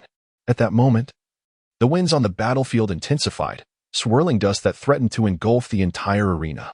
The silhouettes of Goku and Frieza flickered amidst the haze. Yet their combat showed no signs of abating. Goku continually varied his attack methods, sometimes striking with his fists like hammers against Frieza, at other times executing swift kicks like a whirlwind, or unleashing energy waves that soared toward Frieza like arrows. His movements flowed seamlessly, each attack brimming with power. Frieza responded with even greater strength and speed, each of his counterattacks striking like a fierce storm. Goku gradually found himself at a disadvantage, but he refused to surrender, fighting tenaciously. Suddenly, Frieza unleashed a powerful energy wave, and though Goku attempted to evade, he was still caught by the residual force, sending him flying backward. Adjusting his position in midair, Goku charged once more at Frieza, channeling all his strength into a punch aimed at Frieza's chest. Yet, Frieza merely shifted slightly, effortlessly blocking the attack. Frieza sneered, "Goku, you are far too weak." Meanwhile, Dandy and Krillin had already evacuated the severely injured Namekians from the battlefield. Dandy, with a tense and focused demeanor, carefully supported each wounded individual, employing healing techniques. His hands radiated a gentle glow, enveloping the injured. As their severe wounds began to visibly mend, Dandy's heart raced with urgency. "I must heal them quickly. They cannot endure further harm." Krillin anxiously scanned the battlefield from a distance, ready to provide support with energy blasts at a moment's notice. He was shaken by Frieza's overwhelming aura, filled with apprehension. Krillin thought, "Goku, please be careful. This Frieza is terrifying." At that moment, Piccolo arrived on the battlefield. Upon seeing him, Nail's eyes sparkled with a glimmer of hope. "You are the Namekian from Earth, are you not?" "I am a warrior-type Namekian. Merge with me. With your current strength, you cannot hope to defeat Frieza." Piccolo hesitated, his gaze filled with conflicting emotions. After all, Merging was a solemn matter, suggesting he might lose a part of himself. Piccolo wrestled internally. Is merging truly the right choice? Yet, without it, we may all succumb to Frisia. Nail quickly clarified. After merging, our consciousness will fuse, but your personality will prevail. Upon hearing this, Piccolo finally resolved to agree. He understood that this was not the time for hesitation. To overcome Frisia and protect everyone, he must make this choice. Just then, two other injured warrior-type Namekians expressed their willingness to join the merging process. Without hesitation, Piccolo began absorbing their power, initiating the merger. As the process unfolded, Piccolo's body began to transform, his aura growing ever more potent. The surrounding air seemed drawn to his power, coalescing into a formidable energy field. Ultimately, the merging concluded, and Piccolo was astonished to find his strength had surged so rapidly, reaching a staggering 3 million. However, when he compared his energy with that of the battling Frisia, he realized a significant disparity still existed. A sense of uncertainty stirred within Piccolo. Vic harbored a quiet concern, even after assimilating. He still felt a disparity between himself and Frisia. Could they truly emerge victorious in this battle? Yet, he understood that retreat was not an option at this moment. Taking a deep breath, he resolutely joined the fray. Gohan soared through the skies, meticulously evading any potential traces of Frisia's aura. His heart raced, and beads of sweat formed on his brow. The howling winds encircled him, seemingly urging him to hasten. He fixed his gaze ahead, directing his flight towards Vegeta's location. Anxiety coursed through Gohan's mind. He must not encounter Frisia. Upon reaching Vegeta's side, he found him in a state of unconsciousness, lying motionless on the ground. His pallor alarming and his wounds gruesome. Gohan hurriedly retrieved a Senzu bean from his pocket and gently placed it in Vegeta's mouth. The miraculous energy began to spread through Vegeta's body. Gradually, Vegeta's complexion improved, and his breathing grew steadier. Gohan exhaled in relief, the weight of worry finally lifting from his heart. He remained vigilantly by Vegeta's side, awaiting his awakening, while also attuned to the sounds around him. Simultaneously, Gohan acutely sensed the distant auras of his father and Frisia, as well as Bic engaged in battle. Anxiety filled him, uncertain if his father could triumph over the formidable Frisia. Yet, he recognized that his current duty was to safeguard Vegeta and wait for him to regain consciousness. Gohan silently prayed, "Father, please stay safe." Chapter 50, The Encounter with Frisia, Part 3. Upon the surface of planet Namek, Vegeta gradually regained consciousness. His brow furrowed, his eyes filled with perplexity and contemplation. During the process of recovery after consuming a Senzu bean on the brink of death, he distinctly sensed certain changes within his body. Although he had yet to transcend the limits of a Saiyan, there was indeed a notable enhancement.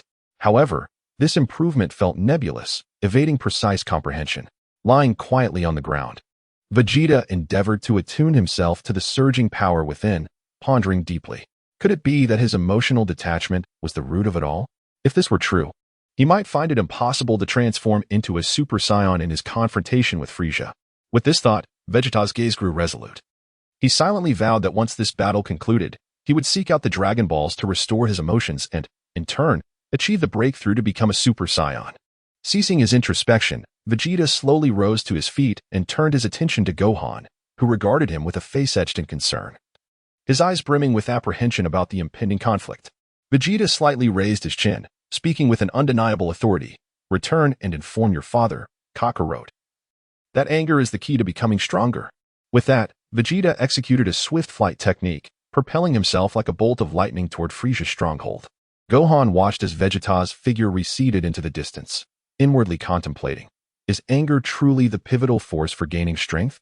He recalled his father, Goku, steadfast and valiant in battle, as well as the unwavering determination concealed beneath Vegeta's cold exterior. Perhaps anger could indeed unleash latent potential at times, but could it be the soul path? Shaking his head, Gohan resolved to set this question aside for the moment.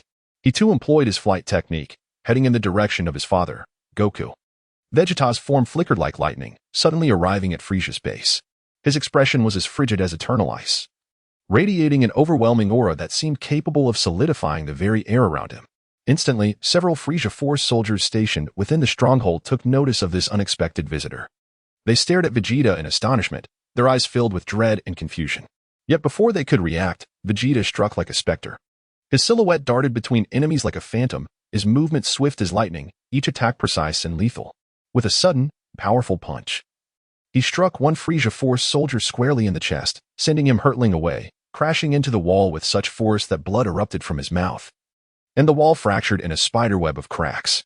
Following this, Vegeta executed a graceful spin, launching a kick that resembled a whirlwind, connecting with another soldier's head. In an instant, the soldier's cranium exploded, blood and brain matter splattering in a horrific display. The remaining Frieza Force soldiers barely registered his movements before they collapsed one by one. Vegeta surveyed the lifeless bodies strewn across the ground, his heart untouched by any flicker of emotion. He then sought out the logistical personnel of the Frieza Force present at the site. Fixing them with a chilling gaze that seemed to penetrate their very souls, he declared, "You will replicate some of Frieza's technology, or you shall perish here." The logistical personnel turned pale with terror, their bodies trembling uncontrollably. One quavered, "Please, do not kill us. We will replicate it immediately." Faced with Vegeta's threat, they dared not resist, complying and swiftly completing the replication of Frieza's technological data for him. Vegeta carefully stored these invaluable data units, aware that they could prove immensely beneficial in the future. He then soared out of the spacecraft, hovering in the air as the figure of Majin Buu surfaced in his mind. He recalled the devastating techniques Buu had demonstrated against Earthlings, their sheer power and cruelty leaving a profound impression on him. He resolved to adopt one of these techniques to confront the Frieza Force soldiers on planet Namek. Vegeta contemplated. This technique could obliterate the majority of Frieza's forces. He closed his eyes, concentrating to sense the energy surrounding him. His aura expanded like ripples, enveloping the entirety of planet Namek. Moments later, he opened his eyes, a glimmer of cunning flashing within. He pinpointed the locations of Frieza's soldiers, accurately distinguishing between Namekians, Earthlings, and Frieza Force warriors by their energies. Taking a deep breath, he unleashed his energy, employing the assault rain technique. Countless energy spheres cascaded like raindrops, hurtling toward the Frieza Force soldiers on planet Namek, each sphere shimmering with blinding brilliance and immense power. The energy orbs whistled through the air, producing a sharp sound. The Frieza Force soldiers were caught off guard, instantly struck down. Some attempted to shield themselves with barriers, but their defenses crumbled before the might of the energy spheres, shattering in an instant. With each agonized scream, the soldiers fell lifeless to the ground, their bodies obliterated, blood and remnants scattering in all directions. Vegeta watched this carnage with an icy detachment, devoid of any sympathy. Before long, Vegeta had utilized this technique to eliminate the vast majority of Frieza's soldiers on planet Namek. He nodded in satisfaction, reflecting, "I never anticipated that at this stage, I could unleash a combat power exceeding 3 million, albeit only for a brief duration, akin to a short-term explosive buff."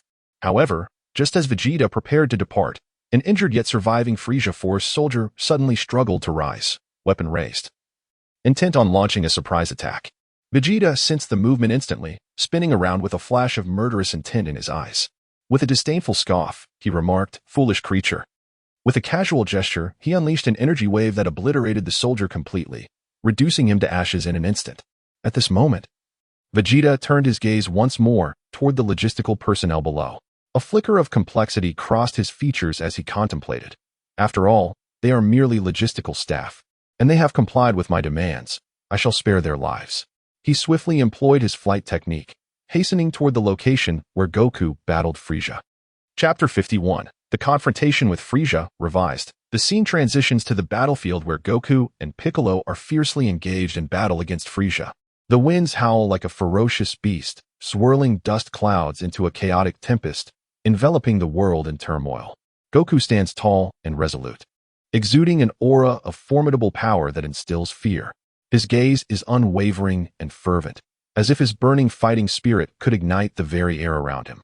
Every taut muscle embodies an unparalleled grace of strength. He crouches slightly, fists clenched tightly, resembling a poised predator ready to unleash a devastating strike upon the enemy. Piccolo stands nearby, his expression grave, eyes sharp as blades, vigilant and prepared to assist Goku at a critical moment. At this juncture, Goku has unleashed the 20-fold Kaioken, each punch resembling a meteor streaking across the sky, accompanied by a thunderous roar as he hurls his blows towards Frieza with overwhelming force. Frieza effortlessly raises an arm, nonchalantly deflecting Goku's attacks, a smirk of disdain curling upon his lips as he leisurely remarks, "You are the strongest opponent I have faced thus far, even surpassing Vegeta. If you are willing, you may join my Frieza Force. I can offer you boundless wealth and supreme power." A flicker of anticipation dances in Frisia's eyes as he contemplates. Goku's extraordinary strength could significantly bolster my forces and solidify my dominance. However, Goku responds without hesitation. Our aspirations diverge, making collaboration impossible. My pursuit lies in battling formidable foes and safeguarding my friends and family, while you are solely fixated on destruction and conquest. His voice resonates with unwavering conviction, his gaze is steadfast as an immovable mountain. With a sudden, ferocious punch, Goku unleashes a gale that seems capable of rending the very fabric of the air. This strike, swift and powerful, hurtles towards Frisia's face. Frisia merely sidesteps, evading the blow with ease, and counters with a powerful energy wave directed at Goku. Reacting swiftly, Goku leaps to evade, executing a somersault in midair, and strikes again. Frisia, with a hint of admiration in his eyes, remarks, "Well done, you possess true grit. In that case, I shall exert my full strength as a mark of my respect." With that, Frisia erupts with a staggering battle power of 60 million, his overwhelming aura sweeping across the battlefield like a tempest, scattering the surrounding dust. A potent wave of energy surges forth from him, akin to a raging torrent, directed at both Goku and Piccolo. Instantly recognizing the terrifying pressure, Goku grits his teeth, determination radiating from his eyes like steel. He swiftly positions himself, arms crossed before him, bracing for Frisia's lethal strike. As the energy wave crashes upon him, Goku exerts every ounce of strength to withstand it, yet the sheer force sends him flying. His body tumbles through the air like a leaf caught in a storm until he collides violently with a distant rock, shattering it to pieces and causing him to spout blood, severely injured. Seeing Goku hurled away, Piccolo rushes forward, launching a barrage of energy blasts at Frisia. Frisia, with a sneer, nonchalantly disperses Piccolo's attacks with a mere flick of his hand. Undeterred, Piccolo intensifies his assault, yet Frisia effortlessly neutralizes each strike. The backlash from Frisia's counterattack impacts Piccolo, who hastily erects a defensive barrier, but it proves inadequate against the overwhelming force, sending him crashing to the ground. Blood spilling from his mouth in a similar plight. Frisia revels in his triumph as he observes the fallen warriors, a sense of pride swelling within him. "Let me show you my true strength." Meanwhile, from afar, Krillin watches in shock and concern. He knows that if action is not taken, Goku and Piccolo may face dire consequences. Without hesitation, Krillin unleashes the solar flare, temporarily blinding Frisia with its brilliant light. Without a moment's pause, he darts towards Goku and Piccolo, anxiety etched across his face, clutching the last two Senzu beans tightly. Upon reaching them, Krillin carefully administers the beans. As Goku and Piccolo consume them, their wounds begin to heal at an astonishing rate, their strength gradually returning. Goku stirs slightly, feeling the resurgence of power within. While Piccolo rises, his eyes ablaze with renewed fighting spirit. Krillin silently prays, "Goku, Piccolo, you must recover quickly." At that moment, Frisia shakes off the effects of the solar flare, his gaze filled with fury as he prepares to strike once more. Coincidentally, Gohan arrives on the scene, his heart swelling with anger and concern upon witnessing the injuries inflicted upon his father and Piccolo. Clenching his fists tightly, determination gleams in his eyes. At this critical juncture, Goku, Piccolo, Krillin, Dend, Gohan, and Frisia all sense the overwhelming energy emanating from a distance, as Vegeta unleashes a powerful technique, swiftly decimating the majority of Frisia's forces. Frisia, taken aback, muses to himself, Vegeta has recovered. Now Goku and that Namekian have regained their strength as well. It appears among them lies someone with restorative abilities. I must observe closely to identify and eliminate that individual. With this thought, Frisia's gaze sharpens, keenly watching Goku and his companion's every move, searching for the one with healing capabilities. Just then, Goku senses a menacing intent approaching, instantly recognizing it as Frisia's. He realizes that Frisia has detected his presence and is preparing to attack. Despite having achieved an impressive battle power of 3 million through near death and the consumption of Senzu beans, an undercurrent of unease washes over him. He understands that even with the 20-fold Kaioken, defeating Frisia remains uncertain, as he cannot maintain that power for long. In the face of such a formidable adversary, Goku knows he must remain vigilant, ready to counter Frisia's assault at any moment. He resolves to adapt on the battlefield, seeking the opportune moment to unleash the spirit bomb to vanquish Frisia. Yet, he is acutely aware that this battle will be immensely challenging, and a single misstep could lead to catastrophic failure. However, to protect his friends and family, he has no choice but to press forward with unwavering resolve. Chapter 52, vs. Frisia, Part 5. On the planet Namek, Vegeta darted through the air like a lightning bolt, racing to the battleground where Goku and Frieza were locked in a fierce confrontation. At that moment, Goku had unleashed the 20-fold Kaioken, his every movement resonating with the power of thunder, captivating all who beheld it. With a ghostly agility, he appeared before Frieza in an instant, his fist imbued with unparalleled strength, striking forward as the air erupted with explosive sounds, threatening to be torn asunder by such terrifying force. Frieza, not one to be outdone, swiftly sidestepped, retaliating with a powerful energy wave that surged toward Goku like a wild stallion. Goku leapt into the air, executing a graceful spin to narrowly evade the energy wave, before plunging downwards like a meteor, crashing forcefully into Frieza. The two figures danced across the battlefield, akin to intertwining bolts of lightning, their speed so breathtaking it left spectators in awe. Meanwhile, Piccolo, Krillin, and Gohan were fully focused on assisting Goku, collectively challenging the formidable Frieza. Piccolo intermittently unleashed energy waves to disrupt Frieza, thrusting his hands forward to send a blue energy wave hurtling toward him. Frieza cast a disdainful glance, effortlessly dispersing the energy wave with a flick of his hand. Krillin, employing his signature Keyblade, rapidly maneuvered his hands, forming a razor-sharp ki attack that sliced through the air towards Frieza. Frieza nimbly dodged, countering with an energy wave aimed directly at Krillin, who swiftly sidestepped to narrowly escape the assault. Gohan unleashed a barrage of ki blasts toward Frieza, his hands moving in a continuous flow, unleashing a rain of energy attacks. Although Frieza easily evaded these strikes, their relentless assault began to irritate him. Vegeta, sensing the energy around him, was astonished to discover that Piccolo possessed a battle power of 3 million. He furrowed his brow, speculating that Piccolo must have assimilated several Namekians to attain such astonishing strength. Yet, he knew this was not the time for such musings. Realizing this, Vegeta plunged into the fray, his eyes filled with cold resolve. However, Frieza quickly sensed Vegeta's arrival and retaliated furiously. In an instant, Frieza vanished, reappearing behind Vegeta, delivering a vicious kick. Vegeta reacted with remarkable speed, turning to block. Yet he was still sent flying by the sheer force of the blow. He tumbled through the air, struggling to regain his balance. Frieza unleashed a series of energy waves, forcing Vegeta to dodge left and right, his clothing torn and revealing ghastly wounds as blood flowed freely. Anger surged within Vegeta, damn Frieza. Simultaneously, Goku dispelled the Kaioken and began to focus on gathering energy from his surroundings, preparing to unleash a spirit bomb to deliver a fatal blow to Frieza.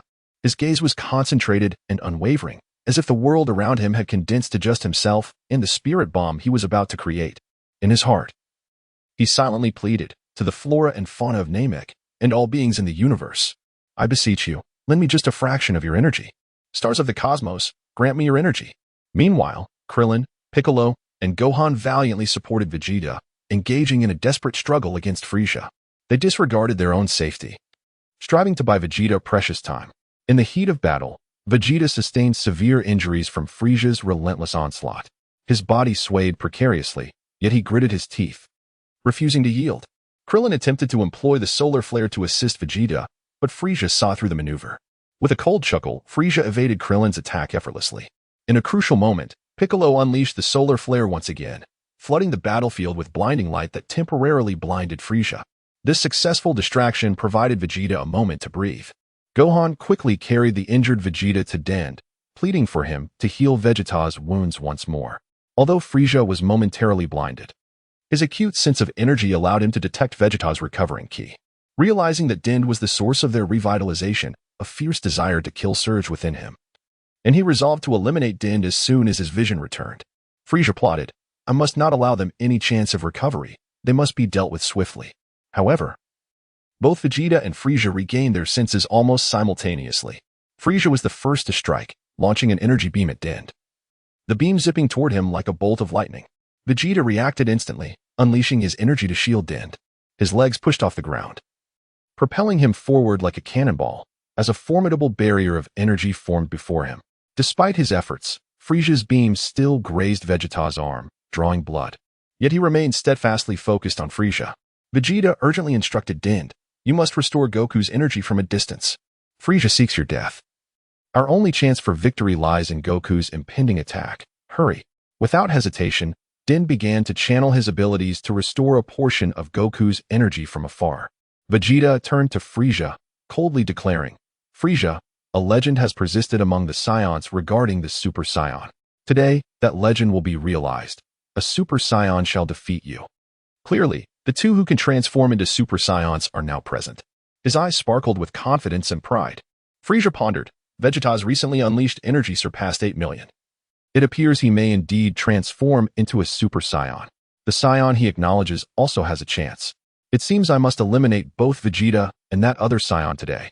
His gaze hardened, and the energy surrounding him intensified ominously.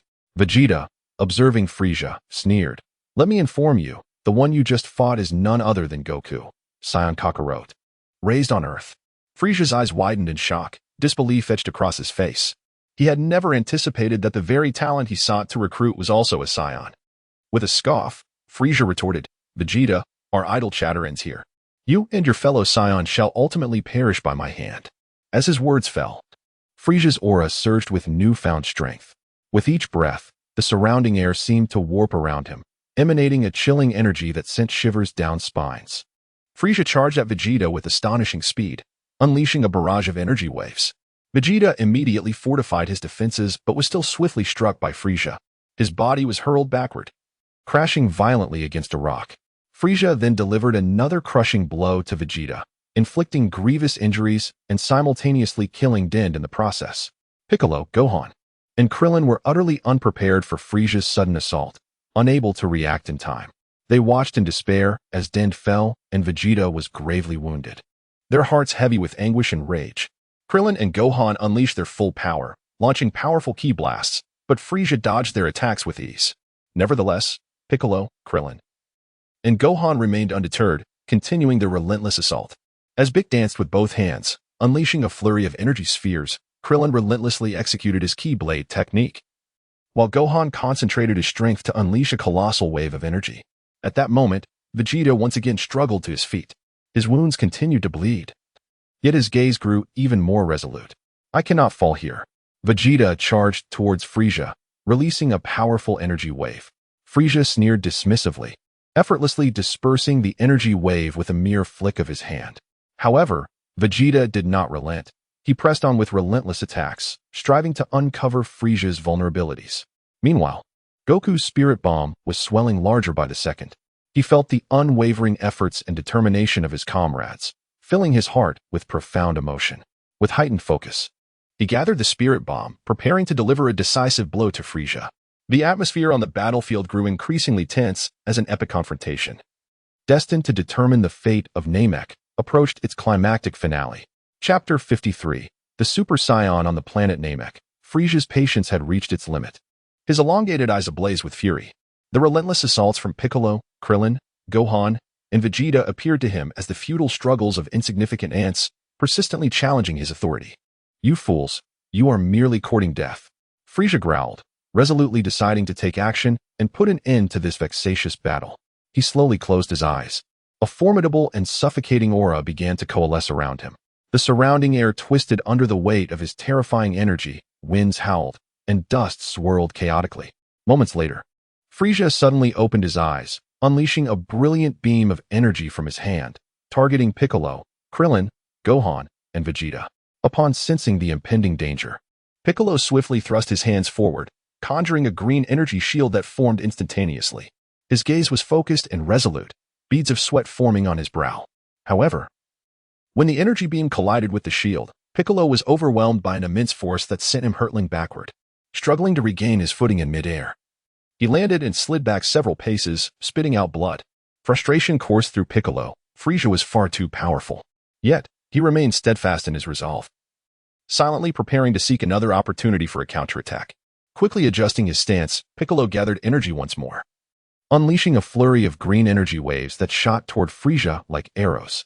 Frieza merely sidestepped, effortlessly evading the attacks, before retaliating with a more potent energy wave aimed directly at Piccolo. Reacting swiftly, Piccolo leaped into the air, performing a flip to narrowly escape the strike. Krillin moved with the swiftness of lightning, darting to the side, his body akin to a nimble leopard, finding refuge in a safe zone. Anxiety gripped him. "I must survive." Although he evaded the direct hit, the residual shockwave struck him, causing significant impact. It felt as though a heavy hammer had struck his body, pain radiating throughout. Gritting his teeth, he steadied himself, fists clenched, ready to seize another chance to strike at Frieza. Krillin darted around Frieza, searching for an opening. Suddenly, he spotted a gap and unleashed a key blade, its sharpness whirling toward Frieza. Frieza's eyes narrowed, and with a flick of his wrist, he dispersed the key blade effortlessly. Meanwhile, Gohan propelled a wave of energy forward, attempting to neutralize part of the energy beam's force. His small frame leaned forward, hands straining as he launched the attack. His expression resolute.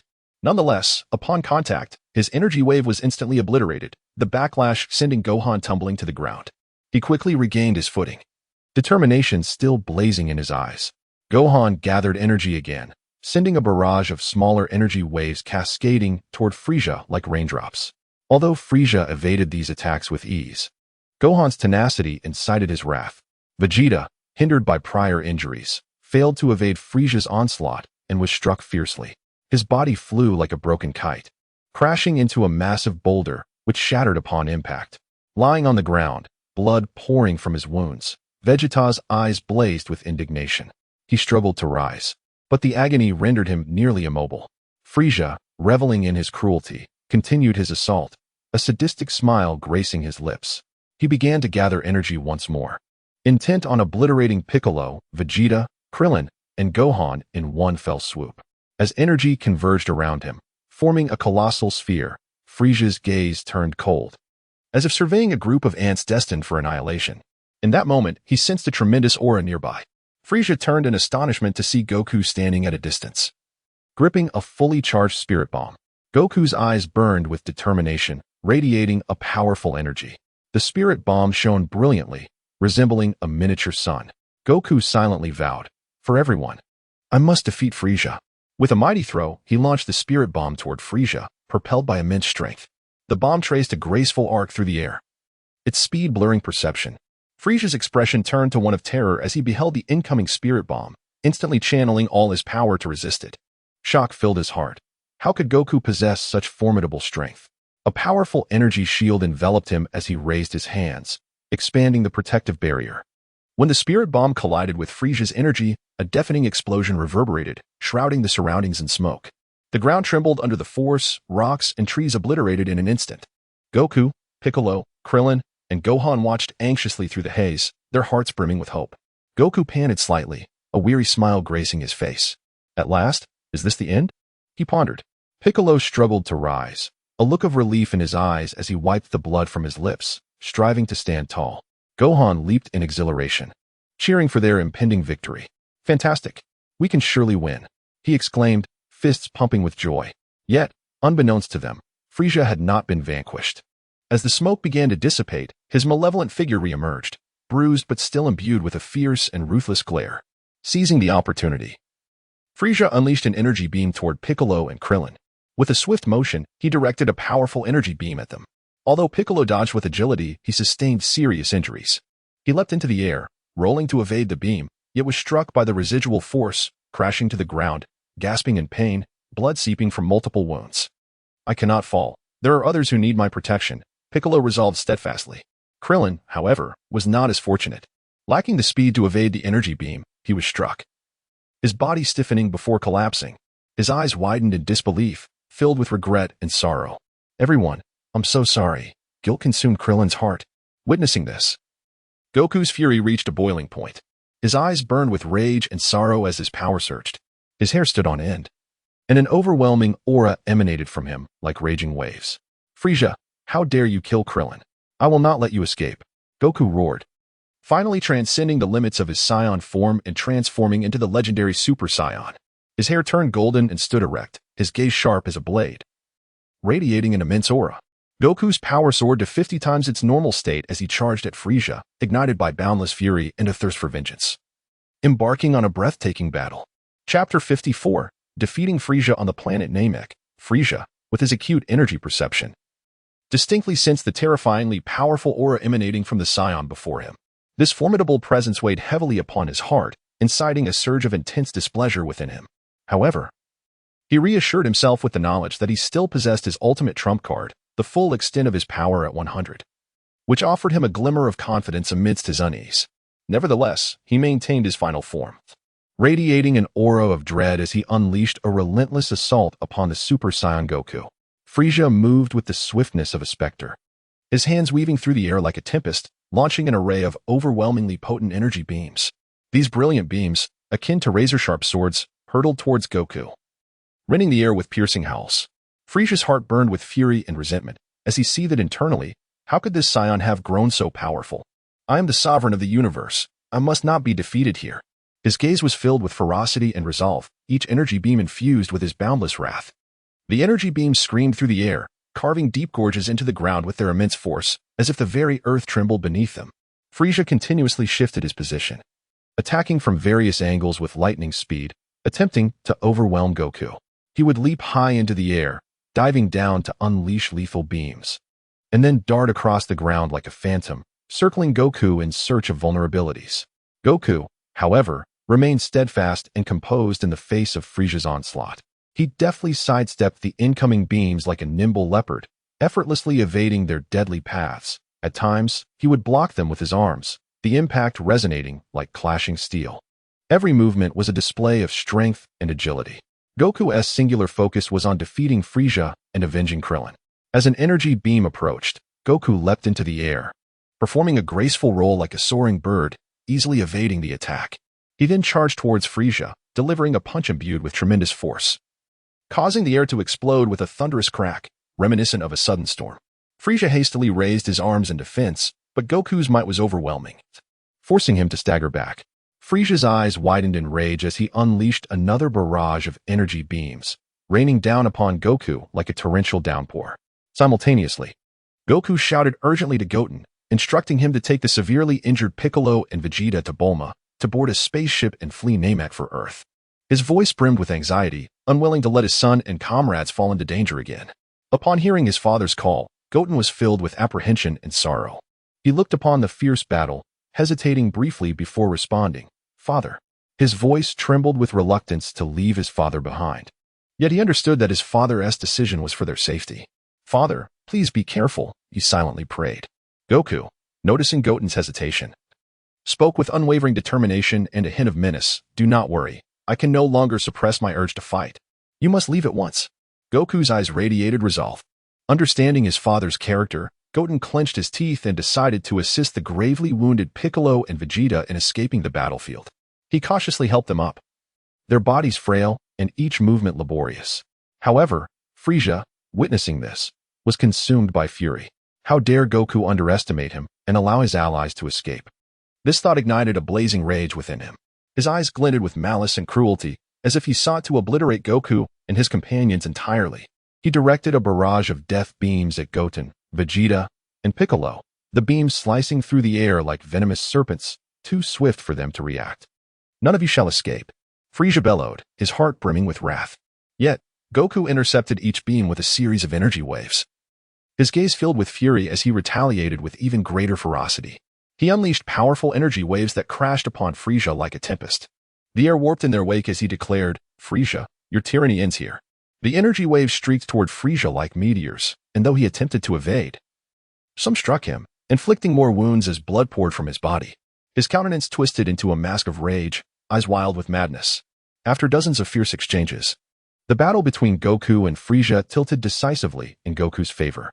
Goku maintained the upper hand, each of his attacks overwhelming Frieza, who suffered increasingly as wounds marred his body. Terror and despair gnawed at Frieza's heart. How could I be defeated by a Saiyan? This is impossible. He stubbornly sought an opportunity to retaliate. At that moment, Goten had successfully lifted Vegeta and Piccolo, preparing to use the instant transmission technique to escape. Vegeta, with labored breaths, addressed Goku. "Kakarot, our home planet, Vegeta, was destroyed by Frieza." His voice held a calmness, yet his eyes shimmered with unshed tears. He gasped, continuing, "And you were never tasked with destroying Earth." "I found no records of such orders within Frieza's army. In truth, you were sent to Earth by your father, Bardock, for refuge." Upon hearing these revelations, Goku was engulfed in a tumult of emotions, never having fathomed the tumultuous nature of his origins. However, Frieza, seizing the fleeting moment of Goku's distraction, resolved to turn the tide. Realizing he had yet to unleash his full power, he began to gather all his energy, his body emanating a formidable aura as his muscles swelled, eyes filled with madness and cruelty. "I shall not be defeated," Frieza roared, intent on vanquishing Goku with his utmost strength and reclaiming his dominion. Simultaneously, Frieza unleashed a powerful energy blast aimed at the core of Namek. He snarled, "Want to leave? Not so easily." This energy blast possessed the capacity to obliterate the entire planet. As the blast was fired, Namek entered a countdown to destruction: 5 minutes. Vegeta's face turned pale, lips trembling as he implored, "King Kai, I know you can hear me. You have been watching over this place. Now, please allow the Dragon Balls on Earth to grant a wish, to resurrect those Namekians slain by Frieza's forces, including the Grand Elder." Vegeta's voice was frail and desperate, fully aware that Namek's fate hung by a thread, with only the Dragon Balls capable of salvation. He took a breath and continued, "And then, let the Namekian dragon bring everyone back to Earth, except for Frieza, quickly. Piccolo cannot hold on much longer." King Kai acknowledged Vegeta's plea, fully aware that the crisis on Namek demanded immediate action. Considering the uniqueness of Sun Wukong, he promptly utilized divine skills to notify the deity, enabling the dragon to resurrect all Namekians slain by Frieza's forces, including the Grand Elder. Upon receiving the notification, the Earth's deity had already prepared the Dragon Balls and made the wish. Soon, all Namekians on Namek, including the Grand Elder, were revived. The Dragon Purunga emerged in the sky, emanating a mysterious glow, as if heralding the arrival of hope. The King Kai, observing the battlefield's dire situation, felt an overwhelming urgency. He hastily contacted the Grand Elder through telepathy, urging him to make a wish for everyone to return to Earth as swiftly as possible. Meanwhile, Sun Wukong was engaged in a fierce battle with Frieza, maintaining the upper hand and relentlessly launching attacks. He resolutely declared, "Do not send me back. I must finish this fight with Frieza before I leave." His voice resonated with determination. The King Kai sensed Sun Wukong's inner resolve and steadfastness. Yet he understood the urgency of ensuring the safety of others. Thus, he conveyed Sun Wukong's wishes to the Grand Elder, hoping to fulfill his request. The Grand Elder comprehended Sun Wukong's decision, recognizing that he needed to conclude this battle to depart with peace of mind. Consequently, he instructed his followers to wish for all Namekians on Namek, except for Sun Wukong and Frieza, to be transported back to Earth. Vegeta, weak and struggling, managed to utter, "Kakarot, my ship, is located at Point A on Namek. I hope you can." However, before he could finish, a flash of light enveloped him, and Vegeta, along with the Namekians and other warriors, instantaneously vanished, transported to Earth. With the wish granted, the inhabitants of Namek departed from the planet destined for destruction, while Sun Wukong remained alone, continuing his final duel with Frieza. Chapter 55. Defeating Frieza, revised. At this moment, Namek was careening towards its inevitable destruction, with merely 3 minutes remaining. Time seemed to have been ensnared by a spell. Frozen in a tense atmosphere akin to heavy clouds that suffocated the planet beneath their weight, rendering breathing nearly impossible, Sun Wukong stood as an invincible war deity, exhibiting unparalleled power as a Super Saiyan. His golden hair danced wildly in the tempest, akin to a blazing flame, radiant and dazzling. His gaze radiated a steadfastness as solid as rock and a courage unyielding, as if no force in existence could impede his resolute advance. Each of his movements was imbued with a cataclysmic force, capable of obliterating all that existed. He exerted absolute dominance over Frieza, who was at full power. Like a towering mountain overlooking insignificant hills, Wukong darted across the battlefield like a bolt of lightning, each motion conjuring a ferocious whirlwind that swept everything in its path. With a single punch, he unleashed a force that caused the air to resonate with a deafening explosion, as though the very sky trembled in fear of his might. Despite Frieza's desperate attempts to evade the onslaught, he appeared powerless and diminutive before Wukong's suffocating strength. Gritting his teeth, Frieza was consumed by bitterness and rage. Akin to a beast trapped in a corner, relentlessly seeking an opportunity to retaliate. He pondered darkly, how could this Saiyan be so formidable? I am the sovereign of the universe. I cannot be defeated here. I possess immeasurable power and a vast army, ruling countless planets. How can I be vanquished by a mere Saiyan? His mind was a tempest of shock, anger, and fear. While he strained to dodge Wukong's attacks, he racked his brain for a countermeasure, anxiety consuming him as if a raging inferno burned within. However, Frieza's failure to achieve his goal plunged him into a profound fury. Flames of rage ignited in his eyes as he sought to reduce Wukong to ashes. Extending his arms, he gathered energy with frenzied intensity, channeling it into a colossal energy sphere aimed at Wukong. The sphere, imbued with terrifying energy, soared towards Wukong, carving deep chasms into the ground as if the earth quaked in response to his wrath. As the energy sphere approached, Wukong's eyes narrowed, and he swiftly sidestepped, unleashing a wave of energy that sent the sphere spiraling into space, culminating in a violent explosion. In an instant, Wukong surged forward, arriving before Frieza and delivering a devastating punch. Frieza hastily raised his hand to block, but Wukong's might was overwhelming, propelling him backward to crash violently against a massive boulder, which shattered into countless fragments. Frieza rose, his eyes ablaze with fury, and unleashed a barrage of energy blasts. Wukong nimbly evaded, leaping, sidestepping, and rolling, each movement perfectly timed to avoid the incoming onslaught. Frieza, witnessing his attacks fail, felt his anger intensify, akin to a volcano on the brink of eruption. Recalling Krillin's energy disc technique, he mimicked its principle, launching a series of cutting discs that pursued Wukong. These discs shimmered with a chilling light, resembling razor-sharp blades as they flew towards him, whistling ominously as they heralded death's approach. "Huh, Saiyan, let us see how you evade this time." "I refuse to believe you can maintain your luck," Frieza sneered, his heart brimming with rage, defiance, and despair. Unfortunately for him, in his extreme fury, he became sluggish and his reactions dulled.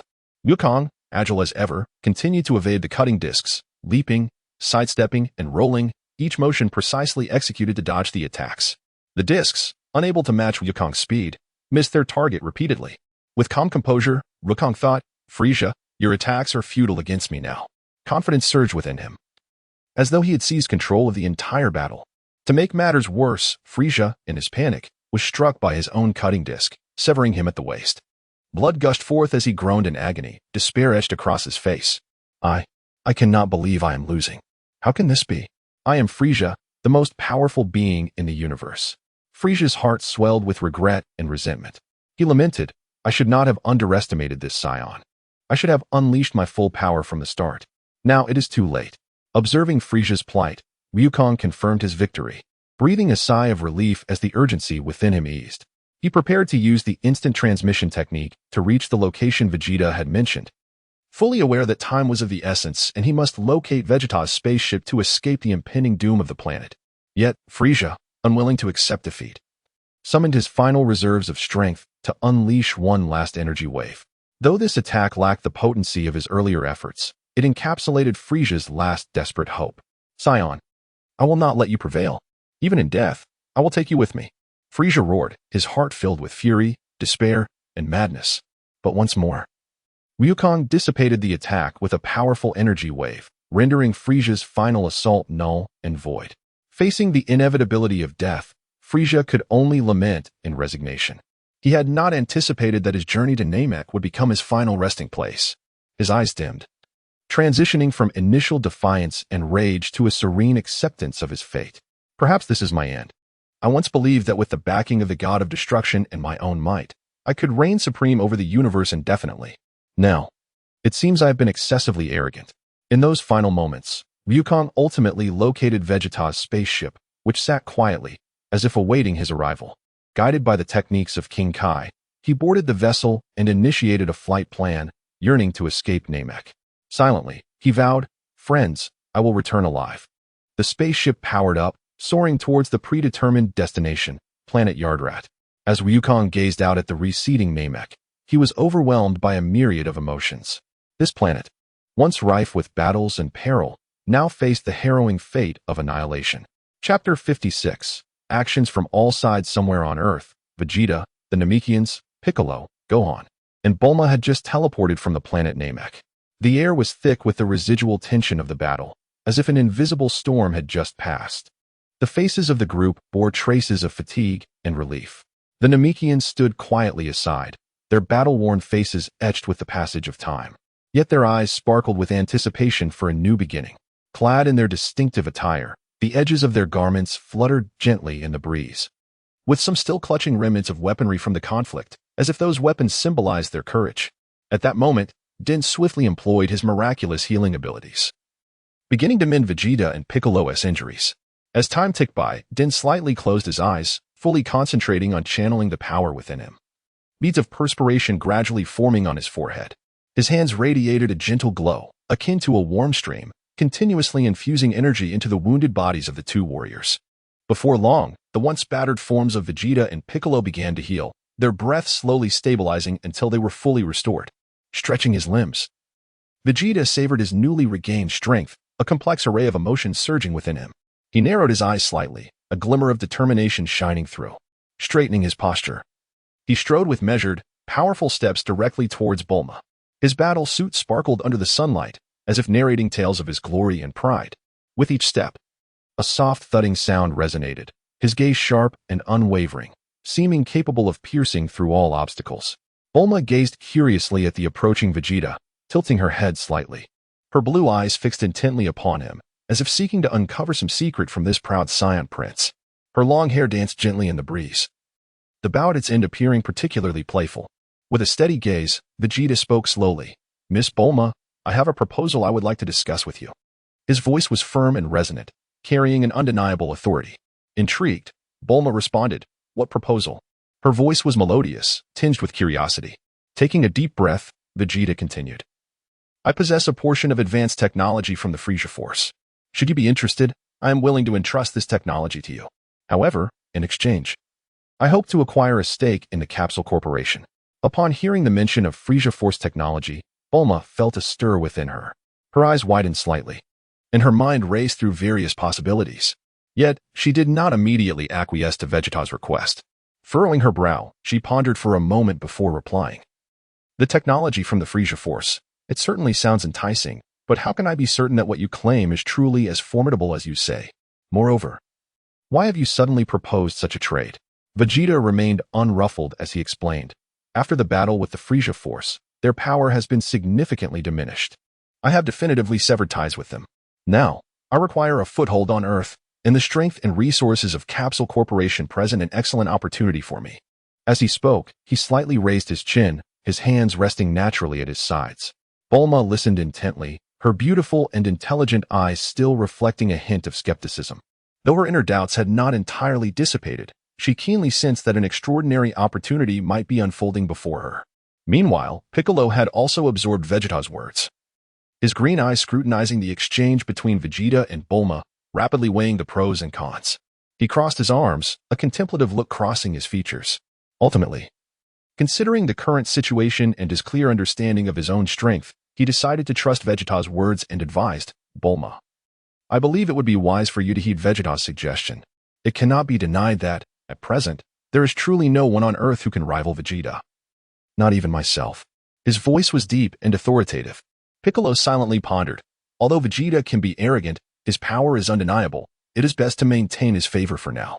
Upon hearing Piccolo's candid counsel, Bulma turned to Vegeta, curiosity flickering in her eyes as she inquired, "Vegeta, have you heard of the Galactic Patrol?" Her tone held a note of inquiry. Vegeta's lips curled into a slight smirk as he replied, laced with disdain, "Indeed, I am well aware of their existence. However, to be frank, those so-called Galactic Patrol members are nothing more than a disorganized rabble. Though they claim to be the second greatest force in the universe, they pale in comparison to the Frieza Force." He crossed his arms, chin raised, exuding an air of arrogance. Yet Bulma did not easily acquiesce to Vegeta's scornful assessment. She furrowed her brow, contemplating before retorting, "Even so, I believe the Galactic Patrol cannot be as weak as you portray.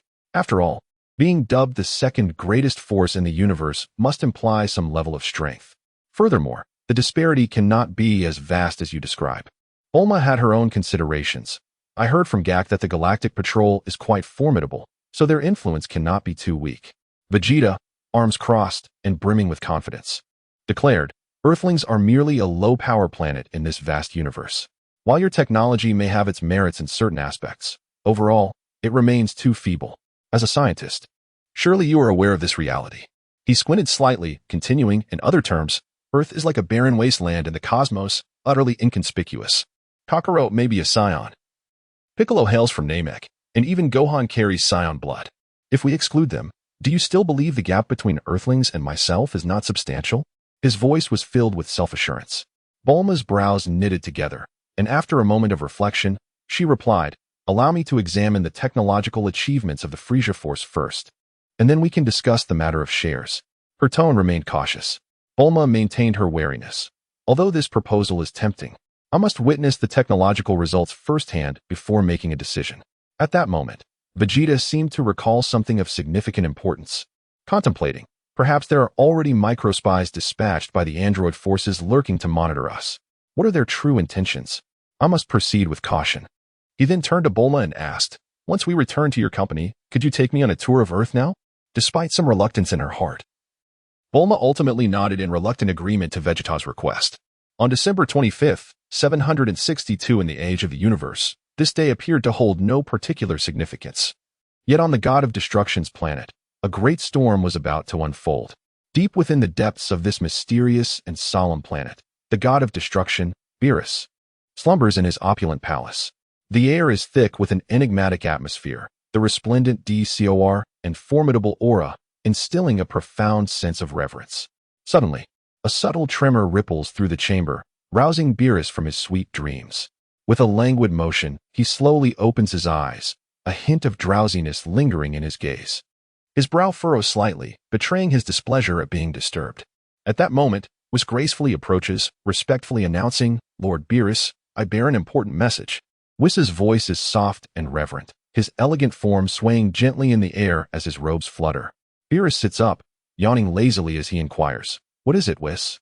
His tone carries a hint of lethargy, his robe draped casually over him, revealing a robust chest. Whis takes a deep breath and solemnly states, Frieza has been defeated. His voice is steady and resonant. Upon hearing this news, Beerus's eyes widen in astonishment. His expression a mixture of curiosity and bewilderment as he contemplates the implications of such news. Who did it? He asks, surprise evident in his tone. With a slight smile. Whis replies, the Saiyan, Kakarot, known on Earth as Son Goku. There is a trace of amusement in his voice. Beerus furrows his brow, lost in thought. After a moment, he questions, the Saiyans? Isn't that race nearly extinct? And what of Vegeta? Was he involved? His voice is filled with uncertainty. Whis nods and responds, indeed, my lord. However, it was ultimately Son Goku who triumphed over Frieza. His tone remains calm and clear. Beerus's lips curl into a smirk as he muses, oh, if memory serves, Vegeta is the prince of the Saiyans. It is rather amusing that he would be bested by another Saiyan. A note of mockery tinges his voice. Whis interjects, Lord Beerus. Son Goku has the backing of the Supreme Kai. A hint of mystery colors his words. Beerus narrows his eyes, pondering the Supreme Kai's intentions. Come, Whis. Let us journey to the planet where Vegeta resides, he commands, his tone imbued with authority.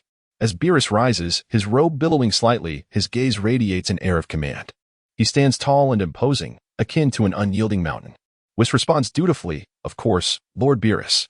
No sooner has he spoken than Whis conjures a spell. A brilliant light flashing as the two vanish from their location, hurtling towards the distant Earth. As they travel, Beerus contemplates whether the Supreme Kai's provocation of Frieza is a test of his own strength. Meanwhile, in the bustling metropolis of West City on Earth, throngs of people weave through the spacious, tidy streets. Sunlight bathes the ground, casting shadows of hurried figures.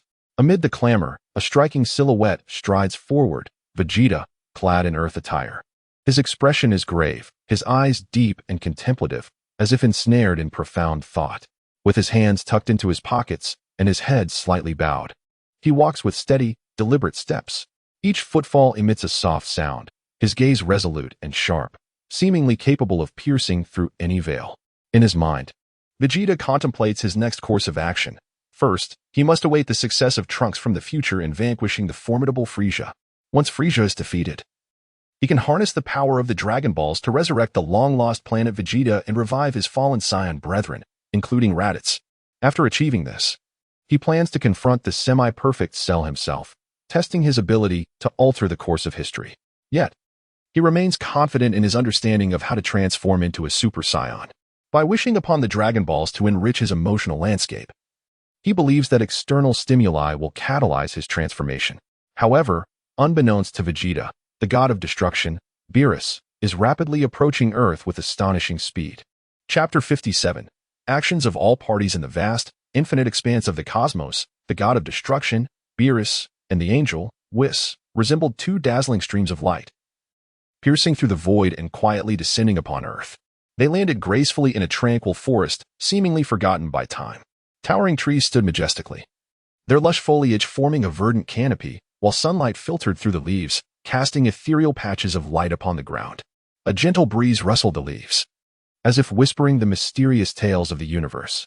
Beerus, adorned in a magnificent robe intricately embroidered with ancient runes of mysterious purple threads, emanated a powerful aura with every symbol.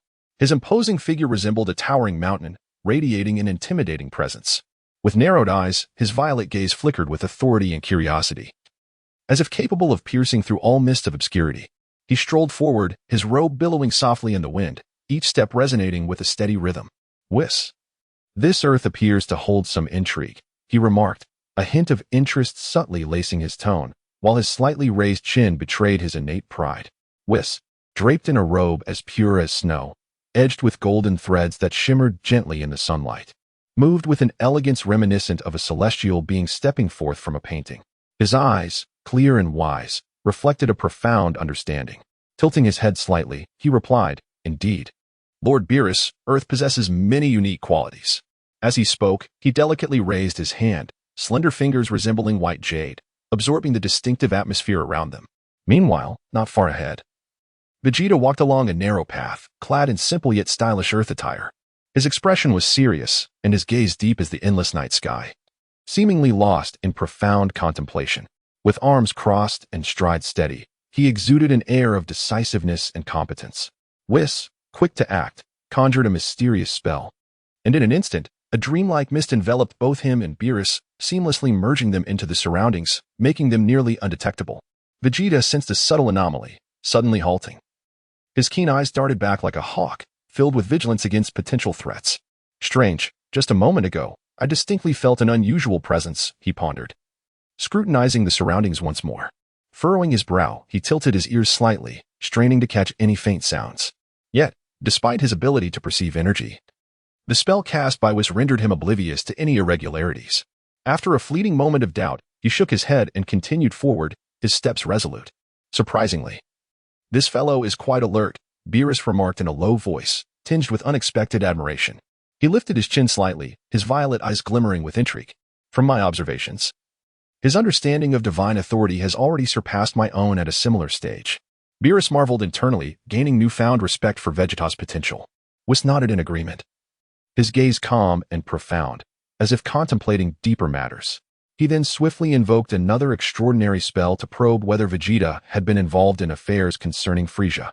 The radiance of the spell twinkled like distant stars, swirling around Whis' form. He focused intently on the information relayed by the enchantment, his expression one of concentration as he guided the flow of light, akin to playing a cosmic symphony. Before long, Whis concluded his inquiry and reported to Beerus, "Lord Beerus, I have discerned that Vegeta is aware that the destruction of planet Vegeta may have involved divine intervention, and that he directed Frieza to carry out this command. Furthermore, he cleverly maneuvered to have Goku defeat Frieza as a test of your disposition. Not only that, but he has also mastered the transformation into a Super Saiyan." Whis conveyed the details with a composed demeanor, revealing the findings of his investigation. Upon hearing this, Beerus frowned, perplexed. "Super Saiyan? What is that?" His voice resonated with authority, curiosity flickering in his narrowed eyes as he pondered this unfamiliar concept. Whis patiently elucidated, "It is the powerful transformation that Goku exhibited when he defeated Frieza. However, what Vegeta fails to realize is that Goku's success in achieving this form was not solely due to his rage surpassing limits. He also received covert assistance from the Kaioshin." Whis provided a detailed explanation of the Super Saiyan phenomenon, enriching Beerus's understanding of this formidable power. Beerus scoffed, "Merely petty cleverness." A glint of displeasure flashed in his violet eyes as he raised a hand. "Whis, tonight, release Vegeta's restrictions, and I shall grant him a small portion of the power of destruction. We shall go observe Goku." Beerus expressed his discontent with Vegeta's machinations. Whis, standing respectfully at his side, inclined his head in compliance. "As you command, Lord Beerus." Goku is currently on Yardrat. However, bestowing a portion of the power of rules upon Vegeta may not be entirely appropriate. Whis' brow furrowed slightly, revealing a hint of hesitation. Beerus interrupted, "Whis, has Vegeta been chosen by the god of destruction? Has he begun to grasp the essence of divine authority? If he schemes against me, may I punish him? Should he fail to comprehend fully, I shall personally eliminate him." His voice was cold and resolute, brimming with menace as he crossed his arms, exuding an air of dominance. Whis refrained from countering, "Lord Beerus, Vegeta has mentioned that Earth is home to many delicacies, and he wishes to apologize to you upon your meeting. Whis sought to soothe Beerus's temperament. Upon hearing of the delicacies, Beerus decided against visiting Goku. Whis, then we shall not meet with Goku. Vegeta will serve as a distraction. I trust the Kaioshin lacks the audacity to provoke me. It is likely a scheme orchestrated by his subordinates. We should investigate this thoroughly.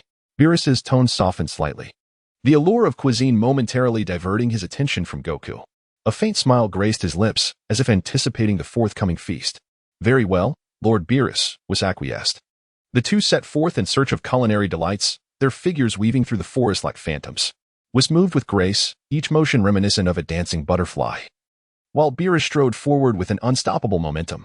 That evening, Whis and Beerus appeared at the foot of Vegeta's bed. Vegeta lay asleep, his breathing steady, a trace of fatigue visible on his face. The room was enveloped in tranquility, moonlight streaming through the window, draping the space in a silvery veil. Whis first lifted Vegeta's restrictions on becoming a Super Saiyan. His hands emitted a gentle glow, enveloping Vegeta's form. Vegeta's body trembled slightly, but remained in slumber. Whis waved his hands delicately, the light flowing softly, akin to a gentle stream. Simultaneously, in an unknown realm, the soul of Yamoshi also focused on Vegeta. Reluctantly, he enhanced the S cells within Vegeta's body, enabling him to meet the conditions for transformation into a Super Saiyan. Due to Yamoshi's disagreement with the views of the God of Destruction, he resolved to seek another suitable candidate to transform into a Super Saiyan, hoping to restrain Vegeta in a 2-1 scenario. Whis, having sensed this, ceased his actions. Beerus inquired, Whis, who was that just now? Whis replied, Lord Beerus. It was Yamoshi, the god of Super Saiyans among the Saiyans. All who can transform into a Super Saiyan require his acknowledgement and intervention. Beerus responded with an O, and began to infuse a small portion of the God of Destruction's power into Vegeta. His palm shimmered with a purple glow, which gradually seeped into Vegeta's heart. In his slumber, Vegeta seemed to sense an overwhelming power, causing his brow to furrow slightly. Beerus mused internally, let me see how far you can go. If you fail to become a God of Destruction, I shall indeed slay you as retribution for mocking the divine. Beerus narrowed his eyes, focusing intently on the infusion of power. Once completed, Whis and Beerus departed for the realm of the gods of destruction, with Whis carrying earthly delicacies. Their figures streaked across the night sky like shooting stars, vanishing into the distance. On the morning of December 26, 762, Vegeta awoke and prepared himself in his hotel room. Standing before the mirror, he gazed at his own reflection, his eyes filled with uncertainty. Vegeta now realized that neither Earth, Namek, nor the eternal dragon could fulfill his desires. And he keenly sensed that the Dragon Balls bore flaws, disrupting balance. Lost in contemplation, he pondered whether he should seek alternative methods for testing. With a slight frown, he absent-mindedly stroked his chin. Concluding his thoughts, Vegeta felt as if his transformation into a Super Saiyan in his dreams had resulted in a significant change, as if he had suddenly matured. Merely concentrating his energy, he sensed that he could indeed transform into a Super Saiyan. To his astonishment, Vegeta successfully did so. His hair turned golden, and a formidable aura emanated around him. His eyes sparkled with surprise and excitement. How could this be? Did someone do something to me last night? Vegeta wondered, yet he also felt the potency of this newfound power. Clenching his fist slightly, he reveled in the surge of strength. Upon reverting from his transformation, Vegeta fell into deep thought. Someone had surely interfered with him. Once the Dragon Balls were able to grant wishes, he must validate his suspicions promptly. Additionally, he contemplated altering his strategy to personally eliminate Frieza, and, should the androids attack, to confront Dr. Gero himself, testing the waters. In a distant corner of the universe, time had progressed to January 2nd, 763. On the planet Cold, a significant upheaval was quietly unfolding. The Cold King sat solemnly upon his grand throne within the magnificent palace, his expression dark and tempestuous. He listened intently to intelligence relayed by members of Frieza's army who had fled from Namek, his heart reeling with shock. The palace, tall and opulent, adorned with precious gems and draped in soft carpets, could not quell the tumult within the Cold King. Dressed in battle attire crafted from a special material that gleamed with metallic luster, he wore a crown encrusted with brilliant jewels, exuding an air of authority. His gaze radiated both majesty and fury. Frieza had failed. How could this be? The Cold King was stunned, unable to accept this reality. He slammed his fist upon the armrest of his throne, causing the entire palace to tremble slightly. Rising to his feet, he clasped his hands behind his back and paced. each step laden with gravity. Upon hearing that Frisia had encountered an explosion upon arriving at Namek, and that Frisia himself had not escaped, a tidal wave of emotion surged within him. How careless of Frisia! The cold king roared in anger, disappointment flooding his heart. Clenching his fists, his eyes burned with wrath, as if he intended to incinerate the entire universe. Yet, anger alone would not resolve the predicament. Once calm, the cold king swiftly began to strategize. Narrowing his eyes, a glimmer of wisdom flickered within them. Immediately assemble an elite team. Accompany me to Namek. We must ascertain what transpired and determine if there is any chance for redemption. The cold king understood the urgency of action. Otherwise, Frisia's army would face dire jeopardy. He waved his hand, issuing commands that echoed like thunder throughout the palace.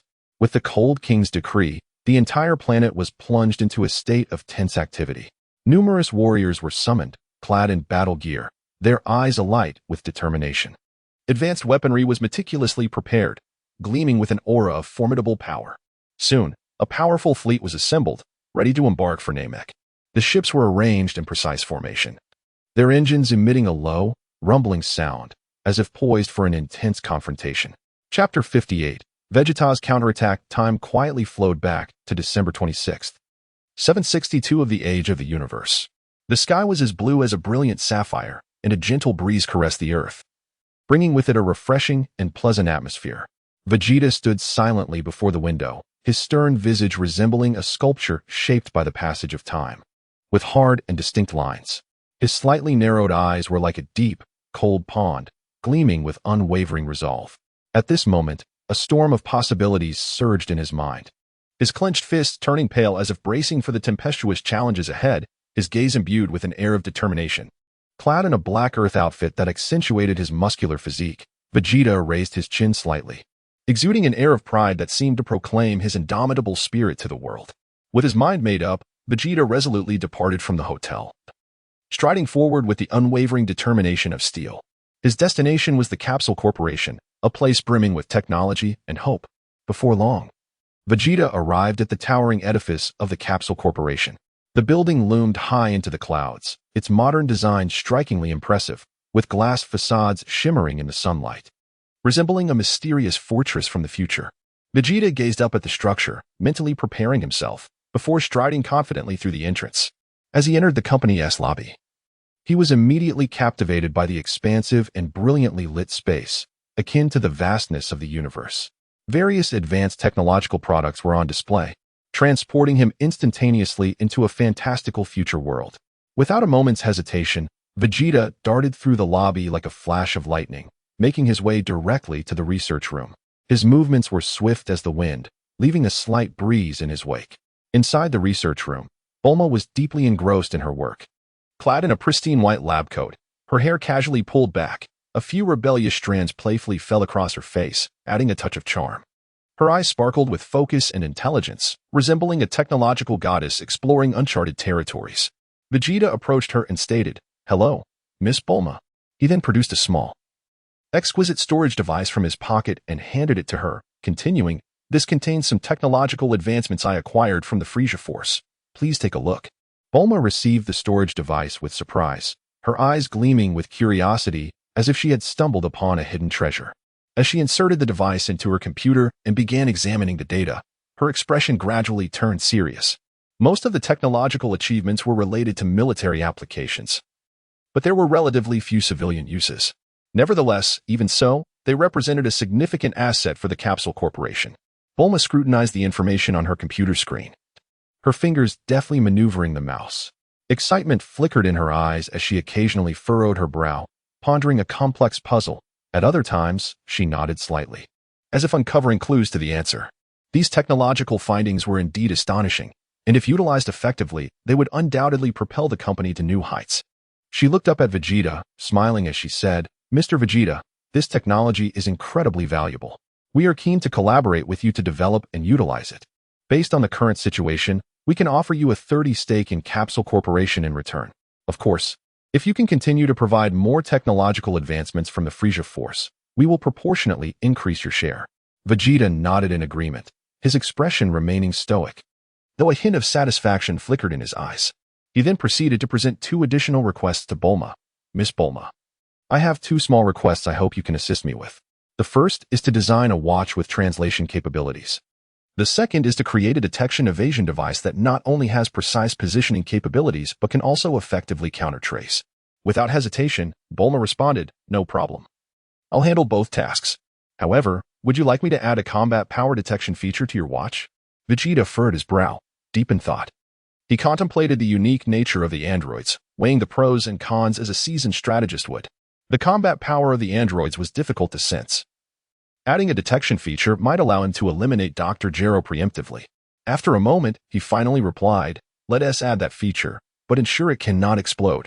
Otherwise, it would be unnecessary." Bulma nodded in agreement. Vegeta then inquired, "Bulma, do you know anyone in the Galactic Patrol?" Bulma looked at him quizzically and replied, "Yes." "Why do you ask?" What else with the sudden inquiry? With a confident smile, Vegeta responded, "The technology level of the Galactic Patrol is not particularly high. While many remnants of cosmic races have allied with them, their overall technological capabilities are rather mediocre.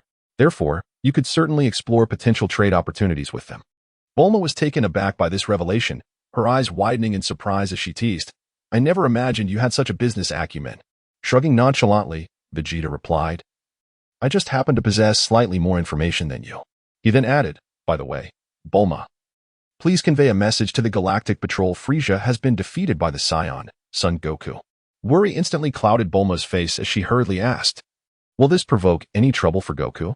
Vegeta gently shook his head, his expression serious as he explained, "Bulma, you need not worry. Frieza has long been recognized as the strongest fighter in the universe. To defeat him, one must possess extraordinary strength. Generally speaking, no one would dare to recklessly challenge such a formidable opponent unless they were a deity." Despite Vegeta's thorough explanation, Bulma remained perplexed, seemingly bewildered by his true intentions. She furrowed her brow, fixating on Vegeta as she pressed, "Even if what you say is true, what does this have to do with us? What exactly are you trying to accomplish?" With a glint in his eye, Vegeta began to weave a tale. "I merely wish to promote the reputation of the Saiyans.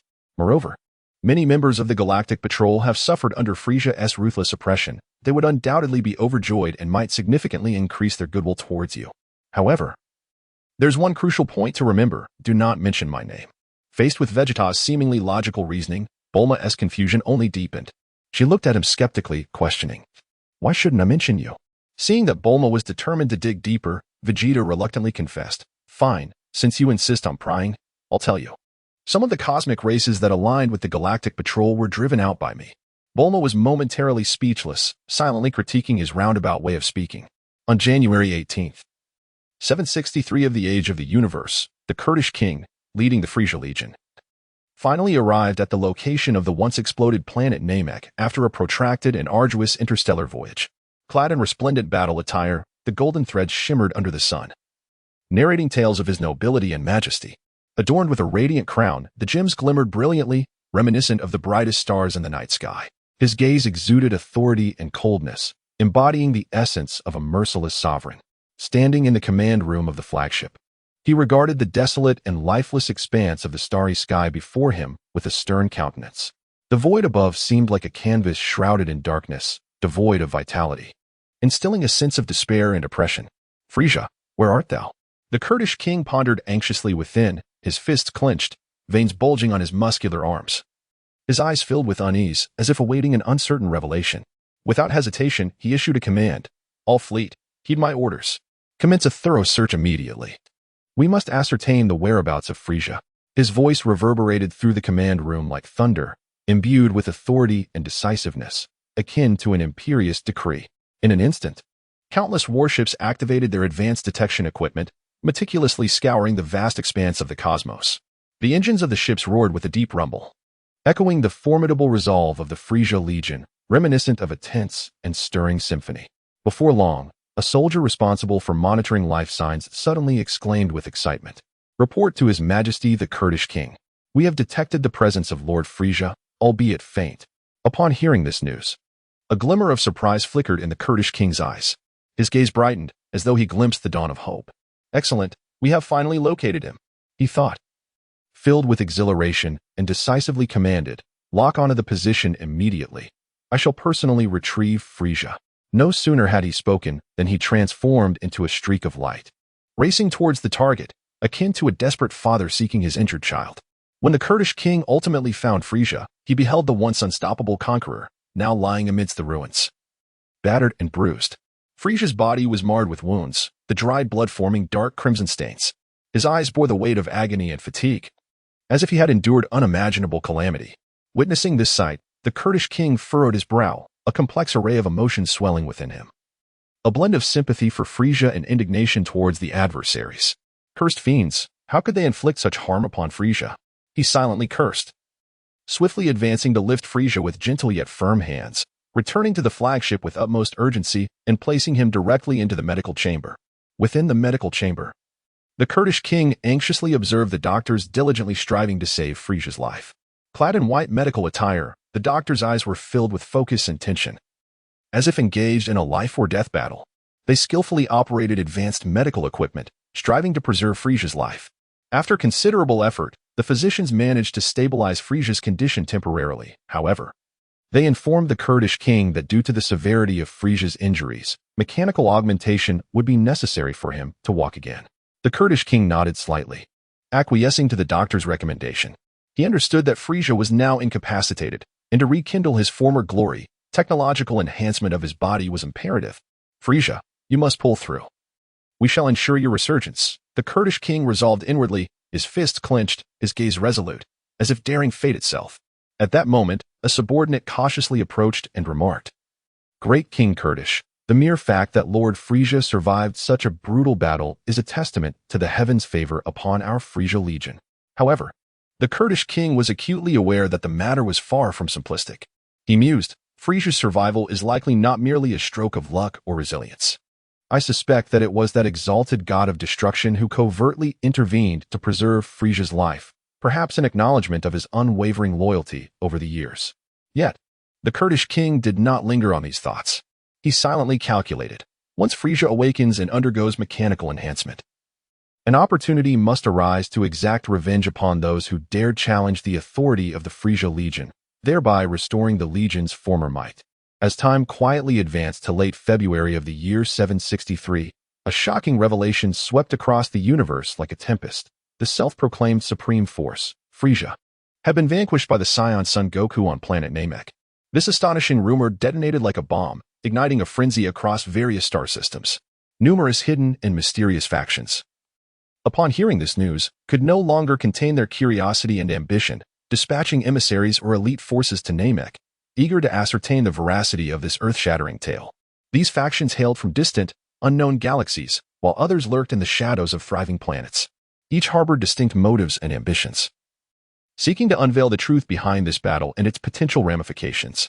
Some factions, upon learning of Frisia's defeat, felt a flicker of provocation rising within them towards the Frisia Legion.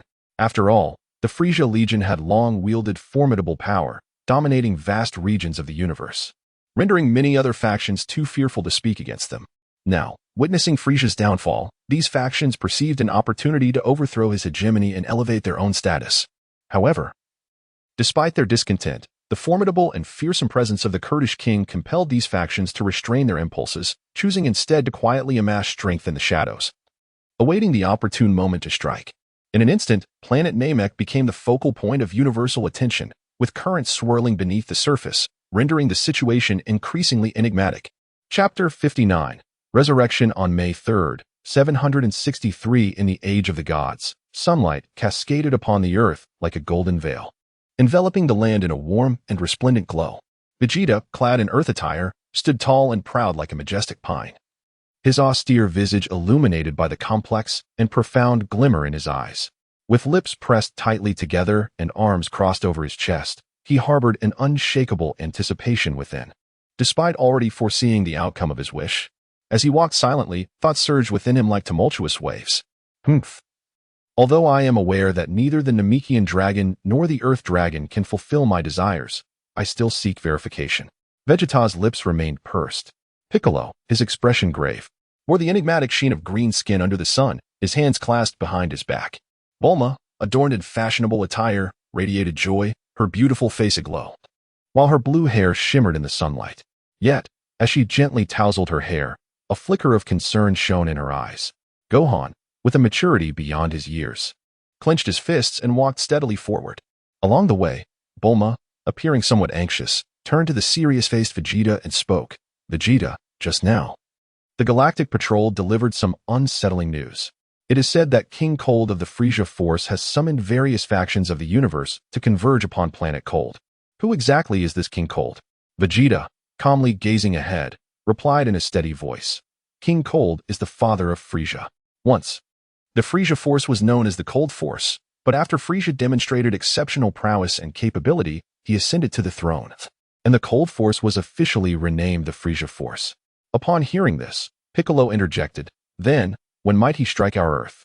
A hint of tension flickered in Piccolo's eyes. Fully aware of the immense crisis looming over the planet, Vegeta pondered for a moment before responding slowly. He will at least need time to consolidate his forces. After all, Frisia's defeat has drawn the attention and scrutiny of various factions in the universe. I estimate it will take approximately a year. Piccolo's expression tightened, his tone heavy as he said, "That means, a year from now, Earth will face an unprecedented crisis." Clenching his fists, he contemplated strategies in silence. It appears we must hasten our quest for strength. Amidst the brilliance, the mysterious and formidable Namekian dragon, Purunga, was finally summoned. Its colossal form coiled in the sky, casting darkness over the realm, as if the entire world was shrouded in the dragon's majesty. The potent aura emanating from it enveloped everyone present in an indescribable sense of pressure. Vegeta slightly raised his head, though his eyes hinted at the possibility of failure. He nonetheless uttered his wishes without hesitation. "For my first wish, I seek the resurrection of the obliterated planet Vegeta. For my second wish, I desire the return of my mother. For my third wish, I wish to bring back my father." Standing nearby, Dandy promptly engaged in ancient Namekian dialogue with Purunga. His focus was intense, reciting incantations while gesturing with his hands. However, moments later, Purunga rendered a negative response, prompting Dandy to frown and explain to Vegeta, "I am sorry, Vegeta, but Purunga states that it cannot fulfill your wishes." Dandy's eyes were filled with regret. Upon hearing this outcome, Vegeta's gaze dimmed slightly, yet he quickly regained his composure. Beginning to ponder the underlying reasons, he murmured, "As I suspected." He then turned to Dandy and inquired, "Could you ask if the inability to fulfill these wishes is related to divine authority?" Dandy nodded and relayed Vegeta's query to Purunga once more. Yet this time, Purunga remained silent, offering no response at all. Vegeta, realizing the implication, contemplated, "It seems it indeed relates to the divine. I just wonder whether it is the Supreme Kai or the God of Destruction obstructing the process." He then addressed Dandy, "Very well, since that is the case, I have no other wishes." A trace of resignation appeared on Vegeta's face, though his eyes still sparkled with unwavering determination. Meanwhile, Gohan and his companions encountered far smoother sailing with their wishes. They sequentially voiced their desires. First, to summon Krillin's soul back to Earth. Next, to resurrect Krillin. And finally, to allow Yamcha to be reborn. Dandy communicated with Purunga, who consented to their wishes. As Purunga's power surged, a brilliant light flickered, bringing Krillin and Yamcha back to life. The group departed, agreeing to meet again at a later time. Krillin expressed his heartfelt gratitude, saying, "I never imagined we could live again. Thank you all so much." His eyes brimmed with appreciation as he clasped his hands and bowed slightly. On September 10th, 763 in the Age of the Gods, sunlight bathed the land, as if adorning the world in a golden cloak. Krillin, Gohan, and Yamcha stood at the Namekian settlement. Krillin spoke first. "Dandy, please help us resurrect Tien and Kaiatsu." His eyes sparkled with hope as he reminisced about the battles shared with Tien and Kaiatsu. Those days, though fraught with peril, were also filled with warmth and courage. Clenching his hands tightly, Krillin's eyes revealed his anticipation. Gohan quickly chimed in, "Please." His gaze reflected sincerity and yearning. At that moment, Dandy stepped forward, conveying their wishes to Purunga in the ancient Namekian tongue. His expression was focused, his words flowing with purpose. Dandy's face bore a serious demeanor as he wholeheartedly conveyed their desires. With hands raised, he seemed to communicate with the mysterious force. After a while, Dandy turned around, smiling as he announced, "Purunga agrees." In that instant, a strange light descended from the heavens, enveloping them all. This luminous energy, imbued with mysterious power, seemed to narrate the miracles of life. As the light dissipated, Kaiatsu and Tien, who had once lost their life force, were resurrected. Tien opened his eyes, filled with astonishment and gratitude. "I can't believe I am alive again. Thank you all." His gaze revealed a profound reverence for life as he slowly rose. cupping his fist in gratitude toward everyone. Yet, one which remained unutilized. The new Grand Elder of the Namekians approached. It was revealed that, following Vegeta's suggestion, the Grand Elder had previously contacted Bulma on Earth to custom design a spaceship. Moreover, with the help of the North Kai, they had successfully located a habitable planet. Clad in solemn robes, the Grand Elder's eyes radiated wisdom and authority. He spoke slowly. Friends from Earth, thank you for your unwavering assistance. Now, we Namekians have decided to bid farewell to Earth and venture toward a new home. The Grand Elder's voice was steady and powerful, filled with hope for the future. He raised his hand slightly in respect to the gathering. Now that the wishes of the Earthlings had been fulfilled, the Namekians decided to depart for their new home. Before leaving, they expressed their heartfelt gratitude to Krillin and the others, vowing to forever cherish this special friendship. The Namekians approached one by one, embracing Krillin, Gohan, and the others in farewell. Their eyes shimmered with gratitude and reluctance. Each warm embrace seemed to convey an endless bond of friendship. Krillin let out a soft sigh and remarked, I hope they find happiness in their new home. His heart was filled with profound emotions. Aware that this might be the last time he beheld his Namekian friends, Krillin gently waved goodbye to the Namekians. Son Gohan nodded, his eyes brimming with blessings. May all be well with them. Son Gohan also waved, bidding farewell as he watched the Namekians depart. Chapter 60, Year 763 of the Age of AI on September 11th. 763, the Earth basked in sunlight as golden as a dreamscape. The delicate rays of sunlight fell gently upon the land like fine threads of gold, as if draping the world in a warm and resplendent cloak.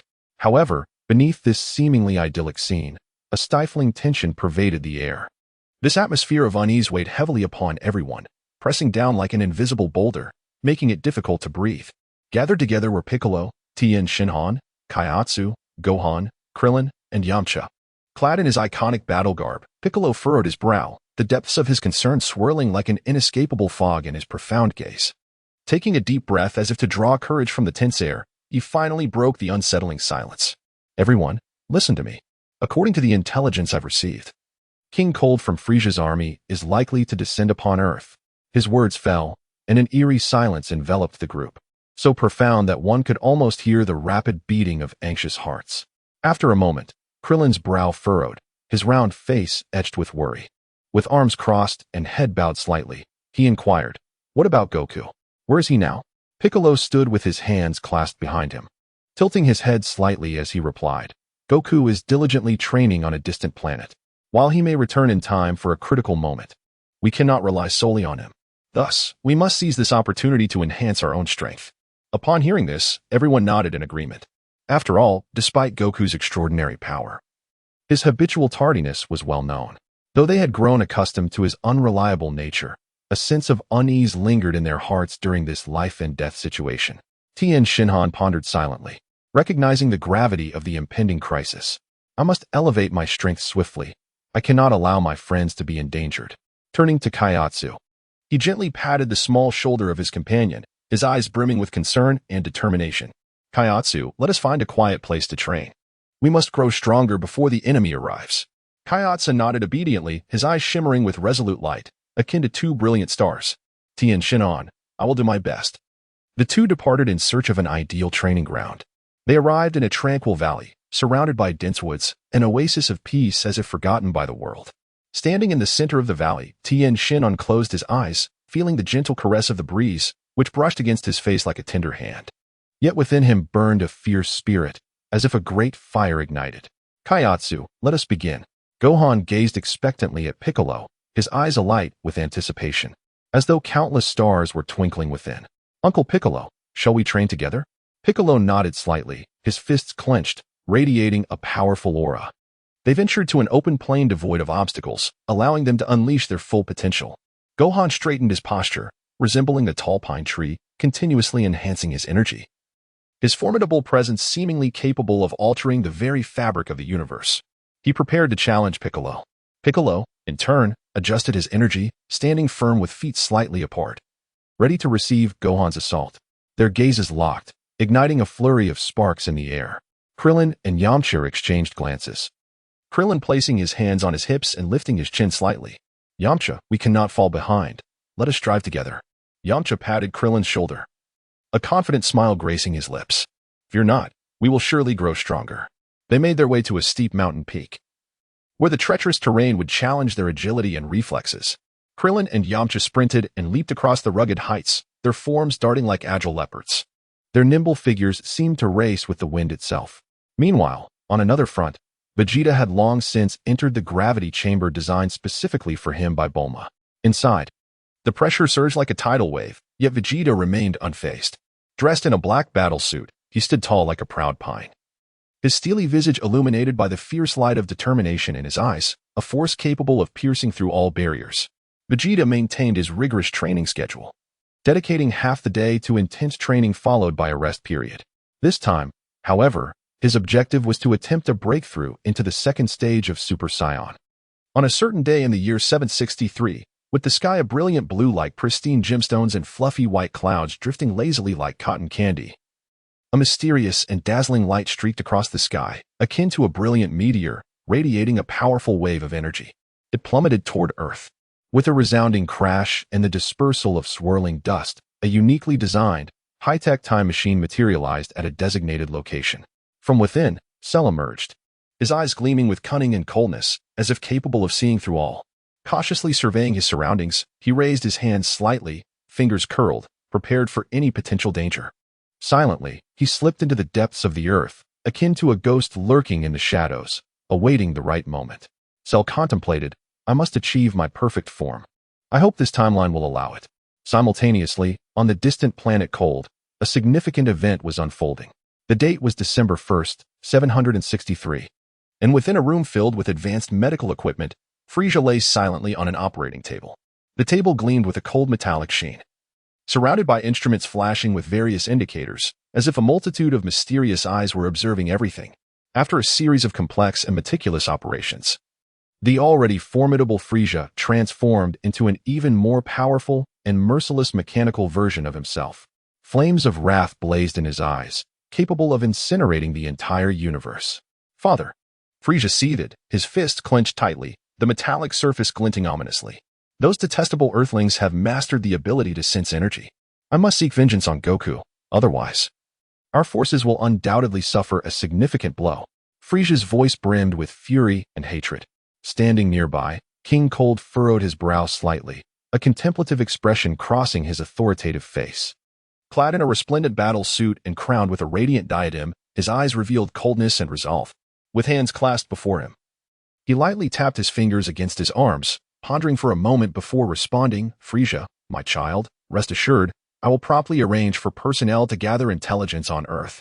However, before that, you must detail the Earthlings' energy sensing techniques to me so that we may train together.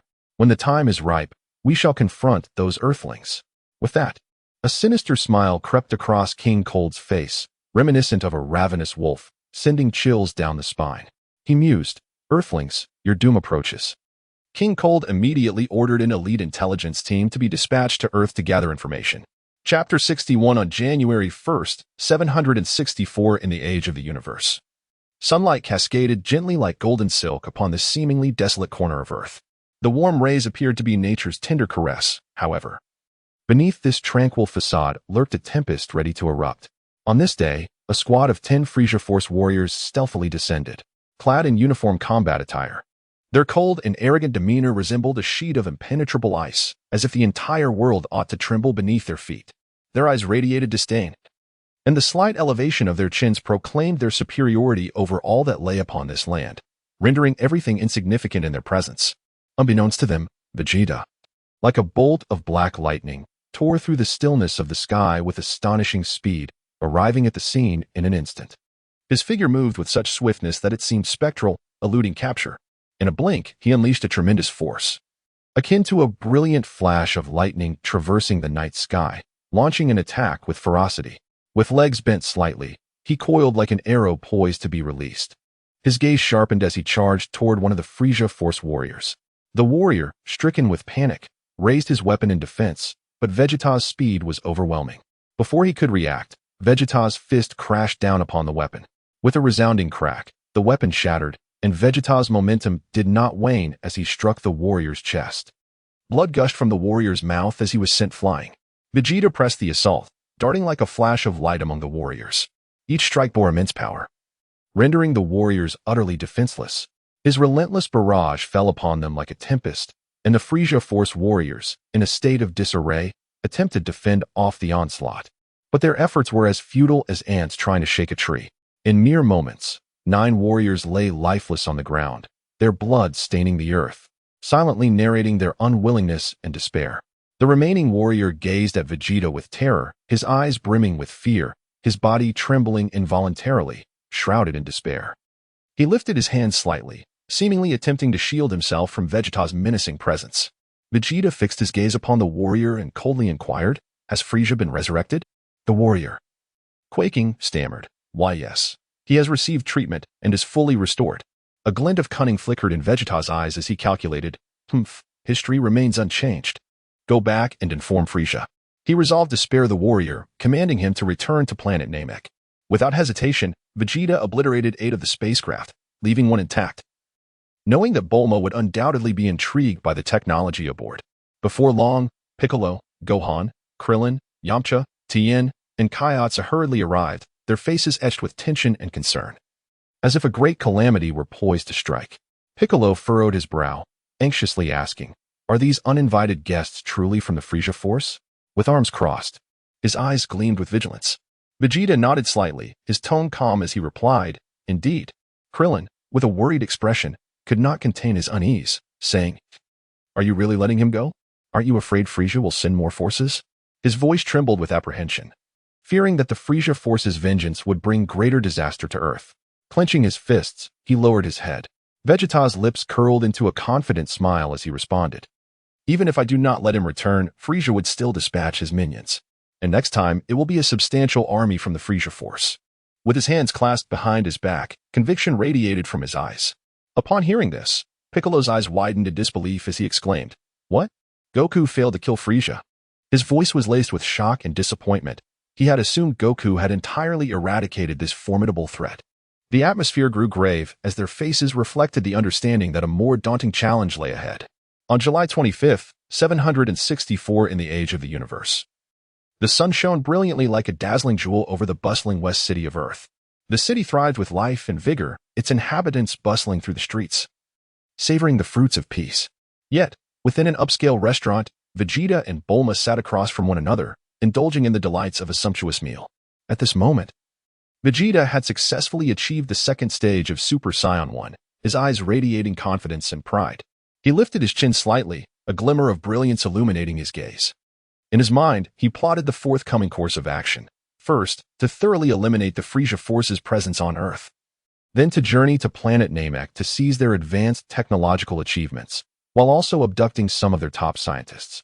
Ultimately, he intended to travel to the planet where Tuffle resided, aiming to reorganize the remaining Saiyans, albeit on a voluntary basis.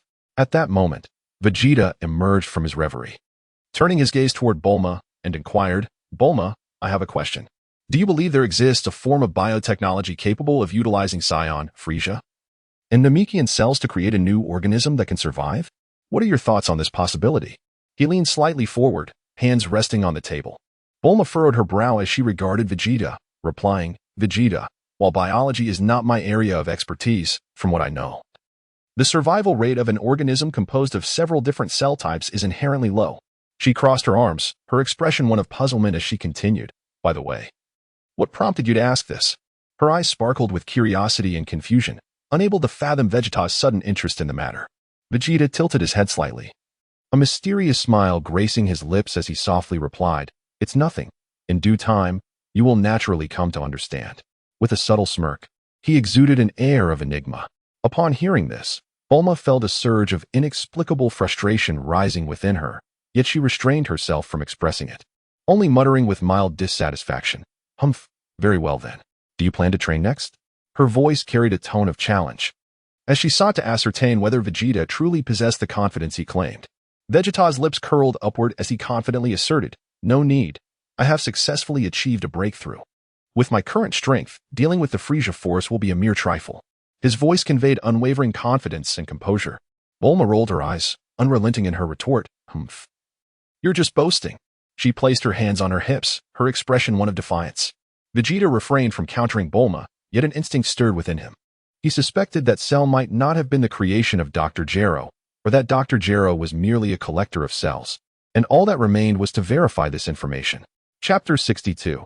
The onslaught against the Frisia army on the morning of August 1st, 764 in the Age of the Universe. A heavy gloom enveloped the cosmos. The formidable fleet of the Frisia army loomed like a pack of colossal beasts in the shadows, traversing the infinite expanse of stars with astonishing speed, ferociously heading towards Earth. The enormous warships emitted an aura of dread, and as they moved, the very stars seemed to tremble, shattering the tranquility of the universe. Meanwhile, Goku was aboard the Alpha spaceship, making his way home, seated cross-legged with eyes closed. He emanated a powerful aura. His brow furrowed slightly as beads of sweat began to form on his forehead. He was desperately attempting to expand his sense of awareness. Feeling a sense of urgency in his heart, I have yet to sense the presence of my companions on Earth. Once I do, I can teleport back instantly. On another front, Vegeta wore a grave expression, tightly embracing Bulma as he shot through the skies towards the impending arrival of Frisia. Though Bulma was filled with anxiety, she understood the importance of remaining calm. She gripped Vegeta's clothing tightly, her eyes filled with concern. How catastrophic will this battle be? I can only hope everyone remains safe. At that moment, Piccolo, Gohan, Krillin, Tien, Yamcha, and Kaiatsu also noticed Vegeta's swift movements. Without a moment's hesitation, they employed their own flying techniques to pursue him closely. Hey, why is Vegeta holding onto Bulma? Krillin called out, perplexed as he strained to catch up, glancing ahead repeatedly. Yamcha sighed, don't ask me. Bulma and I have long since parted ways. His tone revealed a hint of resignation and bitterness as he lowered his head, a flicker of melancholy crossing his eyes. The others paused at his words, but with the formidable enemy approaching, they had no time for such personal matters and continued to hasten their flight. Gohan clenched his fists, his gaze resolute as he stared ahead, his heart burdened with the safety of Earth. I wonder how difficult this battle will be. I must protect everyone. His eyes were filled with determination, as if ignited by an indomitable flame. Simultaneously, a brilliant light streaked across the distant horizon as a colossal and mysterious spaceship descended towards Earth like a meteor. With a violent tremor, the vessel landed steadily on an expansive plain. The hatch slowly opened, revealing the daunting figures of King Cold and Frisia before the onlookers. King Cold, adorned in resplendent battle attire and crowned with a shimmering diadem, surveyed the surroundings with an air of coldness and greed. He raised his chin slightly, his deep, authoritative voice resonating. The environment of this Earth appears quite agreeable. Inwardly, he contemplated. This planet may serve as a new stronghold for the Frisia army. His eyes gleamed with ambition. Frisia, eyes shut tight, utilized his keen perception to scan the area for energy signatures. His body glimmered under the sunlight, akin to a sharp blade. After a moment, he frowned slightly and remarked, there is no trace of Goku's energy here, but I can sense Vegeta's presence. And he is approaching. With disdain, Frisia commanded, you lot, swiftly eliminate all the other Earthlings. Leave Vegeta and his companions to me. With a dismissive wave of his hand, he signaled his minions to spring into action. At that moment, a young figure with blue hair and clad in a white battle suit appeared before the Frisia army. It was Trunks, hailing from the future. His icy gaze was tempered with resolve as he drew his sword, exuding a seemingly ordinary yet hidden aura of power. Trunks mused. Could there be a discrepancy in the time records? Goku should have already arrived. Despite his uncertainties, he understood the necessity of immediate action. Before the soldiers of the Frisia army could react, Trunks shot forth like a bolt of lightning. His sword swiftly unsheathed, its blade shimmering with a chilling light. Trunks moved with a ghostly agility, weaving through the ranks of Frisia's warriors. Each swing of his sword carried a fierce momentum, the wind of his strikes howling past, instilling terror in all.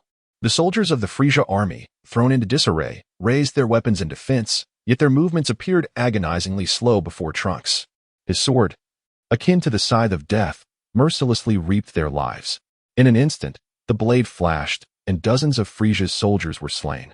Their cries stifled before they could escape their lips. The scene was brutal and harrowing, evoking a chill in the onlookers. Trunks moved with the speed of lightning, his swordplay as fierce as that of a reaper from the underworld. In the blink of an eye, the once menacing Frisia army was reduced to only Frisia and King Cold. Frisia, startled, noted that while Trunks' energy was formidable, it still paled in comparison to his own. However, witnessing the ease with which his minions fell, a grimace crossed Frisia's face, a surge of melancholy rising within him. After all, he still needed to recruit more subordinates. And that cost money. Who is this intruder? How dare he disrupt my plans?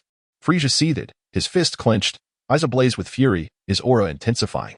Just then, a sound like the breaking of air echoed from afar. It was Vegeta, having arrived at the battlefield with Bulma in his arms. Gently placing her down, Vegeta's eyes narrowed, revealing a complex array of emotions. King Cold, Frieza, it has been a long time. Frieza glared at Vegeta, sneering, Vegeta, can this defeated pawn truly stop me? Unfazed, Vegeta retorted, let us see you try. He stood tall, radiating a powerful aura. Bulma, anxious, tugged at Vegeta's sleeve. Be careful. Her eyes were filled with worry. Vegeta nodded slightly, offering Bulma a reassuring glance, a faint smile gracing his lips. Following closely behind were Piccolo, Gohan, Krillin, Tien, Kairatsu, and Yamcha. Midway, they sensed the sudden disappearance of numerous Frieza soldiers' energies, prompting them to accelerate towards the battlefield. Piccolo furrowed his brow, questioning, who is this formidable foe? He crossed his arms.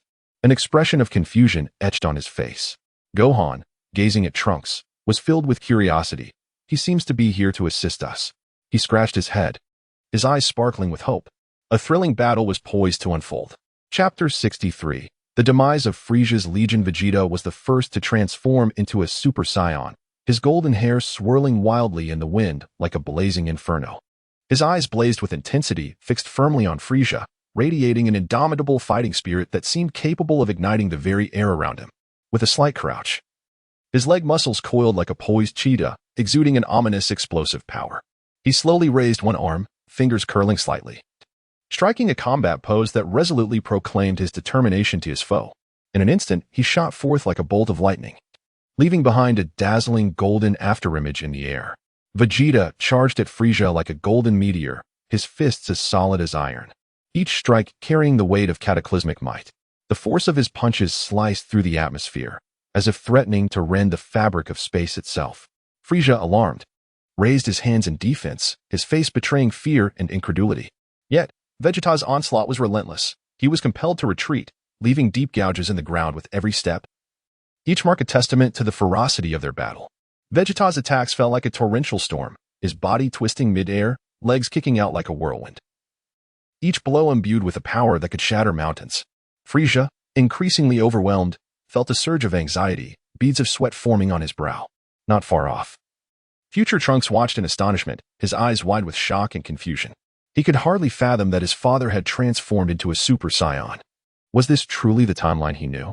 After a moment of stunned silence, Future Trunks took a deep breath, gripping his sword tightly, the blade trembling as if sensing his resolve. No matter the nature of this timeline, I must swiftly vanquish the enemy, he resolved silently. Future Trunks unleashed a formidable aura, golden light enveloping him as his hair transformed to match, billowing in the wind like a gilded banner. Having successfully transformed into a Super Saiyan, he clutched his sword, its blade glimmering ominously in the sunlight, as if it could pierce through all barriers. Without hesitation, he launched an assault on King Cold, his movements ghostly as he darted around his opponent with blinding speed. His form was as elusive as lightning, evoking the image of a specter from another realm. Each swing of his sword was infused with lethal intent, the wind from his strikes howling past, chilling the soul, as though it could freeze the very essence of his adversaries. Future Trunks' blade struck like a flash of lightning aimed at King Cold, who barely managed to evade, retreating swiftly. Terror etched across his face. Yet, Trunks still managed to inflict a gash upon his arm, inciting a furious roar of pain that seemed capable of shattering the heavens. King Cold retaliated, his hands flailing as he unleashed a barrage of energy blasts. However, Future Trunks, swift as a wraith, effortlessly dodged the onslaught. He twisted and turned in midair with grace akin to a delicate swallow, captivating all who beheld him. In that moment, he launched successive fierce counterattacks against King Cold. His sword danced in the air, each stroke reminiscent of snowflakes falling, dazzling yet deadly, a beautiful and fatal ballet. On the battlefield's periphery, Piccolo, Gohan, Tien, Krillin, Din, and Yamcha stood transfixed by the spectacle before them. Krillin, in disbelief, muttered, "Isn't the legendary Super Saiyan said to be attainable only by those with pure hearts?" Confusion and astonishment flooded his gaze as he witnessed the two golden figures in battle, a wave of shock coursing through him, his body trembling involuntarily. Meanwhile, Bulma, following Vegeta's earlier instructions, swiftly opened the capsule she held. With deft fingers, she pressed the button, and the capsule sprang open to reveal a compact, exquisite computer. Her gaze was focused and composed as she skillfully manipulated the keyboard, her fingers dancing across it like a maestro conducting a fervent symphony of battle. Through the satellite system, she searched for any surveillance drones on the battlefield, simultaneously relaying the gathered data to the watch on Vegeta's wrist. A slight furrow formed on her brow, her expression laden with tension and concern. On the battlefield, smoke and chaos reigned, the air thick with the sounds of battle and explosions. After numerous rounds of intense combat, both King Cold and Frisia were clearly at a disadvantage. Their bodies bore numerous wounds, their garments tattered, revealing streaks of blood. Their breaths became ragged and labored, eyes filled with exhaustion and despair, yet tinged with an unwillingness to yield. Frisia, his fury boiling over, stared wide-eyed, rage flickering in his expression. He looked like a beast enraged, his body surging with an overwhelming aura that seemed to ignite the very air around him. How dare they drive me to this point? He bellowed inwardly. Frisia began to recklessly amass energy within, his hands raised high as his body trembled, preparing to unleash his ultimate technique, the supernova, against Vegeta. As Frisia elevated his hands, a colossal sphere of energy began to coalesce, radiating a terrifying aura that threatened annihilation. Observing this, King Cold understood the signal and quickly joined forces with Frisia, unleashing a relentless stream of energy blasts. The waves of energy surged toward Vegeta and future Trunks, attempting to impede their advance. In the face of this overwhelming assault, future Trunks deftly evaded, his body spinning gracefully through the air, avoiding the deadly energy waves with agility reminiscent of a nimble swallow. Without hesitation, he launched another series of fierce counterattacks against King Cold. Trunks wielded his sword with fervor, each strike infused with immense power. As his movements flowed seamlessly, the sword's shadow falling like snowflakes. King Cold could only evade desperately.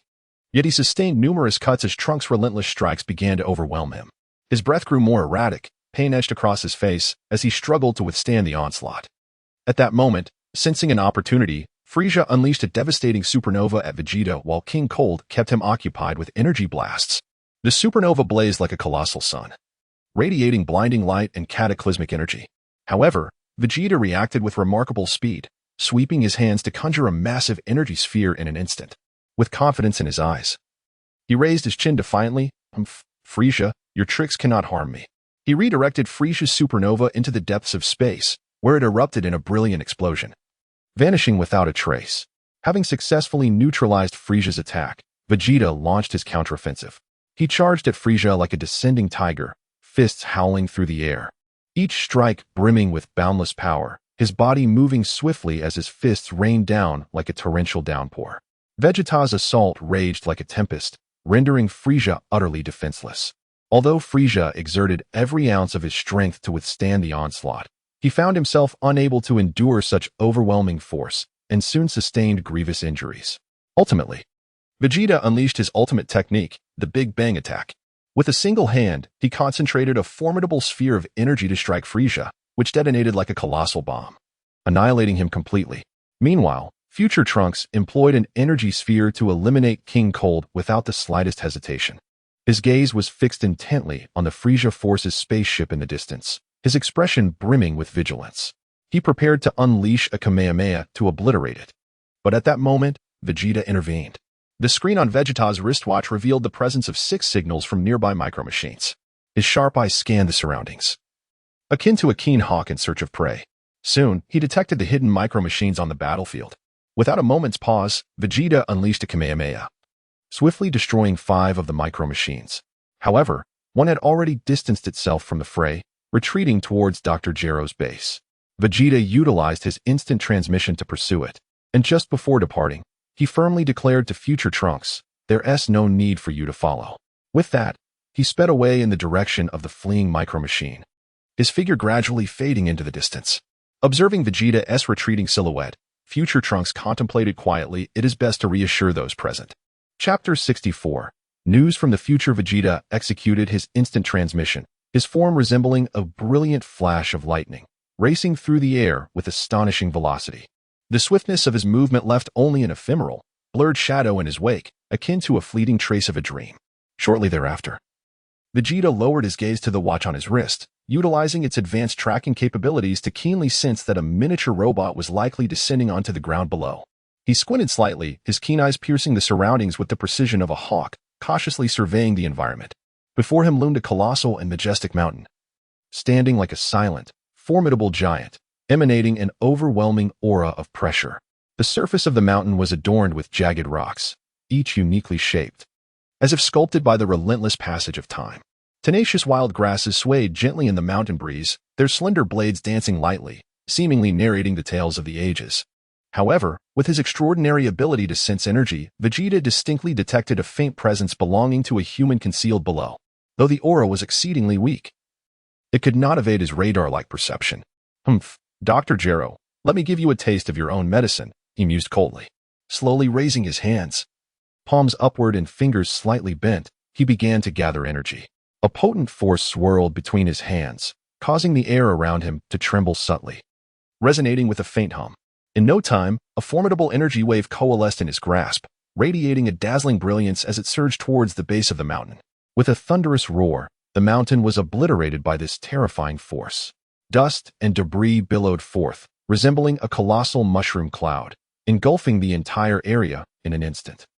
Rocks of varying sizes erupted into the air, some as large as fists tumbling through the sky with a whooshing sound. Others, as massive as grinding stones, crashed to the ground, creating a resounding impact, akin to a celestial shower of meteors, a truly spectacular sight. Vegeta remained suspended in midair, his black battle attire billowing lightly in the wind, the edges of his clothing gently lifting. His gaze was cold and resolute, akin to stars in a frigid night sky. He contemplated silently. "Humph, if you survive this, Dr. Gero, it will surely indicate the presence of another force behind you." At that moment, he sensed the previously strong energy below suddenly diminish, clearly indicating that his earlier attack had inflicted severe damage. Upon confirming that the individual below was indeed Dr. Gero, his eyes narrowed, sharp as two gleaming swords, glinting with intensity. He pursed his lips, acutely aware that time was of the essence, and he needed to return to Bulma and the others swiftly. With that, Vegeta pivoted and soared towards Bulma's location, his figure streaking through the sky like a shooting star, leaving behind a beautiful and radiant arc, shimmering with mysterious light under the sun. Meanwhile, 3 minutes earlier, deep beneath the mountain, Dr. Gero had just successfully preserved the essence of Frisia's blood within the miniature robot, engrossed in examining the battle data. A flicker of excitement crossed his wrinkled visage as he slightly curled his lips, his murky eyes sparkling with fervor. His bony fingers glided gently over the data screen, trembling slightly as if they were touching the promise of the future. "With these cells, I shall undoubtedly defeat Son Goku," Dr. Gero thought, his eyes glimmering with unrestrained enthusiasm. Yet, no one anticipated that a sudden explosion would obliterate everything in an instant. The force of the blast surged like a tumultuous wave, sweeping through the underground space. Poor Dr. Gero barely had time to let out a terrified scream before being engulfed by the overwhelming shockwave. When the dust settled, he remained with only a mangled upper body, a pitiful sight indeed. His face was etched with terror and agony, the lines of his wrinkles narrating his despair. Yet his eyes still flickered with a mad glimmer, as if embodying his last flicker of hope. "No, I have yet to create the biological weapon to kill Son Goku," Dr. Gero screamed in fury within. However, at that critical moment, a peculiar force of rule descended from the heavens, enveloping Dr. Gero. Under the protection of this mysterious power, he narrowly escaped disaster. Despite his grievous injuries, he gritted his teeth, trembling as he retrieved a vehicle from his capsule. The vehicle was compact and exquisite, gleaming with a metallic sheen, radiating brilliantly in the dim underground space, yet it possessed formidable power. Dr. Gero hastily piloted it towards another hidden stronghold. Throughout the journey, his complexion was as pale as a blank sheet of paper, devoid of color. He clenched his jaw, secretly plotting how to dispatch more miniature robots to the battlefield upon returning to the new base, to continue collecting those precious blood samples, all the while resolving to transform himself into a cyborg. Vegeta utilized instant transmission, his form darting through the sky like a bolt of lightning. Finally, he arrived at Bulma's current location. However, they found themselves in a different direction. There stood Bulma, her beautiful face tinged with a hint of confusion. Her blue eyes sparkled with curiosity, reminiscent of two resplendent sapphires. Her long violet hair danced gently in the breeze, each strand fluttering gracefully. "Vegeta," Bulma called out upon spotting him, her voice ringing clear and bright, echoing like silver bells in the air. She took a step forward, her hands gesturing lightly. "The young man who fought alongside you informed us that Son Goku will arrive this afternoon."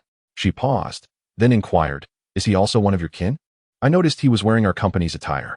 Vegeta frowned slightly, responding coldly, "No, that fellow is not one of my kin." With that, he offered no further words. His expression was as frigid as an iceberg, deterring any approach. He turned slightly, arms crossed over his chest. At this moment, the atmosphere grew tense.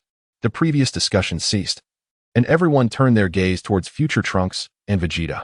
Future Trunks scrutinized Vegeta intently, his heart brimming with complex emotions. Bulma sensed a resemblance between Future Trunks and Vegeta, yet her heart was filled with intricate feelings. Time trickled slowly in the charged atmosphere, and soon afternoon arrived. Suddenly, a tremendous roar echoed from the sky as a sleek, stylish alpha spaceship streaked across the heavens, plunging towards the ground. The vessel descended at breathtaking speed, akin to a meteor falling from the cosmos. Its surface gleamed with metallic brilliance, appearing extraordinarily striking under the sunlight, as if it were a mysterious craft from the future. Ultimately, it came to a steady halt above the gathering. The hatch opened gradually, and a familiar yet potent aura emanated from within. It was none other than Son Goku.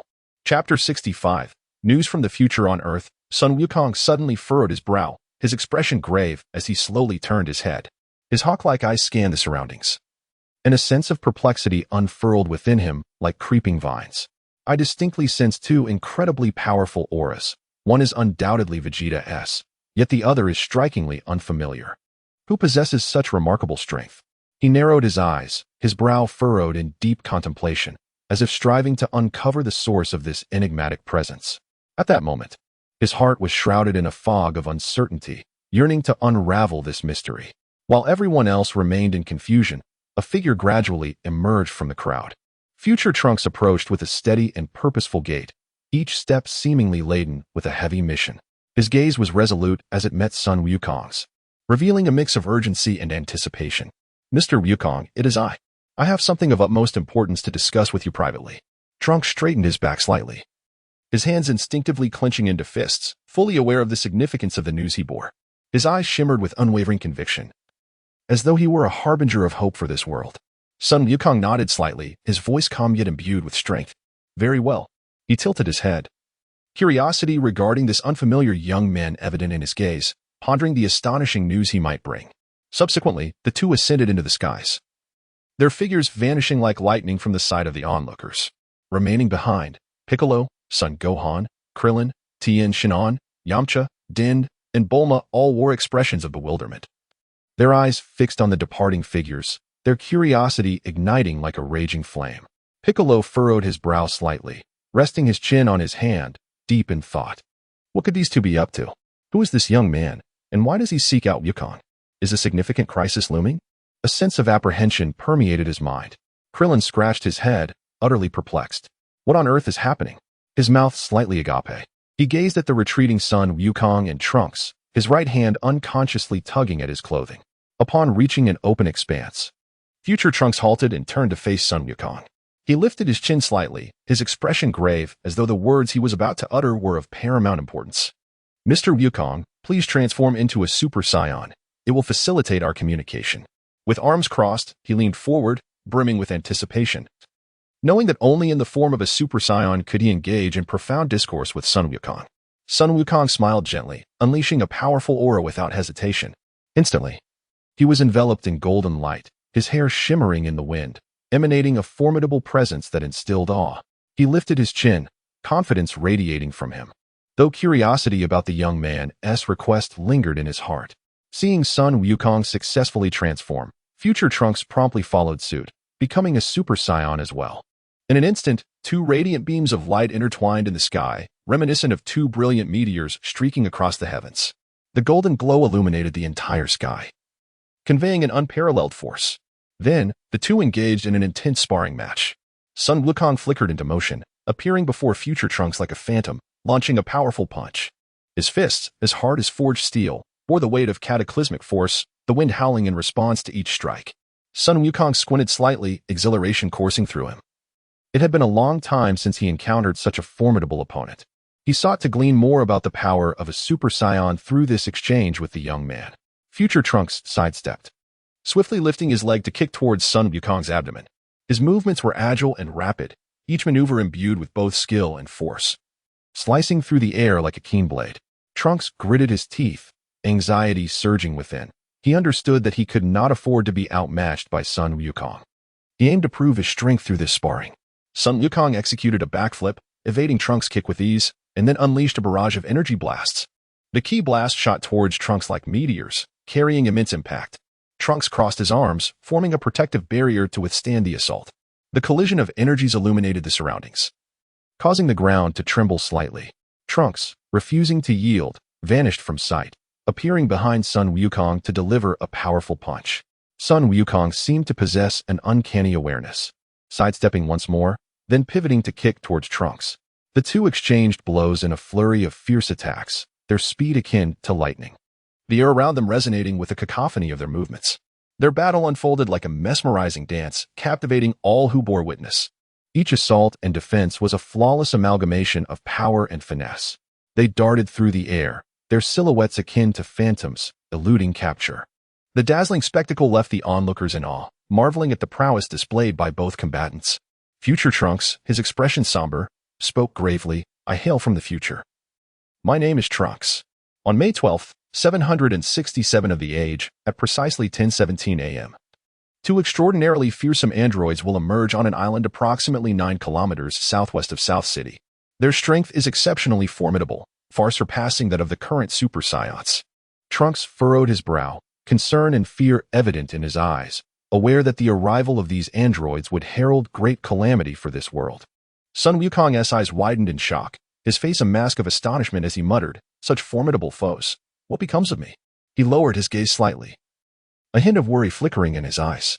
Future Trunks lowered his head, his voice somber yet resolute.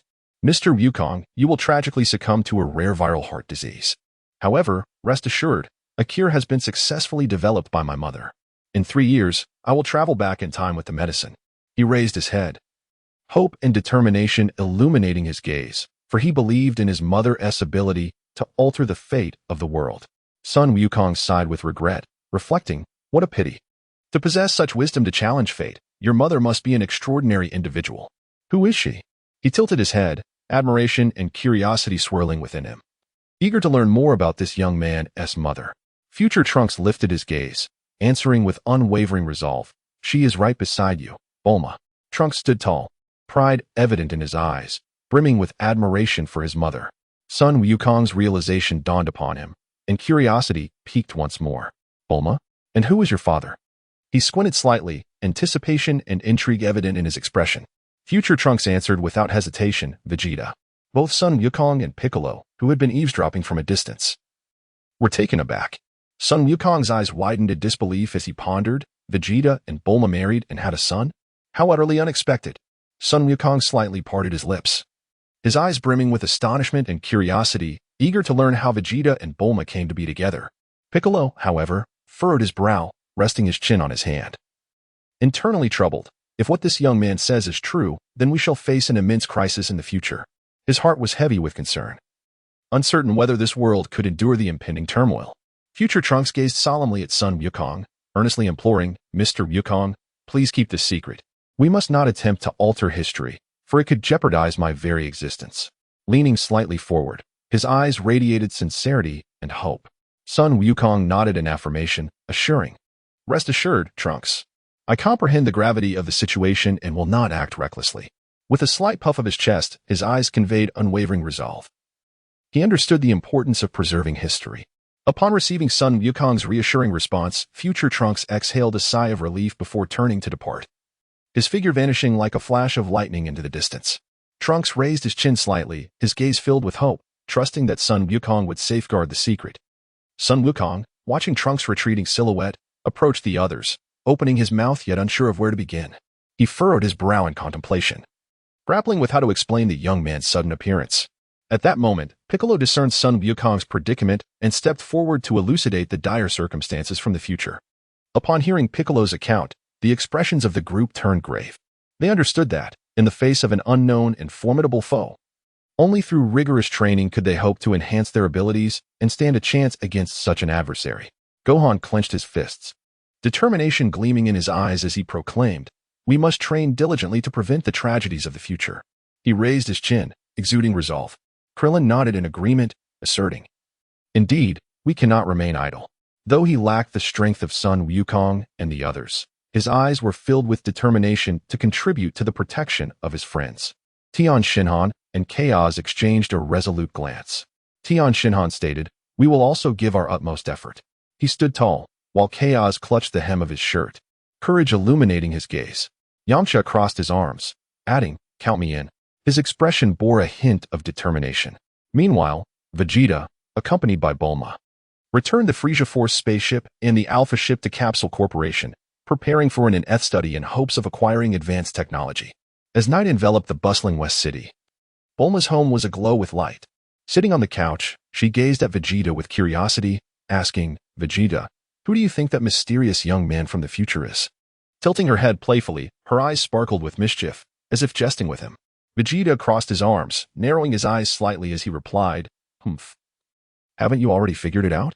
He raised his chin, confidence radiating from him, knowing that Bulma had indeed guessed the young man's identity. Bulma smiled softly, pressing further. "Oh, come on, just tell me." Supporting her chin with her hands, her eyes gleamed with anticipation, eager for Vegeta's answer. After a brief silence, Vegeta spoke slowly. "What more is there to ask? He is undoubtedly our son from the future." He stood proudly, a hint of pride shimmering in his gaze. Bulma's face lit up with surprise as she exclaimed, "I didn't expect you to be so clever." Her lips curled into a smile, her eyes reflecting delight and admiration for Vegeta's response. Suddenly, Vegeta shifted the topic. "Bulma, regarding the suggestion I mentioned earlier, you need to expedite the plan to cut off Dr. Gero's financial resources." His brow furrowed slightly, seriousness evident in his demeanor. Bulma, puzzled, inquired, "You wouldn't find that bothersome, would you?" Tilting her head, her eyes filled with uncertainty. Vegeta scoffed lightly, responding with unyielding conviction, "Why would I be bothered? To utterly defeat an enemy, we must weaken their power to the greatest extent possible. Any means necessary are warranted. Only that fool, Wukong, thinks of fighting all day. The rest of us can merely support him. After all, in everyone's eyes, the one most likely to vanquish the enemy and save the world is Sun Wukong." Vegeta raised his chin, his eyes reflecting determination. Bulma nodded, expressing her agreement, "Yes, you're right." Lowering her gaze slightly, she felt the support of Vegeta, embracing his perspective. Vegeta stood, gazing out the window as he continued, "Tomorrow, I plan to take the Alpha ship to planet Yardrat to seek out some top-tier scientists and further verify the relevant intelligence and information. Don't worry, I will return swiftly." He narrowed his eyes, confidence shining through. With that, he turned, heading toward the room, leaving Bulma alone in the living room, watching Vegeta's departing figure. Her heart swelled with concern, her brow furrowing as worry filled her gaze. Chapter 66 on the morning of August 2nd, 764 in the age of AI. A strikingly designed spacecraft surged through the vast cosmos like a brilliant flash of lightning, its destination set for the planet Kurd. Inside, a man with an expression as cold as ice and a gaze as resolute as iron, Vegeta, sat with narrowed eyes, revealing a chilling determination. He harbored a singular, unwavering ambition to acquire the foremost scientists and advanced technological achievements of Kurd. His fist clenched tightly, as if envisioning a mountain of wealth beckoning to him. With a slight tilt of his chin, he mused inwardly, "Humph, once I possess these scientists and their innovations, fortune shall inevitably follow." The interminable and tedious journey felt akin to an endless night, fraught with impatience. Yet, at last, on August 17th, Vegeta arrived at Kurd. As he stepped out of the spacecraft, an unparalleled aura of power surged forth like tumultuous ocean waves, enveloping the surroundings. The remnants of the Frisia Force immediately sensed an unprecedented fear and pressure, halting their actions to gaze at Vegeta in terror. In an instant, he flickered and transformed into a dazzling golden light, becoming a Super Saiyan. His hair, shimmering with radiant gold, danced wildly in the wind, resembling a god of war descending upon the earth. The golden glow illuminated the entire area, exuding an intimidating majesty. Vegeta lifted his chin, his cold gaze sweeping over the crowd, his voice icy as ancient glaciers. "Let it be known, both King Kurd and Frisia have perished on Earth. Now, I demand 100 of your top scientists and your most advanced technological resources. Should you fail to meet my demands, do not blame me for being unmerciful." He crossed his arms, his eyes glinting with a chilling menace that sent shivers down their spines. The members of the Frisia Force exchanged terrified glances, filled with dread and uncertainty. One soldier whispered, his voice trembling, "What do we do? We are no match for him." Another soldier, with resignation in his eyes, replied, Perhaps we should just hand over the scientists and the technology, or we'll all be doomed. The higher-ups of the Frisia force convened urgently, the atmosphere thick with tension. One leader furrowed his brow. This former ally is far too powerful. We cannot resist. Another expressed deep concern. But if we surrender the scientists and technology, what will happen to us afterward? A third leader gritted his teeth. If we don't comply, we'll die here. Let us first secure our lives. After a brief but arduous hesitation, the leaders of the Frisia force reluctantly surrendered over 100 top scientists along with all their technological materials. Observing their capitulation, Vegeta's lips curled into a barely perceptible smile. He thought to himself, well done. Those who are wise may preserve their lives. Yet, his gaze remained devoid of warmth. Having acquired what he desired, Vegeta climbed aboard the spacecraft once more, embarking on a new journey. This time, his destination was the planet where Tabul resided. During the flight, Vegeta gathered the scientists and presented them with an audacious proposition. With arms crossed and eyes gleaming with unwavering anticipation, he inquired, I wish to know if, given ample funding and technological support, you could create an entirely new organism? This organism must be capable of assimilating the cells of Saiyans, Frisia, and Namekians, with a combat power exceeding 150 million. The scientists exchanged astonished and doubtful glances. One scientist hesitantly replied, brow furrowed, This may prove exceedingly difficult. Another scientist, with a flicker of uncertainty in his eyes, responded, Yet it is not entirely impossible. We could certainly attempt it. A group of elite scientists from the former Frisia force sat together, their expressions grave as they deliberated this critical endeavor. Some rested their chins in contemplation, while others exchanged opinions, the air thick with tension and unease. One scientist murmured, This task is monumental. However, should we succeed, it would be a tremendous achievement. Another scientist voiced his concerns, but the odds of success are too slim. Are we truly willing to take such a risk? After extensive and vigorous discussions, they decided to send a representative, Albert, to report the findings to Vegeta.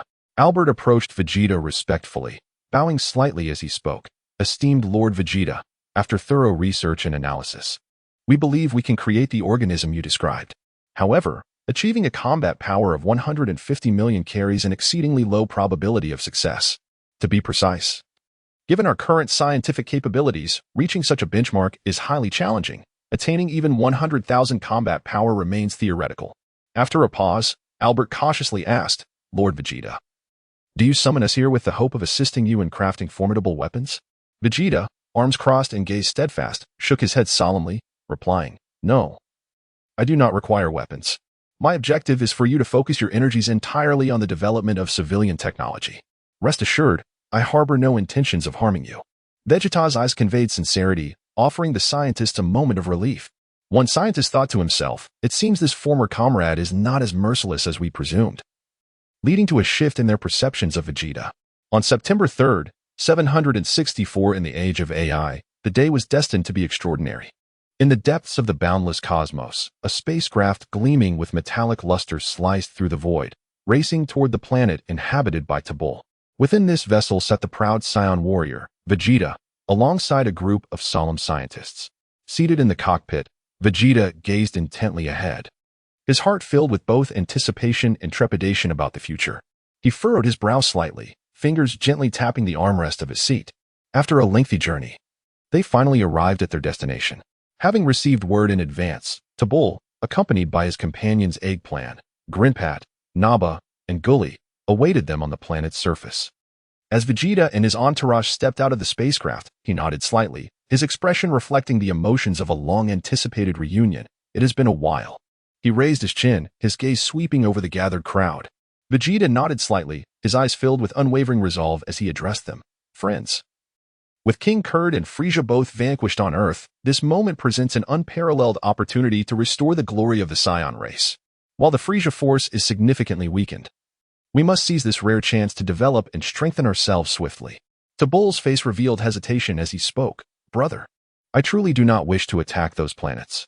Lowering his head slightly, his eyes conveyed reluctance, and he bit his lip. Why is Prince Tabul so timid? Eggplant thought, furrowing his brow with a hint of dissatisfaction, though he quickly concealed it. Grinhat shook his head gently, internally sighing, Alas, Prince Tabul remains too weak. Grinhat sighed in resignation. Vegeta, with a grave expression, elucidated. The Frisia force has significantly diminished in strength. and other factions within the universe will undoubtedly seize this opportunity to vie for supremacy, plunging the entire situation into a chaotic abyss. We, the remaining Scions, must fortify ourselves, otherwise we shall face annihilation. Your only glimmer of hope lies in my protection. He paused, a furrow creasing his brow, his eyes reflecting a blend of resignation and resolve, aware of the harsh reality that lay before them. As he spoke, an incandescent golden light enveloped Vegeta, signaling his transformation into a Super Saiyan. His golden hair stood erect, exuding a terrifying aura that sent shivers down the spine. Before he could finish his thought, a Planter interjected, curiosity and astonishment illuminating his wide eyes. "Your Highness, what is this?" he inquired, leaning forward slightly. Vegeta's lips curved into a confident smile as he declared, "This is the Super Saiyan. Although you may not achieve this transformation with my diligent guidance, you can attain a battle power of at least 3 million over time, ensuring your self-preservation." Tabul, brimming with excitement, exclaimed, "Brother, I have decided to join." His eyes sparkled with determination, recognizing this as their sole path forward. He clenched his fist with resolve. Meanwhile, Planter, Grimpant, and Naba nodded in agreement, expressing their willingness to partake in this endeavor. Vegeta nodded slightly, his gaze unwavering as he addressed the group. "Excellent. Immediately set forth to gather the scattered remnants of our race. Remember, we must convene on Earth. Furthermore, I have a few regulations to impart. First, unless in self-defense, indiscriminate killing is strictly prohibited. Secondly, regarding the Dragon Balls, none of you are permitted to use them without my consent. While the Dragon Balls can grant wishes, excessive desires will yield catastrophic consequences. Therefore, I discourage even minor wishes, and grand aspirations are utterly forbidden due to their profound repercussions." A serious and earnest glint shone in Vegeta's eyes. As he prepared to depart, Tabul stepped forward, grasping his arm and smiling as he introduced, "Brother, this is my wife, Giri." Tabul's eyes shimmered with happiness and anticipation, hoping Vegeta would accept her. Vegeta halted, turning to regard Giri, who stood beside Tabul. A friendly smile graced his face as he greeted her. "Pleasure to meet you, Giri." He nodded slightly, silently wishing for her and Tabul to lead a harmonious life together. After a brief exchange of pleasantries, Vegeta wasted no time, departing with the accompanying scientists, soaring towards Earth. He walked with his head held high, his figure gradually fading into the distance. Chapter 67, The Emergence of Artificial Beings. On October 5, 764 AD, Vegeta embarked on a journey back to Earth, leading the esteemed scientists of the former Frisia Force. The vessel, a beacon of hope for many, traversed the vast cosmos. Vegeta stood quietly before the ship's window, arms crossed, his gaze deep and resolute, silently contemplating future plans. Meanwhile, the scientists busied themselves at their stations, occasionally furrowing their brows or allowing a glimmer of anticipation to flicker in their eyes. A blend of eagerness for the new journey and trepidation for the unknown fate that awaited them. As time swiftly passed, it was soon the end of October 764 AD. At this moment, Tabor and Eggplant, accompanied by the remaining Scions, arrived on Earth. Their spacecraft gently descended upon the terrestrial soil, stirring a cloud of dust. Tabor stepped out of the ship, his gait somewhat heavy, eyes reflecting fatigue and nostalgia. He gazed at the familiar yet foreign land, a swirl of emotions enveloping him. With a soft sigh, a sense of bewilderment filled his heart. Eggplant and the others followed closely behind, their faces etched with the marks of hardship. Some casting their eyes down, others shaking their heads gently. Alas, the number of Scions had dwindled to a mere 70, with some having perished on their missions. Vegeta, observing the surviving Scions, furrowed his brow and resolutely decided to establish a Scion organization named Shao, aiming to carve out a niche within the myriad cosmic powers. After careful deliberation, he selected a life-sustaining planet, a 7-day voyage from Earth, as their vital stronghold, naming it Planet Beta. This planet boasted abundant resources and a conducive environment, providing an excellent foundation for the Scions and scientists to flourish. Standing on the soil of Planet Beta, Vegeta squinted slightly, surveying his surroundings. He personally instructed the surviving Scions on harnessing their energy and mastering the gravity training techniques, even imparting the legendary near-death power-up method. At times, he demonstrated each movement with agility. At other times, he patiently elucidated every technique, enabling the Scions to gradually acquire formidable strength. Throughout this teaching process, Vegeta continued to ponder the forthcoming endeavors. On one hand, he aimed to fully unlock the potential of Super Saiyan power. On the other, he needed to collaborate with Bulma to advance the creation of new life. On December 6, 766 AD, a sharp, Resounding cry pierced the heavens. Trunks was born.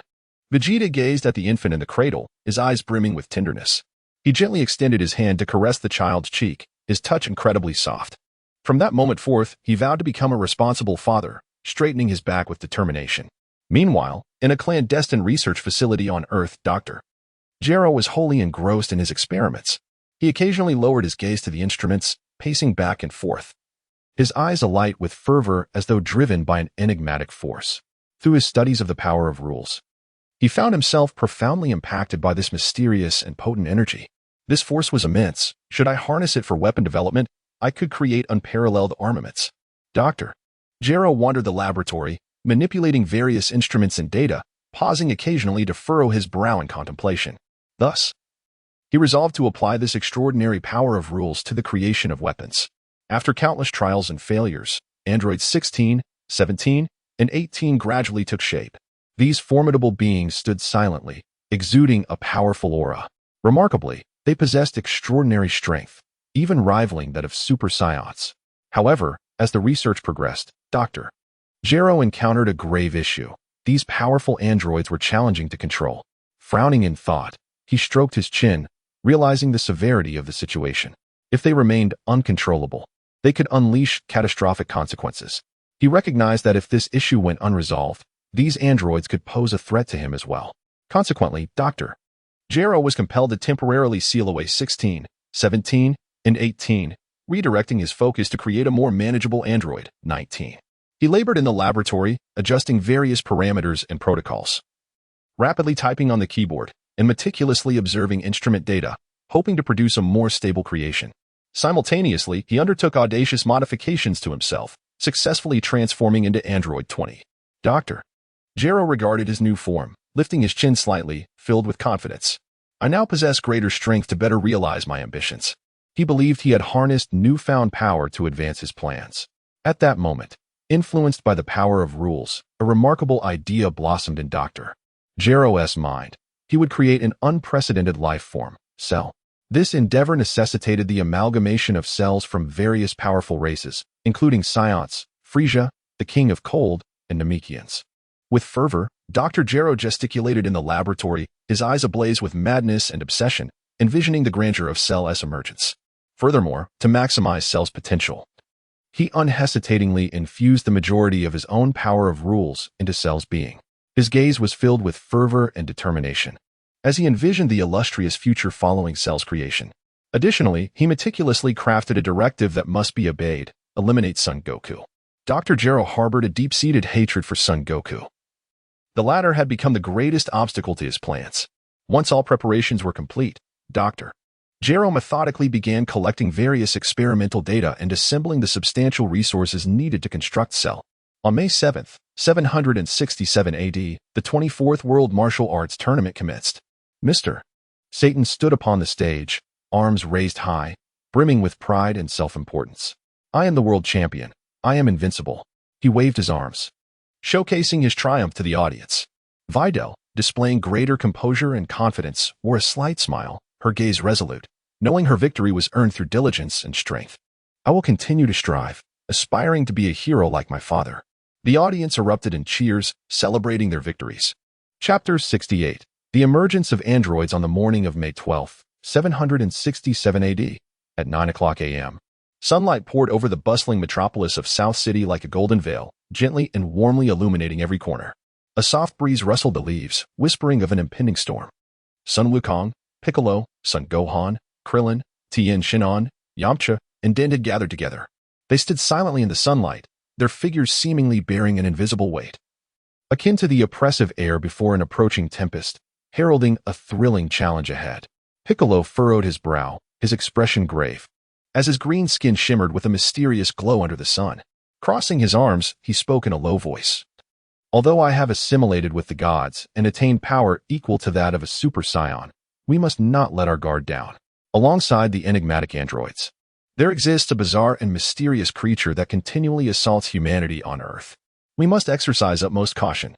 His eyes reflected profound concern, burdening him like heavy clouds, suffocating in their intensity. He contemplated, the Earth is now ensnared in an unprecedented crisis. The simultaneous emergence of this mysterious creature in the androids places us at a significant disadvantage. I must give my all. He clenched his fist slightly, as if silently rallying himself. Krillin's eyes widened with urgency and anxiety, his gaze filled with confusion and trepidation as he fixed his stare on Piccolo, seemingly searching for answers on his face. What on earth is this mysterious creature? Is it even more terrifying than the androids?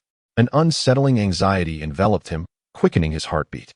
Unconsciously, he bit his lip, his worries intensifying. Taking a deep breath, Piccolo continued, "Just a year ago, the gods detected an alarming number of abnormal human deaths. Concerned for the safety of Earth, they began to monitor and investigate the situation closely." His voice was grave and solemn, as if recounting a horrifying tale, each word laden with heavy significance. His gaze drifted into the distance, recalling the unsettling scenes. At that moment, Vegeta descended like a bolt of lightning, instantly shattering the tense atmosphere. With his arms crossed, he interrupted, "So your assimilation was in response to this unknown creature?" Vegeta mused to himself. It appears that Cell was discovered earlier than expected. Evidently, the gods sensed the anomaly long ago but hesitated to act. Now, due to my provocation, Piccolo has assimilated ahead of time.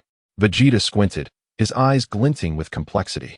Upon seeing Vegeta's arrival, Sun Wukong broke into a warm smile, exclaiming, "Vegeta!" His eyes sparkled with joy and anticipation, clearly sensing Vegeta's newfound strength. "Vegeta has grown stronger once again. It seems we have a substantial chance of victory in this battle." A surge of confidence welled up within Sun Wukong, though he understood that the impending conflict would be exceedingly arduous. He slightly stretched his body, preparing for the challenges ahead. Tian Shinhan, with a serious expression, suggested, "Given the current situation, should we not immediately head to the site of the impending incident?" His words rippled through the group like a stone cast into a still lake, prompting deep reflection. After a moment of contemplation, Piccolo replied, "According to the individual from the future, we cannot sense the android's energy, and thus we cannot ascertain where they will appear. In my opinion, we should disperse and each monitor different regions to ensure that we do not miss any anomalies." His tone was filled with caution and worry. He recognized that while dispersed action carries risks, there were no better alternatives at present. We must swiftly locate the androids and the mysterious creature, or the consequences will be dire. His gaze conveyed a sense of determination. Vegeta, with a grave demeanor, remarked, "Are we to split up and individually serve ourselves up to the enemy?" "Humph, but fear not. I have already arranged for Bulma to deploy satellites at designated locations. While we cannot directly sense each other's energy, these satellites will allow us to survey the surrounding areas at any time." His eyes gleamed with confidence and decisiveness. Yamcha, standing nearby, couldn't he help but exclaim, "Wow, technology has advanced so remarkably." His face radiated surprise and admiration. Who would have thought that technology could play such a significant role in times like these? With the assistance of the satellites, our odds of success have greatly increased. Yamcha gently ran his fingers through his hair, filled with awe for the power of technology.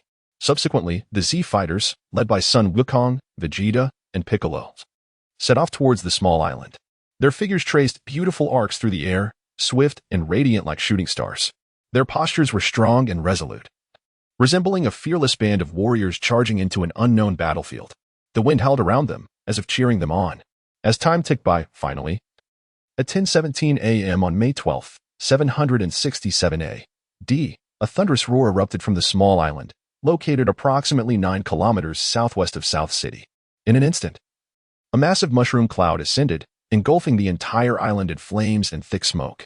The force of the explosion seemed capable of tearing the island apart, instilling fear in all who witnessed it.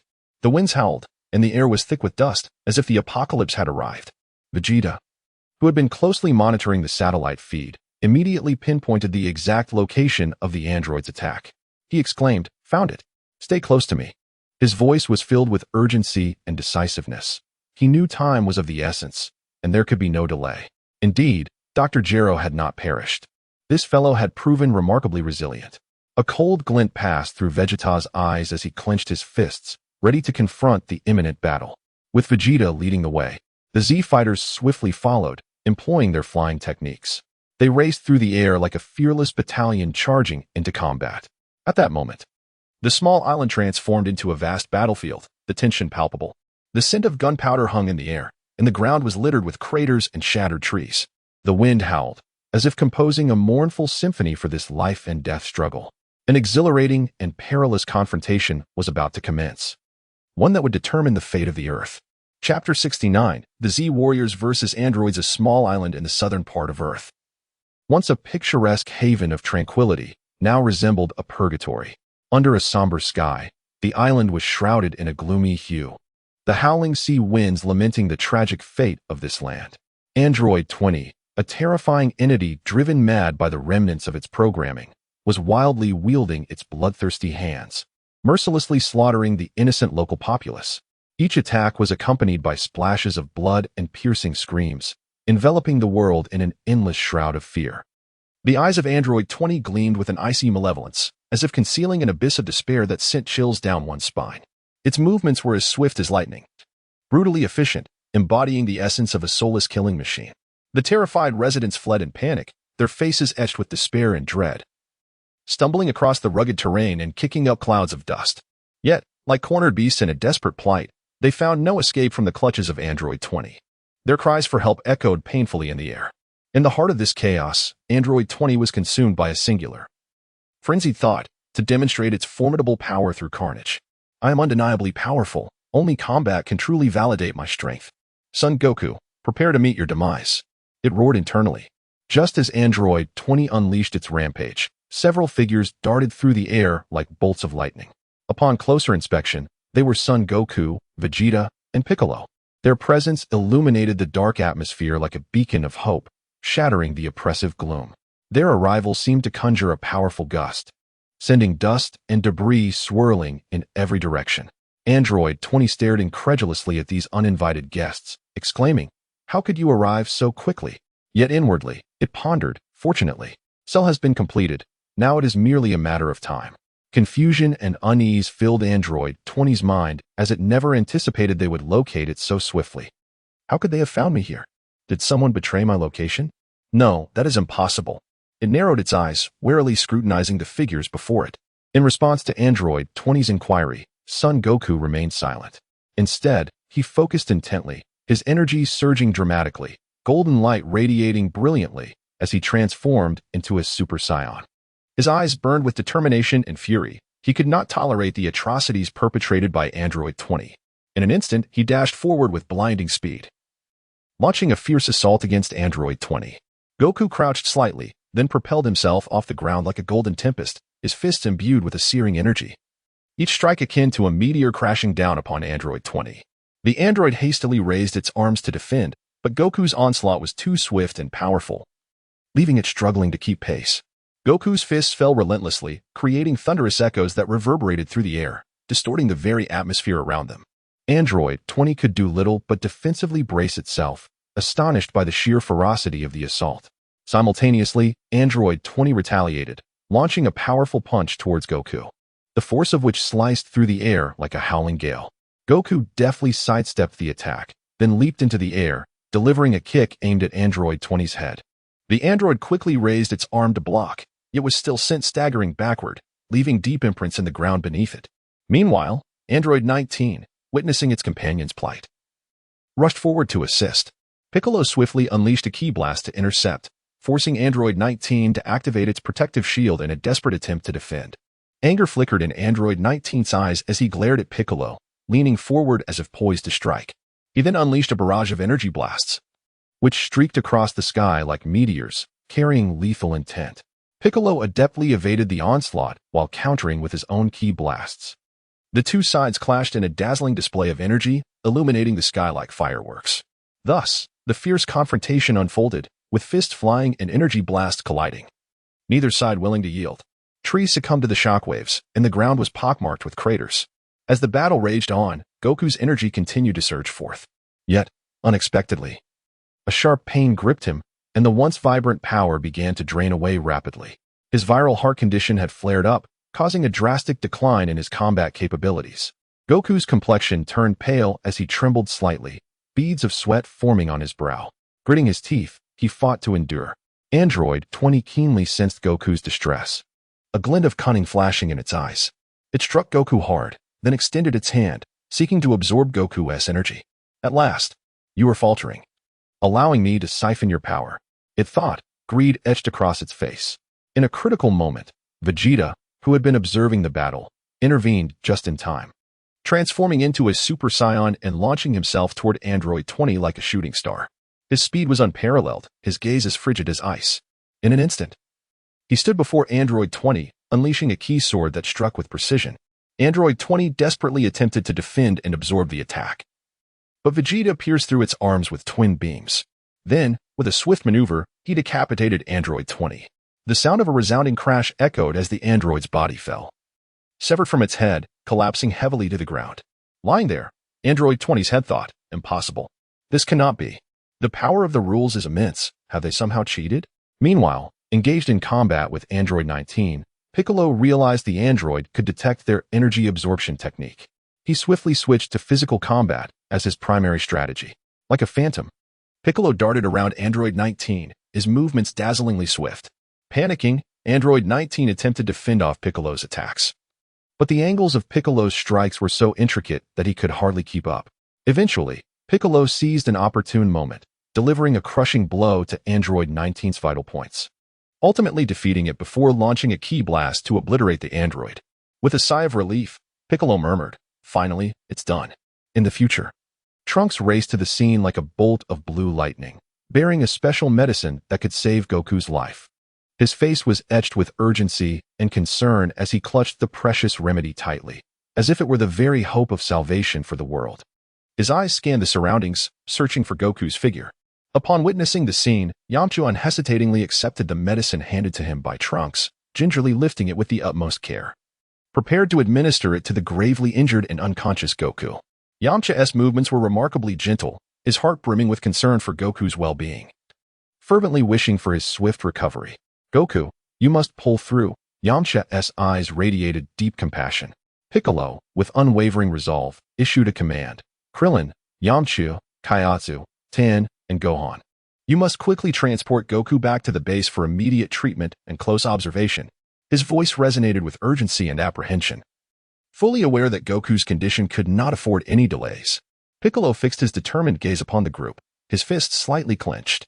Upon hearing Piccolo's orders, Krillin and the others recognized that this intense battle had reached a temporary conclusion, prompting them to spring into action. They swiftly lifted Goku's heavy form and turned to fly towards Master Roshi's dwelling.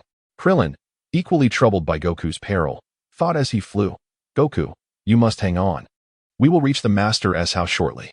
Meanwhile, future Trunks refrained from obstructing their departure, instead standing silently as he watched them fade into the distance. Only after Krillin and the others vanished completely from sight did future Trunks turn to Piccolo, his expression grave, inquiring about the details of the recent battle.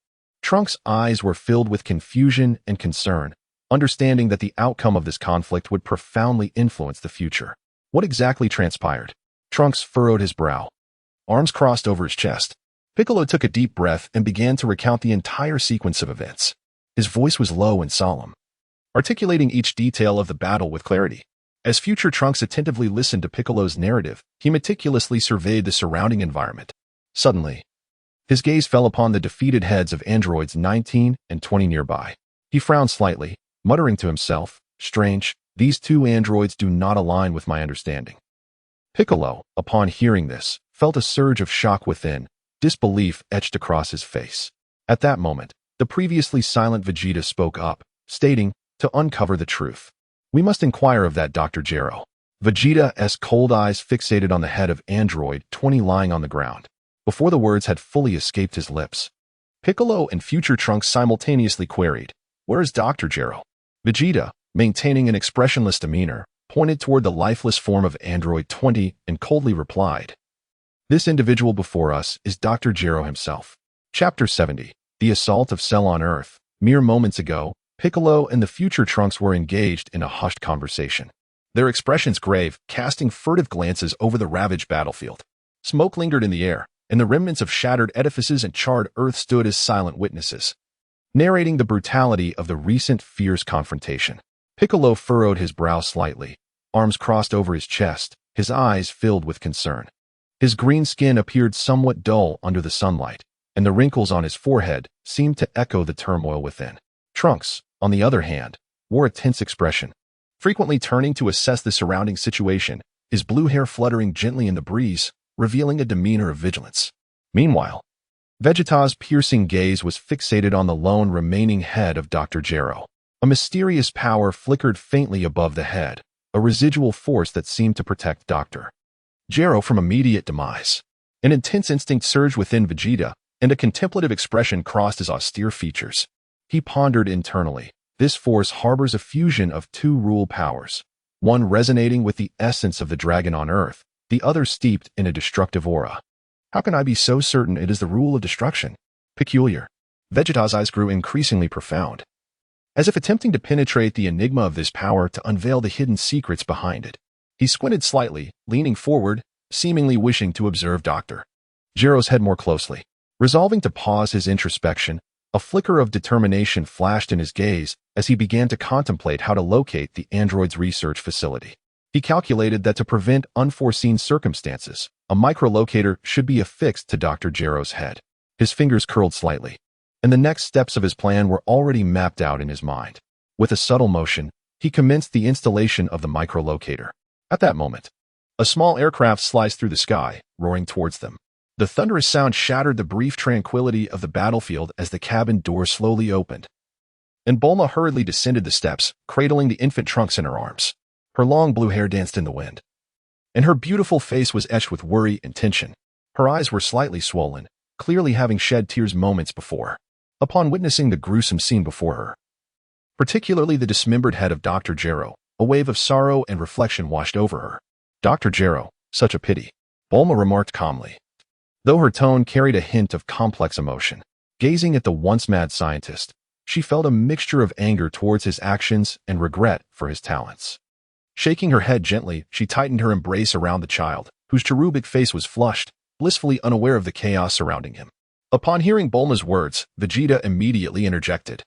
Now is not the time for pity towards Dr. Gero. Since we know they are not the androids bent on world destruction, we must extract his memories to ascertain the location of his research facility and eliminate the remaining androids. There are two methods: either seek the current Earth deity or utilize technology to explore. His current state cannot sustain for long. We must act swiftly. Vegeta's words were imbued with a cold resolve, his gaze never wavering from Dr. Gero's head. His arms crossed defiantly, his eyes radiated unwavering determination. After a moment of contemplation, Piccolo suggested, "Let us seek out the deity Dandy. He should be capable." Recalling his memories as a deity, Piccolo was certain of Dandy's abilities. As Earth's new deity, he can assist us. He nodded slightly, his green cape fluttering in the breeze. Future Trunks concurred. Then let us proceed. If that fails, we will resort to technological means. Bulma also expressed her agreement. We cannot afford to waste any more time. We must act swiftly. She held the child close, her eyes brimming with resolve, gently patting him as if to comfort him. The child stirred slightly, letting out a soft whimper. As the group prepared to head towards the shrine, unbeknownst to them, a pair of eyes in a distant shadow observed Cell's sudden maneuver. A mysterious figure concealed in darkness silently watched the unfolding events. In an instant, as the group remained unsuspecting, Cell appeared before Piccolo, Vegeta, Future Trunks, and Bulma like a specter. With a sudden clap of his hands, he unleashed a blinding burst of light, solar flare. Piccolo's heart raced in alarm. Not good.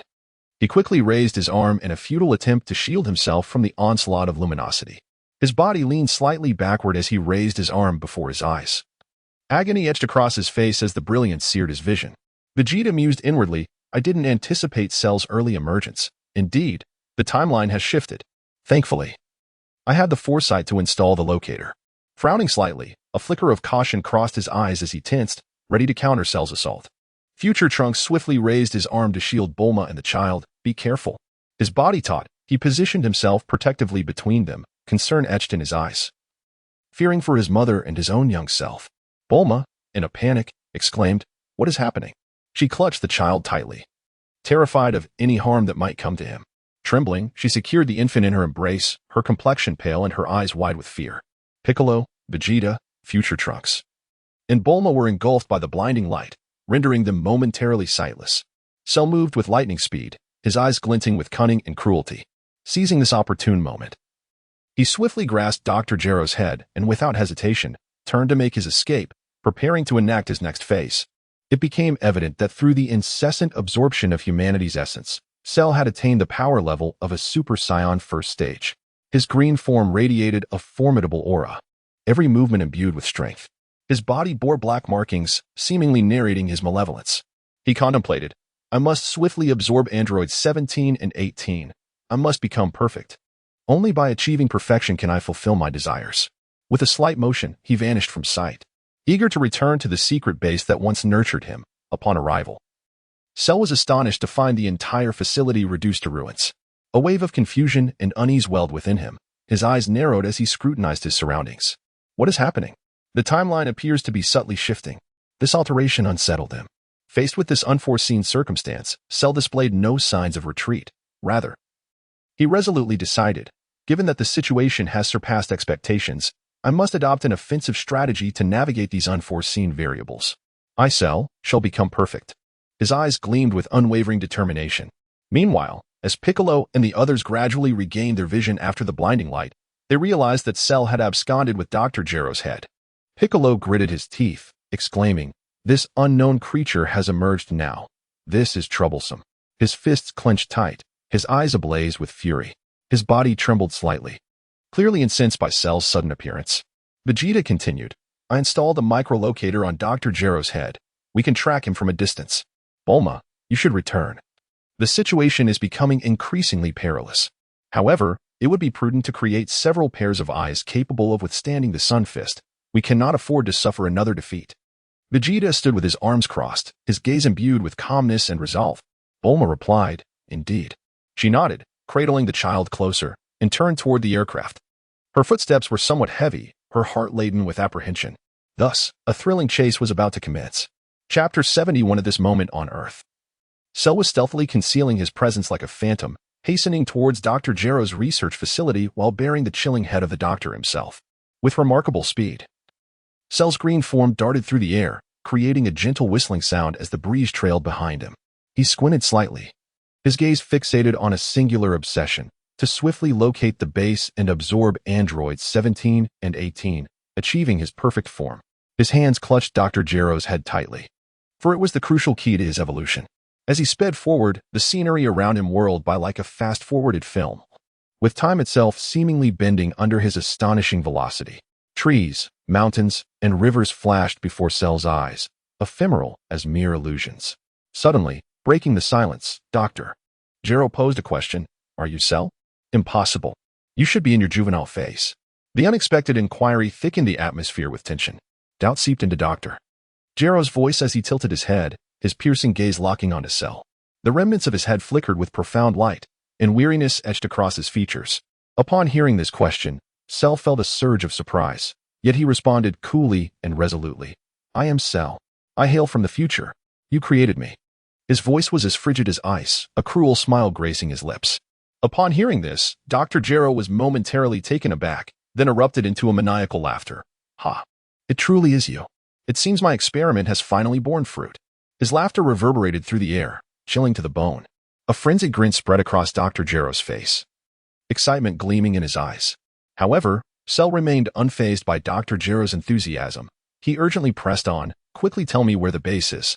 I must absorb androids 17 and 18 at once. Only then can I evolve into a perfect being. In that future world, the vile Trunks cruelly eliminated 17 and 18, preventing me from achieving my perfect form. Left with no choice, I had to devise a way to eliminate the unsuspecting Trunks and traverse through time using the time machine. Coming from the distant future to the past, his voice brimmed with urgency as he leaned forward, eager for an answer. Dr. Gero tempered his amusement, responding coolly, I see. In that case, I shall guide you to the base. However, before that, you must remove the micro-tracker on you. Vegeta stealthily placed it while you were unaware. And if we do not dispose of it promptly, we will soon be detected. Dr. Gero's tone turned serious, his eyes revealing a hint of concern. His voice low and commanding. Upon hearing this, Cell halted abruptly, meticulously searching his body like a predator on the hunt. His gaze was focused and keen, seemingly able to pierce through all. Lowering his head, he swiftly felt around himself. Before long, he located the small yet lethal micro-tracker. Without hesitation, he grasped it tightly and crushed it, a faint glow flickering as it disintegrated into useless fragments. A cold smile emerged on Cell's face, as if mocking Vegeta's petty trick. He shook his head slightly, a smirk of disdain gracing his lips, his eyes glinting with scorn. Meanwhile, Vegeta adeptly activated satellites to monitor the target's movements in real time. A subtle motion of his finger sent an invisible signal soaring to the satellites above. Vegeta lifted his gaze towards the sky, anticipation gleaming in his eyes. Upon receiving the signal, the satellites swiftly adjusted their angles to focus on Cell's direction. Wisdom sparkled in Vegeta's eyes as he curled his fingers, seemingly orchestrating the entire situation. During their pursuit, Vegeta abruptly broke the silence, addressing future Trunks beside him. "You must be the Trunks from the future, my son." His voice was deep and authoritative. Imbued with undeniable gravitas as he crossed his arms, his gaze fixed intently on Trunks. Future Trunks, taken aback, expressed his confusion. "How did you know, father?" His voice held surprise and curiosity as he stared at Vegeta, awaiting his response, tilting his head in perplexity, his blue hair swaying gently in the breeze. Vegeta's lips curled into a confident smile as he replied, "You arrived from the future, donned in Capsule Corporation's specialized attire, accompanied by that mysterious time machine, and possessing the ability to transform into a Super Saiyan. When pieced together, these clues make it rather easy to deduce." Meanwhile, Piccolo, who had been quietly listening, displayed no overt shock. Since his acquaintance with Vegeta, he had come to recognize the latter's keen intellect and sharp analytical prowess. Admiration flickered across Piccolo's face as he nodded slightly, silently commending Vegeta's insight. His arms crossed while his eyes shifted between Vegeta and Trunks. Vegeta continued to speculate. "Given that you are from the future, it stands to reason that that creature also originates from the same era. It is highly probable that it was also engineered by Dr. Gero." Trunks furrowed his brow, pressing for clarification. "Why do you say that, father?" His voice reflected confusion and a desire for rational explanation as he gazed at Vegeta, brows knitted in thought. Vegeta, his expression grave, elucidated. "Because I perceive the essence of the future within you. Initially, I thought it a mere illusion, but I sensed the same aura in that creature moments ago. Piccolo, you must also see it, no?" Vegeta's tone was serious, his eyes narrowing slightly. Piccolo shook his head, replying, "I cannot. I can only vaguely sense it within Trunks." "Your statement confirms it. Ever since I fused with Kami, I have been able to discern certain presences, though this ability seems tied to divine authority. As I am not a deity now, my abilities are limited. However, Vegeta, how did you perceive it?" Vegeta, furrowing his brow in deep contemplation, remarked, "It appears that the god of destruction, Beerus, has meddled with me. Reflecting back, it must have occurred the night before I could transform into a Super Saiyan." Lowering his head slightly, he continued to ponder. Taking a deep breath, he added, "I fear that creature has discovered the micro-tracker I installed. This poses a great dilemma. We have lost the means to accurately track his location and must now rely on satellites for a rough estimate of his movements. Moreover, the situation worsens as Cell's speed is exceedingly swift, delaying our arrival at the research facility." Vegeta's brow furrowed in concern. Chapter 72, Semi-Perfect Cell on Earth. Cell faced numerous challenges before finally arriving at the enigmatic research facility of Dr. Gero. Along the journey, Dr. Gero's life flickered like a candle in the wind, teetering on the brink of extinction. In that critical moment of peril, Cell's gaze sharpened, and he decisively opened his mouth to unleash a formidable suction, instantly absorbing Dr. Gero's head. This act not only granted him access to Dr. Gero's invaluable memories, but also, with the absorption of residual rule power, provided a slight enhancement to his strength. Cell distinctly felt the mysterious energy coursing through his body, akin to a volcano on the verge of eruption. With a subtle lift of his chin, an intense yearning surged within him, filled with boundless anticipation for the imminent perfect evolution. Cell effortlessly located the entrance to the facility. The once imposing metallic door appeared inconsequential before him. Skillfully entering the password, the door creaked open, resonating with a somber tone as if whispering secrets of the past.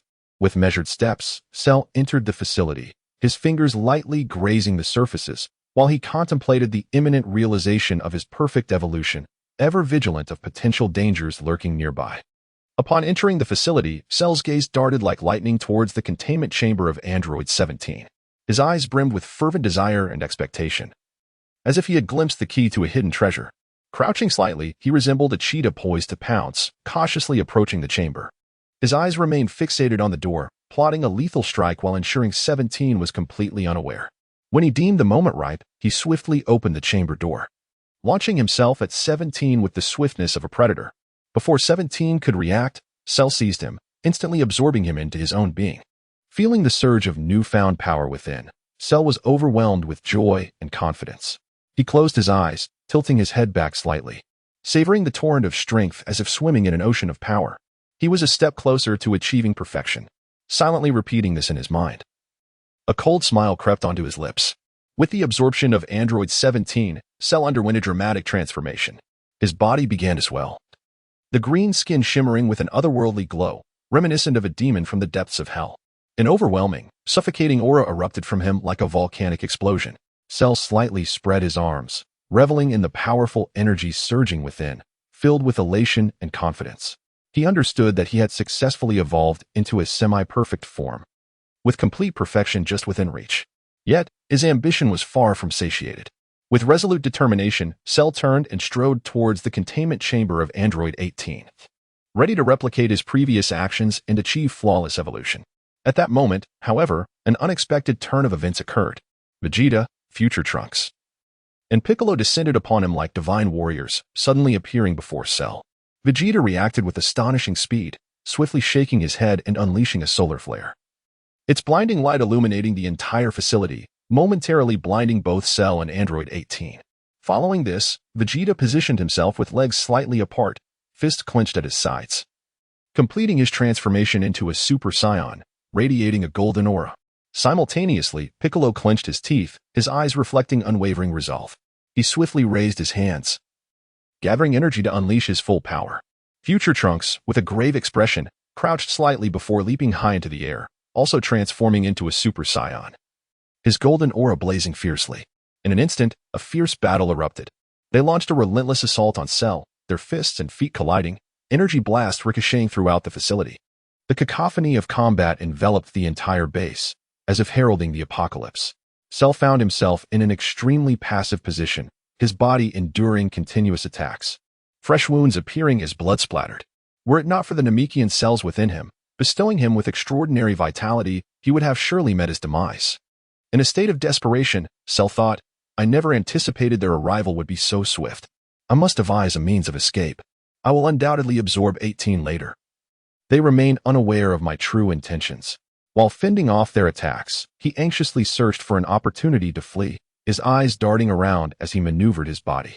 Faced with such dire circumstances, Cell refused to succumb. A glint of cunning and ruthlessness flickered in his eyes as he rapidly devised a counter-strategy. Utilizing the weaponry privileges left by Dr. Gero, he decisively raised a hand to activate the facility's defensive system, smoke bombs. In an instant, thick smoke enveloped the area, shrouding the base in a dense fog. Taking advantage of the confusion, Cell successfully concealed his presence and escaped through a little-known secret passage. Unaware, Vegeta, future Trunks, and Piccolo suddenly realized they had fallen into a trap. They immediately grasped the gravity of the situation, but fortunately, each was a seasoned warrior, reacting with remarkable speed. Vegeta and Piccolo simultaneously unleashed their energy blasts forward, while future Trunks, albeit a moment slower, swiftly raised his hands and directed an energy blast towards the upper reaches of the base, attempting to dissipate the smoke quickly. Piccolo furrowed his brow, gritting his teeth in frustration, exclaiming, "This creature is indeed exceedingly cunning." His heart brimmed with anger and determination, vowing to locate Cell and ensure his total defeat. Clenching his fists, the veins in his arms bulged with intensity. Beside him, future Trunks wore a grave expression, fists clenched tightly, erupting with rage. She is one of those androids. She brought catastrophic ruin to Earth in the future, slaughtering countless humans. His eyes shimmered with hatred and fury, his body trembling slightly. However, Vegeta placed a hand firmly on Trunks' shoulder, his voice steady. "Trunks, remain calm. At this juncture, this android is not our enemy." His gaze was resolute, his demeanor serious. Piccolo concurred, urging, "Indeed, Trunks, cool your head. Our primary objective now is to uncover information regarding that future entity." He understood the necessity of understanding the secrets of the future being to better confront the impending crisis, nodding thoughtfully. Vegeta inhaled deeply, then unleashed his full power, radiating a dazzling golden light, completing his transformation into a fully powered Super Saiyan. With piercing eyes fixed on Android 18, he declared, "You must be able to perceive my formidable strength. With your current abilities, you are no match for me. Based on my observations, your brother has likely already been consumed and evolved by that creature, Cell. In a sense, you should be grateful for our timely intervention, otherwise you would have met your end at his hands. Now, you face but one choice: collaborate with us. In return, we shall share vital intelligence with you. Android 18 hesitated, pondering whether collaboration was indeed the right choice. Yet, it appeared there was no better alternative. After a brief contemplation, particularly upon noticing the empty containment chamber of Android 17, she finally nodded in agreement, signaling her willingness to ally with Vegeta and the others. A flicker of hesitation crossed her gaze, yet she understood that, at this moment, collaborating with Vegeta and the others was her sole option. She yearned to uncover the truth of the matter. With a slight bite of her lip, her eyes revealed a hint of resignation. Chapter 73. Countering the Cell Plan on Earth. Within the enigmatic research facility of Dr. Gero, Vegeta, Piccolo, Future Trunks, and Android 18 convened. The amber glimmer in Android 18's eyes reflected a tapestry of intricate thoughts, as if countless ideas were intertwining. She narrowed her gaze slightly, a grave expression gracing her exquisite features, and steadily approached the containment chamber of Android 16, her steps resolute and unwavering.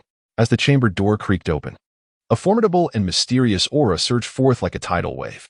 Android 16 stood before them, his imposing frame reminiscent of a colossal mountain. He straightened his back slightly, the metallic armor adorning him shimmering with a cold brilliance in the dim light. His broad shoulders radiated an air of stability, akin to an unassailable fortress, ever ready for battle. Android 18 tilted her head back to gaze upon Android 16, softly recounting the harrowing events that had transpired. 16 listened intently, his expression inscrutable. Yet within him, thoughts raced like a high-speed machine calculating the next course of action. He lowered his gaze, his hands resting naturally at his sides, fingers slightly curled as if poised for an imminent strike. In the wake of this, the group immediately commenced a thorough search of Dr. Gero's research facility. Future Trunks, with an intense focus, exhibited a resolute gleam in his eyes. His violet hair shone brightly under the faint illumination, beads of sweat forming on his forehead. As he meticulously sought vital information, he adeptly manipulated the device in his hands, his fingers gliding over its surface as if playing a tense and exhilarating melody. Each time he uncovered a precious piece of information, he swiftly copied it down, silently praying that it would hold the key to vanquishing Cell. Occasionally, he crouched to examine clues hidden in corners, his brow furrowed, his gaze revealing both concentration and earnestness. At times, he rose on tiptoe to reach documents placed high, leaning forward with an urgent yearning. Throughout this searching endeavor, Trunks contemplated various possibilities. A profound worry clouded his eyes, as if a tempest loomed over his heart. Ultimately, he stumbled upon concealed documents detailing the Cell project, along with various forms of Cell and the juvenile manifestation from his timeline. The gravity of the situation weighed heavily upon Future Trunks. He grasped the documents tightly, as if clutching the fate of the world. As he approached the others, each step resonated like a tolling bell in their hearts. Everyone, he declared with a heavy voice, the organism from the future is Cell. It has assimilated the cells of Saiyan, Frieza, King Cold, and Piccolo, and possesses the martial prowess of Earth's finest martial artists. To make matters worse, it can evolve into its perfect form by absorbing androids 17 and 18. A shroud of despair enveloped Trunks, his brow furrowed deeply, worry etched across his features, veins pulsing on his forehead. Upon hearing this, the expressions of the others turned grave. Piccolo's brows knitted tightly, as if entangled in an insolvable riddle. His green skin appeared darker in the dim light, antennae on his forehead quivering slightly. He pondered silently. Cell is immensely powerful. How shall we respond? The battles ahead will be extraordinarily challenging. Memories of past fierce confrontations with Cell flooded his mind, each harrowing scene replaying vividly. He contemplated strategies for confronting this formidable foe, arms crossed over his chest, head bowed slightly, his eyes betraying contemplation and concern. Android 18's face reflected vigilance, her gaze ablaze with indignation like a flickering flame. Her golden hair danced in the breeze, and a firm resolve etched her beautiful visage. Thoughts of vengeance for her brother filled her heart as she seethed. That wretched doctor. Gero has created such a being. I shall have my revenge. She bit her lip, determination surging within, her fists clenched tightly, knuckles whitening from exertion. Meanwhile, Android 16 remained silent, yet his presence grew increasingly formidable, akin to a volcano on the brink of eruption. Internally, he was prepared for combat, standing still, eyes fixed ahead, awaiting the impending storm. His towering form exuded a powerful aura that deterred any from approaching carelessly. Once the search concluded, Future Trunks raised his hand without hesitation, gathering an immense sphere of energy. His gaze was focused, arms trembling slightly as sweat trickled down his cheek. With a brilliant flash and a deafening explosion, the energy sphere hurtled towards Dr. Gero's research facility like a shooting star. In an instant, flames erupted skyward, dust clouding the air, and the entire facility was reduced to ruins. Simultaneously, the juvenile form of Cell was obliterated in this cataclysmic strike. However, despite successfully dismantling the enemy's lair and eliminating the nascent threat, the group understood that the true battle was merely beginning. After enduring numerous trials, the group finally arrived at the serene and mysterious abode of Master Roshi. Present were Vegeta, Future Trunks, Piccolo, Android 16, Android 18, Gohan, Tien, Krillin, Yamcha, Kaiatsu, and Goku, who was undergoing treatment. Future Trunks approached Bulma, his expression grave, and handed her the invaluable documents he had procured. His voice carried a hint of hope, as if seeking a glimmer of light in the darkness. "Mom, this is the information I painstakingly retrieved from Dr. Gero. Please, take a look and see if you can find a way to combat those dreadful Cell androids." Hope surged within Trunks as he yearned for his mother to unveil a solution from the gathered data. He extended the documents towards her, eyes brimming with expectation. Without hesitation, Bulma nodded, accepting the documents and delving into their contents with unwavering focus. Her brow furrowed slightly as she concentrated, fingers delicately turning the pages, the rustling sound echoing in the stillness. At that moment, Vegeta, with a serious demeanor, began to impart crucial intelligence regarding Dr. Gero's research, the origins of Cell, and its malevolent ambitions. His voice resonated deep and commanding, akin to the solemn beating of a drum in their hearts. "Everyone, I trust you are aware of our current situation. Given our present strength, I alone may have the ability to defeat semi-perfect Cell. While Piccolo, Trunks, Android 18, and Android 16 possess commendable power, you can at most hope to temporarily restrain Cell. Through our previous encounters, we have discerned that this adversary is not only exceptionally cunning but also values its own life greatly, with combat experience that is extensive.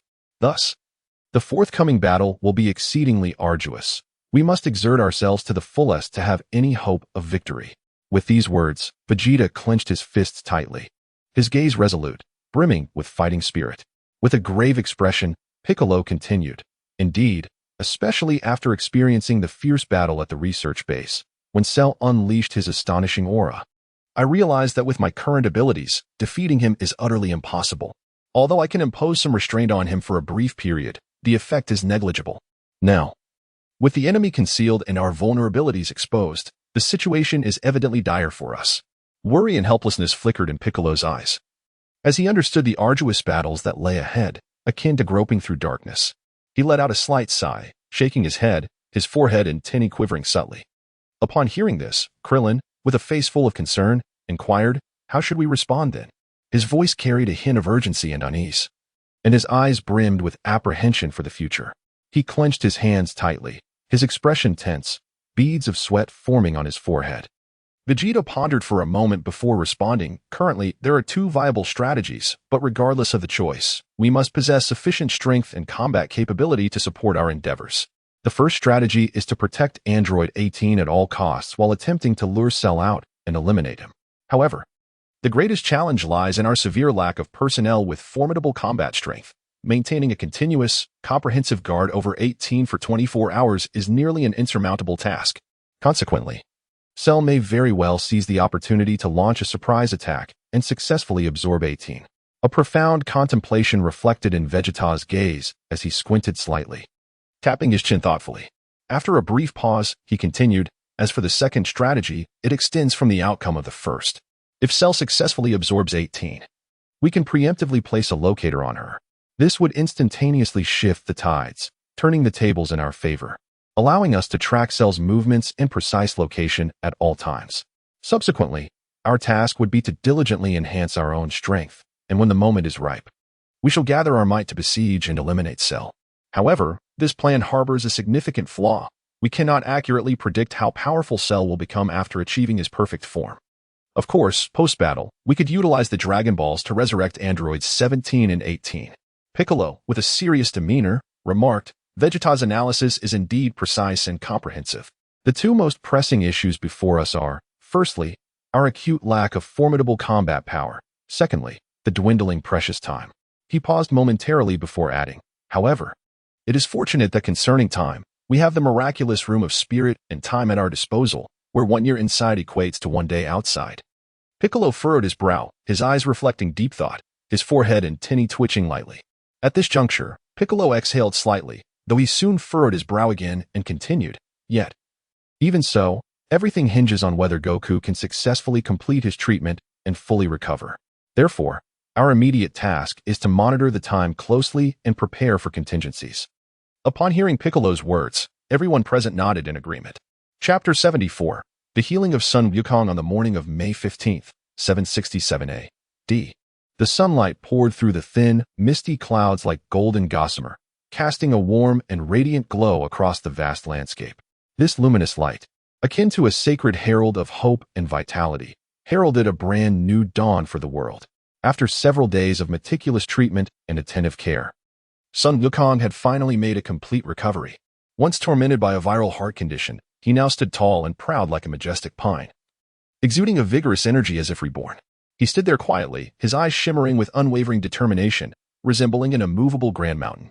His lustrous black hair glimmered under the brilliant sunlight, while his orange martial arts uniform was neat and crisp. His hands hung naturally at his sides, fingers slightly clenched, clearly displaying his inner resolve and tenacity. Upon hearing the news, Vegeta hurried to discuss matters with Sun Wukong. He raised with a furrowed brow, his thoughts tumultuous like surging waves. As he approached Sun Wukong, he spoke with a serious yet calm demeanor. Kakarot, the ultimate android created by Dr. Gero, Cell, is an exceedingly dangerous entity. His intentions are unmistakably clear, to evolve into his perfect form by devouring androids 17 and 18, with your demise being a pivotal part of his agenda. Sun Wukong furrowed his brow, concern evident in his eyes as he crossed his arms and inquired, Vegeta, do you truly believe you can defeat semi-perfect Cell? His mind raced through various possibilities. He yearned for the thrill of combat yet remained acutely aware of the peril posed by Dr. Gero. Thoughts whirled rapidly in his mind as wisdom flickered in his bright eyes, a bead of sweat glistening on his forehead under the sun's rays. Vegeta lifted his chin, arms crossed, replying with unwavering confidence, I can, and so can you. However, with the enemy concealed and us exposed, we cannot remain in a defensive posture indefinitely. Such is not the way to guard against thieves. You are aware of the plan, and with your recovery, I have decided to take Trunks to the hyperbolic time chamber to enhance his abilities, thereby augmenting our combat strength. Sun Wukong pondered for a moment, then nodded slightly, saying, very well, I shall also visit the hyperbolic time chamber tomorrow to train Gohan. Today, I will ensure the safety of Android 18. He understood the critical importance of protecting Android 18. He realized that if Cell succeeded in consuming her, the repercussions would be unimaginable, and he found merit in Vegeta's strategy. With Cell lurking in the shadows, they indeed could not maintain a 24-hour vigil over Android 18. There would inevitably be oversights, necessitating an increase in their combat power to confront Cell collectively. Meanwhile, in a dark and damp research facility on Earth, an air of mystery and danger pervaded the atmosphere. Cell's green form appeared especially sinister under the dim light, his eyes gleaming with an icy ruthlessness, akin to a deadly serpent poised to strike. He slowly manipulated smoke bombs, his fingers gliding over their surfaces, the glint of cold light reflecting off his slender fingers. Contemplating, he mused, Humph, those foolish beings think they can thwart me? Today, I shall initiate my assault and demonstrate my might.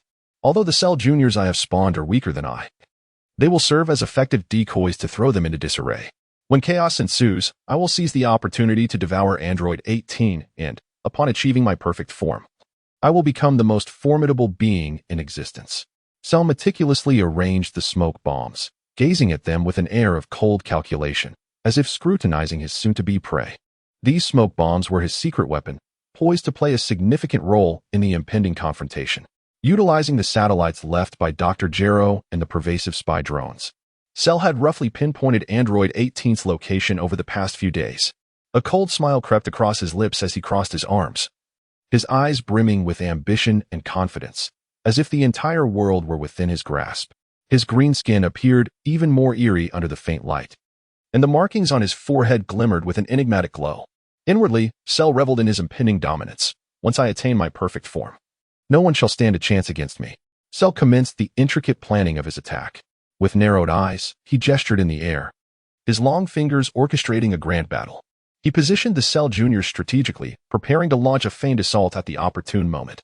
He himself remained concealed in the shadows, like a patient hunter, quietly awaiting the perfect opportunity to strike. On the other side, Sun Wukong and his companions began their protective mission for Android 18. He vigilantly surveyed his surroundings, his gaze alert and watchful, occasionally turning his head to scan the area. Every rustle and movement captured his attention, and he stood ready to confront any impending danger. His keen eyes, sharp as a hawk's, missed not a single detail. As time passed, the atmosphere grew increasingly tense, reminiscent of an impending storm. The air felt thick, suffocating, as a thrilling battle loomed on the horizon, the wheels of fate beginning their slow turn.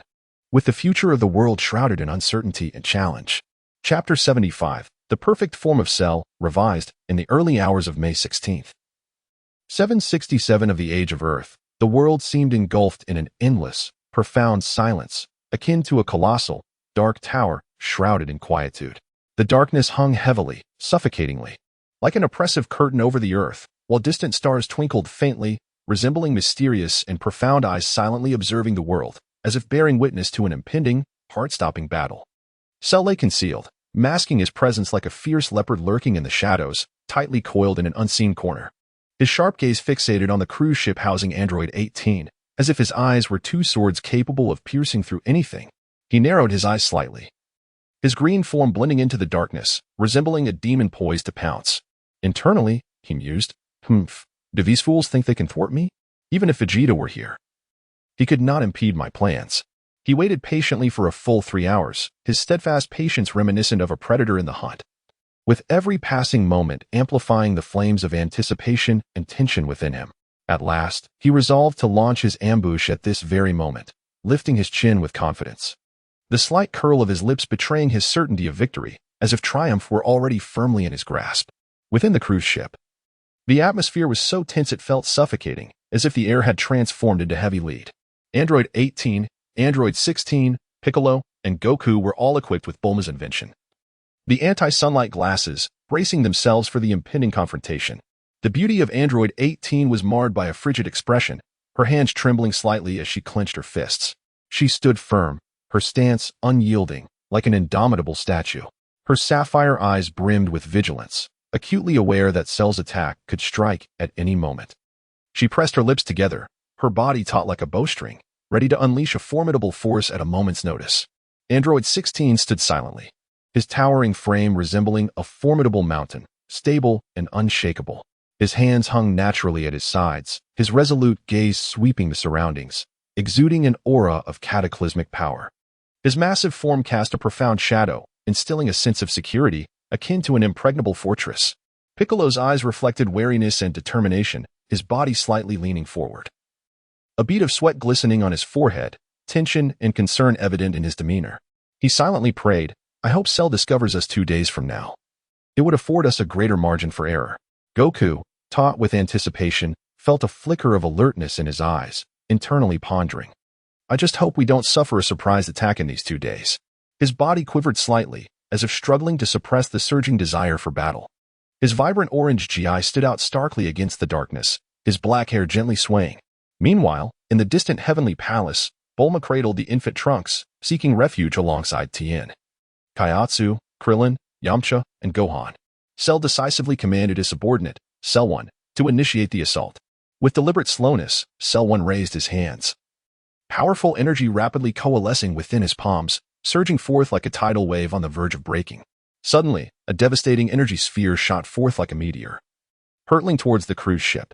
In an instant, flames erupted skyward, a deafening explosion resonating like countless bombs detonating simultaneously. The cruise ship was obliterated in a flash, smoke billowing, illuminating the sky as though it were midday. At that moment, Goku, with his keen sense of ki, immediately sensed the enemy's attack. His eyes flashed with alertness, his body tensing instantly as he propelled himself off the ground, creating 2 deep craters as if struck by cannon fire. Without hesitation, he transformed into the second stage of Super Saiyan 1, his entire being radiating dazzling golden light, illuminating the darkness and banishing it entirely. He swiftly conjured a protective barrier, enclosing androids 16 and 18 along with Piccolo.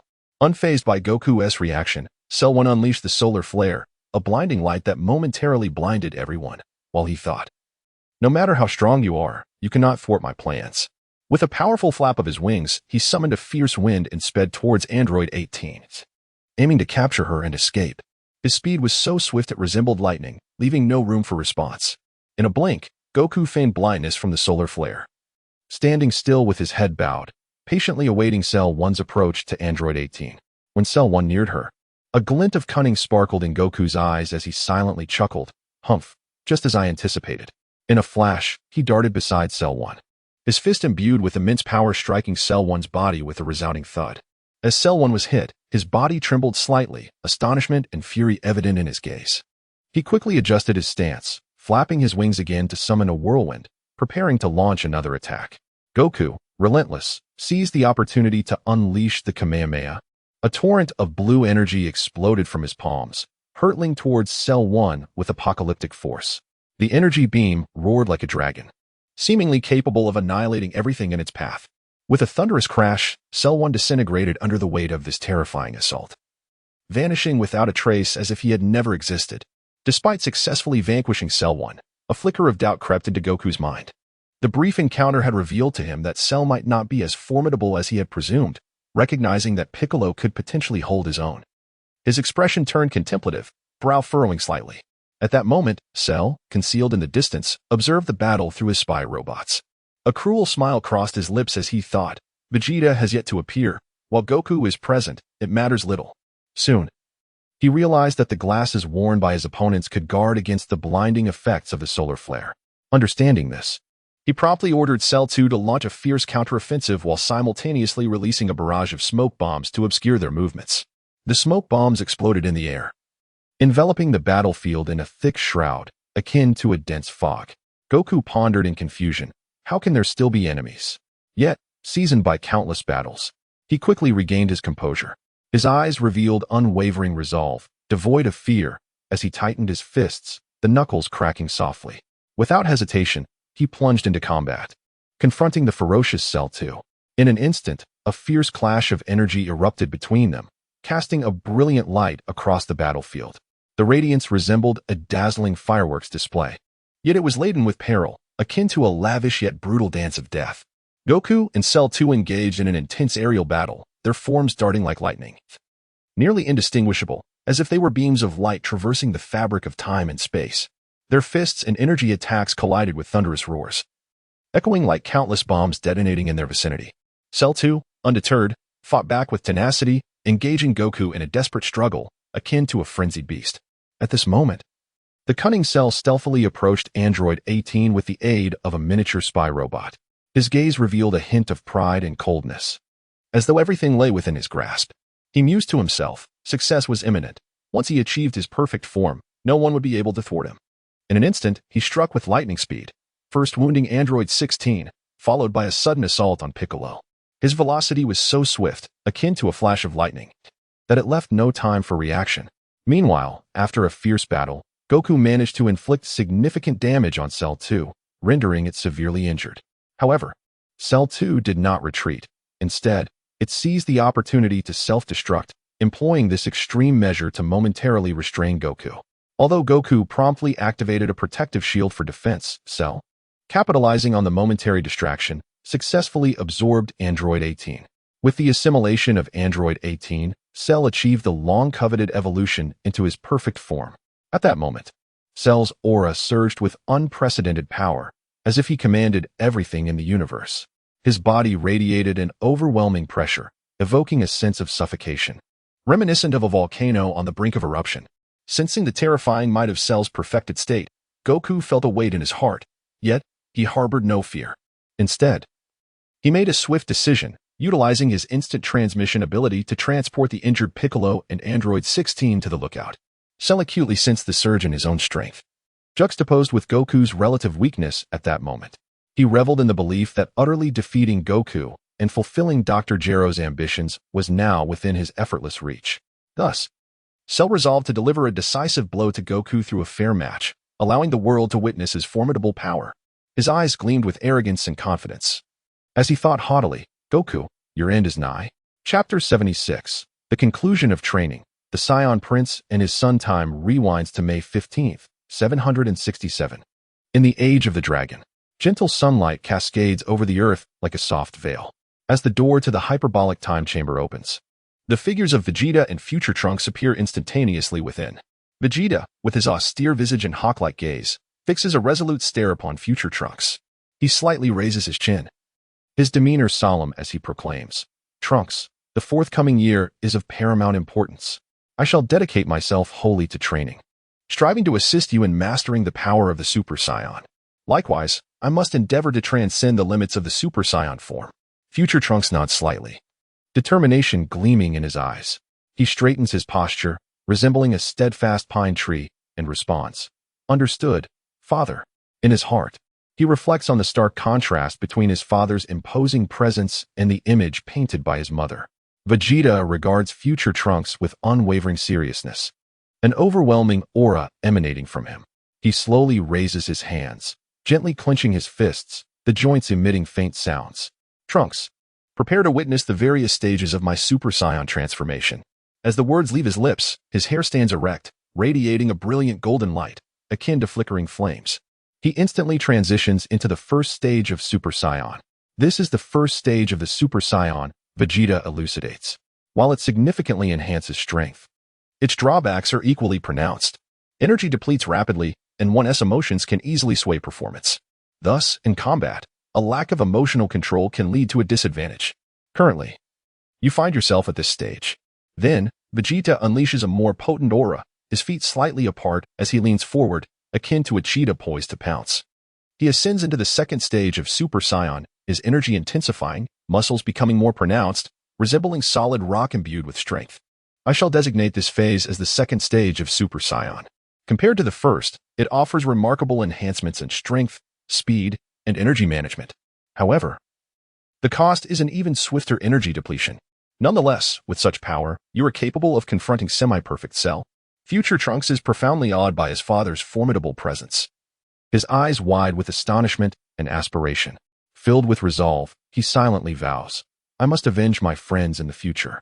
Before Trunks can fully recover from his astonishment, Vegeta breaks through his limits once more. Taking a deep breath, his body swells, entering the third stage of Super Saiyan. At this moment, he becomes imposing. Muscles bulging like a small mountain, exuding an intimidating force. Yet, unlike the previous stages, his speed diminishes. "This is the third stage of Super Saiyan," he explains. While strength is considerably amplified, the reduction in speed and the surge in energy consumption are undeniable challenges. Thus, one must exercise caution when utilizing this stage. Vegeta's eyes reflect a calculated brilliance. Finally, Vegeta inhales deeply, his aura gradually retracting. He lowers his hands, exuding a serene yet profound power. This final stage is known as the fourth stage of Super Saiyan full power. Its greatest advantage lies in overcoming the excessive energy consumption that plagues Super Saiyans in battle, allowing the fullest expression of their formidable combat prowess. Moreover, even in non-combat scenarios, it does not incur the same energy drain as a typical Super Saiyan. More importantly, upon entering this stage, one's mindset becomes relatively serene, less susceptible to external disturbances. "Trunks, you must strive diligently to attain this level." Vegeta's gaze is filled with anticipation and encouragement. Feeling his father's gaze, Trunks clenches his fists tightly, veins protruding on the back of his hands. A surge of indomitable spirit wells within him. He silently vows, "I will train relentlessly." Thus, future Trunks embarks on a rigorous training regimen alongside Vegeta. Time quietly flows by, and soon it is May 16th, 767. Sunlight filters through the clouds, illuminating the sacred world, the warm glow seemingly heralding new hopes and challenges. At this moment, the door to the hyperbolic time chamber slowly opens, and two figures emerge steadily, Vegeta and future Trunks. After a year of arduous training within the chamber, Vegeta has achieved monumental breakthroughs. He slightly lifts his head, his golden hair shimmering brilliantly in the sunlight, resembling resplendent gold. He has successfully surpassed the full-power Super Saiyan threshold and can now transform into Super Saiyan 2. His presence is reminiscent of a war god, radiating an awe-inspiring aura. His eyes reflect confidence and pride, as if no opponent exists to rival him. Beside him, future Trunks stands resolute, his posture straight and his gaze unwavering. Through relentless perseverance and diligent training, he too has attained the full power level of the Super Saiyan. He emanates a steady aura, akin to an unyielding mountain. At this juncture, Goku approaches, a grave expression adorning his face. He furrows his brow, a soft crease forming between his eyes. Vegeta, the situation is dire. Cell has ultimately absorbed Android 18 and evolved into his perfect form. His strength far surpasses our expectations. Goku's heart is heavy with concern. Fully aware of the formidable nature of Cell's perfect form, Vegeta, upon hearing this, furrows his brow slightly and intently requests, "Explain the details to me, Kakarot." Goku nods, recounting the harrowing battle with Cell in vivid detail, gesturing animatedly as he describes Cell's cunning tactics and unpredictable assaults, concluding with a sigh, "Cell is exceedingly cunning. But do not worry, I shall train in the hyperbolic time chamber until I possess sufficient strength to defeat him." Goku's heart brims with fighting spirit. He will never concede defeat easily. Vegeta's eyes are resolute as he gazes ahead, clenching his fists, the joints once again making faint sounds. The situation has changed. "Leave Cell to me. I am confident that I can vanquish him." With that, Goku takes Gohan back into the hyperbolic time chamber, the door sealing behind them. Inside, the father and son commence a new round of even more grueling training. Chapter 77. The Defeat of Cell Within the Temple of the Gods. An atmosphere thick as ice enveloped the room, heavy and oppressive, rendering breath almost laborious. Vegeta stood with a solemn expression, his eyes, sharp as a hawk's, glimmering with electric intensity as they fixed intently on Bulma. He slightly lifted his chin, the resolute lines of his face becoming even more pronounced, and spoke in a deep voice. "Bulma, you and the child must wait here. Trunks and I are going to confront Cell. Rest assured, I possess unwavering confidence." Vegeta's imposing figure resembled a majestic mountain, exuding a formidable aura and steadfast determination. Upon hearing his words, Bulma quickly turned her gaze to the future Trunks standing beside her. Her eyes, filled with concern and tenderness, widened in surprise as she asked, "Trunks, why has your hair grown so long? It nearly obscures your eyes."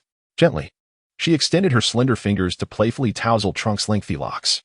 Future Trunks smiled softly, his expression warm and radiant, akin to the gentle sunlight of spring gracing the earth. He slightly tilted his head, revealing his handsome visage, and explained, "Mom, I spent an entire year in the hyperbolic time chamber without the opportunity to cut my hair, which is why it has grown like this." As he gazed at his mother, warmth and affection sparkled in his eyes. Hearing Trunks' response, Bulma shifted her attention back to Vegeta, her eyes brimming with curiosity as she tilted her head slightly, awaiting his explanation. "Vegeta, why is it that your hair remains unchanged?" Her expression revealed her bewilderment and confusion. Vegeta replied calmly, his tone as flat as if discussing an inconsequential matter. With arms crossed over his chest and a slight puff of his chest, he stated, "Pure-blooded Saiyan's hair does not change in shape or length after birth."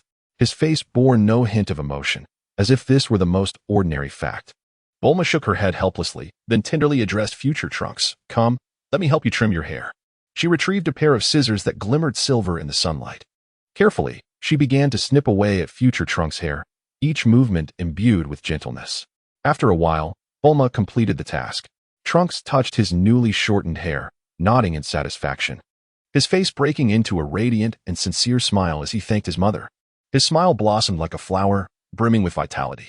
Subsequently, Vegeta and future Trunks closed their eyes, focusing intently on sensing the direction of Cell's energy.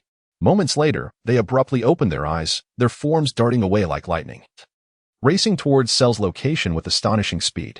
Their figures vanished into the horizon, leaving behind only a fleeting silhouette. As they flew, Vegeta's expression remained grave, his gaze piercing as he regarded future Trunks beside him. He slightly slowed his pace and spoke earnestly.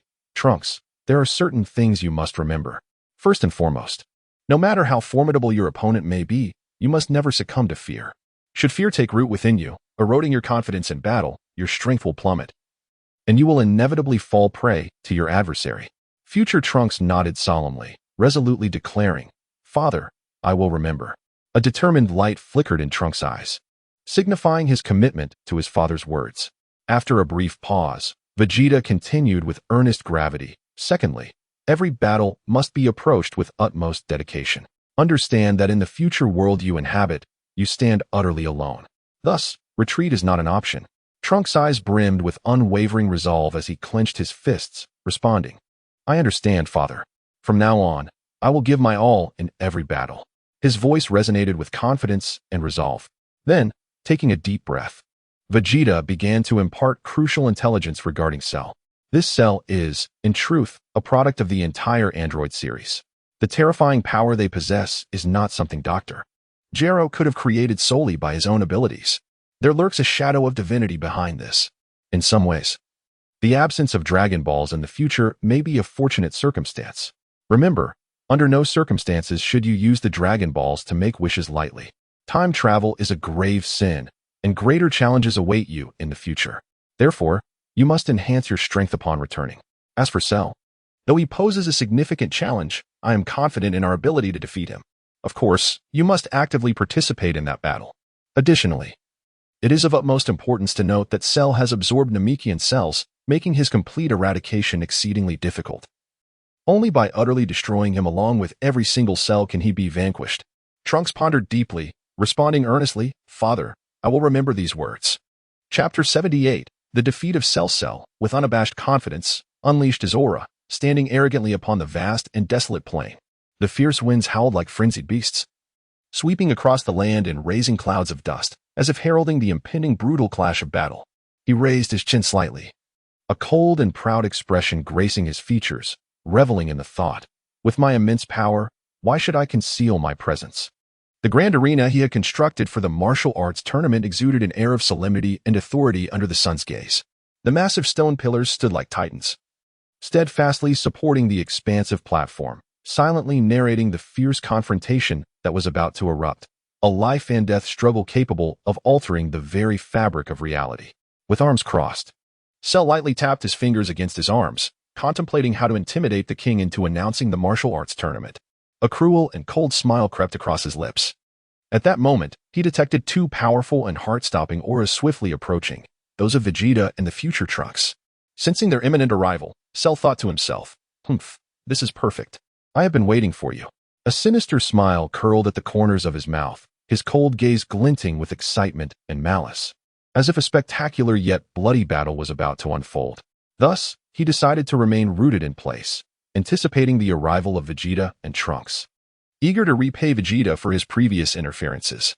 Before long, Vegeta and future Trunks raced forth like two bolts of lightning, their figures moving with blinding speed, creating a powerful gust that bent the grasses of the plain, showcasing their formidable strength to the world. Upon their meeting, words were unnecessary. Cell launched a relentless and furious attack. In a flash, he closed the distance to Vegeta, delivering a powerful fist. His movements were as swift as lightning, his punch imbued with destructive force, reminiscent of a demon from hell intent on annihilating everything in sight. "Vegeta, today is your day of reckoning," Cell roared, his voice echoing like thunder across the plain as he bent slightly, his fist slicing through the air towards Vegeta. Unyielding, Vegeta responded with a fierce roar, his golden aura erupting like a roaring inferno, instantly transforming into his full-powered Super Saiyan form. He retaliated with equal ferocity, and thus began a breathtaking close-quarters battle, where every clash resonated like the collision of stars, unleashing a formidable power that sent shivers down the spine. Each of Vegeta's punches carried immense strength, capable of shattering the void, causing tremors in the surrounding space. His eyes were resolute, his teeth clenched, with each strike emanating explosive force, veins bulging on his forehead like dragons ready to break free from their chains. Cell, too, was relentless, deftly evading Vegeta's attacks, countering with his own powerful blows. His movements agile and fierce, instilling dread in his opponents. A savage expression crossed Cell's face as he let out low growls, resembling a frenzied beast, the sounds reverberating through the air, instilling a sense of dread. "Vegeta, do you truly believe you can defeat me? I am now in my perfect form. I am the strongest." Concurrently, both warriors unleashed an array of astonishing energy blasts, intertwining in the air to create a dazzling web of light. The energy blast streaked across the sky like meteors, carrying an aura of destruction. Their collisions ignited immense explosions, shaking the earth and filling the air with billowing dust, as if the apocalypse were upon them. The brilliant flashes illuminated the entire plain, the intensity blinding, while the thunderous sounds echoed like cataclysmic upheavals. Thus, amid their exchanges, they battled fiercely for dozens of rounds, with Cell maintaining the upper hand. Inwardly, he reveled in his advantage, dismissing Vegeta as merely adequate. However, as the fight progressed, Vegeta realized that relying solely on his full-powered Super Saiyan form might not suffice to defeat Cell. With determination flashing in his eyes, he unleashed his full power once more. transforming into Super Saiyan 2. Vegeta's hair became straighter, crackling with electricity, emanating a suffocatingly powerful aura that seemed to freeze the very air around him. As the Z fighters observed from the sacred world, they were profoundly stunned by Vegeta's rapid ascent in power. Piccolo's eyes widened in disbelief as he exclaimed, "Good heavens! Vegeta's energy has surged so quickly. At this rate, he might not even need Goku's help to defeat Cell." His gaze was filled with astonishment and admiration as he furrowed his brow, sensing the distant battlefield, overwhelmed by emotion. Hearing Piccolo, Bulma anxiously inquired, "Really? Has Vegeta truly become this formidable?" Her eyes were a blend of hope and concern as she cradled baby Trunks, praying for the safety of Vegeta and future Trunks. Piccolo sighed and shook his head, responding, "Alas, the gap between my power and theirs is too vast. So I can only make a rough estimate based on what I observe." Cell, sensing the dramatic increase in Vegeta's power, was left astounded. A tempest of emotion stirring within him. How is this possible? How could he become so strong in such a short time? A mix of unease and fury filled Cell as he realized Vegeta's rapid transformation. Meanwhile, Vegeta unleashed his full might without reservation. Launching an assault against Cell like an untamed cheetah, his movement swift and overwhelming. In an instant, he was before Cell, unleashing a barrage of relentless martial arts strikes. Each punch and kick blending into a dizzying flurry. Vegeta's onslaught was akin to a tempest, rendering evasion impossible. Each blow bore tremendous force, as if he could shatter Cell into oblivion. With fierce determination in his eyes, he pressed on, while Cell struggled to withstand the relentless assault, despair creeping into his heart. As Cell's expression grew more ferocious, he roared in anger, his aura intensifying into a frenzied state. "I will not lose. I am the strongest." Anger surged within him. The two warriors exchanged blows in an intense melee. After several exchanges, Cell began to feel overwhelmed, struggling to withstand Vegeta's relentless barrage. During this time, Vegeta's strikes forced Cell to expel Android 17 and Android 18. Cell's transformation from perfect form to his initial stage severely weakened him. Seizing the opportunity, future Trunks transformed into his full-powered Super Saiyan form, unhesitatingly joining the fray. Trunks' entry further ensnared Cell in a perilous predicament. His attacks, swift as lightning, left Cell with no means of defense. Frustrated, Cell cursed vehemently, "Vegeta, Trunks, you two are utterly despicable, devoid of martial ethics." His eyes blazed with rage and despair as he glared, fist raised. Confronted by Cell's accusations, Vegeta merely offered a chilling smile, swiftly unleashing his formidable energy with a vigorous sweep of his hands. The powerful gust surged forth like a tempest, forcefully propelling Cell into the air. Vegeta's gaze was steeped in indifference. He regarded Cell's reproaches as utterly unfounded. "Cell, how can you still be so naive?" Vegeta remarked. Simultaneously, he exchanged a knowing glance with future Trunks, and after a silent agreement, both began to rapidly gather their energy. In the blink of an eye, two resplendent Gallic guns erupted from their hands, harmoniously converging with cataclysmic might, hurtling towards Cell. Those two beams of energy, akin to colossal dragons, surged with immense force toward their target. Realizing the imminent danger, Cell frantically attempted to amass his own energy in defense, but the disparity in their strengths was insurmountable. With a thunderous explosion, Cell was obliterated by the onslaught of the Gallic guns, vanishing completely from this world. In the moments before Cell's demise, Vegeta calmly declared, "Cell, you are merely our adversary. This is not a formal combat tournament. Should I show you mercy?" His voice was laced with coldness as he observed Cell's death, devoid of any trace of compassion. Chapter 79, The Conclusion of Training. The Sun family. Vegeta slightly lifted his chin, his raven black, spiky hair swaying gently in the breeze, resembling a symbol of power dancing in the wind. His piercing gaze gradually settled upon Android 17 and Android 18. A smirk playing at the corners of his mouth as he crossed his arms over his chest, his voice laced with playful sarcasm. Well, long time no see. Congratulations on your successful escape. Otherwise, you might have had to rely on the Dragon Balls to resurrect yourselves." After saying this, he shook his head lightly, a flicker of complex emotion passing through his eyes, a blend of mockery and wistfulness. Upon hearing this, Android 18 felt an unusual sensation welling up within her. She slightly furrowed her elegant brows, a hint of confusion flashing in her beautiful eyes. Her golden locks cascaded down her shoulders like a waterfall as she tossed her hair back, her melodious voice echoing like silver bells in the air. "Vegeta, your words sound rather cryptic. But never mind, the situation has changed, and we are no longer enemies. My real name is Lazuli, and my brother is called Lapis. I truly appreciate your saving us siblings. Vegeta, still with his arms crossed and a proud demeanor, replied, there is no need for such pleasantries. If you wish to challenge Son Goku, I advise you to abandon that notion at once. Goku's strength far exceeds your imagination. You cannot hope to defeat him. With that, he narrowed his eyes slightly, a strong confidence radiating from his gaze. Android 17 furrowed his brow, lost in contemplation. A serious expression crossed his handsome face. And after a moment, he spoke slowly. Since being absorbed by Cell, I have been pondering our future path. I now understand that our lives should be in our own hands. What Dr. Gero did is no longer our concern. We must not be shackled by our past. Clenching his fist, he seemed to rally himself, determination glimmering in his eyes like the brightest stars in the night sky. Vegeta nodded and continued, if that is the case, then come with us. You still have bombs implanted by Dr. Gero. I will have Bulma assist in removing them. Vegeta waved his hand, signaling them to follow. His battle suit swaying with his motion, exuding an air of authority that was intimidating. After a moment of reflection, Android 17 weighed the pros and cons and finally nodded in agreement. Soon, Vegeta, Future Trunks, Android 17, and Android 18 all utilized their flight techniques, transforming into 4 streaks of light as they sped toward the sacred world of the Kais. The atmosphere within the sacred world was tense as Vegeta and his companions arrived in a flash. All eyes turned toward them, eager to glean definite information. Vegeta, with a calm demeanor, scanned the surrounding faces of Bulma, Piccolo, Krillin, Tien, Kairatsu, Yamcha, and Android 16. He spoke steadily. Everyone, I have successfully killed Cell, and the android crisis has been resolved. Upon hearing this news, cheers erupted in the sacred world. Krillin jumped up in excitement, a joyful smile illuminating his face as he pumped his fist and exclaimed, "That's wonderful. This crisis is finally over. We can finally relax."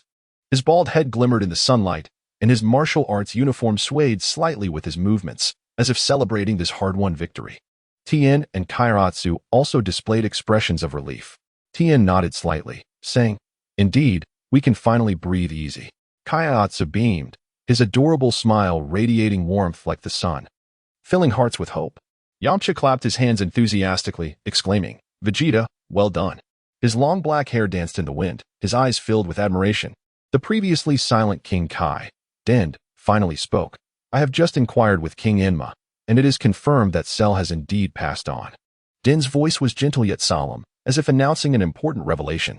Krillin exclaimed with excitement, "This is fantastic. That means we can use the Dragon Balls to bring back those who were brutally killed by Cell." However, before he could finish, Vegeta interjected bluntly, "I suggest you refrain from making any wishes with the Dragon Balls. You must understand that the chaos on Earth stemmed from repeatedly disrupting the balance between life and death. The cycle of life should be governed by divine will, and you mere mortals should not seek resurrection. Even if some were not meant to perish, once it has occurred, they must abide by the cycle of reincarnation." Din looked gravely at Krillin and the others, slowly stating, "Prince Vegeta speaks the truth. Ever since the creation of Porunga, our Namekian ancestors frequently used the Dragon Balls to fulfill various wishes. However, this led to dire consequences. Our planet's climate became inhospitable, and our population dwindled to the brink of extinction. Only after we ceased using the Dragon Balls did our race manage to survive and thrive." Din reminisced about the hardships of Namek, filled with a sense of nostalgia and helplessness. He sighed softly, a glimmer of sadness in his eyes, as if his small frame bore the weight of a heavy history. Din continued, "It was only after I became the guardian of Earth that I began to grasp the reasons behind it all. However, I cannot disclose the specifics at this moment. Rest assured, I will improve the Dragon Balls in the future, imposing strict controls on wishes that may disrupt the balance. I have learned well from the recent android crisis that my authority as guardian is insufficient to eliminate such threats entirely. Thus, measures must be taken to prohibit such actions to ensure Earth can progress smoothly." Din's resolve to protect Earth solidified within him as he clenched his fists, his gaze resolute, as if swearing his commitment to those present. Upon hearing Din's words, Krillin and the others fell into deep contemplation. Krillin furrowed his brow, filled with confusion and reflection. He lowered his head, stroking his chin, saying, "Are we really unable to use the Dragon Balls anymore? This is truly a dilemma." A conflict brewed within him.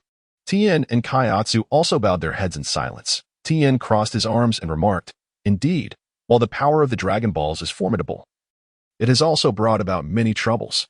Kaiatsu, nestled close to Tien, nodded in agreement, his small frame looking particularly endearing. Yamcha gazed thoughtfully into the distance, his long black hair swaying in the wind as he mused. It seems we must be more cautious with the Dragon Balls moving forward. They began to realize that the Dragon Balls could not only fulfill wishes, but could also unleash immense crises. Yamcha's expression was filled with contemplation as he pondered the path ahead. Meanwhile, Piccolo was also silently reflecting, with his arms crossed and eyes narrowed. A glimmer of thought shone in his gaze. Just then, the previously silent Vegeta abruptly shattered the tranquility. He fixed a sharp gaze on Bulma, asking in a low voice, "Bulma, I recall you mentioning that all the androids seem to have extremely powerful bombs installed within them?" Vegeta leaned slightly forward. Bulma cradled the swaddled infant Trunks, her face etched with confusion as she addressed Vegeta. "Indeed, Vegeta, it is from Dr. Gero's research that I have come to understand this situation. Why do you suddenly inquire about it?" While gently soothing the child in her arms, she cast a perplexed glance at Vegeta. Her eyes radiated maternal love and tenderness, and her words conveyed a sense of helplessness and bewilderment. She gently swayed her body to comfort the child, her blue hair gleaming beautifully in the sunlight. Vegeta raised his hand, pointing towards the nearby androids 16, 17, and 18. Speaking with a resolute and serious tone, "Bulma, listen to me. They are not our enemies at present. I urge you to help them disarm their bombs, granting them true freedom." Following Vegeta's, Bulma's gaze fell upon the trio of androids, each displaying a distinct expression. She nodded softly in agreement, saying, "I can do that. Follow me to the Capsule Corporation's laboratory. However, it may take some time." Her eyes reflected confidence and determination, her words imbued with faith in her abilities. Holding the child tightly, she prepared to embark, her purple dress billowing gently in the breeze, as if narrating her resolve. Vegeta, future Trunks, androids 16, 17, 18, and Bulma, along with the still swaddled Trunks, boarded the compact capsule aircraft, racing towards the West City Capsule Corporation. Just as they were about to depart, Vegeta abruptly halted, turning to his companions with a firm warning, "Everyone, do not disturb Goku and Goten as they train in the hyperbolic time chamber. They will emerge as scheduled tomorrow. Furthermore, there is no need to feel disheartened. In times of crisis, we can still rely on the power of the Dragon Balls to resolve our issues. However, the Dragon Balls will only be able to grant minor wishes from now on." At this juncture, Vegeta reflected deeply. Even as a god, there is still much to learn. Perhaps differing powers lead to different perceptions. Furrowing his brow, he contemplated the challenges that lay ahead. On the morning of May 17th, 767, Goku and Gohan emerged from the hyperbolic time chamber. A sense of satisfaction graced Goku's resolute visage, his eyes filled with admiration and pride for Gohan. Goku mused, "Gohan's potential is truly remarkable. It's a pity Chi-Chi wishes for him to become a scholar, but ultimately it will depend on Gohan's own aspirations." He gently patted Gohan's shoulder, his bright orange eyes shining brilliantly in the sunlight. At this moment, Goku was filled with emotion, having keenly perceived Gohan's extraordinary talent. Throughout their training, Gohan had continuously surpassed limits, attaining the full power of Super Saiyan. However, the most astonishing revelation was yet to come. During their training, Gohan not only achieved the full power of Super Saiyan, but also unleashed an unprecedented strength, transforming into Super Saiyan 2. This spectacle left Goku in awe. Building upon Gohan's progress, Goku too managed to attain Super Saiyan 2. Piccolo hurriedly approached, and upon seeing Goku and Gohan, a hint of relief crossed his face. Yet, his demeanor quickly shifted to seriousness as he recounted the events that had transpired outside. "Goku, during your time training, much has unfolded. Vegeta has successfully defeated Cell," he stated, his voice brimming with astonishment and respect. After a brief pause, he continued, "And regarding the Dragon Balls." Goku raised an eyebrow, intrigued, and inquired, "Oh, the crisis with the androids was, in part, a result of our own actions, yet Vegeta managed to defeat Cell. How impressive. Just how powerful is he now?" Excitement danced in Goku's eyes, as if anticipating a new challenge. He thought to himself, "Vegeta has made remarkable progress. It seems I cannot afford to slack off." Clenching his fists, determination radiated from his gaze. Piccolo contemplated silently. "I did not use the Dragon Balls to make a wish. It was you." Goku added, "Indeed. We must be cautious in our future use of the Dragon Balls. Their power, while formidable, should not be misused." Without lingering further, Piccolo turned and departed from the sacred world of the Kais, waving goodbye as he strode away, his white cape billowing in the wind, a testament to his resolve. Meanwhile, Krillin, Tien, Kaiatsu, and Yamcha arrived at the sacred world of the Kais to visit Goku and Gohan. The group exchanged pleasantries, reminiscing about past battles and experiences. Eventually, one by one, they bid farewell and returned to their respective homes. Back at the Capsule Corporation's research facility, Bulma was engrossed in her work.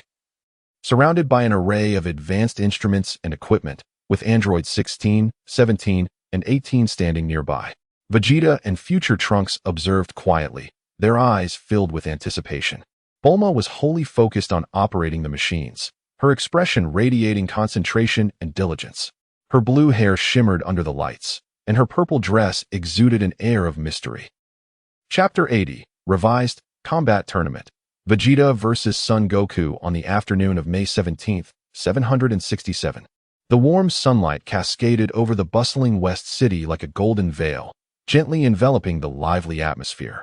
In the spacious and bright living room of Bulma's home, the expansive floor-to-ceiling windows acted as a magical mirror, allowing the sun's rays to pour in unhindered, casting vibrant spots of light upon the floor. The entire space radiated a relaxed and joyful ambience, reminiscent of a serene harbor.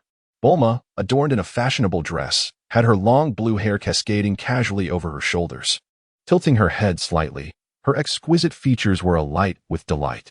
Her beautiful eyes sparkled with excitement, akin to brilliant stars, as if a heavy burden had been lifted from her heart. At that moment, her lips curled into a smile, radiating the joy of success. As vibrant as a blooming flower, she approached Vegeta with a light step and softly said, "Vegeta, I have wonderful news. The bombs inside the androids have finally been removed."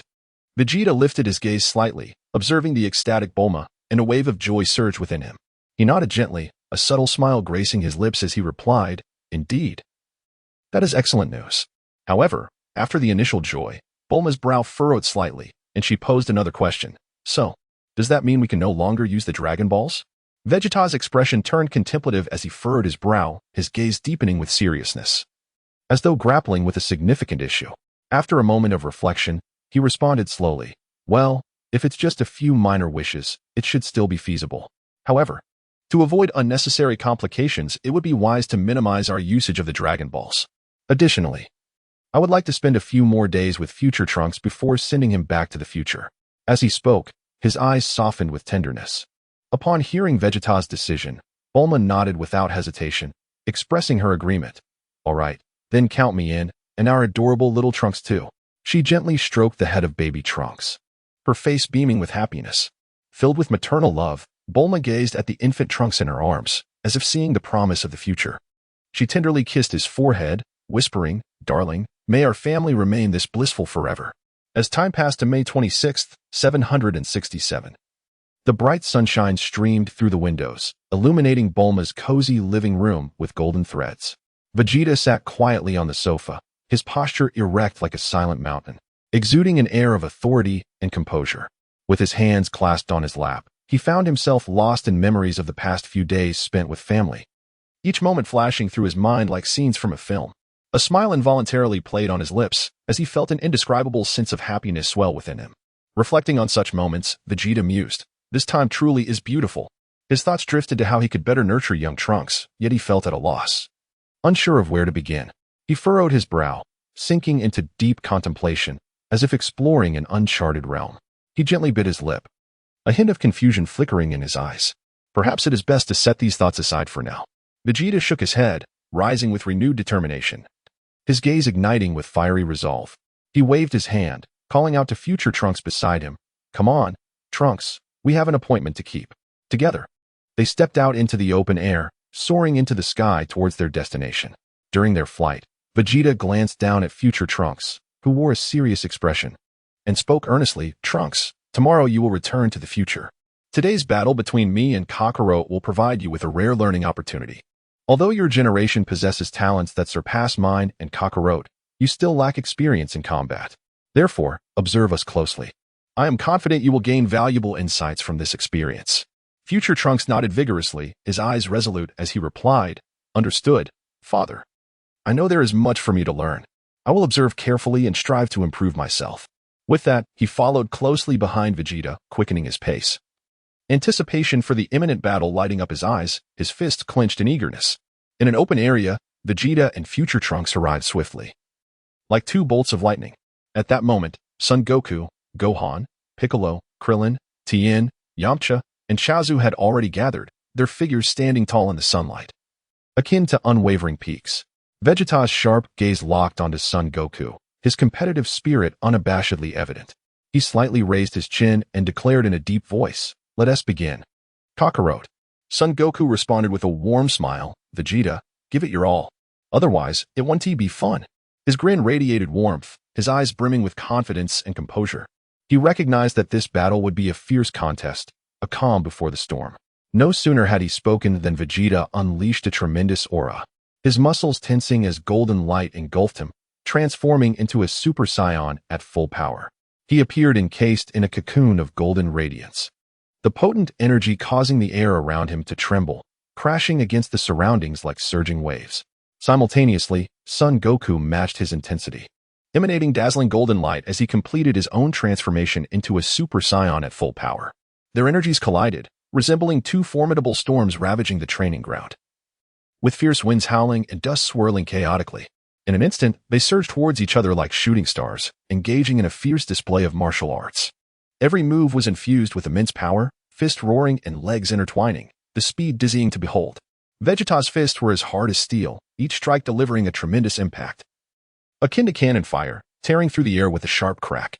Son Goku, on the other hand, moved with agility and finesse, evading Vegeta's attacks with the grace of a nimble monkey, countering with lightning speed whenever the moment allowed. He dodged left and right, his movements light, hair flowing with each motion, conjuring whirlwinds with every step. Moreover, during their close-quarters combat, both warriors unleashed devastating energy blasts, creating a cacophony of explosive sounds, reminiscent of thunderclaps. As powerful energy waves enveloped the surroundings, leaving deep craters in the ground and uprooting trees. The spectators were riveted, fully engrossed in the breathtaking clash, anxious not to miss a single thrilling moment. Piccolo crossed his arms, narrowing his eyes slightly, admiration for the battle evident as he remarked, "Impressive." He nodded subtly, a faint smile gracing his lips. Among the onlookers, future Trunks and Gohan took on the role of commentators. Gohan, focused intently, observed, "It appears that my father and Uncle Vegeta are evenly matched, neither able to gain the upper hand." As time progressed, the intensity of the battle escalated, akin to a flame that blazes ever more fiercely. Both Son Wukong and Vegeta appeared to recognize that ordinary attacks would not suffice to determine a victor. Thus, with a shared understanding, they simultaneously ascended their powers, both transforming into the formidable form of Super Saiyan 2. In that moment, their presence became even more imposing. Surrounded by crackling lightning, resembling deities descended from the heavens. The lightning, like silver serpents, danced around them, producing a cacophony of sound. A new round of martial competition ensued, with both combatants unleashing swifter strikes and greater force upon one another. As fists and feet collided, sparks erupted, and the air warped and distorted under the weight of their tremendous power, rendering the scene almost dreamlike. Vegeta's onslaught was as ferocious as a tempest, his fists and feet flying with relentless vigor, his eyes ablaze with determination as beads of sweat cascaded down his cheeks. Each blow seemed capable of shaking the very earth, causing the ground to tremble incessantly. Conversely, Son Wukong's counterattacks were as swift as lightning, embodying the ferocity of battle itself. He adeptly evaded Vegeta's strikes, retaliating with rapid precision, his gaze gleaming with resolute intensity. Yet, despite their exhaustive efforts, after hundreds of exchanges, neither could achieve a definitive triumph, as if they were ensnared in a stalemate. At that moment, Vegeta abruptly halted, panting heavily. He extended a hand towards Son Wukong, exclaiming, "Kakarot, cease your attacks. Continuing this way serves no purpose. Perhaps we should reconvene in a few years for another contest." Son Wukong, upon hearing this, nodded slightly in agreement with Vegeta's proposal. Subsequently, both warriors gradually retracted their energy and returned to their normal states. The future Trunks gazed steadfastly into the distance, contemplating silently. Indeed, their combat experience exceeds my expectations. I must double my efforts. For the future, I alone must safeguard my family and friends. Meanwhile, Son Gohan furrowed his brow, lost in profound thought. He stared at his clenched fists, murmuring to himself, "What path should I choose? To become a scholar, or to follow in my father's footsteps and become a formidable warrior? Gohan's heart was fraught with conflict. Chapter 81. The Future World on the morning of May 27th, 767 in the Age of the Gods. Sunlight cascaded upon the earth like a golden waterfall, enveloping the land in a warm and radiant glow. In the bustling metropolis of West City, a small square outside the Capsule Corporation was filled with a gathering of people, yet an unusual gravity hung in the air. They had come to bid farewell to the future Trunks, who was about to depart. Vegeta and Bulma held the infant Trunks tightly in their embrace, their eyes reflecting a myriad of complex emotions. Within the depths of their gaze lay unspoken words, heavy with meaning yet difficult to articulate. Standing nearby were Goku, Gohan, Piccolo, Krillin, Tien, Yamcha, and Kaiatsu, all wearing solemn expressions. Goku stepped forward, placing a reassuring hand on future Trunks' shoulder, smiling as he said, "Trunks, I believe you will overcome the androids of your time." Piccolo, with arms crossed, looked at future Trunks with a serious demeanor, advising, "Trunks, never underestimate your opponents. Remain vigilant at all times." Future Trunks gazed back at them, gratitude filling his eyes, brimming with resolve and determination. Standing tall like an unwavering mountain, he solemnly declared, "Thank you all. I am grateful to have shared this journey with you." He then turned resolutely towards the time machine. As he stepped onto the time machine, he cast a final glance at his family and friends, tears shimmering in his eyes. Those tears encompassed a sense of longing, concern, and hope for the future. He raised his hand slightly, waving goodbye, as if to bid his last farewell. How he wished to see them again in the future world, fighting side by side once more. With a flash of light, the time machine began to activate, emitting a low rumble. It ascended gradually, gaining speed until it vanished from sight, leaving behind Vegeta, Bulma, and the others, who gazed longingly in its direction. In the future Earth, the time machine appeared in the skies above West City, where future Trunks skillfully piloted it downwards. His heart swelled with a sense of duty, and his eyes sparkled with unwavering determination. Upon exiting the time machine, a familiar yet foreign sensation washed over him. This world, ravaged by the androids, awaited his salvation. His spirit was ablaze with a fierce resolve, akin to an eternal flame. He hurriedly approached his mother, future Bulma, his eyes alight with excitement and joy. "Mom, I'm finally back." Future Bulma looked upon her son, now a striking figure, her eyes filled with astonishment and confusion. Trembling, she asked, "Trunks, has the past changed? How have you grown taller?" Future Bulma reached out, gently caressing Trunks' face, her eyes filled with concern as her fingers traced his cheek. Trunks replied, brimming with enthusiasm, "Mom, I successfully thwarted the androids alongside Dad, Uncle Goku, and Brother Gohan in the past. This world shall be saved by me. As for my height, I will explain it in detail once I deal with androids 17 and 18. His fist clenched, his gaze radiating confidence. Tears welled in future Bulma's eyes as she embraced Trunks tightly, silently wishing him success against the androids. She gently patted his back, as if imparting strength to him. Having swiftly accessed the attack zones of androids 17 and 18, Trunks wasted no time. He slightly bent his legs, then propelled himself forward using instant transmission, darting through the air like a lightning bolt, leaving behind a brilliant trail of light.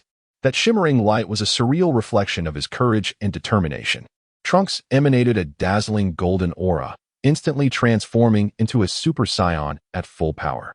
His muscles tensed, an endless surge of strength coursing through him. His eyes burned with fierce ambition, as if ignited by an unquenchable fire, capable of turning any adversary to ashes. At that moment, androids 17 and 18 sensed Trunks' arrival. They exchanged cold smiles, preparing for the impending battle. Android 17 struck first, launching himself at Trunks with incredible speed, delivering a powerful punch. The force of his fist sliced through the air, compressing it in its wake, creating a visible shockwave. Trunks deftly sidestepped the attack, quickly retaliating with a flurry of rapid punches, each strike imbued with formidable power, akin to cannon fire. His fists fell like raindrops, too swift for the eye to comprehend, leaving behind golden afterimages. Android 17 could only defend himself, caught off guard by the sheer strength of Trunks. Witnessing this, Android 18 unleashed an energy wave, attempting to ambush Trunks. The wave streaked through the air like a bolt of lightning, carrying lethal intent. As the wave passed, it distorted the surrounding space, crackling ominously. Trunks, keenly aware of the threat, tilted his body just in time to evade the energy wave, which detonated beside him, sending a cloud of dust soaring like a mushroom cloud, shaking the ruins around them. The battle intensified, both sides exchanging blows fiercely. Trunks alternated between rapid punches and powerful energy blasts, weaving through the debris like a golden specter. Both mysterious and formidable, the androids retaliated with synchronized teamwork, staunchly resisting Trunks' onslaught. The aftermath of their conflict rippled outward, further demolishing the ruins. As stones and dust filled the air, after several rounds of fierce combat, future Trunks, leveraging his martial arts and energy techniques, launched a colossal energy sphere towards androids 17 and 18. In a resounding explosion, the androids were utterly obliterated. The brilliance of the explosion shone like the sun, the shockwave radiating outward, heralding the arrival of victory and illuminating the path of hope for the future. Chapter 82.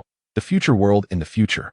The news of Trunks' complete annihilation of androids 17 and 18 spread like a dazzling supernova, quickly transmitted with astonishing speed. Upon receiving this exhilarating tidings, the populace, once engulfed in despair and dread, seemed to be under a miraculous enchantment, bursting forth in jubilation. This announcement was akin to a warm and magical tempest, sweeping through every corner and awakening the long-dormant hope within their hearts. On the streets, people cheered and rejoiced, their excited cries rising and falling like tumultuous waves threatening to engulf all in their path. We have triumphed. No longer shall we fear the androids. They embraced one another, tears of joy shimmering in their eyes, each heart swelling with an indescribable exhilaration. Those who had once cowered in the corners of ruins now bravely stepped forth from the debris. Their faces radiated the light of hope, as if envisioning a brighter future eagerly beckoning them. Some waved their arms in excitement, moving them vigorously in the air as if inscribing a magnificent chapter of victory.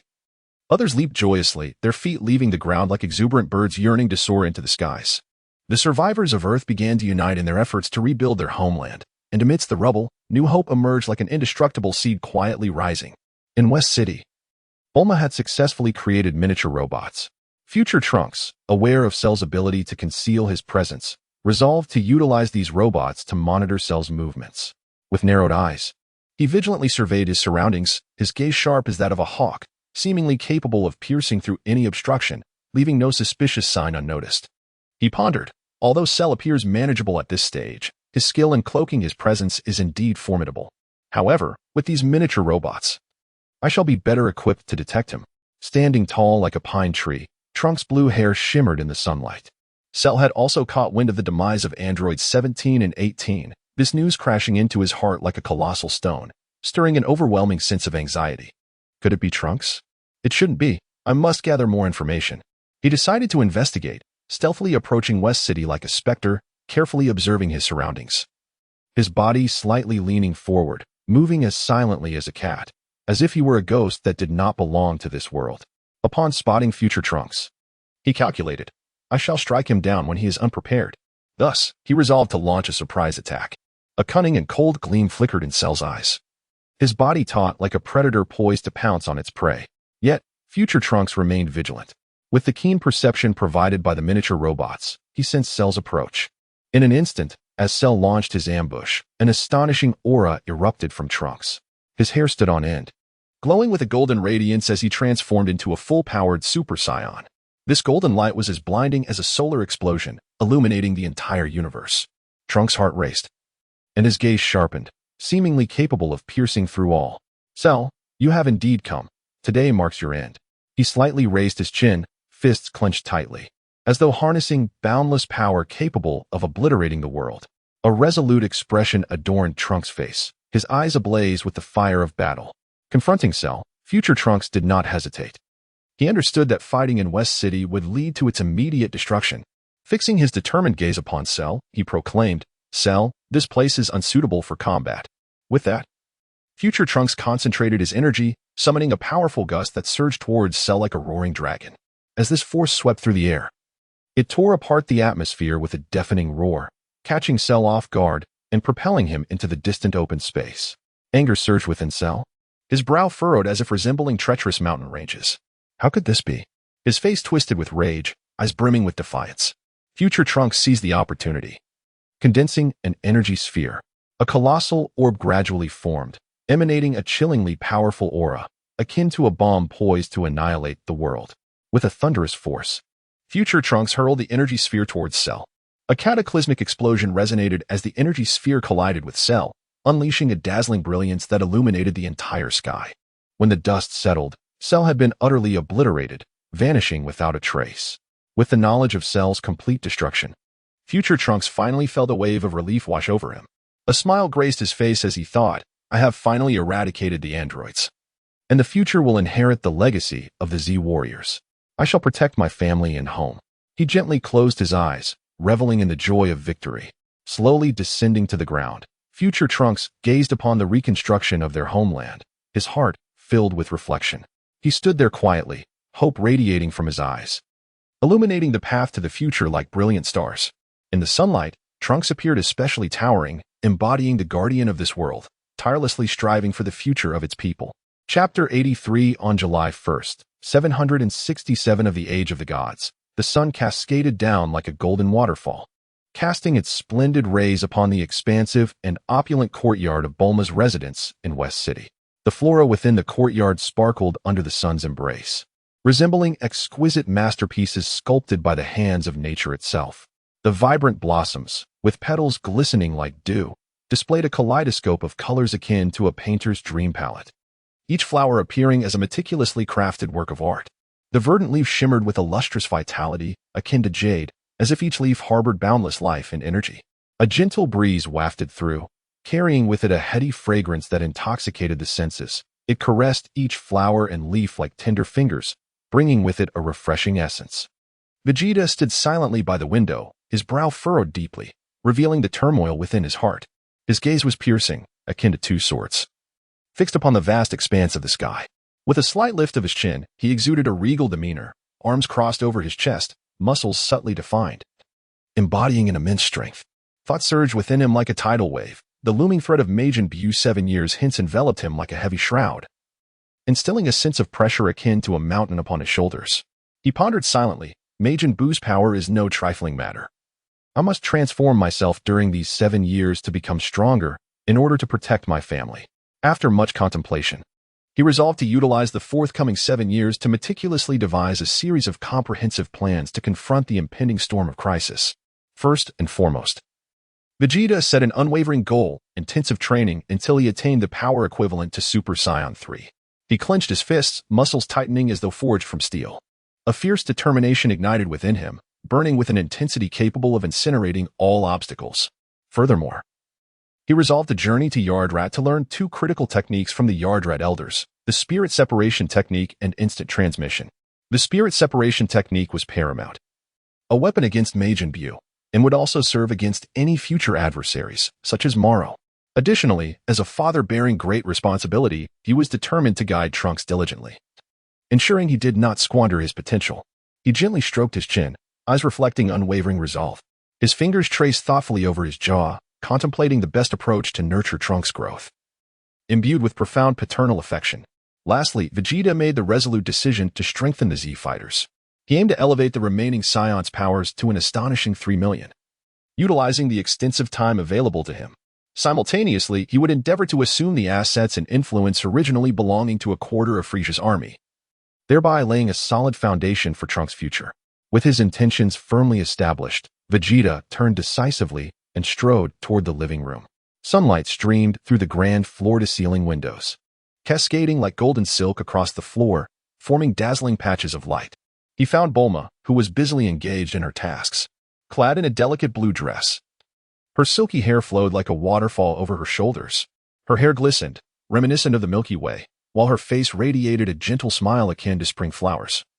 As she meticulously organized various items, Bulma, there's something I wish to discuss with you, Vegeta stated gravely, his voice low yet powerful, revealing an unyielding determination. He approached Bulma, halting beside her, his gaze intensely focused.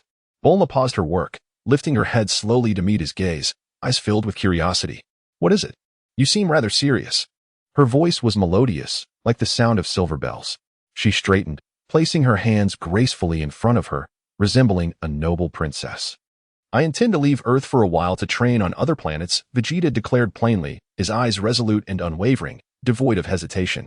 Bulma's eyes widened in astonishment. What? Your strength is already formidable. Why seek further training? Is it because of Goku? Her words carried a hint of probing, her expression tinged with concern. She furrowed her brow, eyes rife with uncertainty, as she pondered Vegeta's decision.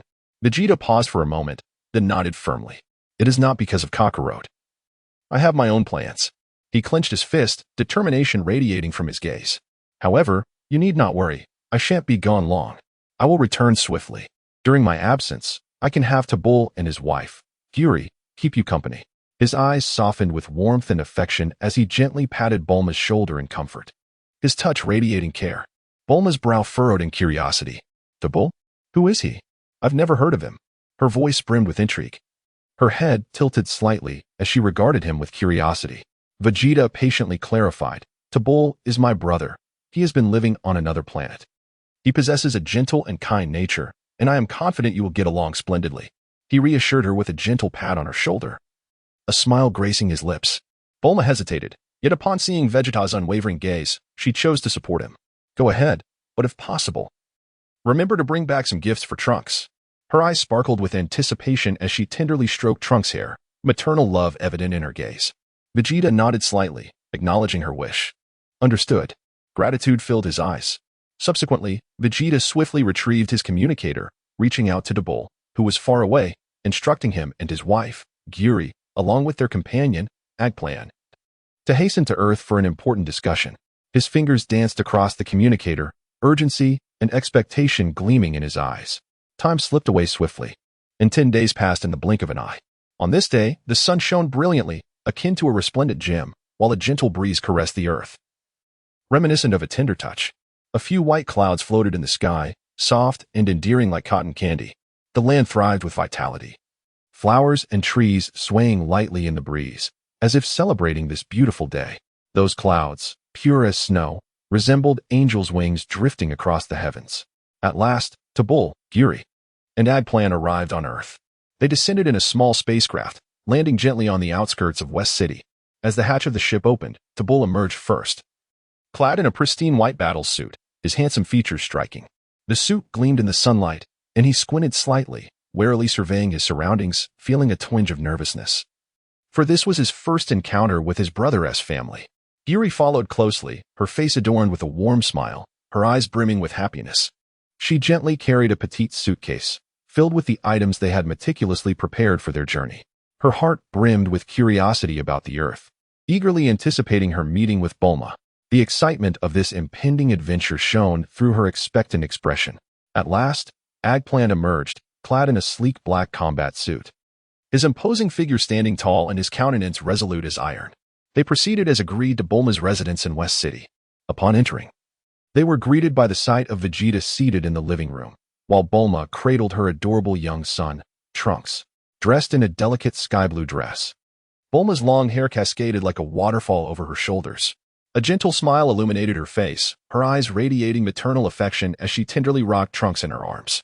The little one, adorned in a tiny blue onesie, possessed bright, sparkling eyes reminiscent of twinkling stars. In his hand, he held a small toy, gazing around with innocent curiosity. His endearing demeanor evoked an irresistible urge to embrace him. Vegeta rose to his feet and introduced, "My dear, this is my brother Tarbal." The lady beside him is his wife, Gyuri, and standing next to them is our companion Agplant, with whom I have shared over 20 years of camaraderie. Turning to Tarbal and the others, he continued, "Tarbal, Gyuri, Agplant, this is Bulma, my wife, and the little one in her arms is Trunks, my son." His eyes brimmed with tenderness, as if he were presenting his most treasured jewels to Tarbal and the others. Following a series of warm smiles and gestures, everyone gathered together to indulge in a sumptuous feast, engaging in cheerful conversation as they savored the delightful meal. Chapter 84. On the morning of July 11th, 767 A.D., sunlight cascaded over the earth like golden threads, delicate and radiant. Vegeta, clad in a black battle suit that clung to his form like a second skin, perfectly accentuated his robust and powerful physique. The sound of his black boots striking the ground resonated with a firm and rhythmic cadence. With a soft rumble, his spaceship ascended slowly, akin to a majestic eagle breaking free from its restraints, soaring towards the vast expanse of the cosmos. Destination, planet Yardrat. After a protracted journey of over half a month, Vegeta finally arrived on Yardrat on July 27th. The planet exuded an air of mystery, enveloped in a gentle purple glow. As he stepped out of the spacecraft, he squinted slightly, his eyes brimming with curiosity and anticipation. A soft breeze caressed his cheek, bringing with it an unusual scent, reminiscent of ancient mysteries. His short black hair fluttered gently in the wind, further highlighting his spirited and indomitable spirit. Soon, he encountered the Grand Elder of the Yardrats. Vegeta respectfully bowed, clasping his fists together in greeting, articulating his purpose. "Young man, I can teach you the spirit separation technique and instant transmission. But the understanding must come from you," the Grand Elder replied calmly. Vegeta nodded earnestly. "I am prepared. No matter how arduous the path, I will persevere in my training." In the days that followed, under the Grand Elder's meticulous guidance, Vegeta devoted himself entirely to his training. Rising early each day, he diligently practiced in the enigmatic locales of Yardrat. Time flowed swiftly, and soon it was August 29th, 767 A.D. After a month of relentless effort, Vegeta successfully mastered the spirit separation technique and instant transmission. A surge of joy and pride filled his heart at that moment. "I have finally achieved it," he exclaimed. Pumping his fist in exhilaration, his face radiant with a smile that warmed the surroundings. With profound gratitude, he approached the Grand Elder, bowing deeply to express his thanks. "Grand Elder, I appreciate your teachings. I shall do my utmost to protect planet Yardrat from any threats." The Grand Elder nodded slightly, a look of satisfaction in his eyes. "Young man, your talent is remarkable." However, Vegeta's journey was far from over. He swiftly embarked on a new path. On September 15th, 767 AD, he landed on planet Beta. Upon his arrival, the Saiyans gathered around him, their eyes filled with reverence. They approached him, eager and attentive. "From this day forth, we shall formulate a new training regimen to enhance our strength." Vegeta's voice resonated through the air, firm and resolute. With arms crossed, he felt a surge of responsibility. He elaborated on the methods and goals of training for the Saiyans, while also inquiring about the civil applications of technology from the scientists. The following day, September 16th, Vegeta bid farewell to planet Beta and continued on his journey, this time to planet Cold, the headquarters of the Frieza Force. He mused to himself, "Time to reap the benefits from the Frieza Force again. May Frieza understand my intentions." A subtle smile played on his lips as his spacecraft descended on planet Cold. Vegeta approached the headquarters with calm determination. After a cordial negotiation with the upper echelons of the Frieza Force, an agreement was reached. Vegeta guaranteed the original Frieza Force's status as the predominant power in the universe through the strength of the Akatsuki organization, effectively deterring any malevolent forces. In return, the former Frieza Force would provide substantial financial support, missions, and territorial divisions for the Akatsuki. Thus, Vegeta departed from planet Cold, laden with fruitful gains. On October 3rd, 767 AD, sunlight bathed the earth, and a gentle breeze wafted warmth across the land. Vegeta's spacecraft descended slowly, and as he stepped out, a wave of nostalgia washed over him. "I am finally back. I wonder how Bulma and Trunks are faring." He tenderly brushed his fingers along the edge of the spacecraft, his gaze softening with warmth. Vegeta first embraced Bulma and Trunks. Bulma, adorned in a light blue dress that floated like clouds, her long hair cascading like a waterfall, sparkled with a silken sheen. Tears of joy shimmered in her eyes like brilliant gems in the sunlight. She swayed gently, her face radiating happiness. "Vegeta, you're back. Trunks and I have missed you dearly," Bulma spoke softly, her voice a melodious symphony that resonated in Vegeta's ears, conveying endless longing. Vegeta approached them and enveloped them in a gentle embrace. "I missed you both as well. I apologize for any worry I caused during my absence. However, I have accomplished my goals, and I shall remain on Earth without further disruptions." His heart swelled with warmth and happiness, as if he had found his true home. His embrace was both warm and strong, safeguarding his most cherished treasures. Subsequently, Vegeta sought out Tabor and Eggplant, meticulously detailing the agreements made with the former Frieza Force. With unwavering resolve, he looked into their eyes and stated, "Upon your return to planet Beta, elevate your battle power to 3 million before managing the affairs of the Akatsuki. Remember, technology is paramount. Treat any talented individuals with respect and endeavor to recruit them. As for the task of conquering planets, refrain from undertaking such missions henceforth." Tabor and Eggplant nodded in agreement. In the afternoon, Tabor, Yuri, and Eggplant departed Earth, returning to planet Beta. The next day, October 4th, 767 AD. As the sun rose, Vegeta rose early to commence his daily rigorous training. During the remaining hours, he chose to spend time with his family and verify the affairs of the Akatsuki. He would sit in the garden with Bulma, watching Trunks play, cherishing the precious moments of tranquility, balancing work and leisure. Leaning back in his chair, a satisfied smile graced his face. Chapter 85. In the year 769 of the Age of Earth, on the planet Beta, the sunlight cascaded gently and warmly across the vast landscape like a golden veil, while a soft breeze caressed the air, infusing it with a refreshing essence.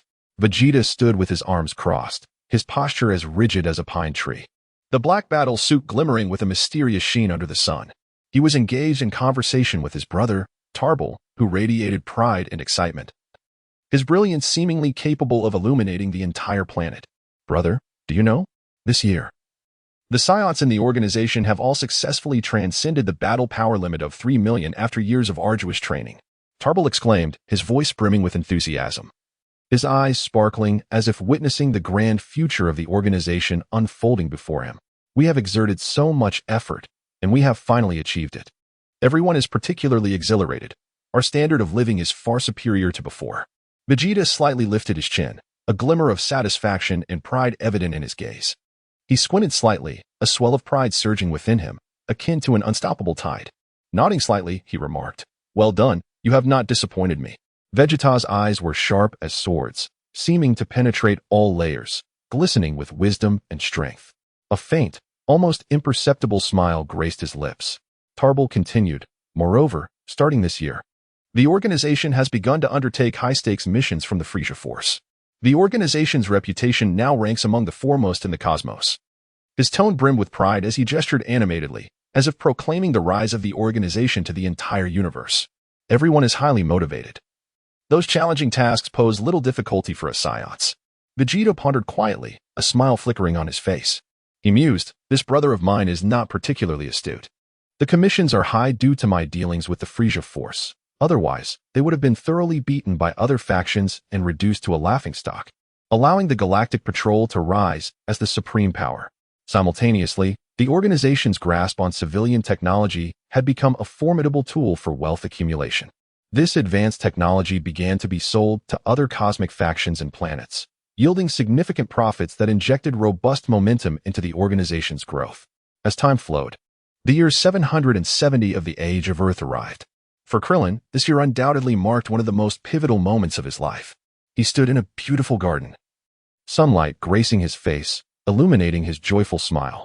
Beside him, the enchanting android 18 donned a pure white wedding gown, resembling a celestial being descended from the heavens. The gown, white as snow, adorned with exquisite lace and crystals, sparkled alluringly under the sunlight. Her graceful figure was perfectly accentuated by the gown, akin to a blooming lily. Her eyes brimmed with gentleness and affection, gazing at Krillin with uncontainable happiness. Krillin's heart swelled with joy and emotion as he looked at Android 18, feeling as though he possessed the entire world. He gently took her hand, his voice trembling with heartfelt sincerity. "Today, I am truly the happiest man alive. 18. You are the most precious gift in my life." His eyes radiated love as his fingers tenderly caressed her hand, the gentle touch seemingly narrating the depth of their bond. Android 18 smiled softly, her eyes shimmering with bliss. Tilting her head slightly, she replied warmly, "Krillin, I am also very happy. We shall always be together." Her voice was like a melodious chime, warming Krillin's heart. The cascade of her long hair flowed like a waterfall over her shoulders, swaying gently in the breeze, as if dancing in celebration of their happiness. The wedding attracted numerous friends and family who came to offer their congratulations, creating a lively atmosphere. Goku, Tien, Yamcha, and others gathered, their faces alight with joy. Vegeta and Bulma also arrived, bringing sincere blessings and gifts, personally witnessing the couple's moment of happiness. Bulma held Android 18's hand, beaming as she said, "Lazuli, you look stunning today. May you both love each other forever." Clad in a resplendent purple gown, her hair elegantly styled, she exuded grace. Her face bore a delicate makeup, her eyes filled with genuine warmth and blessings. Android 18 reciprocated with a radiant smile, responding, "Thank you, Bulma. We will cherish this happiness." Gratitude shone brightly in her eyes. The wedding scene was filled with laughter and joy, as guests reveled in the atmosphere of bliss. The harmonious sounds of music and well-wishes intertwined, creating a picturesque tableau of happiness. A year later, in the year 771 of the Age of Earth, Krillin and Android 18 welcomed the fruit of their love, their adorable daughter, Marin. In a cozy room, Krillin cradled his newborn daughter with utmost care, his eyes brimming with tenderness. He gently kissed her forehead, overwhelmed with emotion. "My dear, You are our hope. I will always protect you, he vowed softly, his voice both tender and resolute. His fingers caressed her tiny face, feeling her soft skin as if he were touching the most precious treasure in the world. Android 18 lay on the hospital bed, gazing at Krillin and their daughter, her face aglow with happiness. She extended her hand, gently stroking their daughter's face, her eyes filled with anticipation for the future. Krillin, our family is becoming ever more complete, she remarked, her gaze radiant with joy and contentment. On December 6th of the year 771, it was Trunks' birthday.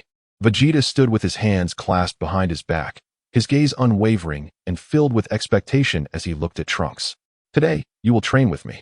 Trunks did not fully grasp the meaning of training, but was eager to follow his father. He nodded vigorously, saying, "All right, Dad." Bulma felt a pang of reluctance, but also offered her support. She approached Trunks, gently ruffling his hair. Since a year ago, Vegeta had been negotiating with her, expressing that Trunks possessed great potential, suggesting that he was not only the heir to Capsule Corporation but also to the organization. She embraced Trunks tenderly, saying, "My dear, do your best. I believe you will become an outstanding person." Love and hope radiated from Bulma's eyes. Chapter 86. The Majin Buu saga begins in the year 772 of the Age of the Universe. On a certain day, Vegeta stood proudly, resembling a solitary and haughty war god. His gaze was resolute and fervent, fixed upon the horizon as if it held the challenges and ultimate aspirations he had pursued his entire life. Beads of glistening sweat trickled down his chiseled forehead, sparkling brilliantly under the radiant sun. Vegeta persevered through arduous training, and at last, an overwhelming energy erupted within him, powerful enough to leave one breathless. He successfully transcended his limits and attained the Super Saiyan 2 Berserk form. In this state, he radiated an unparalleled surge of energy, surrounded by a tempest of lightning that danced around him like lively serpents flickering joyously at his side. The iron-hard contours of his muscles became even more pronounced, showcasing the formidable strength he possessed. Raising his head slightly, he reveled in this newly acquired, surging power, and a sense of ambition welled within him. In this form, I possess the strength of a Super Saiyan 3. I believe Kakarot must have also achieved the Super Saiyan 3 transformation. With us here, the advantage against Majin Buu will undoubtedly be ours. On another day in the year 772, Son Goku sat cross-legged, hands pressed together, resembling a serene and enigmatic Buddha. His breathing was steady and elongated, and the air around him seemed to pulse in harmony with his rhythm, as if he were one with the universe. His gaze was focused and unwavering, fully immersed in his long and arduous training. His golden hair danced gently in the breeze, and finally, he too successfully transformed into a Super Saiyan 3. In that moment, his hair cascaded down to his waist, resembling a magnificent golden waterfall. His eyebrows vanished, and the surrounding energy fluctuations intensified, with lightning swirling around him, creating a dazzling web of blue arcs. Goku slowly opened his eyes, gazing at his hands, confidence shimmering in his eyes, filled with belief. With this power, I am certain I will emerge victorious in my battle against Vegeta. On yet another day in the year 772, Trunks, under the stringent training of his father Vegeta, was also diligently growing stronger. His youthful face was taut with determination, his eyes filled with resolute belief, as if no obstacle could deter his forward march. He trained hard every day without complaint, and his indomitable spirit was truly inspiring. During an intense battle, Trunks unleashed a powerful force, golden light surging around his body, burning like a fiery blaze, radiant and dazzling. He successfully transformed into a Super Saiyan, exhilaratedly pumping his fists, reveling in his newfound strength. Vegeta, observing his son, felt a flicker of pride and nodded slightly, praising, "Trunks, your strength now surpasses my own at your age. However, do not grow complacent. Your practical combat experience is still lacking. As for your future path, it is ultimately yours to choose." Trunks, elated by his father's praise, though not fully grasping the deeper meaning behind his words, eagerly replied, "Father, I have become a Super Saiyan. Will you spend the day with me, following my lead?" Vegeta paused briefly, then smiled gently, his smile akin to the warm and bright sunlight of spring, instantly melting away everything around them. He agreed, "Certainly, Trunks." Yet, he thought to himself, "You are fortunate. Had we been on planet Vegeta, you would have already undergone rigorous trials and true combat training." Time swiftly passed, and soon it was the year 773. In a tranquil corner of Earth, Son Goten diligently trained under Goku's guidance. Through tireless effort, Goten successfully attained the Super Saiyan transformation. He leapt with excitement, his eyes sparkling with joy as he exclaimed, "Dad, becoming a Super Saiyan was so easy." Goku, astonished, gently ruffled Goten's hair, his palm warm and reassuring, as if imparting boundless strength and courage. He praised, "Goten, your talent is truly remarkable. Both I, your uncle Vegeta, and your brother Gohan have all achieved this level only through arduous training. However, do not become arrogant." Goten replied obediently, "I understand, Dad. I want to play with Trunks." Goku smiled and said, "Go ahead, Goten." Goku felt immense gratitude towards Vegeta, who had generously supported his family financially over the years, citing the dwindling Saiyan population. This financial aid had spared Goku from having to seek employment, allowing him to achieve the Super Saiyan 3 transformation and guide Goten in his training. On a certain day in the year 773, in pursuit of the magical egg of Majin Buu concealed by Babidi before his demise, and to maintain the serenity of the universe, East Kaioshin Shin and Kibito journeyed to Earth. East Kaioshin bore a grave expression, his hands clasped behind his back, his gaze deep and troubled, as if he could peer into the depths of the cosmos. His brow furrowed slightly, filled with apprehension. Babidi has been continuously recruiting minions such as Pui Pui and the beast-like creatures.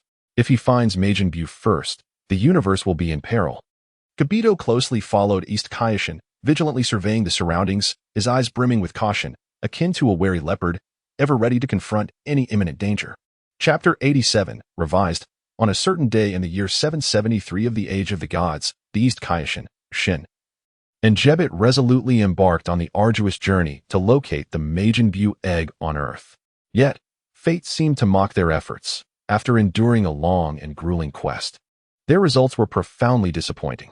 They traversed nearly every inch of the planet, their weary footsteps bearing witness to their unwavering dedication and perseverance.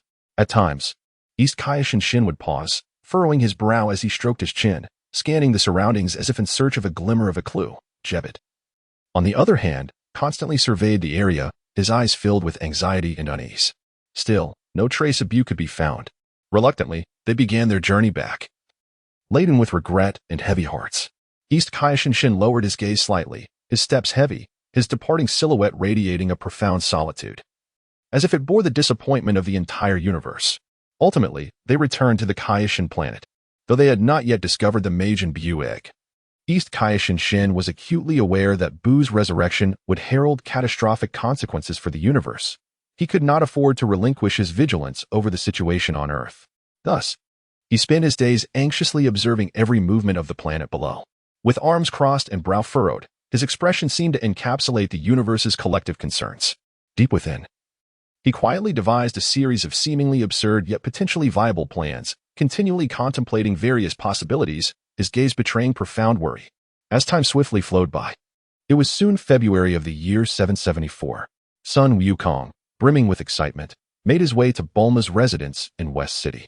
He walked with a buoyant step, his face aglow with a radiant smile that seemed capable of dispelling all shadows. His eyes sparkled with eager anticipation, akin to a child impatient to share delightful news. Upon finding Vegeta, Sun Wukong looked at him expectantly, his eyes alight with fervor, as if they contained an insatiable thirst for battle. Clenching his fists slightly and leaning forward, he exclaimed, "Vegeta, I believe we should participate in this year's 25th World Martial Arts Tournament.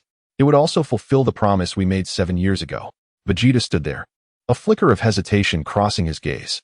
He narrowed his eyes slightly, arms crossed over his chest. The corners of his mouth turned down as he silently mused. It was merely a polite remark back then. I never anticipated this fool would take it seriously. Furthermore, Babidi was likely to send his minions to the tournament to absorb energy, and the East Kaioshin might not be able to handle that. Moreover, if Buu were released, the situation would become even more unmanageable. Vegeta fell into contemplation, weighing the pros and cons, his serious demeanor reflecting a choice that could alter the fate of the universe. After a moment's deliberation, he nodded in agreement. Very well, let us proceed. However, Vegeta's mind began to calculate. Should he eliminate the little Buu and leave only the fat version? This was indeed a perplexing dilemma. Upon receiving Vegeta's affirmation, Sun Wukong could hardly contain his joy. He leaped into the air, arms raised high, his face illuminated by a beaming smile that conveyed his pure heart and love for combat. Sun Wukong exclaimed, "Haha, splendid. Vegeta, this martial arts tournament is sure to be exhilarating." Vegeta let out a slight huff, arms crossed, a smirk playing at the corners of his mouth as he replied, "Do not get too cocky, Kakarot." After exchanging a few pleasantries, Sun Wukong turned and left, satisfaction radiating from him. On a sunny March 28th in the year 774, the young and vibrant Son Gohan stepped nervously yet eagerly through the gates of Orange Star High School. He felt both anxious and excited. Fully aware that he must remember his mother and Bulma's advice to conceal his true abilities. Straightening his immaculate school uniform, he stood tall. His posture reminiscent of a proud pine tree, radiating vitality, as if he were a striking landscape. The campus was adorned with lush greenery, a gentle breeze rustling the leaves. As if cheering on this brave young man, Gohan walked along the path, absorbing the atmosphere of the school. He paused occasionally, closing his eyes and tilting his head slightly, savoring each breath as if it narrated tales of youth. He witnessed the laughter of his peers and the teachings of his teachers, filling his heart with hope for the future. He thought to himself, "I hope to have a wonderful time here." Such beautiful aspirations shone like brilliant stars within him. As time swiftly passed, it soon became April 7th. On this day, a mysterious figure, the Golden Warrior, suddenly emerged into public view, causing quite a stir. People speculated about the identity of this enigmatic character, their chatter weaving a tapestry of intrigue. Meanwhile, Gohan successfully enrolled in the second year at Orange Star High School. He felt a quiet joy. Finally, he could meet so many classmates. For him, this was not merely the start of a new school year, but the beginning of a fresh journey, a path laden with challenges and opportunities. Morning sunlight danced upon the school paths as Gohan walked briskly into the classroom.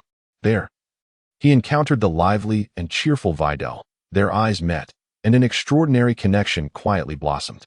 Videl's gaze sparkled with curiosity and kindness, her head tilted slightly, a sweet smile gracing her lips. Gohan, a bit shy, lowered his gaze, his hands awkwardly resting at his sides, the atmosphere thick with the promise of a budding romance.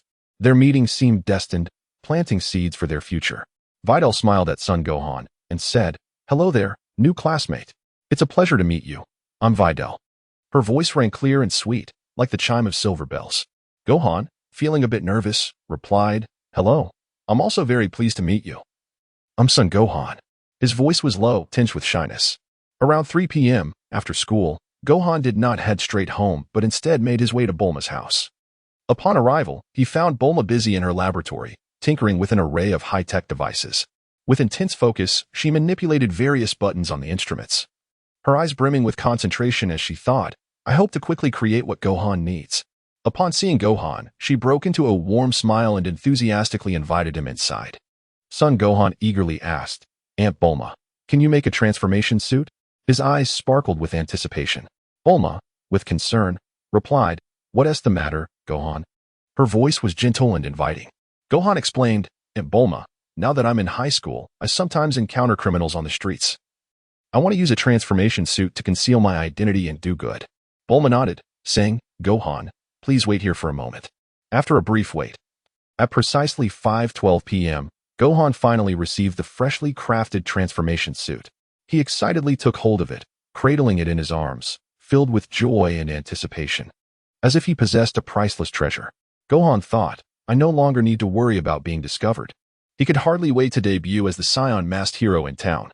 With nimble grace and swift movements, he cut through the night like a flash of lightning, capturing the attention of numerous residents. The townsfolk gazed at this mysterious Saiyan masked hero with curiosity and awe, speculating about his true identity. The following day, April 8th, the astute and intelligent Biddy Lee, through a series of subtle clues, astonishingly deduced that the true identity of the masked Saiyan superhero was none other than Gohan. Biddy Lee was filled with surprise and curiosity, her mouth slightly agape, her eyes sparkling with excitement as she pondered. So, Gohan possesses such a remarkable side to him. It seems he surpasses even his father. With her heart brimming with intrigue, she sought out Gohan and earnestly requested him to teach her the art of flight. Biddy Lee eagerly exclaimed, "Gohan, I implore you to teach me this ability to soar." Her gaze was infused with longing and anticipation. Faced with Biddy Lee's earnest plea, Gohan fell into deep contemplation. Furrowing his brow and crossing his arms, he mused to himself, "How could I have been discovered so swiftly? This is utterly illogical." His expression bore the weight of questioning the caprices of fate. Biddy Lee gently urged him, "Gohan, you surely wouldn't want your classmates to learn that you are the masked superhero, would you?" Her tone carried a hint of both threat and allure. Ultimately, Gohan resignedly nodded and said, "You have prevailed. I shall teach you tomorrow."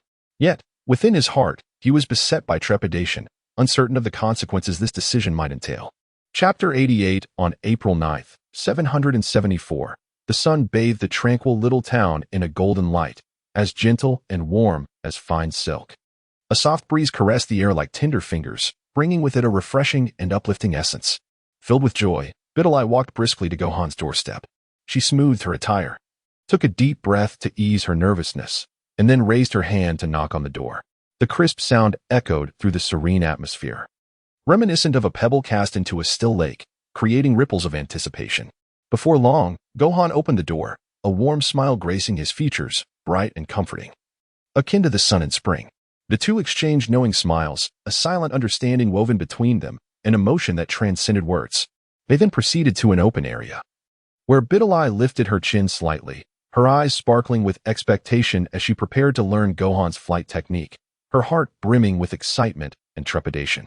With her gaze focused and vibrant, Bidalai attentively absorbed Gohan's teachings, leaning forward as if she were a student eager for knowledge. Her eyes were fixed on him, capturing every detail. Gohan explained the concept of ki and its applications with patience, his voice steady and resonant. Bidalai diligently committed his words to memory, occasionally furrowing her brow to pose questions, to which Gohan responded with a smile, gesturing to emphasize key movements and nodding to affirm her understanding. The atmosphere between them was both concentrated and harmonious, like a beautiful painting filled with tranquility and grace. In her heart, Bidalai admired Gohan, whose calm demeanor and wisdom inspired her respect. During a brief respite, Bidalai wiped the beads of sweat from her forehead and placed her hands on her hips, exuding the poise of a warrior. Her eyes sparkled with determination, reflecting an indomitable spirit. As she gazed at Gohan, admiration filled her gaze. She pondered the notion that Gohan's strength likely surpassed that of her father, Satan. This thought rippled through her mind like a stone dropped into still waters, expanding her resolve. At that moment, Bidalai decided to extend an invitation to Gohan to participate in the upcoming martial arts tournament. Nervously rubbing her hands together, her fingers trembled slightly, and her eyes shone with anticipation as she spoke. "Gohan, I believe you are exceptional, and I would like to invite you to join the upcoming martial arts tournament. Would you be willing?" Gohan hesitated at first, his brow furrowed as a tempest brewed within him, engaged in a fierce internal struggle. He considered the implications of Bidalai knowing his identity as the masked superhero. Declining could lead to complications. Yet, upon meeting her earnest and fervent gaze, he felt a stirring within and ultimately nodded in agreement to partake in the tournament. Meanwhile, the news that Goku, Vegeta, and Gohan would be competing spread like wildfire. Piccolo stood atop a mountain peak, the fierce wind howling around him, yet his stance remained resolute. With arms crossed, he squinted slightly, contemplating. "With Vegeta and Goku both participating this year, I too shall compete to validate my growth over these years."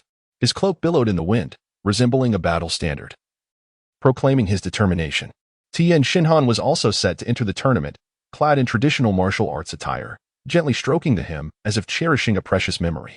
Each intricate pattern told tales of his past battles, and as his fingers traced the fabric, a glimmer of longing for recognition ignited in his eyes. He silently vowed, "Goku, Vegeta, Gohan, and Piccolo are formidable, yet I too possess my own resolve. I shall triumph over my fellow Earthlings in this tournament to affirm my training." Tien clenched his fists, rallying his spirits. Krillin, Yamcha, and Kaiatsu shared similar sentiments and decided to join as well. Krillin thought, "Everyone is so driven. I cannot hold back.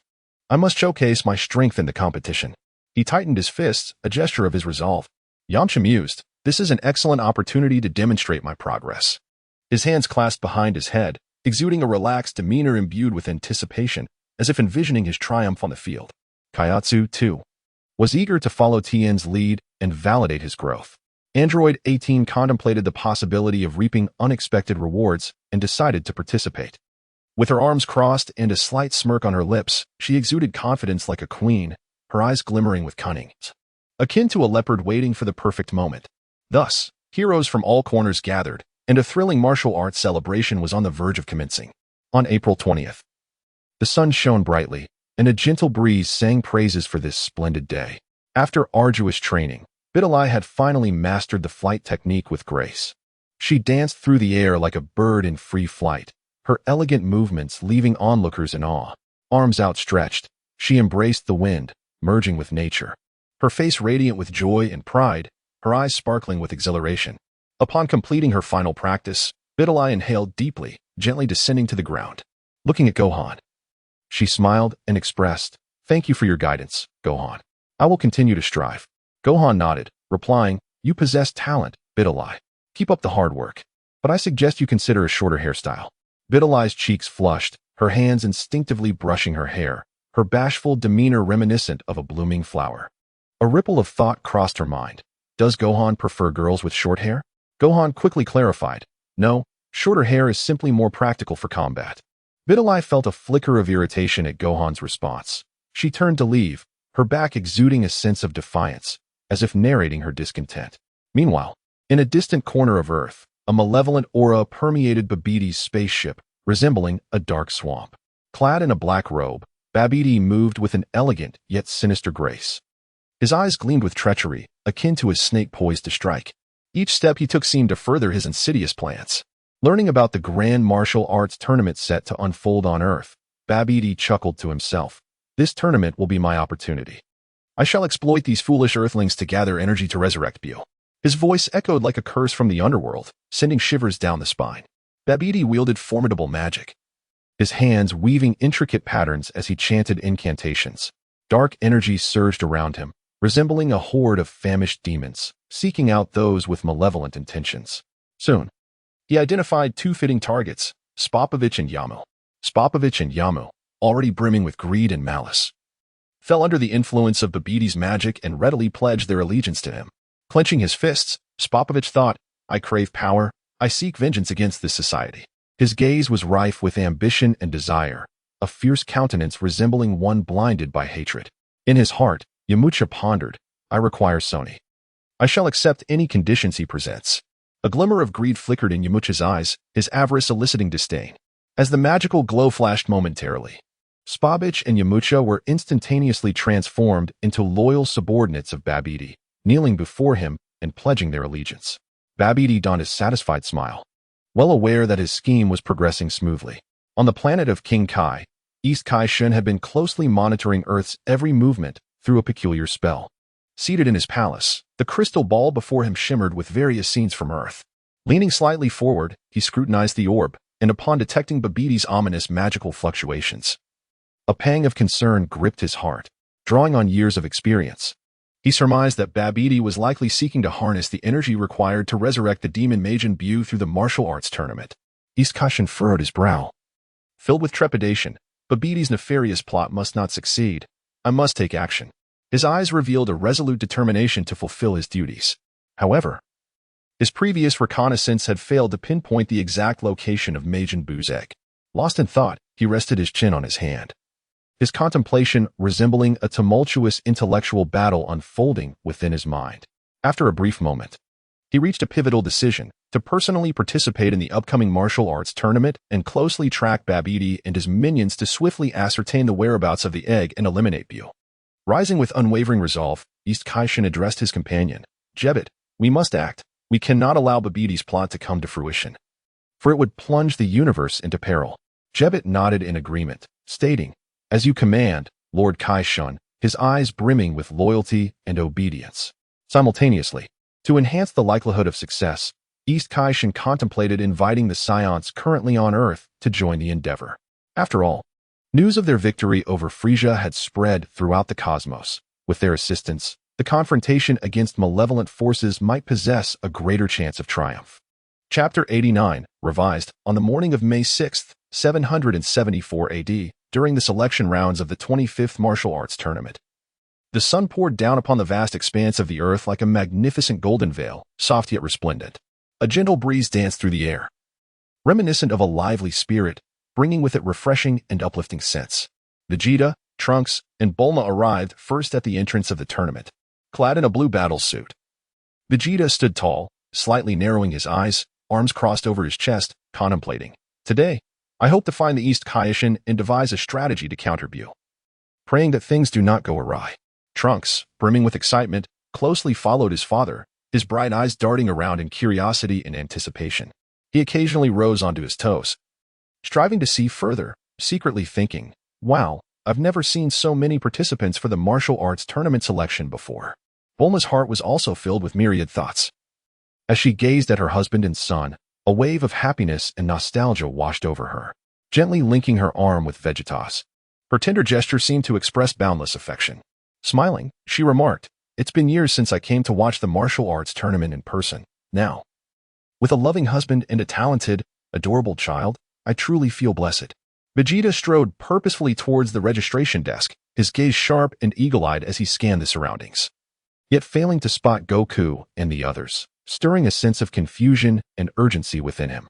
Furrowing his brow, he paused momentarily, pondering, why Haven T. Kakarot and the others arrived yet? Upon reaching the registration desk, Vegeta unhesitatingly inquired about the specifics of this selection round. The staff member, dressed in a tidy uniform and sporting a professional smile as warm as sunlight, slightly bowed and respectfully responded, "Respected sir, due to a decline in interest in the martial arts tournament in recent years, we have made some adjustments this year. This tournament will be divided into 2 categories, adult and children's competitions. The champions and runners-up in the adult category will receive generous prizes of 50 million and 10 million zeni, respectively, while the children's category will award 5 million and 1 million zeni to the champions and runners-up. This initiative aims to attract greater attention to our martial arts tournament." Upon hearing this, Vegeta nodded slightly in understanding. Narrowing his eyes, he mused, "It seems that Mr. Satan failed to gain influence during the Cell Saga. Indeed, the tournament appears somewhat forlorn. However, this prize money could certainly draw in ordinary people and media attention. If this tournament is executed well, it may continue. If poorly, it could be the last." The staff member continued to elaborate. "Additionally, we have boldly innovated the selection mechanism this time. We will utilize a punching machine to test strength as a means of preliminary selection. This method effectively identifies those with genuine capability to advance into the more intense formal competition stage." As the staff member spoke, gesturing with confidence, his smile seemed to convey an unwavering belief in the tournament's success. Familiar figures such as Goku, Chi-Chi, Gohan, Goten, Piccolo, Krillin, Android 18, Yamcha, Tan, and Kaiatsu gradually made their way to the lively scene.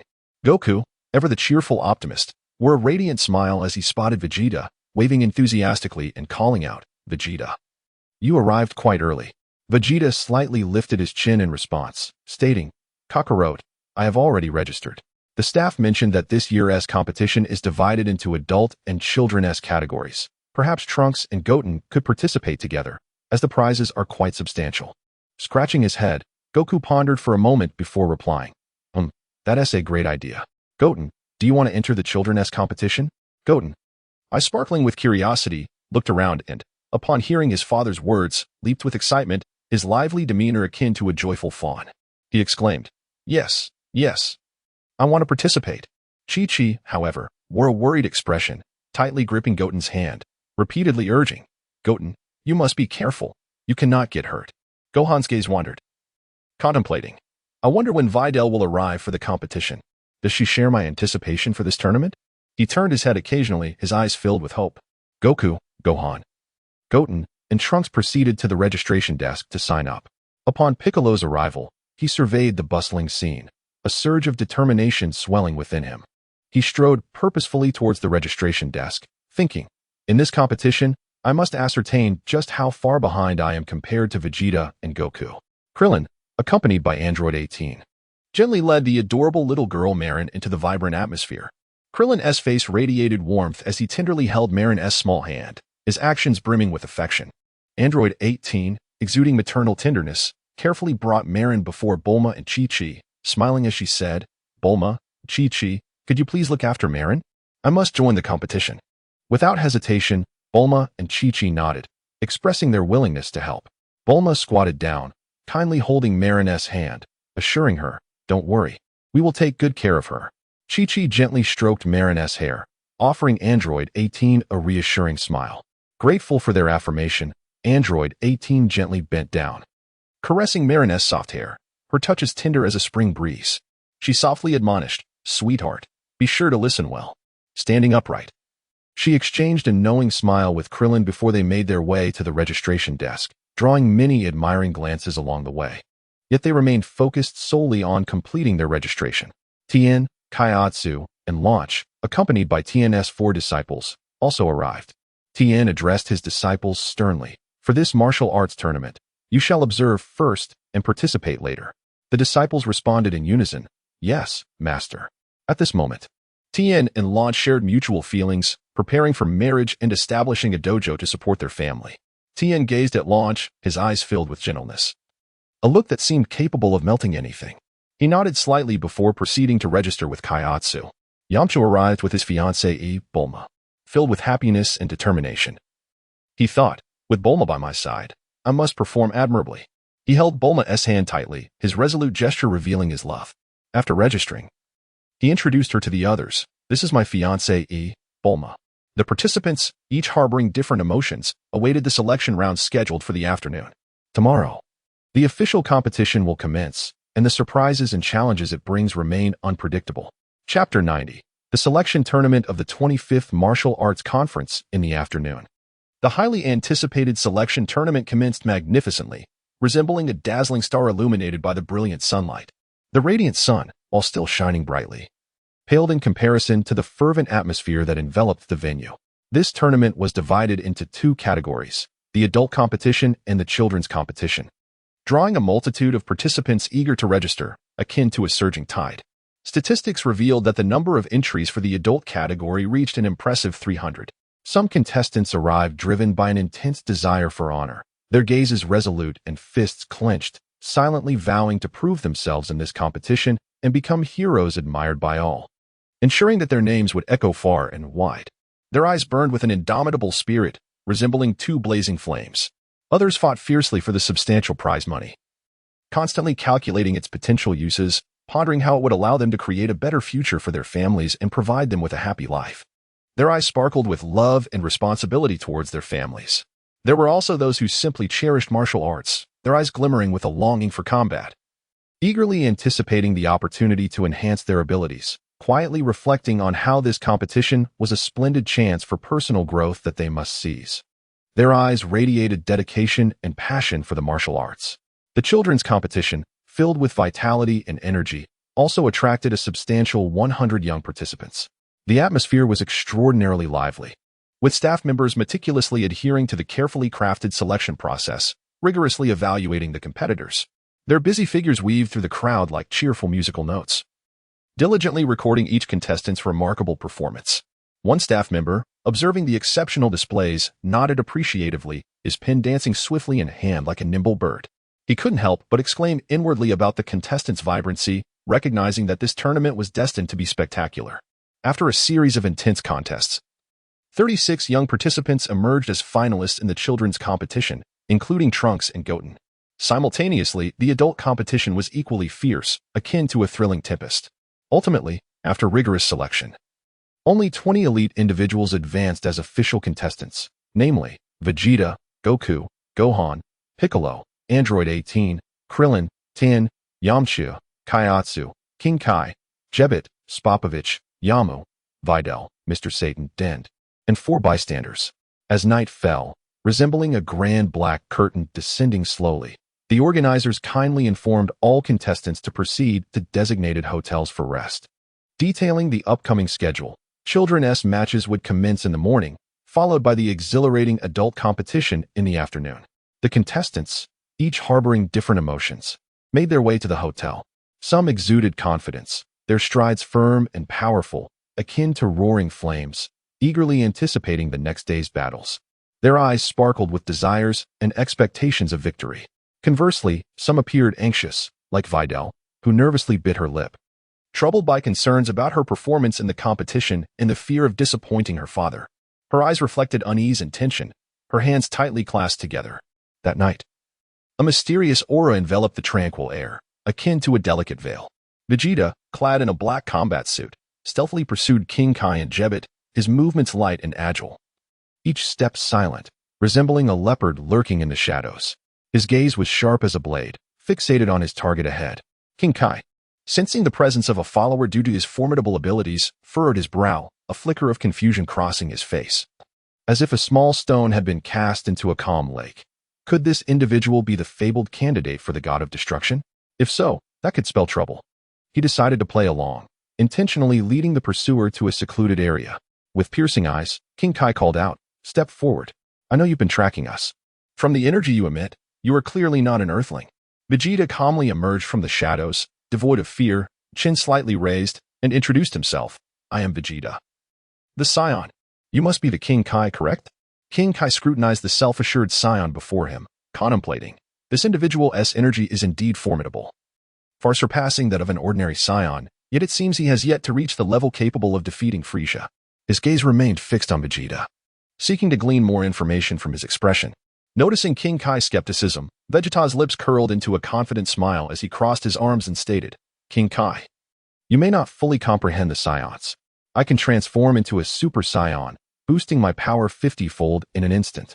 Why not accompany me to another planet, where you can witness my true strength firsthand?" As King Kai conversed with Vegeta, he discreetly employed his abilities to sense the Saiyan's energy. After thorough examination, he found no anomalies in his words, and considering the possibility of him being a candidate for the God of Destruction, he felt compelled to agree, nodding, "Very well. As you wish. Jebbit, use the teleportation technique to take us to King Kai's planet." Though Jebbit wished to counsel caution, he was silenced by King Kai's authoritative tone. "Just follow orders." Jebbit cast a worried glance at Vegeta, his brow furrowing as he pondered. This Saiyan seems to harbor ulterior motives. Is it safe for King Kai to agree so readily? Then, using instant transmission, a flash of light enveloped them, and the three vanished from their location. In the next moment, they found themselves standing upon King Kai's planet. Vegeta steadied himself, inhaled deeply, and tightened his muscles, golden energy erupting from within as he proclaimed, "Behold, this is the Super Saiyan." His aura surged once more, hair elongating and standing upright.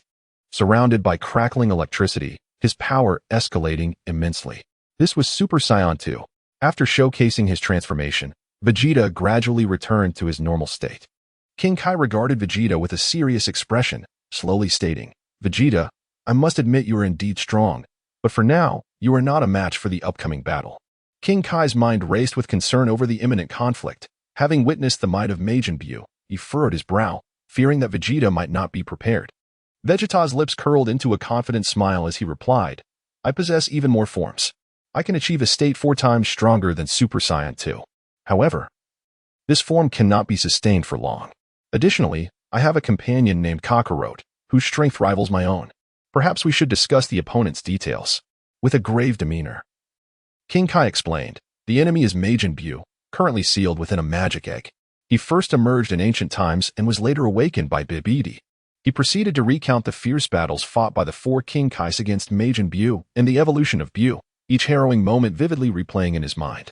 King Kai's heart was heavy with sorrow and helplessness as he recalled that brutal confrontation, prompting him to gently close his eyes, overwhelmed with emotion. Simultaneously, he also recounted how Babidi led his minions to Earth, intending to unleash the formidable Majin Buu. His voice was deep and resonant, imbued with sorrow and helplessness. After absorbing this narrative, Vegeta contemplatively inquired, "King Kai, do you possess any formidable weapons? Perhaps external assistance could enhance our odds." East Kaioshin responded, "Indeed. There exists a divine sword hidden here, yet retrieving it is no simple feat.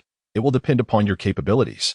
East Kaioshin harbored uncertainties about Vegeta's ability to extract the sword, but he sought to test Vegeta's strength. His gaze was filled with anticipation and challenge. Thus, East Kaioshin guided Vegeta to the location of the divine sword. Meanwhile, Jebbit, previously sensing the immense aura emanating from Vegeta, refrained from mocking him this time. Jebbit was inwardly astonished, his eyes widening slightly. This Saiyan is indeed remarkable. Perhaps he truly can retrieve the divine sword. His eyes sparkled with astonishment and hope. With a deep breath, Vegeta summoned his energy, instantly transforming into Super Saiyan 2. Grasping the hilt of the sword with both hands, he let out a mighty roar and, with a sudden surge of power, effortlessly drew the divine sword from its resting place. Ecstatic after wielding the sword, Vegeta brandished it with ease. He then proposed to test the sword's sharpness. Observing this, East Kaioshin produced a piece of the reputedly indestructible Kashin steel as a test subject. However, to everyone's astonishment, when Vegeta swung the divine sword forcefully towards the Kashin steel, a sharp crack resonated, and the sword shattered. This spectacle left East Kaioshin and Jebbit wide-eyed, their faces etched with disbelief. East Kaioshin, profoundly shocked, slightly parted his lips. Is this divine sword truly so fragile? Are we genuinely unable to contend against Majin Buu? Jebet, equally astonished, gaped. How can this be? Their eyes brimmed with shock and disappointment. At that moment, a radiant light flashed, and an elderly man with white hair, exuding an air of authority, abruptly appeared before them, the old Kaioshin. Observing the scene before him, the old Kaioshin shook his head slightly, his hands clasped behind his back, seemingly contemplating something profound. His gaze was steeped in depth and mystery. Chapter 91. The old Kaioshin furrowed his brow.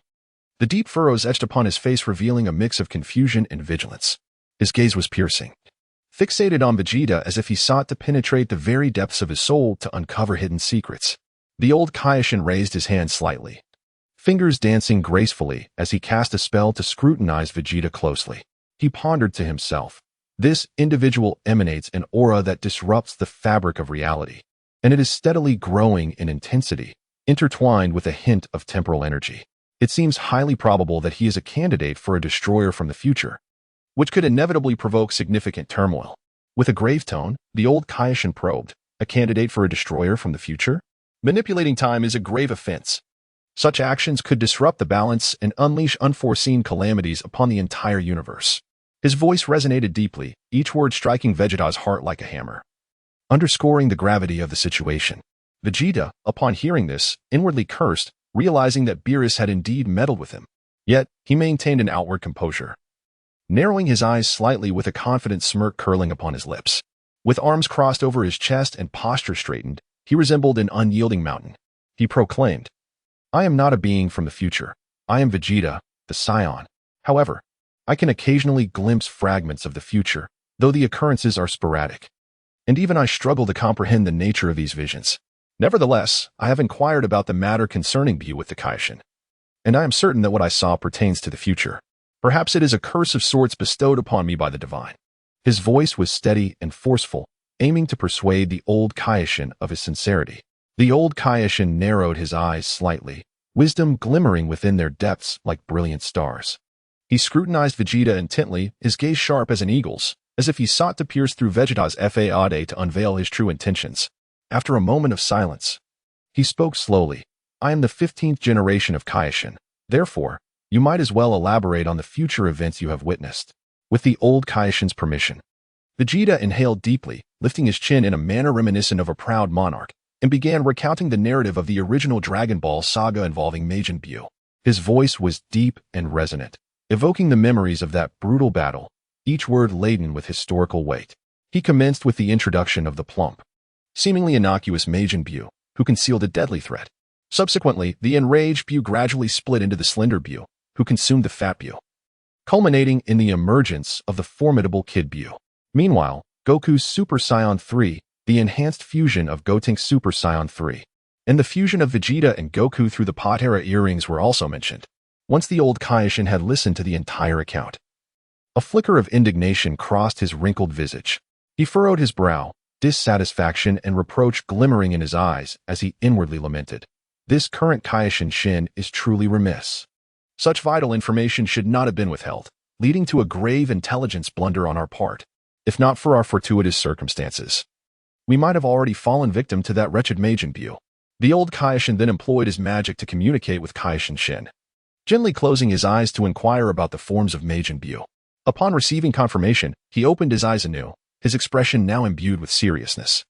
His gaze then shifted back to Vegeta, a glimmer of surprise and admiration crossing his features. He nodded slightly, contemplating, from Vegeta's description, he may have witnessed events occurring in parallel dimensions. Perhaps it is this unique gift that renders him a worthy candidate for a destroyer. After a moment of contemplation, the old Kaioshin decisively commanded, bring me Gohan. I shall personally unlock his potential. As for Shin, Jebet, and Vegeta, you shall set forth tomorrow afternoon to locate that Majin Buu and devise a means to bring him here. Remember, our immediate objective is to obliterate Kid Buu while sparing the benevolent Fat Buu. His voice exuded authority and determination, as if issuing an order that could not be defied. Having conveyed these directives, the old Kaioshin felt a lingering sense of incompleteness and turned his gaze towards the somewhat anxious Kaioshin Shin standing nearby. His eyes brimmed with expectation and reproach, as if expressing dissatisfaction with Shin's prior plans. He lifted his chin slightly, speaking earnestly, Shin, You must pay close attention to me now, listen intently, and learn diligently. There is much for you to grasp. You shall return with them tomorrow afternoon." His tone conveyed the concern and guidance of a mentor to a protege. With that, the old Kaioshin walked away, hands clasped behind his back. Kaioshin Shin felt a wave of unease wash over him, bowing his head like a child caught in mischief. Through Vegeta's narrative, he recognized the recklessness of his earlier plans. Realizing he had neglected to thoroughly assess their combat capabilities, he reflected, "Perhaps it is time I closely follow the old Kaioshin to learn the responsibilities of a deity. How could I have been so foolish?" He shook his head gently, resolving to approach future challenges with greater caution. Chapter 92 Upon the Sacred Grounds of the Kaioshin Planet. Jebbit closed his eyes tightly, concentrating with unwavering focus. His hands were gently raised, and a mysterious glow emanated from his palms. In an instant, he transported himself and Vegeta back to the periphery of the Earth Martial Arts Tournament. As they landed, Jebbit tilted his chin slightly upward. Embodying the proud stature of an eagle, his gaze sharp and penetrating as it swept across the surroundings. His eyes were keen, as if piercing through all barriers. Vegeta, on the other hand, slightly closed his eyes, his formidable sense of energy surging forth like a tidal wave, eagerly searching for Gohan's location. Soon, they pinpointed their target. At that moment, Gohan was nestled in a serene corner with Videl. The area was lush with greenery, and a gentle breeze caressed the leaves, which rustled softly as if whispering enigmatic tales. Gohan wore a warm smile, his eyes filled with tenderness, slightly turned to the side.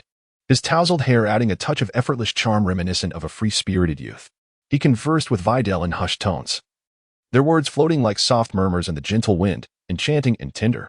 Videl tilted her head slightly, her face radiant with a blissful smile, one hand gently cradling her chin.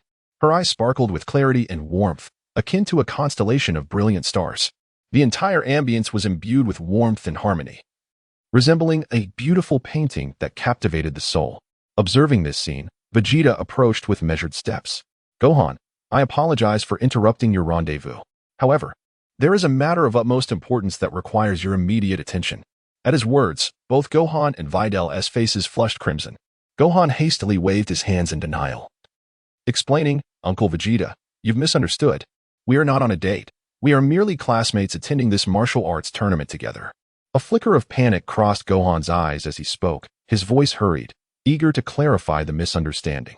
His fingers trembled slightly, betraying his inner anxiety. With a serious expression, Vegeta replied, "I am aware, but the situation is urgent. We must not delay. Gohan, come with me.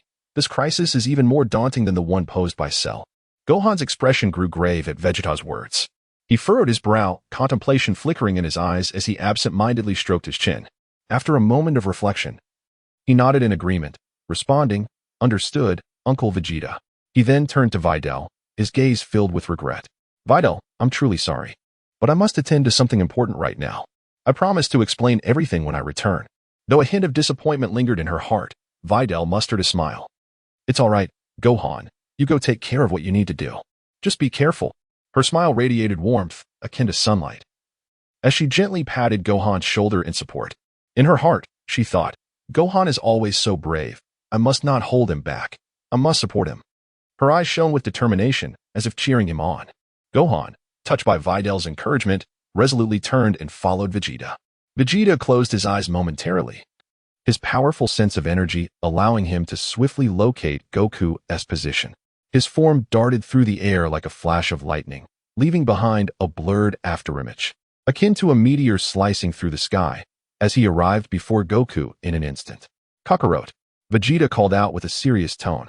His voice resonated powerfully, piercing the heavens and striking the heart. Goku, who was playing with Goten, turned at the sound and beamed upon seeing Vegeta. His smile was childlike, filled with curiosity, as if he were a young boy eager to explore the world. "Hey, Vegeta, what's up?" Goku's tone was lighthearted, as if nothing could trouble him. Internally, he mused. Vegeta looked serious. Something significant must be happening. Taking a deep breath, Vegeta solemnly stated, "There is a critical matter that requires your immediate attention, and Goten must accompany us as well." Goku scratched his head, puzzled. What is so important that Goten needs to come too? His eyes reflected curiosity as he spoke. Vegeta's fists clenched, a serious glint in his eyes. A being far more formidable than Cell has emerged. If we do not act swiftly, it could spell disaster for Earth. Moreover, It is time for Goten to hone his skills. Upon hearing of such a fearsome adversary, Goku's spirit ignited with fierce determination. Wow, stronger than Cell? Now that has something to look forward to. Alright, let us discuss the details as we go. With that, he and Goten followed Vegeta, Goku resting a large, warm hand on Goten's shoulder, providing a comforting presence, akin to a solid bastion of support. Vegeta made his way toward Bulma. At that moment, Bulma was sharing a delightful conversation with Trunks, both unaware of the intriguing topic at hand, their faces aglow with smiles. Bulma absent-mindedly twirled a strand of hair, her fingers delicate and slender, adorned with a subtle pink polish. Trunks rested his chin on his hands, his eyes brimming with curiosity, much like an adventurer eager to explore the world. As Vegeta appeared before them, both Bulma and Trunks instinctively looked up, their gazes converging on him. Bulma's eyes widened in surprise, while Trunks's were filled with intrigue. Bulma, Vegeta stated plainly, there is a matter of great importance that requires Trunks' involvement. Bulma's expression shifted to one of concern. What is it? Is there danger involved? Her heart raced with worry, her fingers gripping her clothing tightly, knuckles whitening in anxiety. Vegeta raised a hand, signaling her to calm down. No need to fret, Bulma. This matter poses no danger. I simply wish to expose Trunks to the world beyond, allowing him to gain some experience. It will not interfere with tomorrow's tournament. Vegeta aimed to maintain a relaxed tone, hoping to soothe Bulma's worries. Bulma exhaled, feeling somewhat relieved. Yet her eyes remained apprehensive as she gazed at Vegeta. Just promise me you'll take good care of Trunks. Vegeta nodded, his eyes resolute. Rest assured, Bulma. Even at the cost of my life, I will ensure Trunks' safety. With that, he placed a reassuring hand on Trunks' shoulder, signaling him to follow. Trunks glanced at his mother, then at his father, before rising without hesitation to join Vegeta. His heart brimmed with curiosity and anticipation. I wonder what fascinating experiences await us this time. Bulma watched their retreating figures, silently praying for Trunks' safety, her hands clasped tightly together. Vegeta inhaled deeply, focusing his energy to execute the instant transmission technique. He successfully transported Vegeta, Trunks, Gohan, and Goku, disappearing from their original location, only to arrive moments later at the Kaishin planet. Upon landing, Vegeta solemnly recounted the situation regarding Majin Buu in detail to Trunks, Goku, and Goten. The gravity of the news cast a shadow over their faces, revealing profound concern and unease, as if a monumental storm were on the horizon. At that moment, Old Kai and East Kaishin appeared unexpectedly. It turned out that Old Kai had been aware of everything even before Vegeta's arrival, but he chose to wait until Vegeta finished speaking before stepping forward. His gaze was sharp, imbued with the light of wisdom, and he addressed the group. The information provided by Vegeta is unequivocally accurate. We must devise a plan to eliminate the menace of Majin Buu post-haste. His voice was deep and resonant, announcing the onset of a formidable battle. He then turned to Gohan and continued, Gohan, allow me to assist you in unlocking the immense potential that lies within you. As for the others, you shall instruct Trunks and Goten in the art of fusion dance. As he spoke, he raised a slender, withered hand, exuding boundless strength, as if he could command the very essence of existence. Vegeta nodded slightly, then turned to Goku, stating gravely, It is your turn, Kakarot. Goku grinned widely and joined Vegeta in front of Trunks and Goten, patiently guiding them in their practice of fusion dance. As he moved, his hands flowed gracefully, reminiscent of a poised dancer. Meanwhile, East Kaishin was not idle either. As he gestured with his hands, a marvelous artifact radiated an extraordinary light. Chanting softly, he unleashed potent energy, temporarily creating an isolated space-time realm akin to the hyperbolic time chamber. With a furrowed brow and focused demeanor, East Kaishin continued his intricate movements. On the morning of May 7th, gentle sunlight filtered through the thin clouds, bathing the Kaishin planet in warmth. As the clock struck 6, amidst the stillness, the four formidable warriors, Trunks, Goten, Vegeta, and Goku, slowly opened their eyes, awakening from slumber. Through rigorous training, they had successfully mastered the fusion dance and ascended to Super Saiyan 3. While Gohan remained under Old Kai's guidance, with eyes closed and hands slightly raised, Old Kai directed his focus toward Gohan. After surveying the surroundings, Vegeta approached the leisurely East Kaishin and stated, Kaishin, Trunks and Goten have completed their training. I wish to take them back to Earth. Pausing briefly, he added, We shall return at noon to fetch Goten. East Kaishin nodded slightly, indicating his understanding and agreement. He turned to his companion, Jebet, and softly instructed, Jebet, you shall escort them on their journey. As East Kaishin spoke, he raised his hand slightly. Upon receiving the command, Vegeta respectfully approached Vegeta and the others, using instant transmission to transport them to the outskirts of the Earth Martial Arts Tournament. Chapter 93, The Martial Arts Tournament on the morning of May 7th, 774 A.J.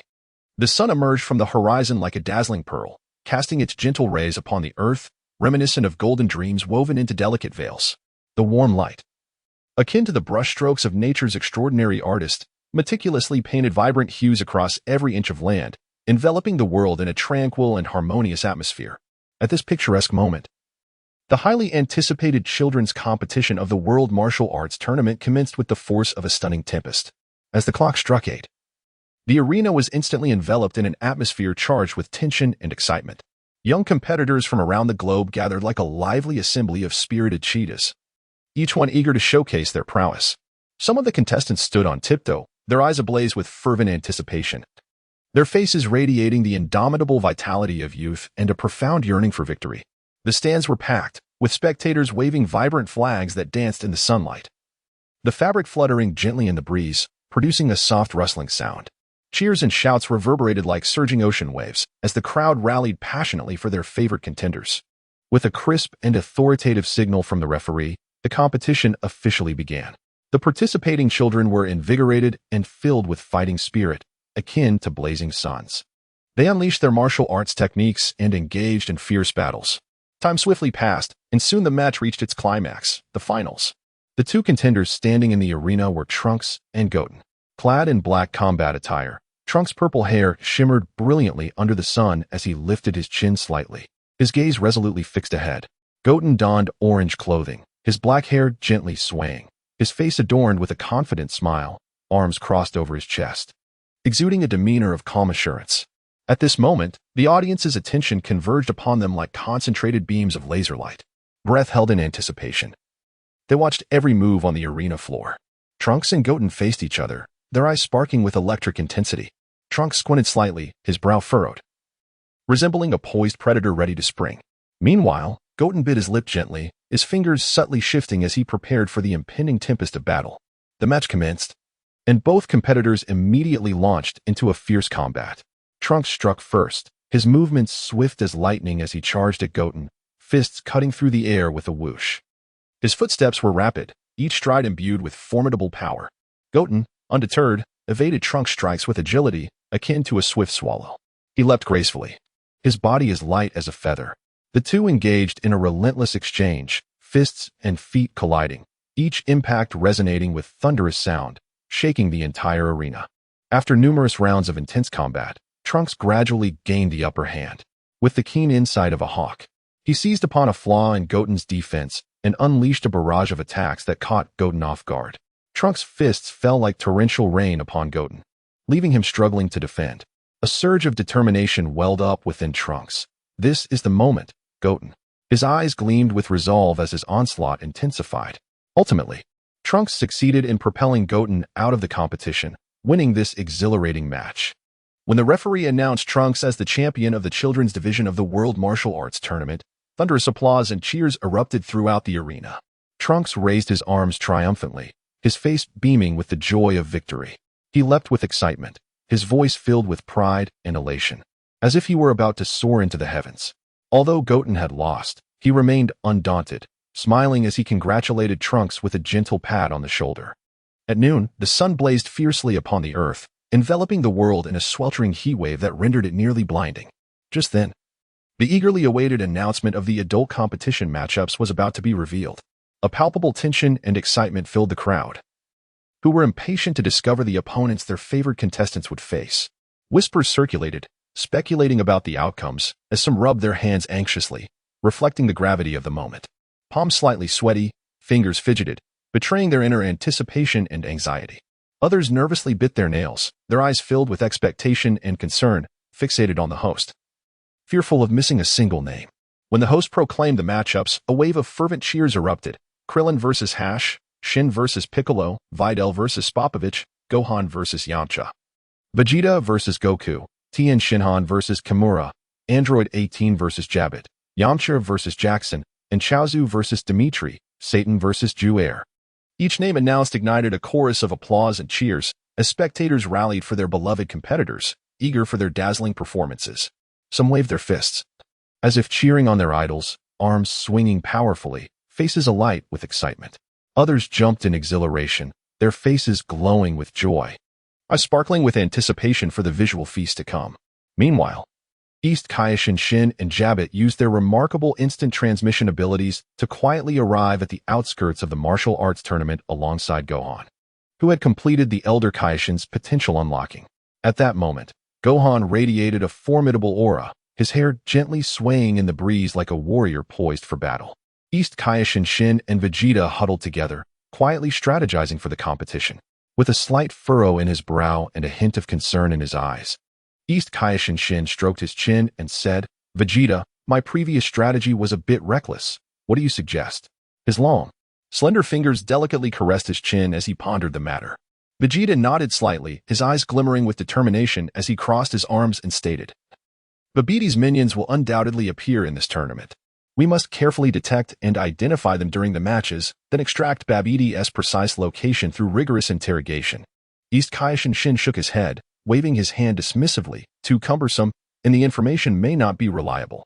I can probe their memories with my technique. It's far more dependable." After a moment of contemplation, Vegeta replied, "Very well, let us proceed as you suggest." As time ticked away, it soon reached 1 o'clock in the afternoon. With the referee's command, the matches officially commenced. The first competitors on stage were Krillin and Hash, standing opposite each other, their gazes igniting sparks of intensity. Krillin puffed out his chest slightly, ready to launch an offensive. Hash, however, scoffed disdainfully, his expression brimming with arrogance and superiority. As if he regarded Krillin with contempt, his arms crossed defiantly. The battle was on the verge of eruption. After several rounds of combat, Krillin consistently maintained the upper hand and swiftly vanquished Hash, securing victory in the first match. The audience erupted in jubilant cheers, celebrating Krillin's remarkable performance with fervent applause. Some clapped vigorously, their resounding applause seemingly capable of piercing the heavens.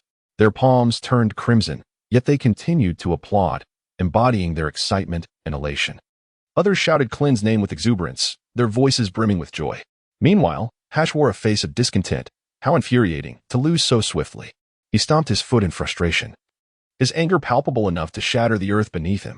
His gaze was filled with resentment and fury, conveying the depths of his disappointment and despair. Chapter 94. The Martial Arts Tournament, Part 2. The host, filled with fervor, proclaimed loudly, "Next up for an intense duel are Shin and Piccolo." As his passionate words resonated like thunder, the East Supreme Kai, Shin, composed and unperturbed, gracefully ascended the stage. In unyielding determination, Piccolo followed closely behind. With a steadfast gait and eyes sharp as twin blades, he emanated the resolute courage of a seasoned warrior. Once they took their positions, their gazes locked. And at the intersection of their stares, numerous sparks seemed to ignite. In that moment, the atmosphere of the arena felt suspended as the audience collectively held their breath, anxiously awaiting the forthcoming spectacle, as if anticipating a cataclysmic clash. Piccolo, focusing intently, narrowed his eyes, his brow slightly furrowed like two daunting peaks. He expanded his aura, striving to sense the energy emanating from his opponent. However, when he detected neither energy nor felt the pressure of divine presence, a weight settled in his heart. His fingers twitched thoughtfully, pondering, "This individual lacks energy and carries divine suppression. He must possess at least the strength of a great Supreme Kai. He likely has a mission here on Earth." After careful contemplation, Piccolo resolutely declared, "I forfeit this match, for my opponent is undeniably formidable." Though his voice was soft, it reverberated clearly throughout the entire arena. His expression bore no trace of disappointment or dismay, only a serene and rational demeanor. Upon hearing these words, the crowd erupted in astonishment. Murmurs of disbelief swept through the audience. Some wore expressions of shock, mouths agape as if to swallow an egg, unable to fathom Piccolo's seemingly effortless concession, while others speculated on the motivations behind his decision, gesturing animatedly, their faces a tapestry of confusion. Yet, the host swiftly seized the moment, announcing with clarity, "Due to Piccolo's voluntary withdrawal, the victor of this match is Shin." His powerful voice instantly redirected the audience's attention back to the contest. Without pause, he continued, "Next, let us turn our focus to the ring, where the upcoming contenders are Videl and Spopovich." Videl leaped onto the stage with the grace of a lithe panther, her movements exuding strength. Her raven short hair glistened under the sun, seemingly capable of piercing through all obstacles. Her gaze was unwavering, fixed intently upon the equally prepared Spopovich. Clad in a snug battle outfit that accentuated her athletic form, she slightly twisted her body, showcasing her agility and power, akin to a beast poised for an attack. Her fists were clenched tightly, brimming with latent energy. Without hesitation, Videl launched her assault, rushing at Spopovich like a tempest. Her figure moved with such swiftness it appeared almost as a blur, leaving only a faint trace behind. With fists propelled by the force of a gale, she struck. Each blow infused with formidable power. In an instant, punches and kicks intertwined. A whirlwind of ferocity emanated from Videl, each strike imbued with the intent to vanquish her foe. Faced with Videl's relentless barrage, Spopovich initially chose to neither evade nor defend. He stood there, a smirk of disdain gracing his lips, as if dismissing her efforts entirely. With a slight tilt of his chin and arms crossed, he exuded arrogance. "Is this all you've got?" Truly presumptuous, he thought, filled with hubris. Though knocked down multiple times by Videl's strikes, he displayed no hint of panic in his eyes. His body trembled momentarily before rising with a defiant challenge. "Is this your full strength? Now it's my turn to counter." Spopovich's voice dripped with arrogance and confidence, his gaze gleaming with malevolence. Reminiscent of a demon from the abyss. No sooner had he spoken than Spopovich unleashed a torrent of counterattacks, each move charged with immense power, gradually overwhelming Videl. His strikes were swift and potent, as if he aimed to utterly defeat her, his strength seemingly capable of rending the heavens. In a short span, Videl sustained multiple injuries, the severity of which was alarming. Witnessing this, the audience erupted in astonished chatter. Goodness, how has Spopovich become so powerful and ruthless? Expressions of shock and concern etched across their faces. The spectators anxiously clutched the edges of their seats, eyes riveted on Videl, as though praying for her safety. Gohan's eyes widened in alarm as he beheld Videl's grievous wounds, a torrent of fury igniting within him like an erupting volcano. His breathing quickened, and his aura surged uncontrollably. Reminiscent of an impending storm, filled with anger and worry, Gohan clenched his fists, poised to spring into action. At that moment, Piccolo dashed forward, grasping Gohan's shoulder firmly. His voice low yet firm, "Calm down. Gohan, this is not the time for recklessness. We must think strategically." Piccolo's tone was imbued with reason and composure. Simultaneously, Vegeta, with a serious expression, turned to the Supreme Kai-Shin, stating, "This man is a minion of Babidi. We must take action." Shin nodded in agreement, and in an instant, both figures vanished, darting toward the arena like lightning. Within moments, they arrived at the stage. Vegeta's icy gaze locked onto Spopovich, his energy firmly directed at him. Then, in a chilling tone, he declared, "Pardon the interruption, but certain matters necessitate your immediate attention." Before he could finish, Vegeta unleashed a surge of energy, shattering Spopovich's limbs with a single strike. Spopovich let out a piercing scream, his face contorted with terror and rage. His body writhed in agony, reminiscent of a wounded serpent, struggling in pain. The host, witnessing the scene, gasped in shock, exclaiming, "What you are doing is a serious violation of the tournament rules. If you do not leave this place immediately, you will be disqualified." However, Vegeta paid no heed to the warning, turning to the onlookers and bellowing, "We are leaving now. Kakarot, Gohan, Trunks, Goten, Piccolo, follow me." With that, he activated the instant transmission technique, carrying the injured Spopovich away at great speed, his form tracing an elegant arc through the air, vanishing like a shooting star. Meanwhile, Yamcha, sensing the imminent danger, silently cursed at himself and attempted to slip away amidst the chaos. Yet, such a trifling act could not escape the keen perception of Supreme Kai-Shin. In an instant, Shin restrained him, rendering him immobile. Using the instant transmission technique, Shin took Yamcha along and commanded Jebet, "Jebet, heal this injured girl, and then follow me." Jebet quickly invoked his healing magic, enveloping Videl in a gentle glow as her wounds began to mend. Subsequently, he used the instant transmission technique to accompany the East Supreme Kai-Shin. Goku, Gohan, Goten, and Trunks also employed the instant transmission technique to follow Vegeta. Their figures swiftly traversed the sky, akin to meteors, vanishing in an instant. Upon witnessing this, Piccolo employed the technique of flight to depart, advising Krillin before his departure, "You need not follow. I shall inform you should there be any news." Krillin and the others remained rooted to the spot, their faces etched with concern, silently observing the direction in which Piccolo and the others had departed, their hearts brimming with curiosity.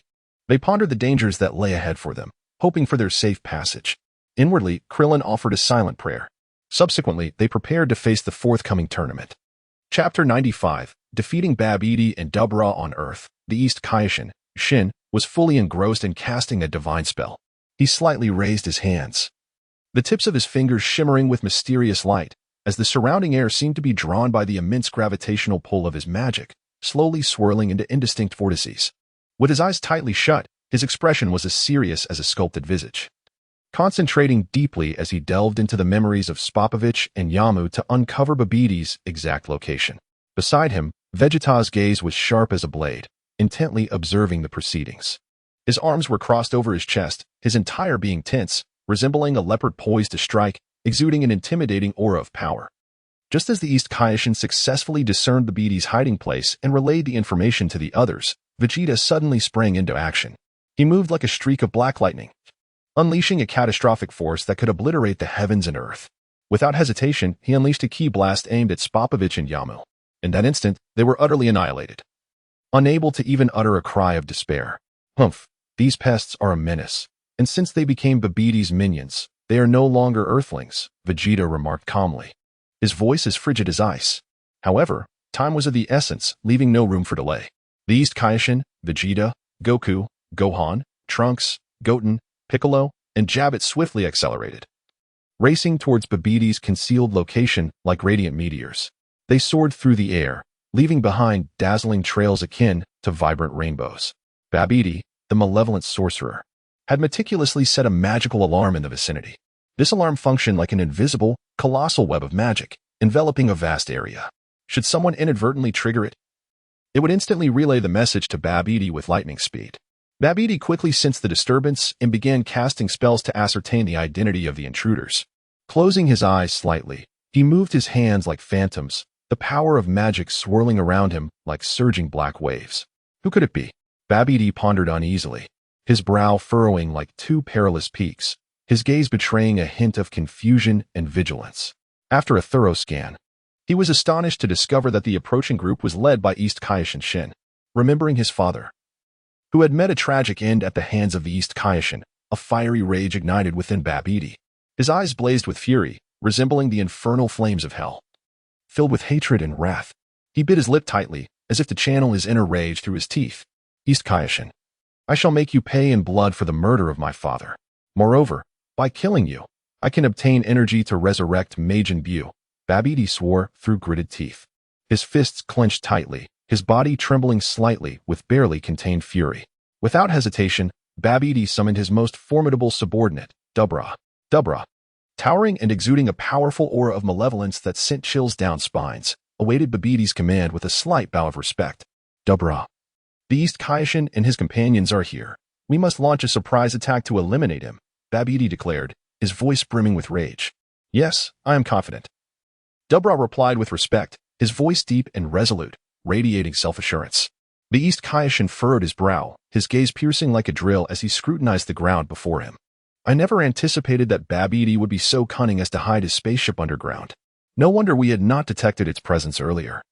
His tone was filled with resignation and reflection as he slightly shook his head, revealing a trace of disappointment. Babidi smirked, a hint of disdain curling his lips. Humph. There is much you do not know. His voice was laced with arrogance and confidence, as if everything was under his control. At that moment, Dubra, like a specter, launched a sudden ambush against East Kaioshin Shin.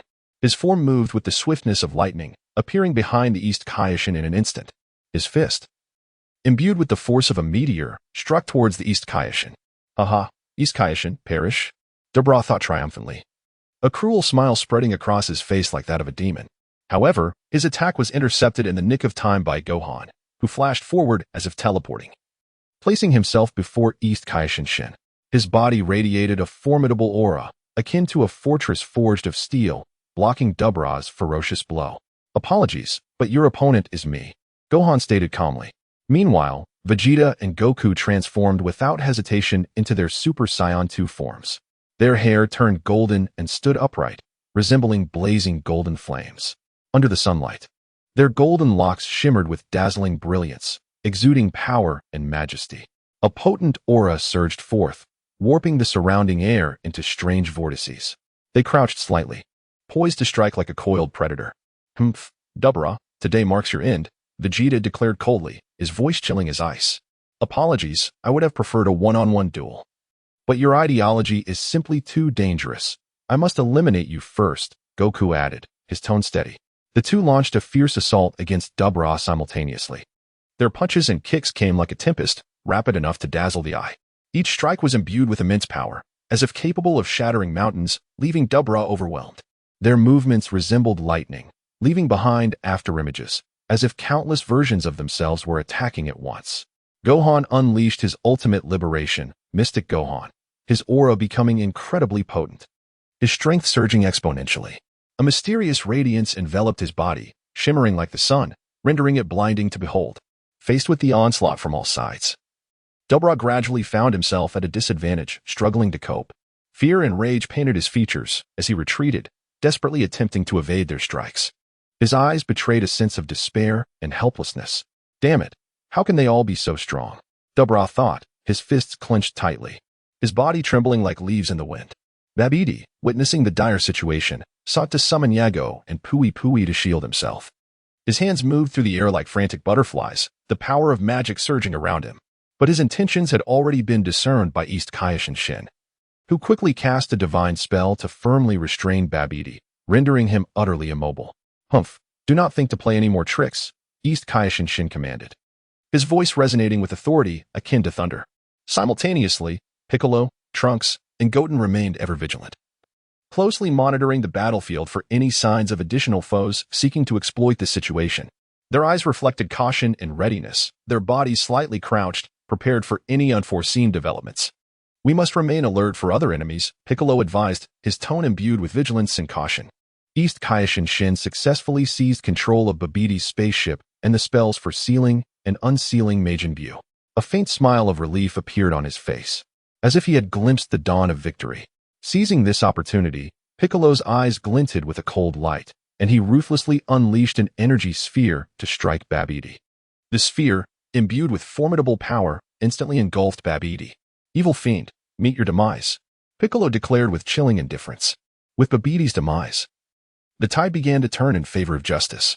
Simultaneously, after several rounds of fierce combat, Dabura found himself besieged by Vegeta, Goku, and Gohan, ultimately succumbing to their overwhelming onslaught.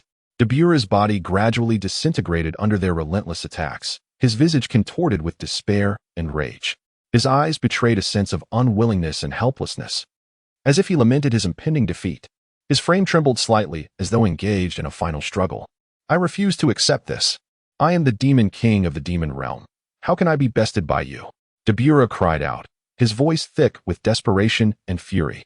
In unison, Vegeta, Goku, and Gohan prepared to unleash a powerful energy wave against Dabura. Their bodies crouched slightly, poised to deliver the decisive blow. The energy wave surged forth with immense force, swiftly enveloping Dabura, akin to a torrential flood submerging a small island. Chapter 96, The Encounter with Majin Buu upon the Earth, the East Kaioshin. With a visage as grave as frost, walked with a steadfast posture akin to a towering mountain, leading a formidable cadre of warriors. His gaze, sharp as that of a hawk, seemed capable of penetrating any obstacle, each sweep imbued with an overwhelming aura of authority.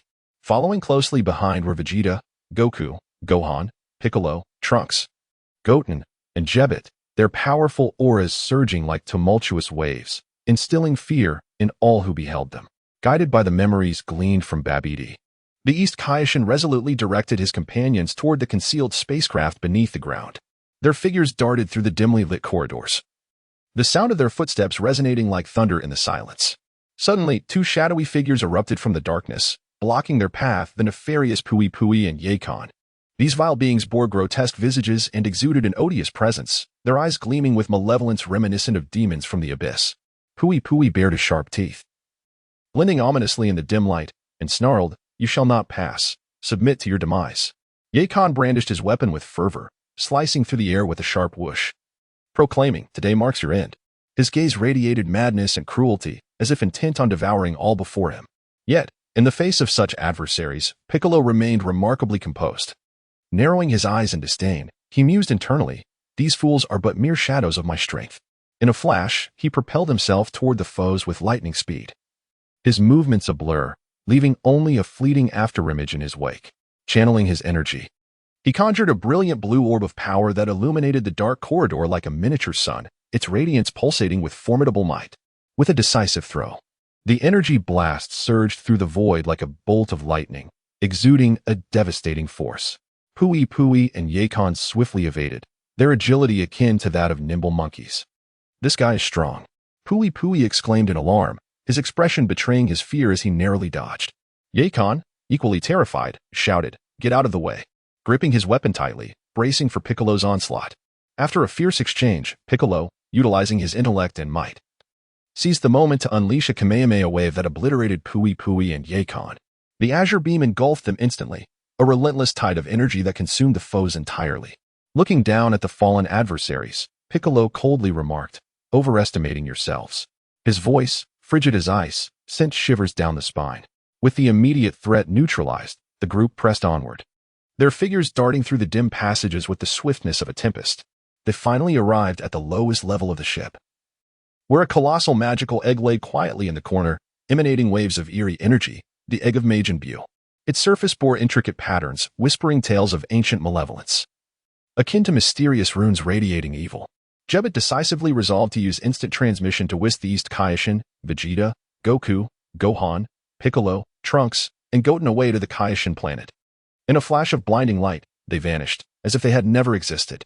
On the Kaioshin planet, the Elder Kaioshin stood with a grave expression, his eyes reflecting profound concern. His white hair fluttered gently in the breeze, a testament to his years and wisdom. Furrowing his brow, he spoke slowly, "Given the current situation, it appears that your previous fierce battle has allowed Majin Buu to absorb a significant amount of energy. Though merely half, it suffices to break his seal. We shall proceed as previously discussed." No sooner had he spoken than the Elder Kaioshin, accompanied by the East Kaioshin, Jebet, and Piccolo, swiftly departed from the perilous locale. Their forms moved with the speed of lightning, leaving only a fleeting silhouette behind. Meanwhile, on the battlefield, Vegeta unleashed a powerful energy blast, golden light shimmering between his hands like radiant stars. With a vigorous push, the energy orb shot forth like a comet towards Majin Buu's egg, the force tearing through the air. With a thunderous explosion, the egg shattered, releasing a multitude of pink essences that swirled through the sky, coalescing to form the fabled Majin Buu, Fat Buu. His rotund figure and large, expressive eyes, though seemingly adorable, belied the overwhelming power he radiated. The Elder Kaioshin gazed upon the newly emerged Majin Buu, exclaiming, "This is indeed Majin Buu," his voice tinged with resignation and awe. The East Kaioshin added, "Indeed. He first absorbed South Kaioshin, then devoured the Grand Kaioshin, and through such fusion, he has attained this formidable form." Concern shadowed his gaze as he clenched his fists. The Elder Kaioshin nodded solemnly, stating, "Regardless, we must eradicate the evil Majin Buu, while the remnant of goodness within him shall be entrusted to us for guidance." At that moment, the sounds of fierce combat erupted on the battlefield, revealing Fat Buu besieged by the combined might of Gohan, Ultimate Form, Vegeta, and Goku, Super Saiyan 2. In this breathtaking confrontation, Fat Buu found himself at a distinct disadvantage, completely overwhelmed by his opponents. His face contorted in fear, he retreated, his round form trembling under the relentless assault, eyes wide with confusion and dread. In his heart, Fat Buu seethed with anger. Having just broken free from his seal, he was bewildered by this sudden onslaught. These assailants, attacking without provocation, seemed to harbor a deep-seated grudge against him. This unfairness left Fat Buu feeling utterly aggrieved. He had committed no wrongdoing. Why was he ensnared in this life-threatening battle? In a fit of rage, Fat Buu roared, "Why are you attacking me? What have I done wrong?" His eyes blazed with fury, his form trembling with indignation. As his wrath surged, a surge of dark energy erupted. The once plump figure began to transform. A slender silhouette separating from him, Skinny Buu made his entrance. With a long, thin body and gray skin, his eyes gleamed with malevolence. Seizing the moment, he opened his gaping maw and devoured Fat Buu, merging into a singular, more formidable entity, Super Buu. Super Buu's tall and robust figure, pink skin, and eyes glowing with a sinister light exuded an aura of overwhelming malice. Chapter 97, Versus. Majin Buu from a distance. The East Kaioshin observed the unfolding battle with a sudden change in expression. Furrowing his brow, he internally acknowledged that the opportune moment had arrived. Resolutely, he transmitted orders to the others, execute Plan B. His voice resonated with urgency and determination. Upon receiving the command, Son Gohan, Ultimate Liberation, erupted with an overwhelming surge of power, hurtling towards Majin Buu like a blazing meteor. His form radiated a brilliant light, as intense as the sun, rendering it nearly impossible to gaze directly upon him. His eyes, filled with courage and resolve, narrowed as he focused on Majin Buu.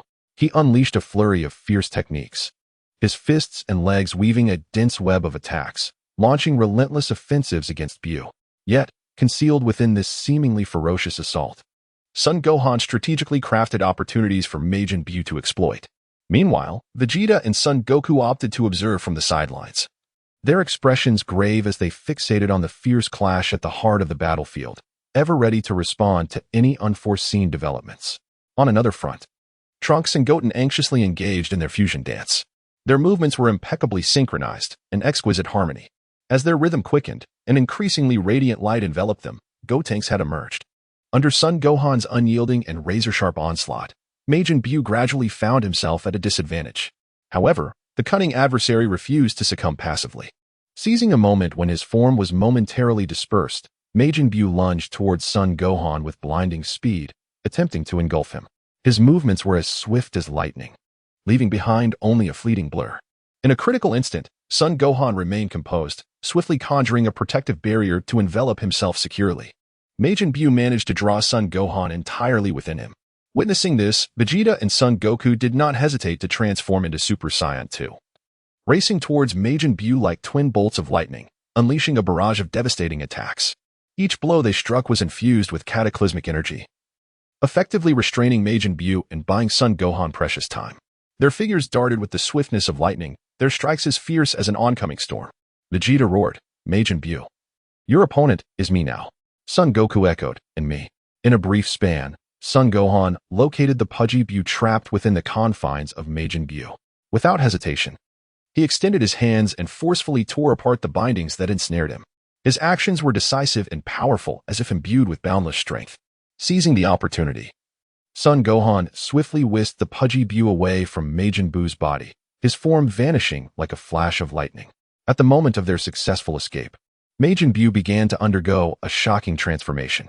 His once massive and bloated physique twisted and contorted, ultimately morphing into a diminutive yet malevolent figure, Kid Buu. This smaller incarnation was agile, with eyes gleaming a sinister red, exuding an aura of pure evil. Simultaneously, the tension on the battlefield escalated dramatically. Vegeta's eyes blazed with fury. His muscles taut as he instantly entered a Super Saiyan 2 rampage. Son Goku inhaled deeply and successfully transformed into Super Saiyan 3.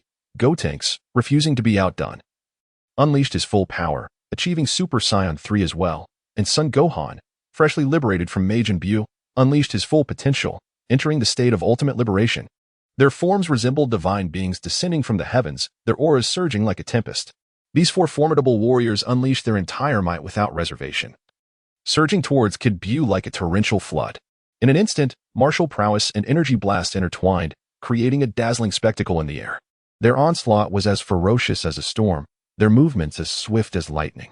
The battle raged on, each side refusing to yield, every strike imbued with earth-shattering power.